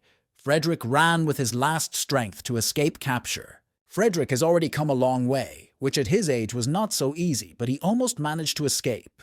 But one of the Empress Mother's men crossed Frederick's path, saying that everything was going exactly according to Mr. Shen's plan. He greeted the elder with respect and said that in Northern Qing, everyone but the Great Master should show Frederick respect. He replied that he could not believe that the once genius swordsman would become a dog of the secret state service. The swordsman replied that he was not a member of the secret civil service, but a follower of the Dowager Empress. And no matter how much he respected Frederick, today he has to ask him to rest in peace. With his first stroke, he wounded Frederick in the shoulder, drawing the former prisoner's first blood. Frederick had no weapon, but he saw some dry wood nearby, which he hastily broke. The man stabbed a piece of wood into his attacker's leg, and now they were both wounded. In pain, the swordsman tore his knife from Frederick's shoulder and ran to a safe distance. He said that he thought with his 9th-ranked strength it would be easy to kill the old man covered in wounds, but he was still in the ranks. Frederick replied that even if the man wanted to kill him, he would have to die with him. But his opponent was not at all convinced of his opponent's loud words. Frederick felt that he and the swordsman were no longer alone on this mountain plateau. After the elder's words, another warrior came down to the plateau, a disciple of a great master who had the 9th rank. The new participant in the fight said that his orders were strict. Today Frederick escaped, so his younger brother has to do it. Frederick noted that the successor to the teachings of the great Northern Qing master also took on his hypocrisy. The student of the great master, shouting that he hoped for Frederick's forgiveness, rushed into the fight. His first blow missed the target. Frederick managed to dodge it, and only his beard was damaged. But the second blow hit the target and cut Frederick's shoulder to the point of blood. The swordsman also decided not to wait for the right moment and joined the fight, swinging his sword at Frederick. The elder's chances of survival were melting away before his eyes, and against the armed masters he had only a broken tree branch. Jumping away to avoid the blow, Frederick fell to the ground, kicking up a cloud of dust. Both masters did not even allow him to finally get to his feet. They were already flying to attack again. Frederick was getting tired of this situation, so he decided to end it beautifully and launched a counterattack on the two attackers. The man was suddenly stopped by arrows that flew near his ear. These two arrows knocked the weapons out of the hands of Frederick's opponents, stopping their attack. A moment later, the elder was picked up by Terry's hand, carrying him to a safe distance from his opponents. Both warriors were amazed at this unexpected turn of events and wondered why the stranger hadn't wounded them. Frederick was grateful for his rescue, but nevertheless noted that only Terry was missing for complete happiness. The elder said that his opponent was a 9th-ranked master, and the guy was so stupid that he came to die with Frederick. This remark made Terry smile, and he said that Uncle George was always beating him, and he was not a weakling, so the boy would not die so easily. The swordsman asked Terry if he was going to defend Frederick from them alone. The guy is just a brave but reckless little shit. Terry was interested in this characterization of him, but when he took out the shurikens, he noted that it was too early to draw conclusions. The enemies rushed to attack, no longer wasting energy on talk. Everything had to be proved by force. The guy launched several shurikens at the attackers, which immediately spun in the air. For some time, the guy's weapon flew unchanged, but at some point, the shurikens split into several fragments. Each of the fragments began to fly on its own trajectory, disrupting the enemy's entire attack and forcing them to defend themselves. Terry did not wait for his opponents to repel the previous attack and launched a new type of weapon at them. Curved arrows flew at the warriors, which also had the ability to change their trajectory. The student of the Great Master could still fight back with great concentration, but the swordsman was in no position to do so. The man was completely confused and could not understand what kind of equipment it was. He had never seen anything like it. The disciple of the Great Master said that this was, of course, a very good move, but completely useless. It would only be good for tickling. Hearing these words from the enemy, Terry decided to use his main weapon, an energy cannon. He asked these two impudent people not to jump to conclusions, because the reality might seem painful. This time, both opponents stopped, amazed at what they saw. This stranger was holding such a powerful weapon. The guy aimed the gun at one of the rocks, and part of it shattered into stones because of such a powerful impact. Terry's shot from the energy cannon left a huge crater on the ground, but the attackers managed to jump away. The swordsmen could not believe that they had fallen into the trap of such a scoundrel. They had to get rid of Frederick at least. It was impossible, in any case, to allow the secret he was hiding to be revealed. Terry was running away with Frederick on his back. He couldn't believe that the enemies were able to retreat, yet he underestimated the strength of the 9 ranked men. But the attackers had no intention of leaving the guy alone. They ran after him. The disciple of the great northern Qing master came closer and threw his daggers in the boy's direction. Terry, seeing a weapon flying at him, managed to fall to one knee at full throttle to avoid being wounded. But the daggers, bouncing off the rocks, changed their trajectory and flew in the direction of the boy and Frederick, wounding them. The boy dropped the elder from such a blow, and they tumbled over and flew toward the abyss. The guy did not have time to stop the fall, and both men flew to the bottom of a huge abyss, which was not even visible. The attackers stood on the edge, watching, and the disciple of the Great Master said that the blades of the knives were covered with strong poison.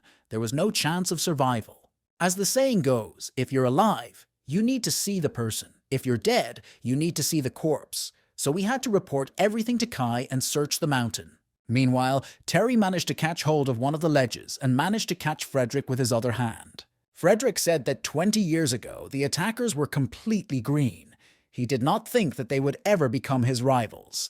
Terry shouted that, of course, Frederick was very cool, but he had to think about other things now, how they would get out and what to do. Sometime later, in one of the caves of the abyss, there was already light from a fire. The boy and the elder were sitting next to him, catching their breath, for now they were alive, but it was temporary. Terry applied needle therapy to Frederick, which was supposed to delay the spread of the poison and could have saved his life for several hours. But unfortunately, the man could not escape death. There were more than 100 poisons in his body, not just one. Frederick noticed that the boy was also hit by one of the knives, and he was afraid that he would not be able to return either. In response to this question, the guy seemed to reach into one of his pockets. After a while, the guy pulled out a metal plate behind his sinuses, saying that he had prepared well before coming. This iron plate really served him well. Terry dropped it on the ground next to him. Frederick said that Terry really deserves to be a child of a celestial. It's a pity that such a smart guy is here and dying of hunger. Perhaps it would have been better to die of his wounds and leave the world in an easier way, Terry said, and it would have been better if Frederick had talked less. In fact, this secret that Frederick mentioned earlier is the location of the Divine Temple. The boy asked the elder if he had ever been there, and Frederick replied that even if he was a child of the Celestial, he would not know where the temple was. Because as soon as the world finds out about this, a bloody massacre will begin, and a large number of people will die. Terry said they were both going to die here anyway. Couldn't a man let a guy die happy? Frederick replied that, to be honest, he was not interested in whether there would be bloodshed or the destruction of the world. In fact, the elder kept this secret from the whole world for a completely different reason.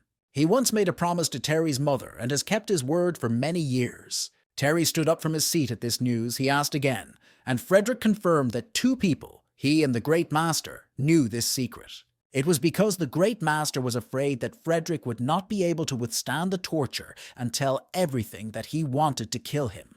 Terry realized that Frederick and the Great Master of the Northern King were his mother's biggest fans. Frederick noted that, since Terry is the child of a celestial deity, the Divine Temple is his homeland. But still, the man cannot tell him where this world is. He can only say that it is a world covered with ice and snow. The nights are endless, but when you are in complete despair, you can see the light of the divine world in the darkness. This is a place close to God. His mother came from such a place, the man said.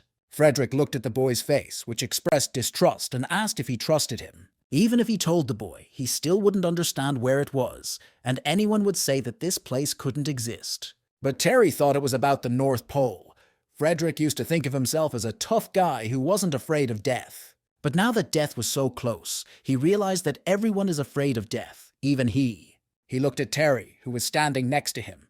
But he didn't see him. He was looking at the woman he had promised. The man said that the gods were favorable to him. He had met the boy before he died. They touched their little fingers, and Frederick said that the boy must not tell anyone about the location of the church. This is a promise. As soon as the boy and Frederick exchanged promises, the elder closed his eyes for the last time. The boy looked at Frederick's body and realized that it turned out that for 20 years he had not been keeping a secret, but fulfilling a promise to Terry's mother. Several hours passed, and Terry was finally able to bury Master Frederick with dignity, even sticking incense sticks in his grave. Now it was time to get out of this godforsaken place, and the guy started to climb the rock. This path was very difficult for Terry, but in the end he almost reached the top, where he saw Jerome with the rope. Jerome, with a smile of relief, said that finally the gentleman had returned. He was very worried about him. A few minutes passed, and Terry got to solid ground, and Jerome immediately began to bombard him with questions. He asked if I had chosen a good cave for the gentleman. It was quite spacious, and the air was fresh. Terry didn't want to answer Jerome's questions and left clenching his fists, but he heard a question about Frederick's absence behind him. Upon returning to the estate, he told the minister's son that everything had indeed not turned out as planned, but there was a silver lining. The boy thought that he had fulfilled his task and killed Frederick, that he had learned the secret, and that he had passed his exam. The minister's son said that if they could get out of Shanjing, such trifles would not affect anything.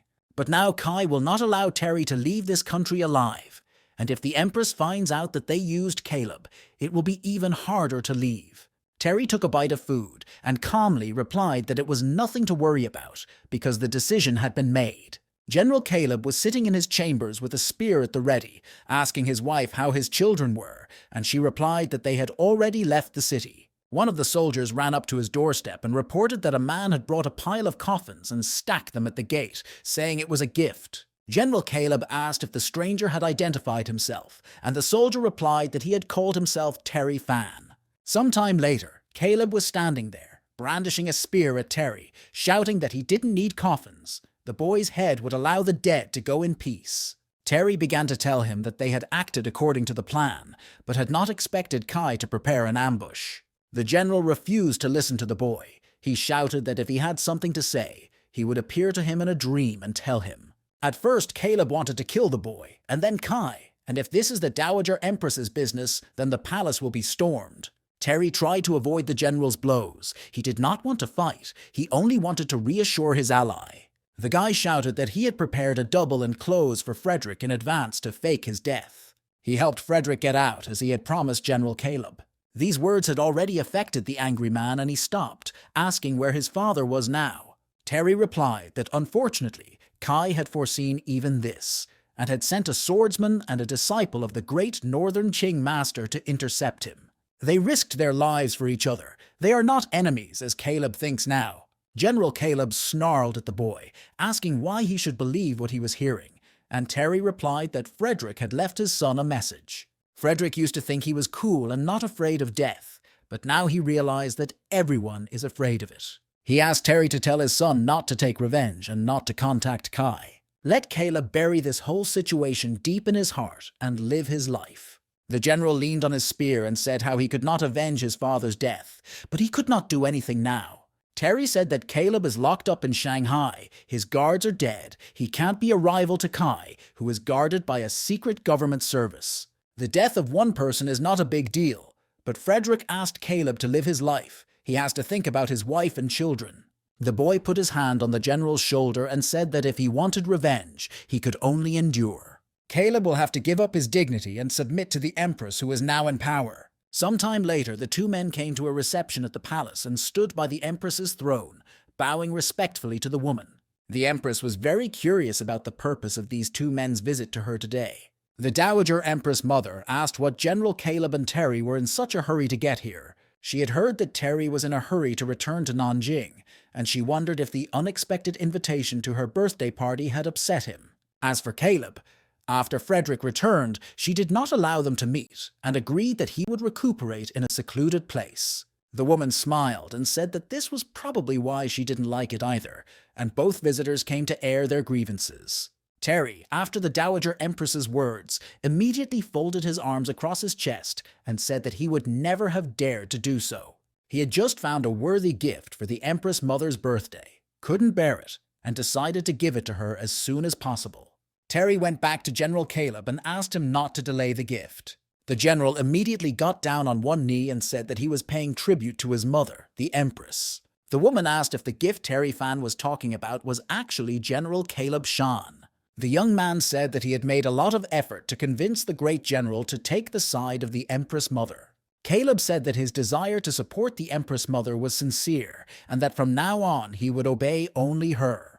Terry added that he would not pull any tricks or devious plans. General Caleb has fallen for Kai's trick. His entire guard is dead and he is left alone. If he finds support, will he have to wait for death? The Empress reasoned that although they knew that Kai was acting on her orders, they still blamed the latter.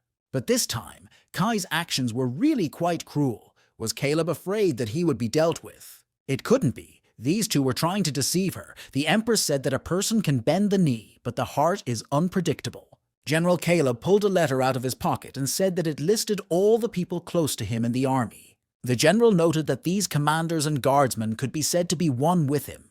They were the basis that guided his troops. The Empress was amazed by this gift, and even asked if her husband was really giving her the basis of his army so easily. He replied that he could not show his sincerity in any other way. If the Empress had doubts, why not see how he would behave in the future? The Empress noted that her husband was indeed very brave, and now she could see the great general's sincere thoughts. The Empress Mother's servant approached the general and he handed him his letter. The woman said that the past would remain in the past, and that if Caleb served her well, his life would be safe. Upon hearing these words, both the general and Terry bowed their heads in gratitude, once again congratulating the Empress on her birthday. The woman replied that despite the fact that Terry was Nanjing's messenger, he cared too much about her. The boy replied that the Empress Mother was a wise woman, and in fact, he had a request to ask her if she knew about the palace's vault. The woman replied that this Nanjing storage facility brings them a lot of economic benefits, of course. She can't be unaware of it. Terry replied that when he returned home, the financial rights to the palace's vault would be transferred to him. The Empress, of course, knew about this, saying that after all, the boy had married a princess, and that it was obvious that he would receive these rights. From his investigation, he learned that when the senior princess operated the warehouse, she profited from smuggling from the Northern King. So when Terry takes over the financial rights, he hopes that these arrangements will continue. The Empress, furrowing her brows, angrily asked what kind of smuggling the boy was talking about.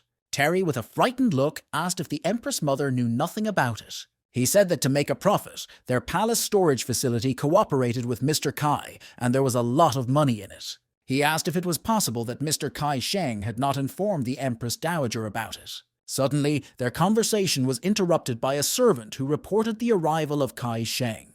Kai said that some of the vault shops had falsified their accounts, but the Secret Service had never profited from this, and the Empress could check. Since this case involved high-ranking officials in Nanjing, Kai believed that condoning it would sow the seeds of chaos there in the future. That's why Kai did not interfere with this trade in any way.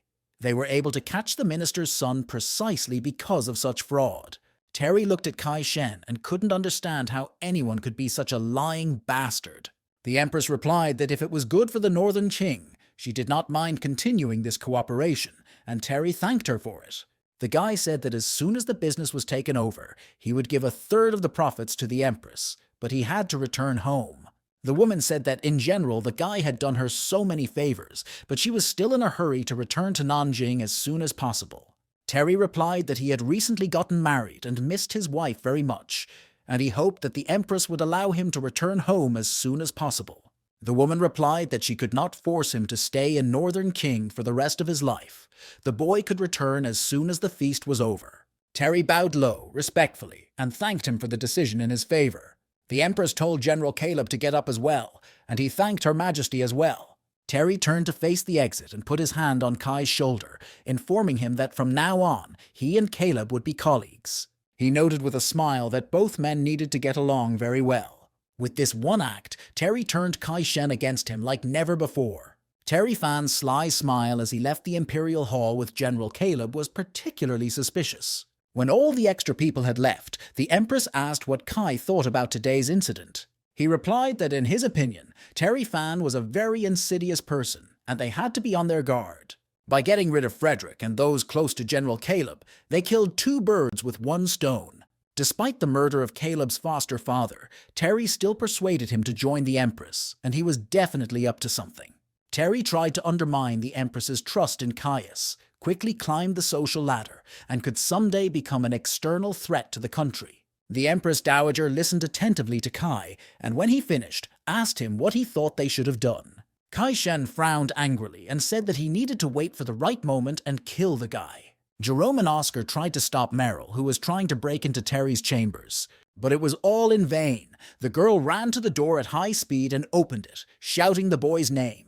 Terry, at this time, was really resting in bed after the last few stressful days, and Meryl's appearance scared him a lot. The girl hung over him like a black cloud, and the guy began to call his faithful bodyguards for help, Jerome and Oscar.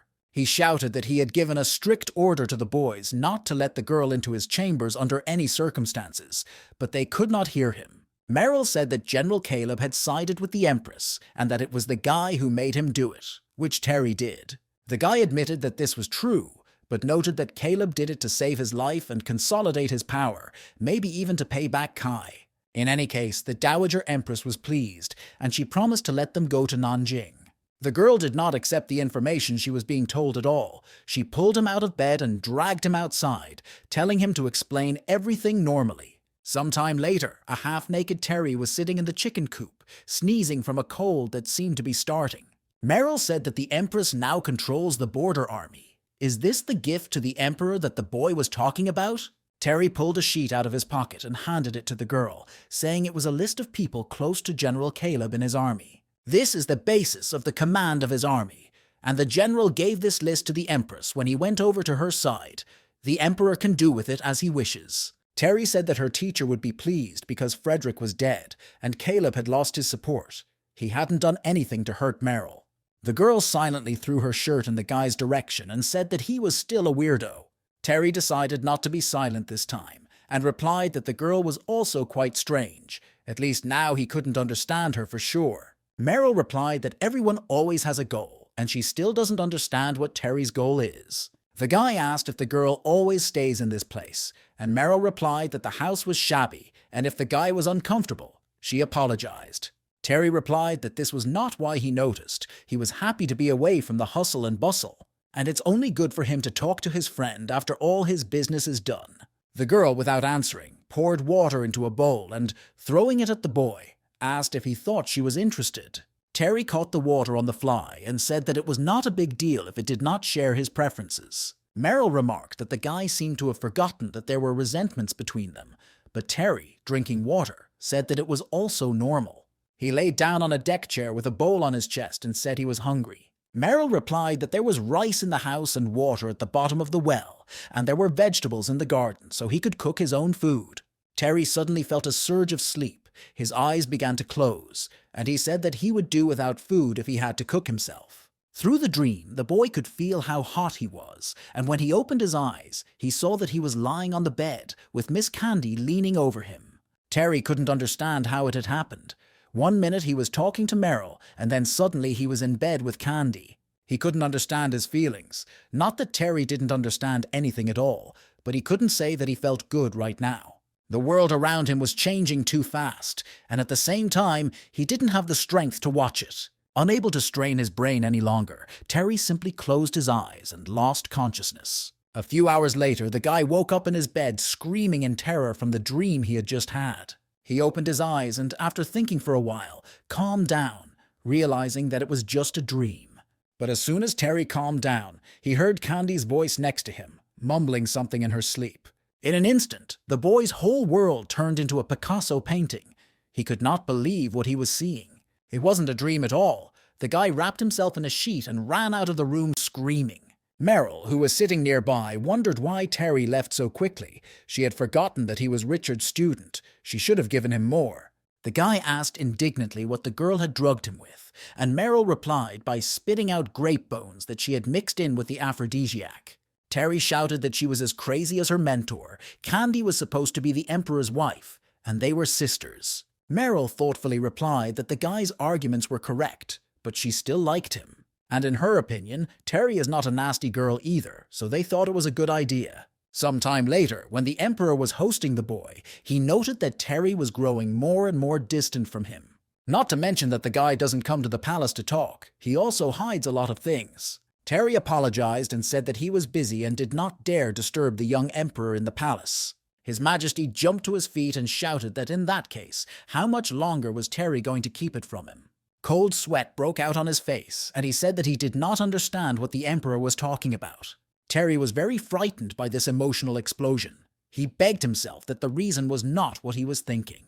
Merrill would not have framed him and told the Northern King Emperor about everything that had happened. The boy was more and more in awe of the Emperor. Did Merrill really want him dead so badly? Suddenly, Terry's thoughts were interrupted by the Emperor's hand falling on his shoulder, His Majesty calling the boy by name. When the guy looked up, he shouted that it turned out that Terry Fan had written the history of the stone. The Emperor shouted that the boy was hiding so much from him and keeping the whole world in the dark. He demanded that Terry tell him whether Sister Lin would still be with the protagonist at the end. The guy wiped the drops of sweat running down his face. He had just had a nervous breakdown from fear. As he left the Emperor's chambers, he encountered Miss Candy, who bowed respectfully to meet him without saying a word. The boy wanted to talk to the girl, but remembered in time that he couldn't, because she was now the wife of the Northern King Emperor. Neither of them wanted to leave before the other, and for a while they just stood there. Terry did say that if one day she didn't want to stay here, she should tell him, and he would arrange everything. The girl didn't say a word in response and walked away, probably the last time they met. Just a minute ago, the boy was terrified of His Majesty, and now he is flirting with the future Empress. Merrill, who was sitting next to me on the fence, said that this was to be expected from the genius of Nanjing's poetry. Terry was only further enraged by this remark, and he shouted at Merrill that it was her fault. The girl jumped off the fence and walked toward the boy, asking him if he remembered what he had said to her that day. Suddenly, the guy remembered that he had allowed Merrill to slip him something. The girl, who had come so close that she was already violating the guy's personal boundaries, asked him if he remembered what she had said. And then Terry realized that Merrill had chosen this moment to exact her revenge. That was the point. If a girl wanted to take revenge by drugging him with an aphrodisiac, he could sacrifice his lust for her. But Merrill was not impressed by the guy's words, and she replied that she had already taken revenge and would not do it again. Terry was completely confused. He could not understand what this girl was trying to achieve. Merrill still continued to stand silently beside him, and the guy asked why she could not answer him. Without waiting for an answer, he said that from now on they were even. Terry would not do anything to her, and Merrill whispered that she owed him a debt. If Terry ever needs her help in the future, she can do it for him once. The guy replied that in that case he would take her at her word, and their agreement would come into force from then on. He needs to meet someone and wants the girl to organize this secret meeting. Merrill started to say that he had already dated Candy and shouldn't go too far, but the guy said that the conversation wasn't about her. He told her about the master Kendrick and she agreed to help him. The master was staying at his estate. Merrill took Terry to the designated place. He went inside and saw Kendrick writing something at a desk. The guy came closer and greeted the elder. Kendrick froze in his tracks, not believing his eyes. He asked what the guy was doing here. Suddenly coming to his senses, Kendrick got up from his seat and fussed, saying that he was not supposed to sit when he had such guests. Terry tried to stop him, but he asked what the boy meant in the second part of his poem and recited it. Terry stopped in mid-sentence, realizing that all this fuss was not about politeness. This man, it turns out, was writing an annotation to his book of poems. The guy kindly decided to explain the meaning of the lines of his poem, chewing on his allegory in detail. Kendrick finally realized that it was about a sacred mountain in the far south. No wonder he knew nothing about it. While he still remembered the author's words and needed to write them down, Kendrick took up his brush. After a while, he asked what the words from the other lines of the boy's story about the king who threw banquets were hiding. Terry replied that this king always held feasts in the temple. Kendrick's next question was about the personalities of some of the characters, and Terry kindly explained what the master was interested in.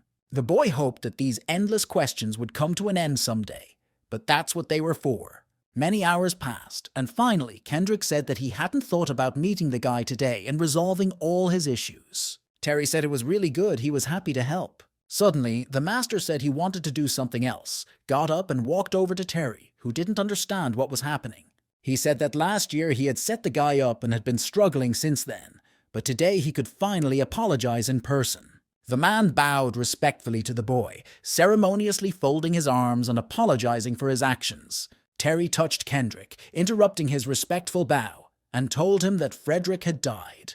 Kendrick stood up and closed his eyes and said with the wisdom of old men that everyone dies someday. He said that his brother had lived a joyless life and Terry should live life to the fullest. And he replied that in this world you can't make your way without killing. Kendrick looked at the boy carefully and after a short pause told him not to become such a person. He pointed to the papyrus he was working on and said that such a collection of poems could not have been written by a dirty person. Kendrick said that he could not watch such talented poetry crumble to dust. Terry was very impressed with the elder's concern for him and said that he promised to follow Kendrick's precepts and would never become such a person. The emperor stood on the balcony of his chambers and asked a servant if the delegation from Nanjing had left yet, and the servant replied that it would leave soon. Candy was also already missing Terry, and she was afraid that after this goodbye, they would never see each other again. Jerome cried crocodile tears and begged Terry Fan to take care of himself. He emphasized that he should take good care of his wife and future children, and Terry, not knowing how to shut the man's mouth, began to do it manually. Terry said that the spy network in North King will not survive without a leader, and in 6 months the court will send a replacement. But for now, it's on Jerome. Both the servant and the gentleman looked toward the palanquin, which was already waiting to leave. The time to say goodbye had come. Local residents watched the delegation leave the capital and did not understand why they were being let go so easily. But that was not the last surprise for the day, and Merrill was already waiting for Terry on the way out of town. Oscar assured Terry not to worry and to go ahead and meet him halfway. He would take care of the rest. Today, Merrill came to see Mr. Terry off, and the guards must not tell anyone about it, because if the princess finds out, there will be no mercy for anyone. After giving this order to his men, Oscar heard the voice of the minister's son next to him, addressing him from the palanquin. He said that today's incident could not remain a secret. He would report everything to the emperor and the court in full detail. Terry approached Merrill, asking her why she had come here, to see him off with a full cart of things. The girl did not answer anything, but simply turned around, pulled back the curtain, and showed what was inside the cart. Terry stared at the mountains of books inside, and Merrill said that Mr. Kendrick had left.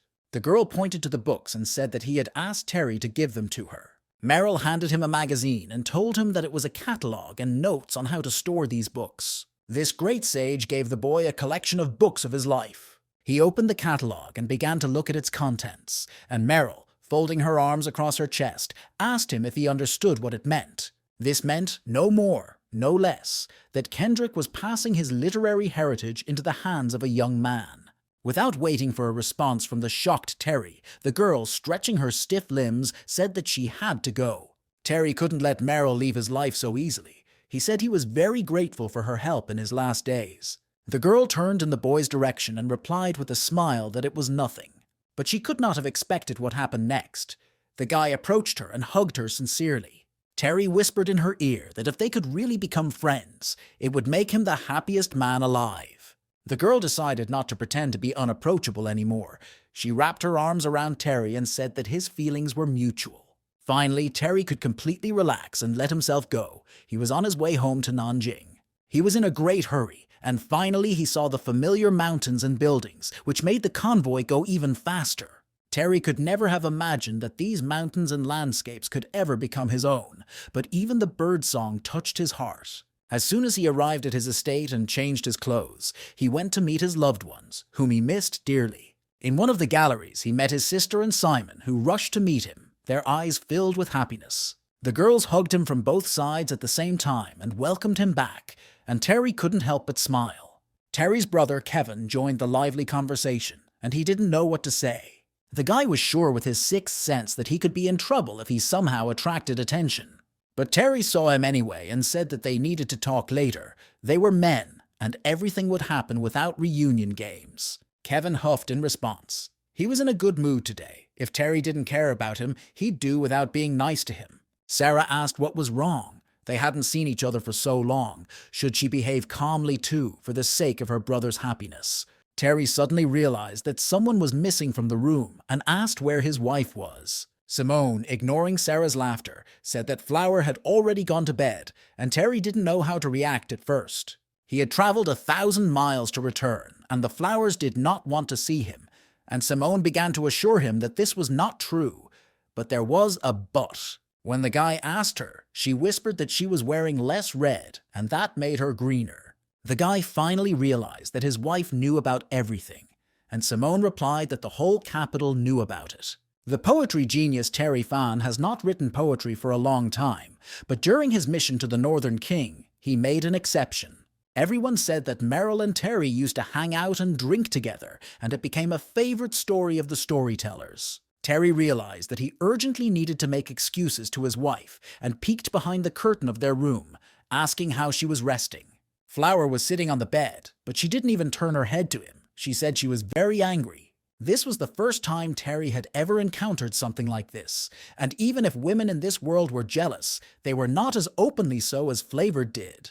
Without turning her head, Flavor carefully asked who the girl named Meryl was and what she was like. Terry knew that he shouldn't praise Meryl right now, as it would make his wife even angrier, but he couldn't lie either. He replied that Meryl was the last student of the great Northern Qing master and had a high status. He had to befriend her for the sake of the country. As soon as the guy finished his speech, he faced the indignant face of his wife, Flavera, who simply glared at him. Terry shouted that it was just a short poem. He could write flavors every day. Everything else was gossip from the ruler of the Northern King. But Flower said she only wanted to ask if, with Meryl's status, she could become Terry's concubine.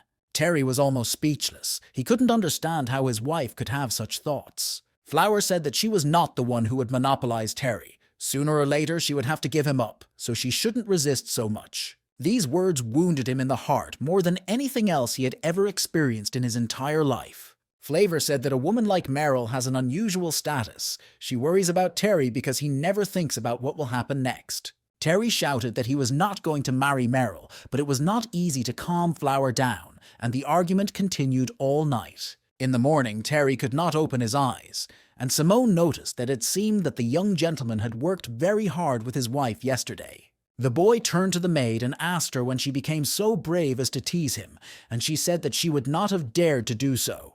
At that moment, the guy felt real happiness and relief. He was so happy to be back home.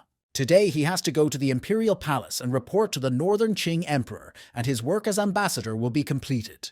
And then, after all these manipulations, they will be able to return to the Tsang Mountains for a short time, where they will be most comfortable. The girl thought about it for a while and noticed that Jessica would be most happy about this news. Simon and the Lord's dialogue was interrupted by other servants who called him immediately because the princes had sent people to bring gifts in honor of his return.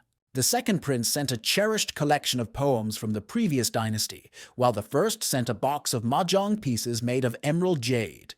The young gentleman has become so popular that even two princes want to drag him to their respective sides. The servant's dialogue with Terry was interrupted by the boy's father, Eric, who told him not to get too carried away. Eric waited for the boy all night, but instead of coming to his father, he spent time with his wife, and his father was not happy.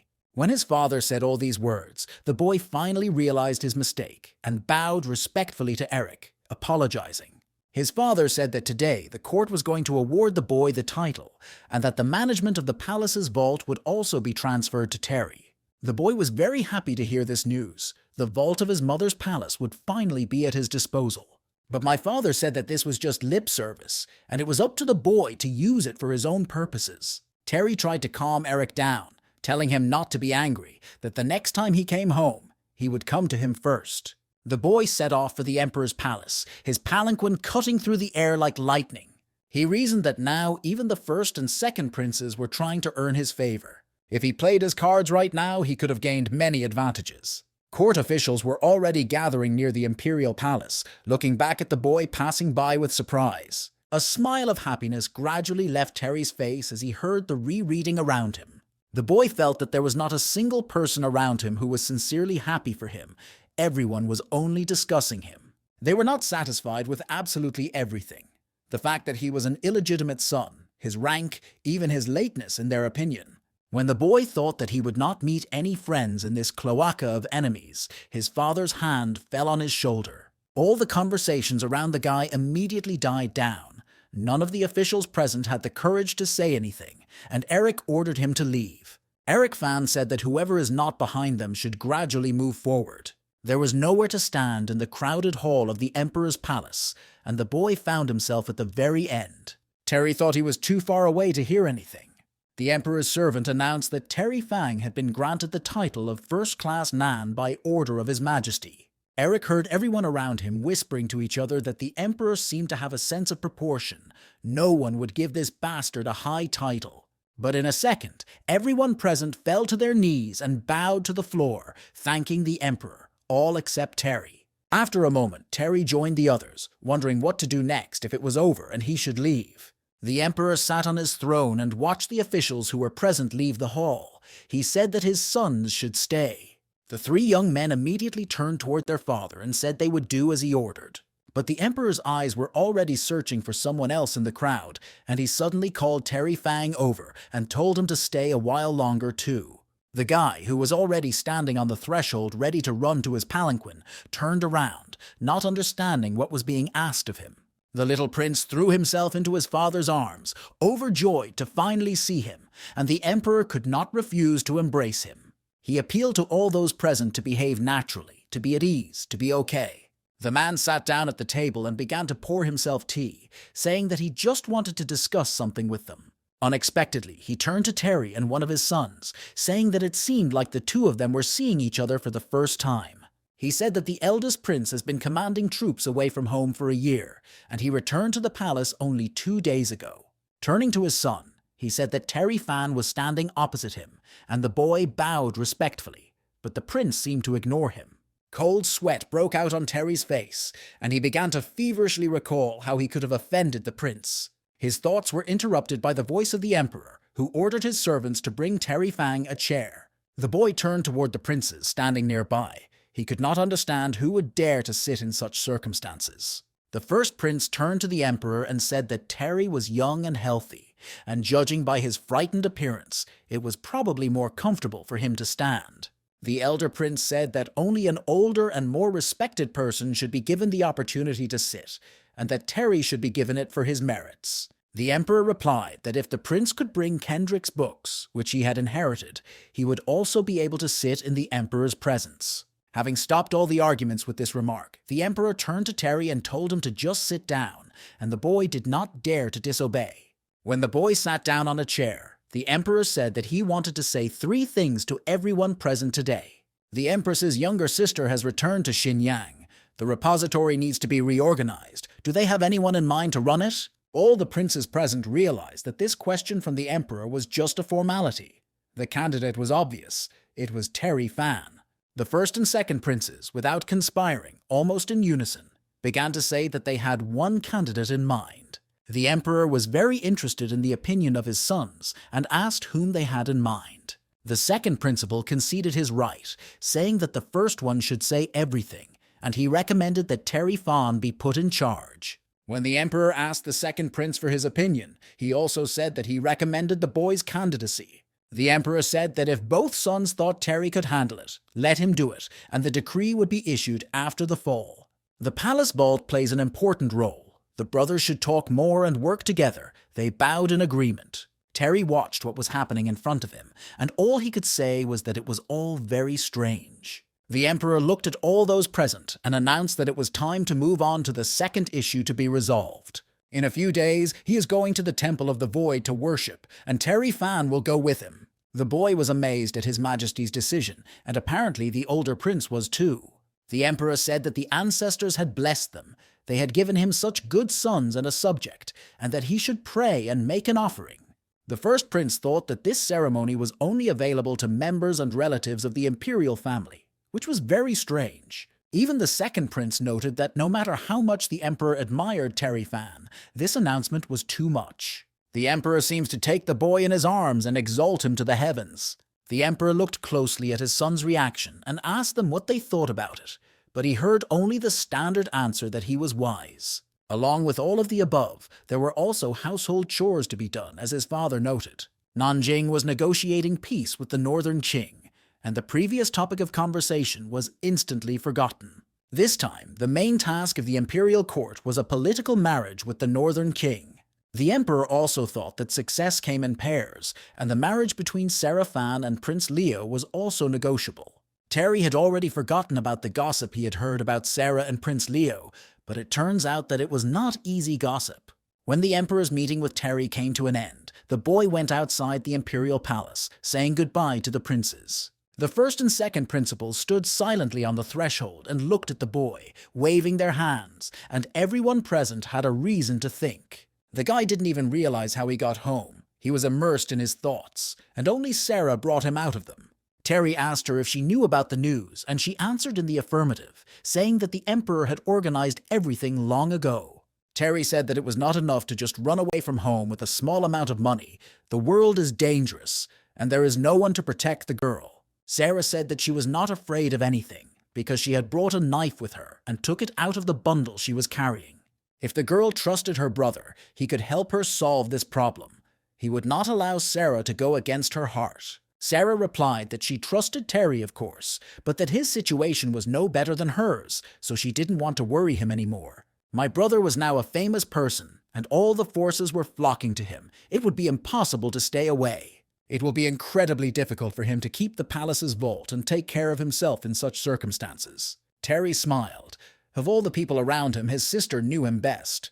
But his sister's affairs are the most important thing right now, and the boyfriend will definitely fix everything for her. The girl asked how the meeting at the palace went, and Terry replied that he was standing too far away to hear anything. But after the meeting, the emperor left him and all the princes to discuss some issues. Sarah was amazed by this news. The boy had spoken personally with princes and the emperor. Although the crown prince seems naive and straightforward, he is from the same faction as the eldest princess. She controlled the vault for years, and a lot of money disappeared because of it, so the crown prince wants to bring Terry to his side. The boy was afraid that as soon as the older princess became active, he would certainly stab him in the back. The second principal is freedom-loving and does not look like a ruthless competitor, but if he is a truly pure person, why doesn't he want to be a leisurely prince? As for the eldest prince, the boy knew him too little to draw any conclusions. But he definitely didn't like him, or maybe he had some deep conflict of interest. Sarah understood that her brother's situation was really difficult. It seemed that he was in the center of attention, but in fact, Terry was on a knife's edge. The most surprising thing was that the emperor actually decided to go to the Temple of Emptiness to make an offering. He recalled His Majesty's words that brothers need to talk and work together more, and the boy had a bold suggestion about this. Terry went to the Board of Forensic Sciences to see General Nicholas. Everyone around them in the building knew who Terry Fan was and bowed to him with respect. He was the manager of the Board of Supervisors. The guy accepted the congratulations of his subordinates with a smile and asked them to please support him in the future. When Nicholas and Terry were alone, the general said that the boy had done an excellent job with his mission. So, it's only natural that the guy would be in charge of the palace's storage and the board of supervisors, and everything is going according to plan. The palace's vault and board of overseers are now his, and whatever Terry is going to do, Nicholas and his assistants will do their best to help him. The boy did not respond to the general's speech, absorbed in his thoughts. Nicholas looked at the boy and said that he probably still had some doubts. Terry was silent for a while longer, and then said that he had a question he wanted to ask Nicholas. When the general replied that he was listening attentively, the boy asked if he was really Eric Fan's biological son. Nicholas replied that the boy should ask Eric or the emperor himself, and Terry said that they would not answer. Nicholas replied that they wanted to keep the boys out of trouble, that he was very smart and could find out the truth with a few clues. As they talked, the guy didn't even realize that they had reached the storage facility at first. Nicholas said that everything here belonged to him from now on. But Terry didn't care at all. He was still thinking about cause and effect and asked if anyone else knew about it. Nicholas asked if Terry was worried that the princes were pulling him over to their side because they knew the truth, and that's why the princess was so mean. The general replied that the boy had done such a good job that the emperor was satisfied that if he wanted to hide something, he would not find it. Terry was worried that he would not be able to avoid many storms because of this, and Nicholas replied that it was good if the boy knew about it earlier. He shouldn't worry. The enemies are paper tigers, not a threat. There is only one truly powerful person in Nanjing. The boy turned to the general with interest and turned into a solid hearing. Nicholas said that this man was the emperor himself. Nicholas said that Terry's duty was to be loyal and a good subject, and then he would always be safe, and he would organize everything else for the boy. The Temple of Emptiness is the earliest temple in Nanjing, which was built over 100 years, and its purpose is to call the world to a unified heart and mind. The temple does not interfere in world affairs, but always secretly influences the ups and downs of this continent, occupying a high position in the hearts of people. That is why the imperial family holds a ceremony of admiring chrysanthemums in the temple every 3 years. This ceremony is intended to harmonize the conflict of interests of the children of the imperial family, so they all take part in it. Even if there are outsiders among them, they are allowed to participate if they are relatives or family members closest to the imperial family. Sarah told Flavor that the emperor seemed to be very favorable to his brother, since he had even invited them here. Flavor also thought about it, but wondered why her husband walked around with such a sour face. Terry reasoned that admiring chrysanthemums was good, of course. But where were all these chrysanthemums? There were no chrysanthemums anywhere. There was a steep and high mountain everywhere. Finally, when he reached the gates of the temple, the boy looked into the distance, trying to see something, but he saw nothing but trees. He really didn't want to take part in such an event, to go up so high just for the sake of a social meeting with princes and the court. The boy's thoughts were interrupted by Sarah, who shouted at him to go upstairs and look at what she saw. On the upper tier, it turned out, there was a completely different landscape, and the guy realized that he had jumped to conclusions. He was looking at a sea of chrysanthemums. Flavor said that golden chrysanthemums really fit the style of the imperial family. Terry asked whether His Majesty the Emperor and the others had already climbed the mountain, and the girls replied that everyone had already gathered. The boy thought that the imperial family was going to gather today. Shouldn't the Tiger Guard be responsible for security? There is only one way down from the Hanging Temple, and if an intruder comes and starts a fire, it will be very dangerous. The boy's thoughts were interrupted by a man who had quietly appeared next to him, and he told him not to say anything stupid. It was the second son of the Qin family, and he said that the two families were responsible for the security of this ceremony. Not even a mosquito could fly here. Terry was confused by the angry speech of his uninvited interlocutor and wanted to know more about the families responsible for the event. Sarah whispered that Qin and Ye are two of the 4 great families, the pillars of their army. The Qin family heads the secret council and has the most power in the army. The Yi family is the family to which Fiona belongs, and the head of one of the 4 main sects. The second son of the Qin family said that he couldn't believe that the guy didn't even know their family and how he managed to get the job. The guy really wondered how he had managed to get to his current position in such a short time. The man was completely furious and said that the security could be safely entrusted to them. Mr. Terry Fan could be completely calm. The dialogue between the two nobles was interrupted by a shout from the lower tier. A fire had broken out at the foot of the mountain. Everyone turned to see the treetops being consumed by flames like a voracious beast. The second son of the Kin family shouted that he did not understand where the fire came from, if there were intruders here. Terry shouted for the man to protect the girls, and he would go see what was going on, tell his subordinates to put out the fire with sand.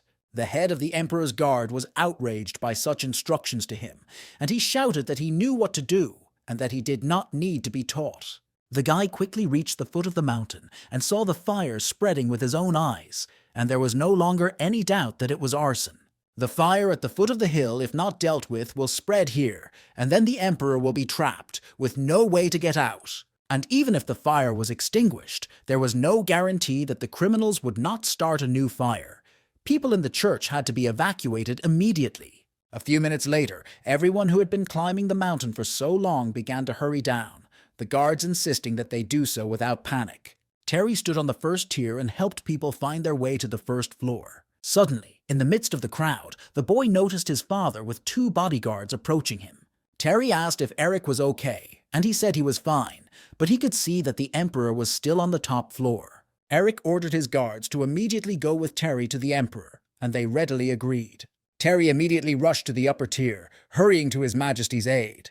He was moving so fast that the guards begged him to run a little slower. They could not keep up with the gentleman. A few minutes later, the boy was already on the balcony of the upper tier of the Hanging Church. Nanjing is a powerful force, and if a killer has made his way into the temple today, he must be an outstanding expert who can bring chaos to the world with a single swing of his sword.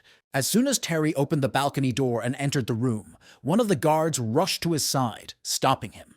The boy stopped at the threshold and said his name, bowing humbly toward His Majesty. He said that the fire at the foot of the mountain had been set on purpose, and he was worried about the Emperor's safety, so he came to his defense. The Emperor did not even look back at the boy, but simply said that he agreed with his decision. Terry looked around the room and asked the audience where the Empress and her ladies-in-waiting were. The boy was told that the Empress was the first to descend the mountain with help, followed by her ladies-in-waiting. But Terry knew for sure that he hadn't seen any of these people downstairs. Something was wrong with this story. From all of the above, the guy realized that at the moment, he was the only martial artist upstairs. Terry had no idea what kind of power the killer had, so he didn't know if he could protect the Emperor. The first prince, who looked at Terry's face, seemed to read all the thoughts that were in the boy's head. He turned to the Emperor and said that the cause of the fire was unknown and asked him to temporarily return to the foot of the temple. At the voice of his son, the Emperor turned and asked if the fire had been extinguished yet. Terry replied that the fire was noticed immediately, so it is likely to have been extinguished. The Emperor turned to the boy and asked him why he was going somewhere, since he rarely retreated in his life.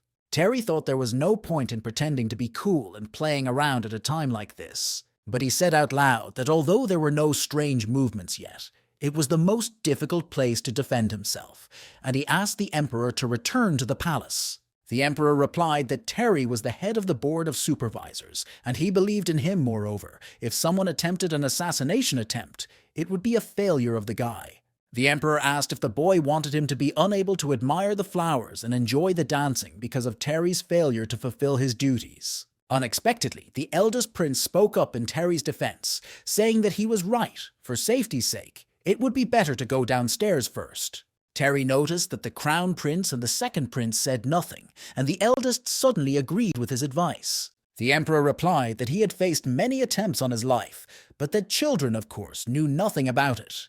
The bodyguard confirmed that during His Majesty's entire life, there had been 43 attempts on his life, and he had never retreated. They were different clans and barbarians. Their countries were destroyed by him, and they wanted him dead, but no one could do it. When assassination attempts become commonplace for everyone present, only then will they understand why the Emperor did not care. Terry still insisted that he thought it best to return to the palace immediately. The Emperor became irritated by Terry's persistence. He did not understand how the boy could please all his allies and even him. The Crown Prince caught his father's sad reaction and asked if he accepted Terry's advice and would he come down. But His Majesty replied that because of this conversation his throat was dry.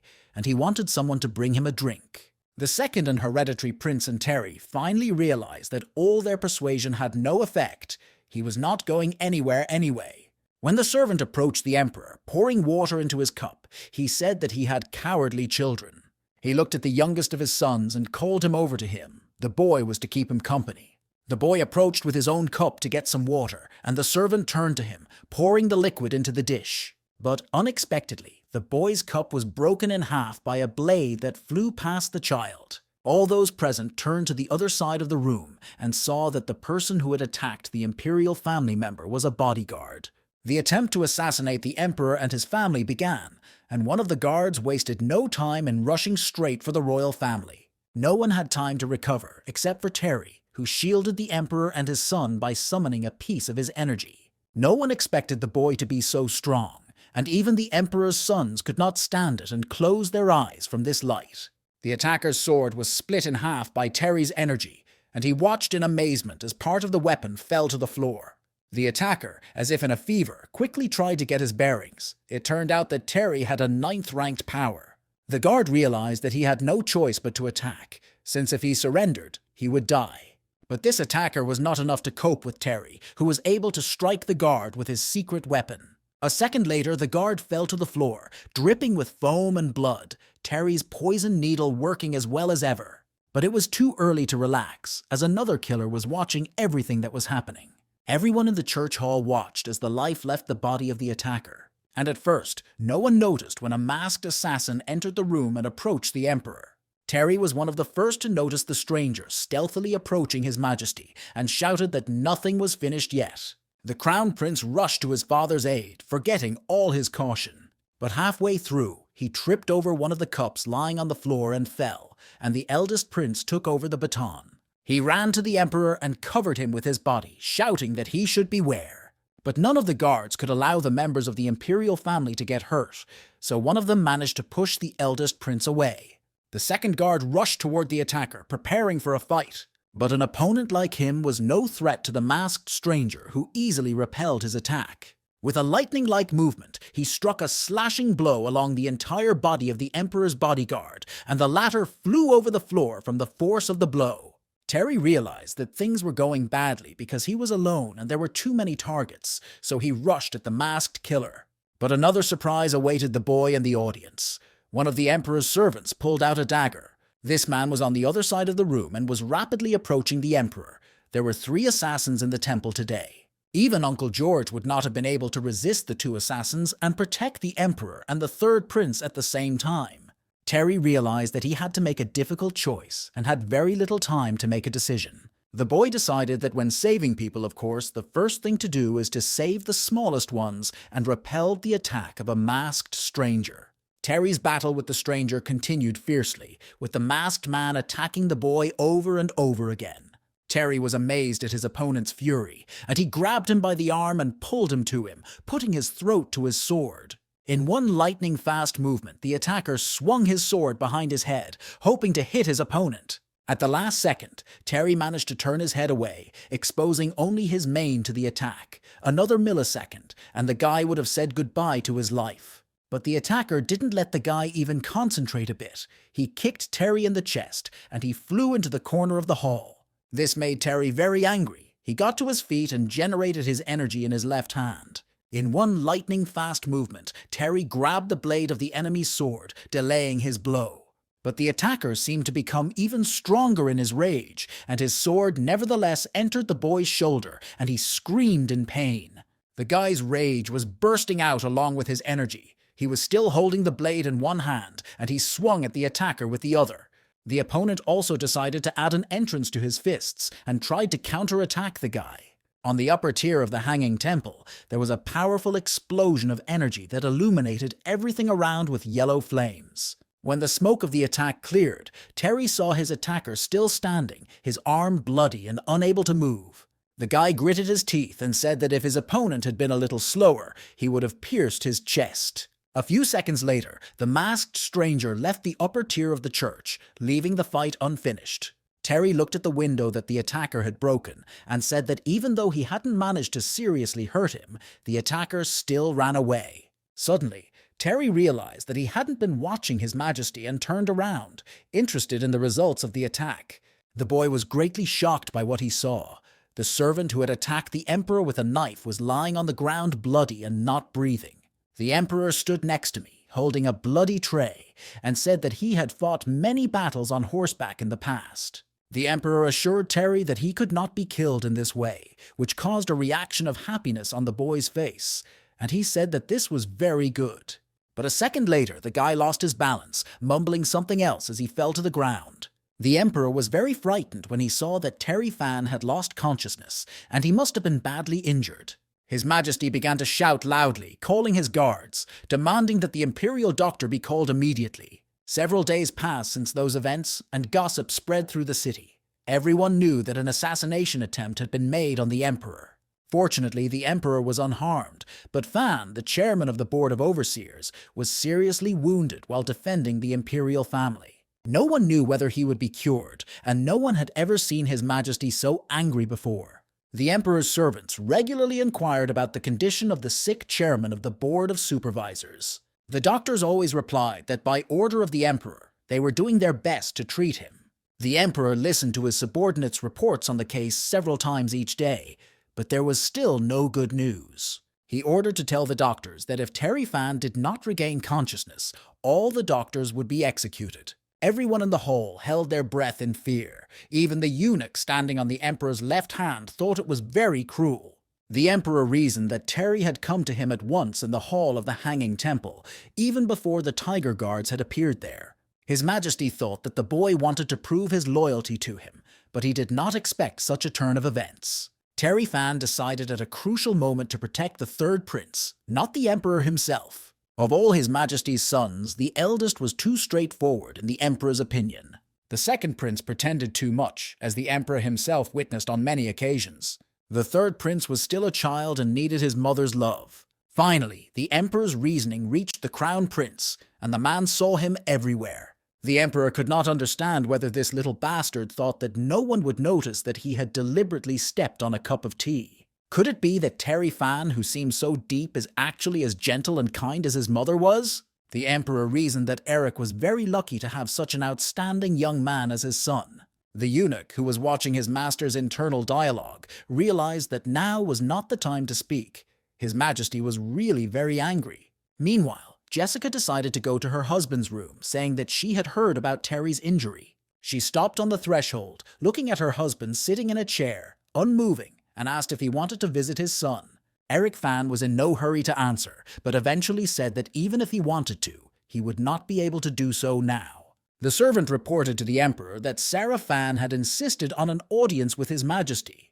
The Emperor looked at the girl and said that she was clearly aggressive and asked her what Sarah's purpose was. The girl approached the Emperor's throne and said that she had a great desire to complain to His Majesty.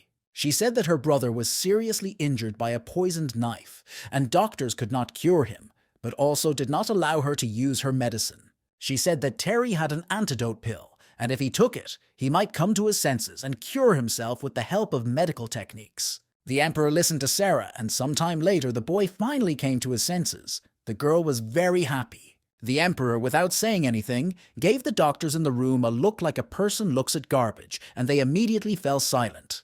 The four men did not know what to do with themselves from anxiety.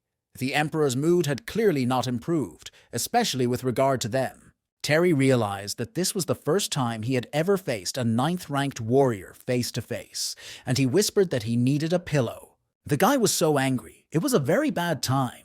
His truth key had dissipated, and he felt that he would not be able to heal himself. If the internal bleeding continues, Terry will die tonight. The location is the lower part of the sternum, somewhere in the upper end of the stomach. He whispered, barely audible, that he wanted a specific person from the 3rd department of the Board of Supervisors. The eunuch standing on the doorstep said that the man was already waiting outside the palace. When the Emperor heard this news, he ordered the eunuch to call the visitor to the room immediately, and the eunuch hurried to fulfill the order. Shortly after, the acting chairman of the 3rd Division of the Board of Supervisors, Terry Fang's mentor brother and Richard's student, entered the room. He went to the sick man's bedside and opened the bag of tools he had brought with him. The man said that he had brought the things he had prepared to his brother mentor in the department and asked him how to use them. Terry whispered that he would need someone with a lot of courage and a steady hand. Everyone in the room fell silent, each looking at the other, thinking about what they had heard. Sarah was the bravest of all the men, putting her hand to her chest and firmly saying that she was willing to do it for her brother. Terry insisted that the girl be escorted out of the room, despite the fact that she kept assuring him that she would do so. Sarah interrupted all the guys' objections, saying that she had very steady hands. In the end, Terry said that he had to entrust this man with the operation, and it would be a rather unpleasant sight. The girl said that she realized this in the first seconds, and that is why she volunteered to help. One of the doctors came to the bedside and asked why everyone was waiting. It was just a small operation. It had to start immediately. First, you need to sterilize the equipment and wash your hands to avoid secondary infections. The boy had to entrust anesthesia and cleaning to his brother, a mentor from the 3rd Department of the Board of Supervisors. The guy asked if the girl remembered what to look for and how to perform the operation. Sarah, who was already waiting for Terry with a scalpel in hand, replied that she remembered everything very well. Chloroform should be used as an anesthetic. If Terry is afraid of pain, he can smell it again, which will be more effective. Terry said that it was time to start, and if Sarah was unable to continue, the mentor brother should replace her immediately. The entire Imperial family waited for the operation to end outside the Imperial chambers. The second prince saw that the doctor who came out of the operating room was vomiting, and waiting for him to finish, asked how Terry was doing, and if he was okay. The doctor said that what was happening there was the height of skill. He had never seen wounds treated with such an amazing knife and needle technique. The second prince, angry, asked how Terry Fan was feeling, and he only cared about his health, not what had struck the doctor there. The doctor replied that everyone present did not have to worry. Terry's internal organs had been healed and he would recover, but the boy had lost a lot of blood. The entire Imperial family breathed a sigh of relief, especially His Majesty. A few days passed and Terry finally woke up after the surgery. He asked when he could go home. Flower replied that the Emperor had left Terry to recover in the palace, something many courtiers would not have dreamed of. He didn't like the same porridge he was eating. It would soon make his tongue fall off. He wanted Aunt Lou's jam. Terry's capriciousness was interrupted by the voice of the Empress, who came into his room and said that there was no jam in the palace. She picked up a bowl of food and said that perhaps her soup would be suitable for diversifying the patient's menu. She added that she did not come alone. The third prince also wanted to be present and visit his savior. The Empress gave the vessel to her son, and he hurriedly ran to Terry's bedside. As the third prince approached the boy, he said "thank you" to his face and handed him a vessel, calling him Sup. Terry accepted the edible gift from the boy and said that he himself should thank him for it.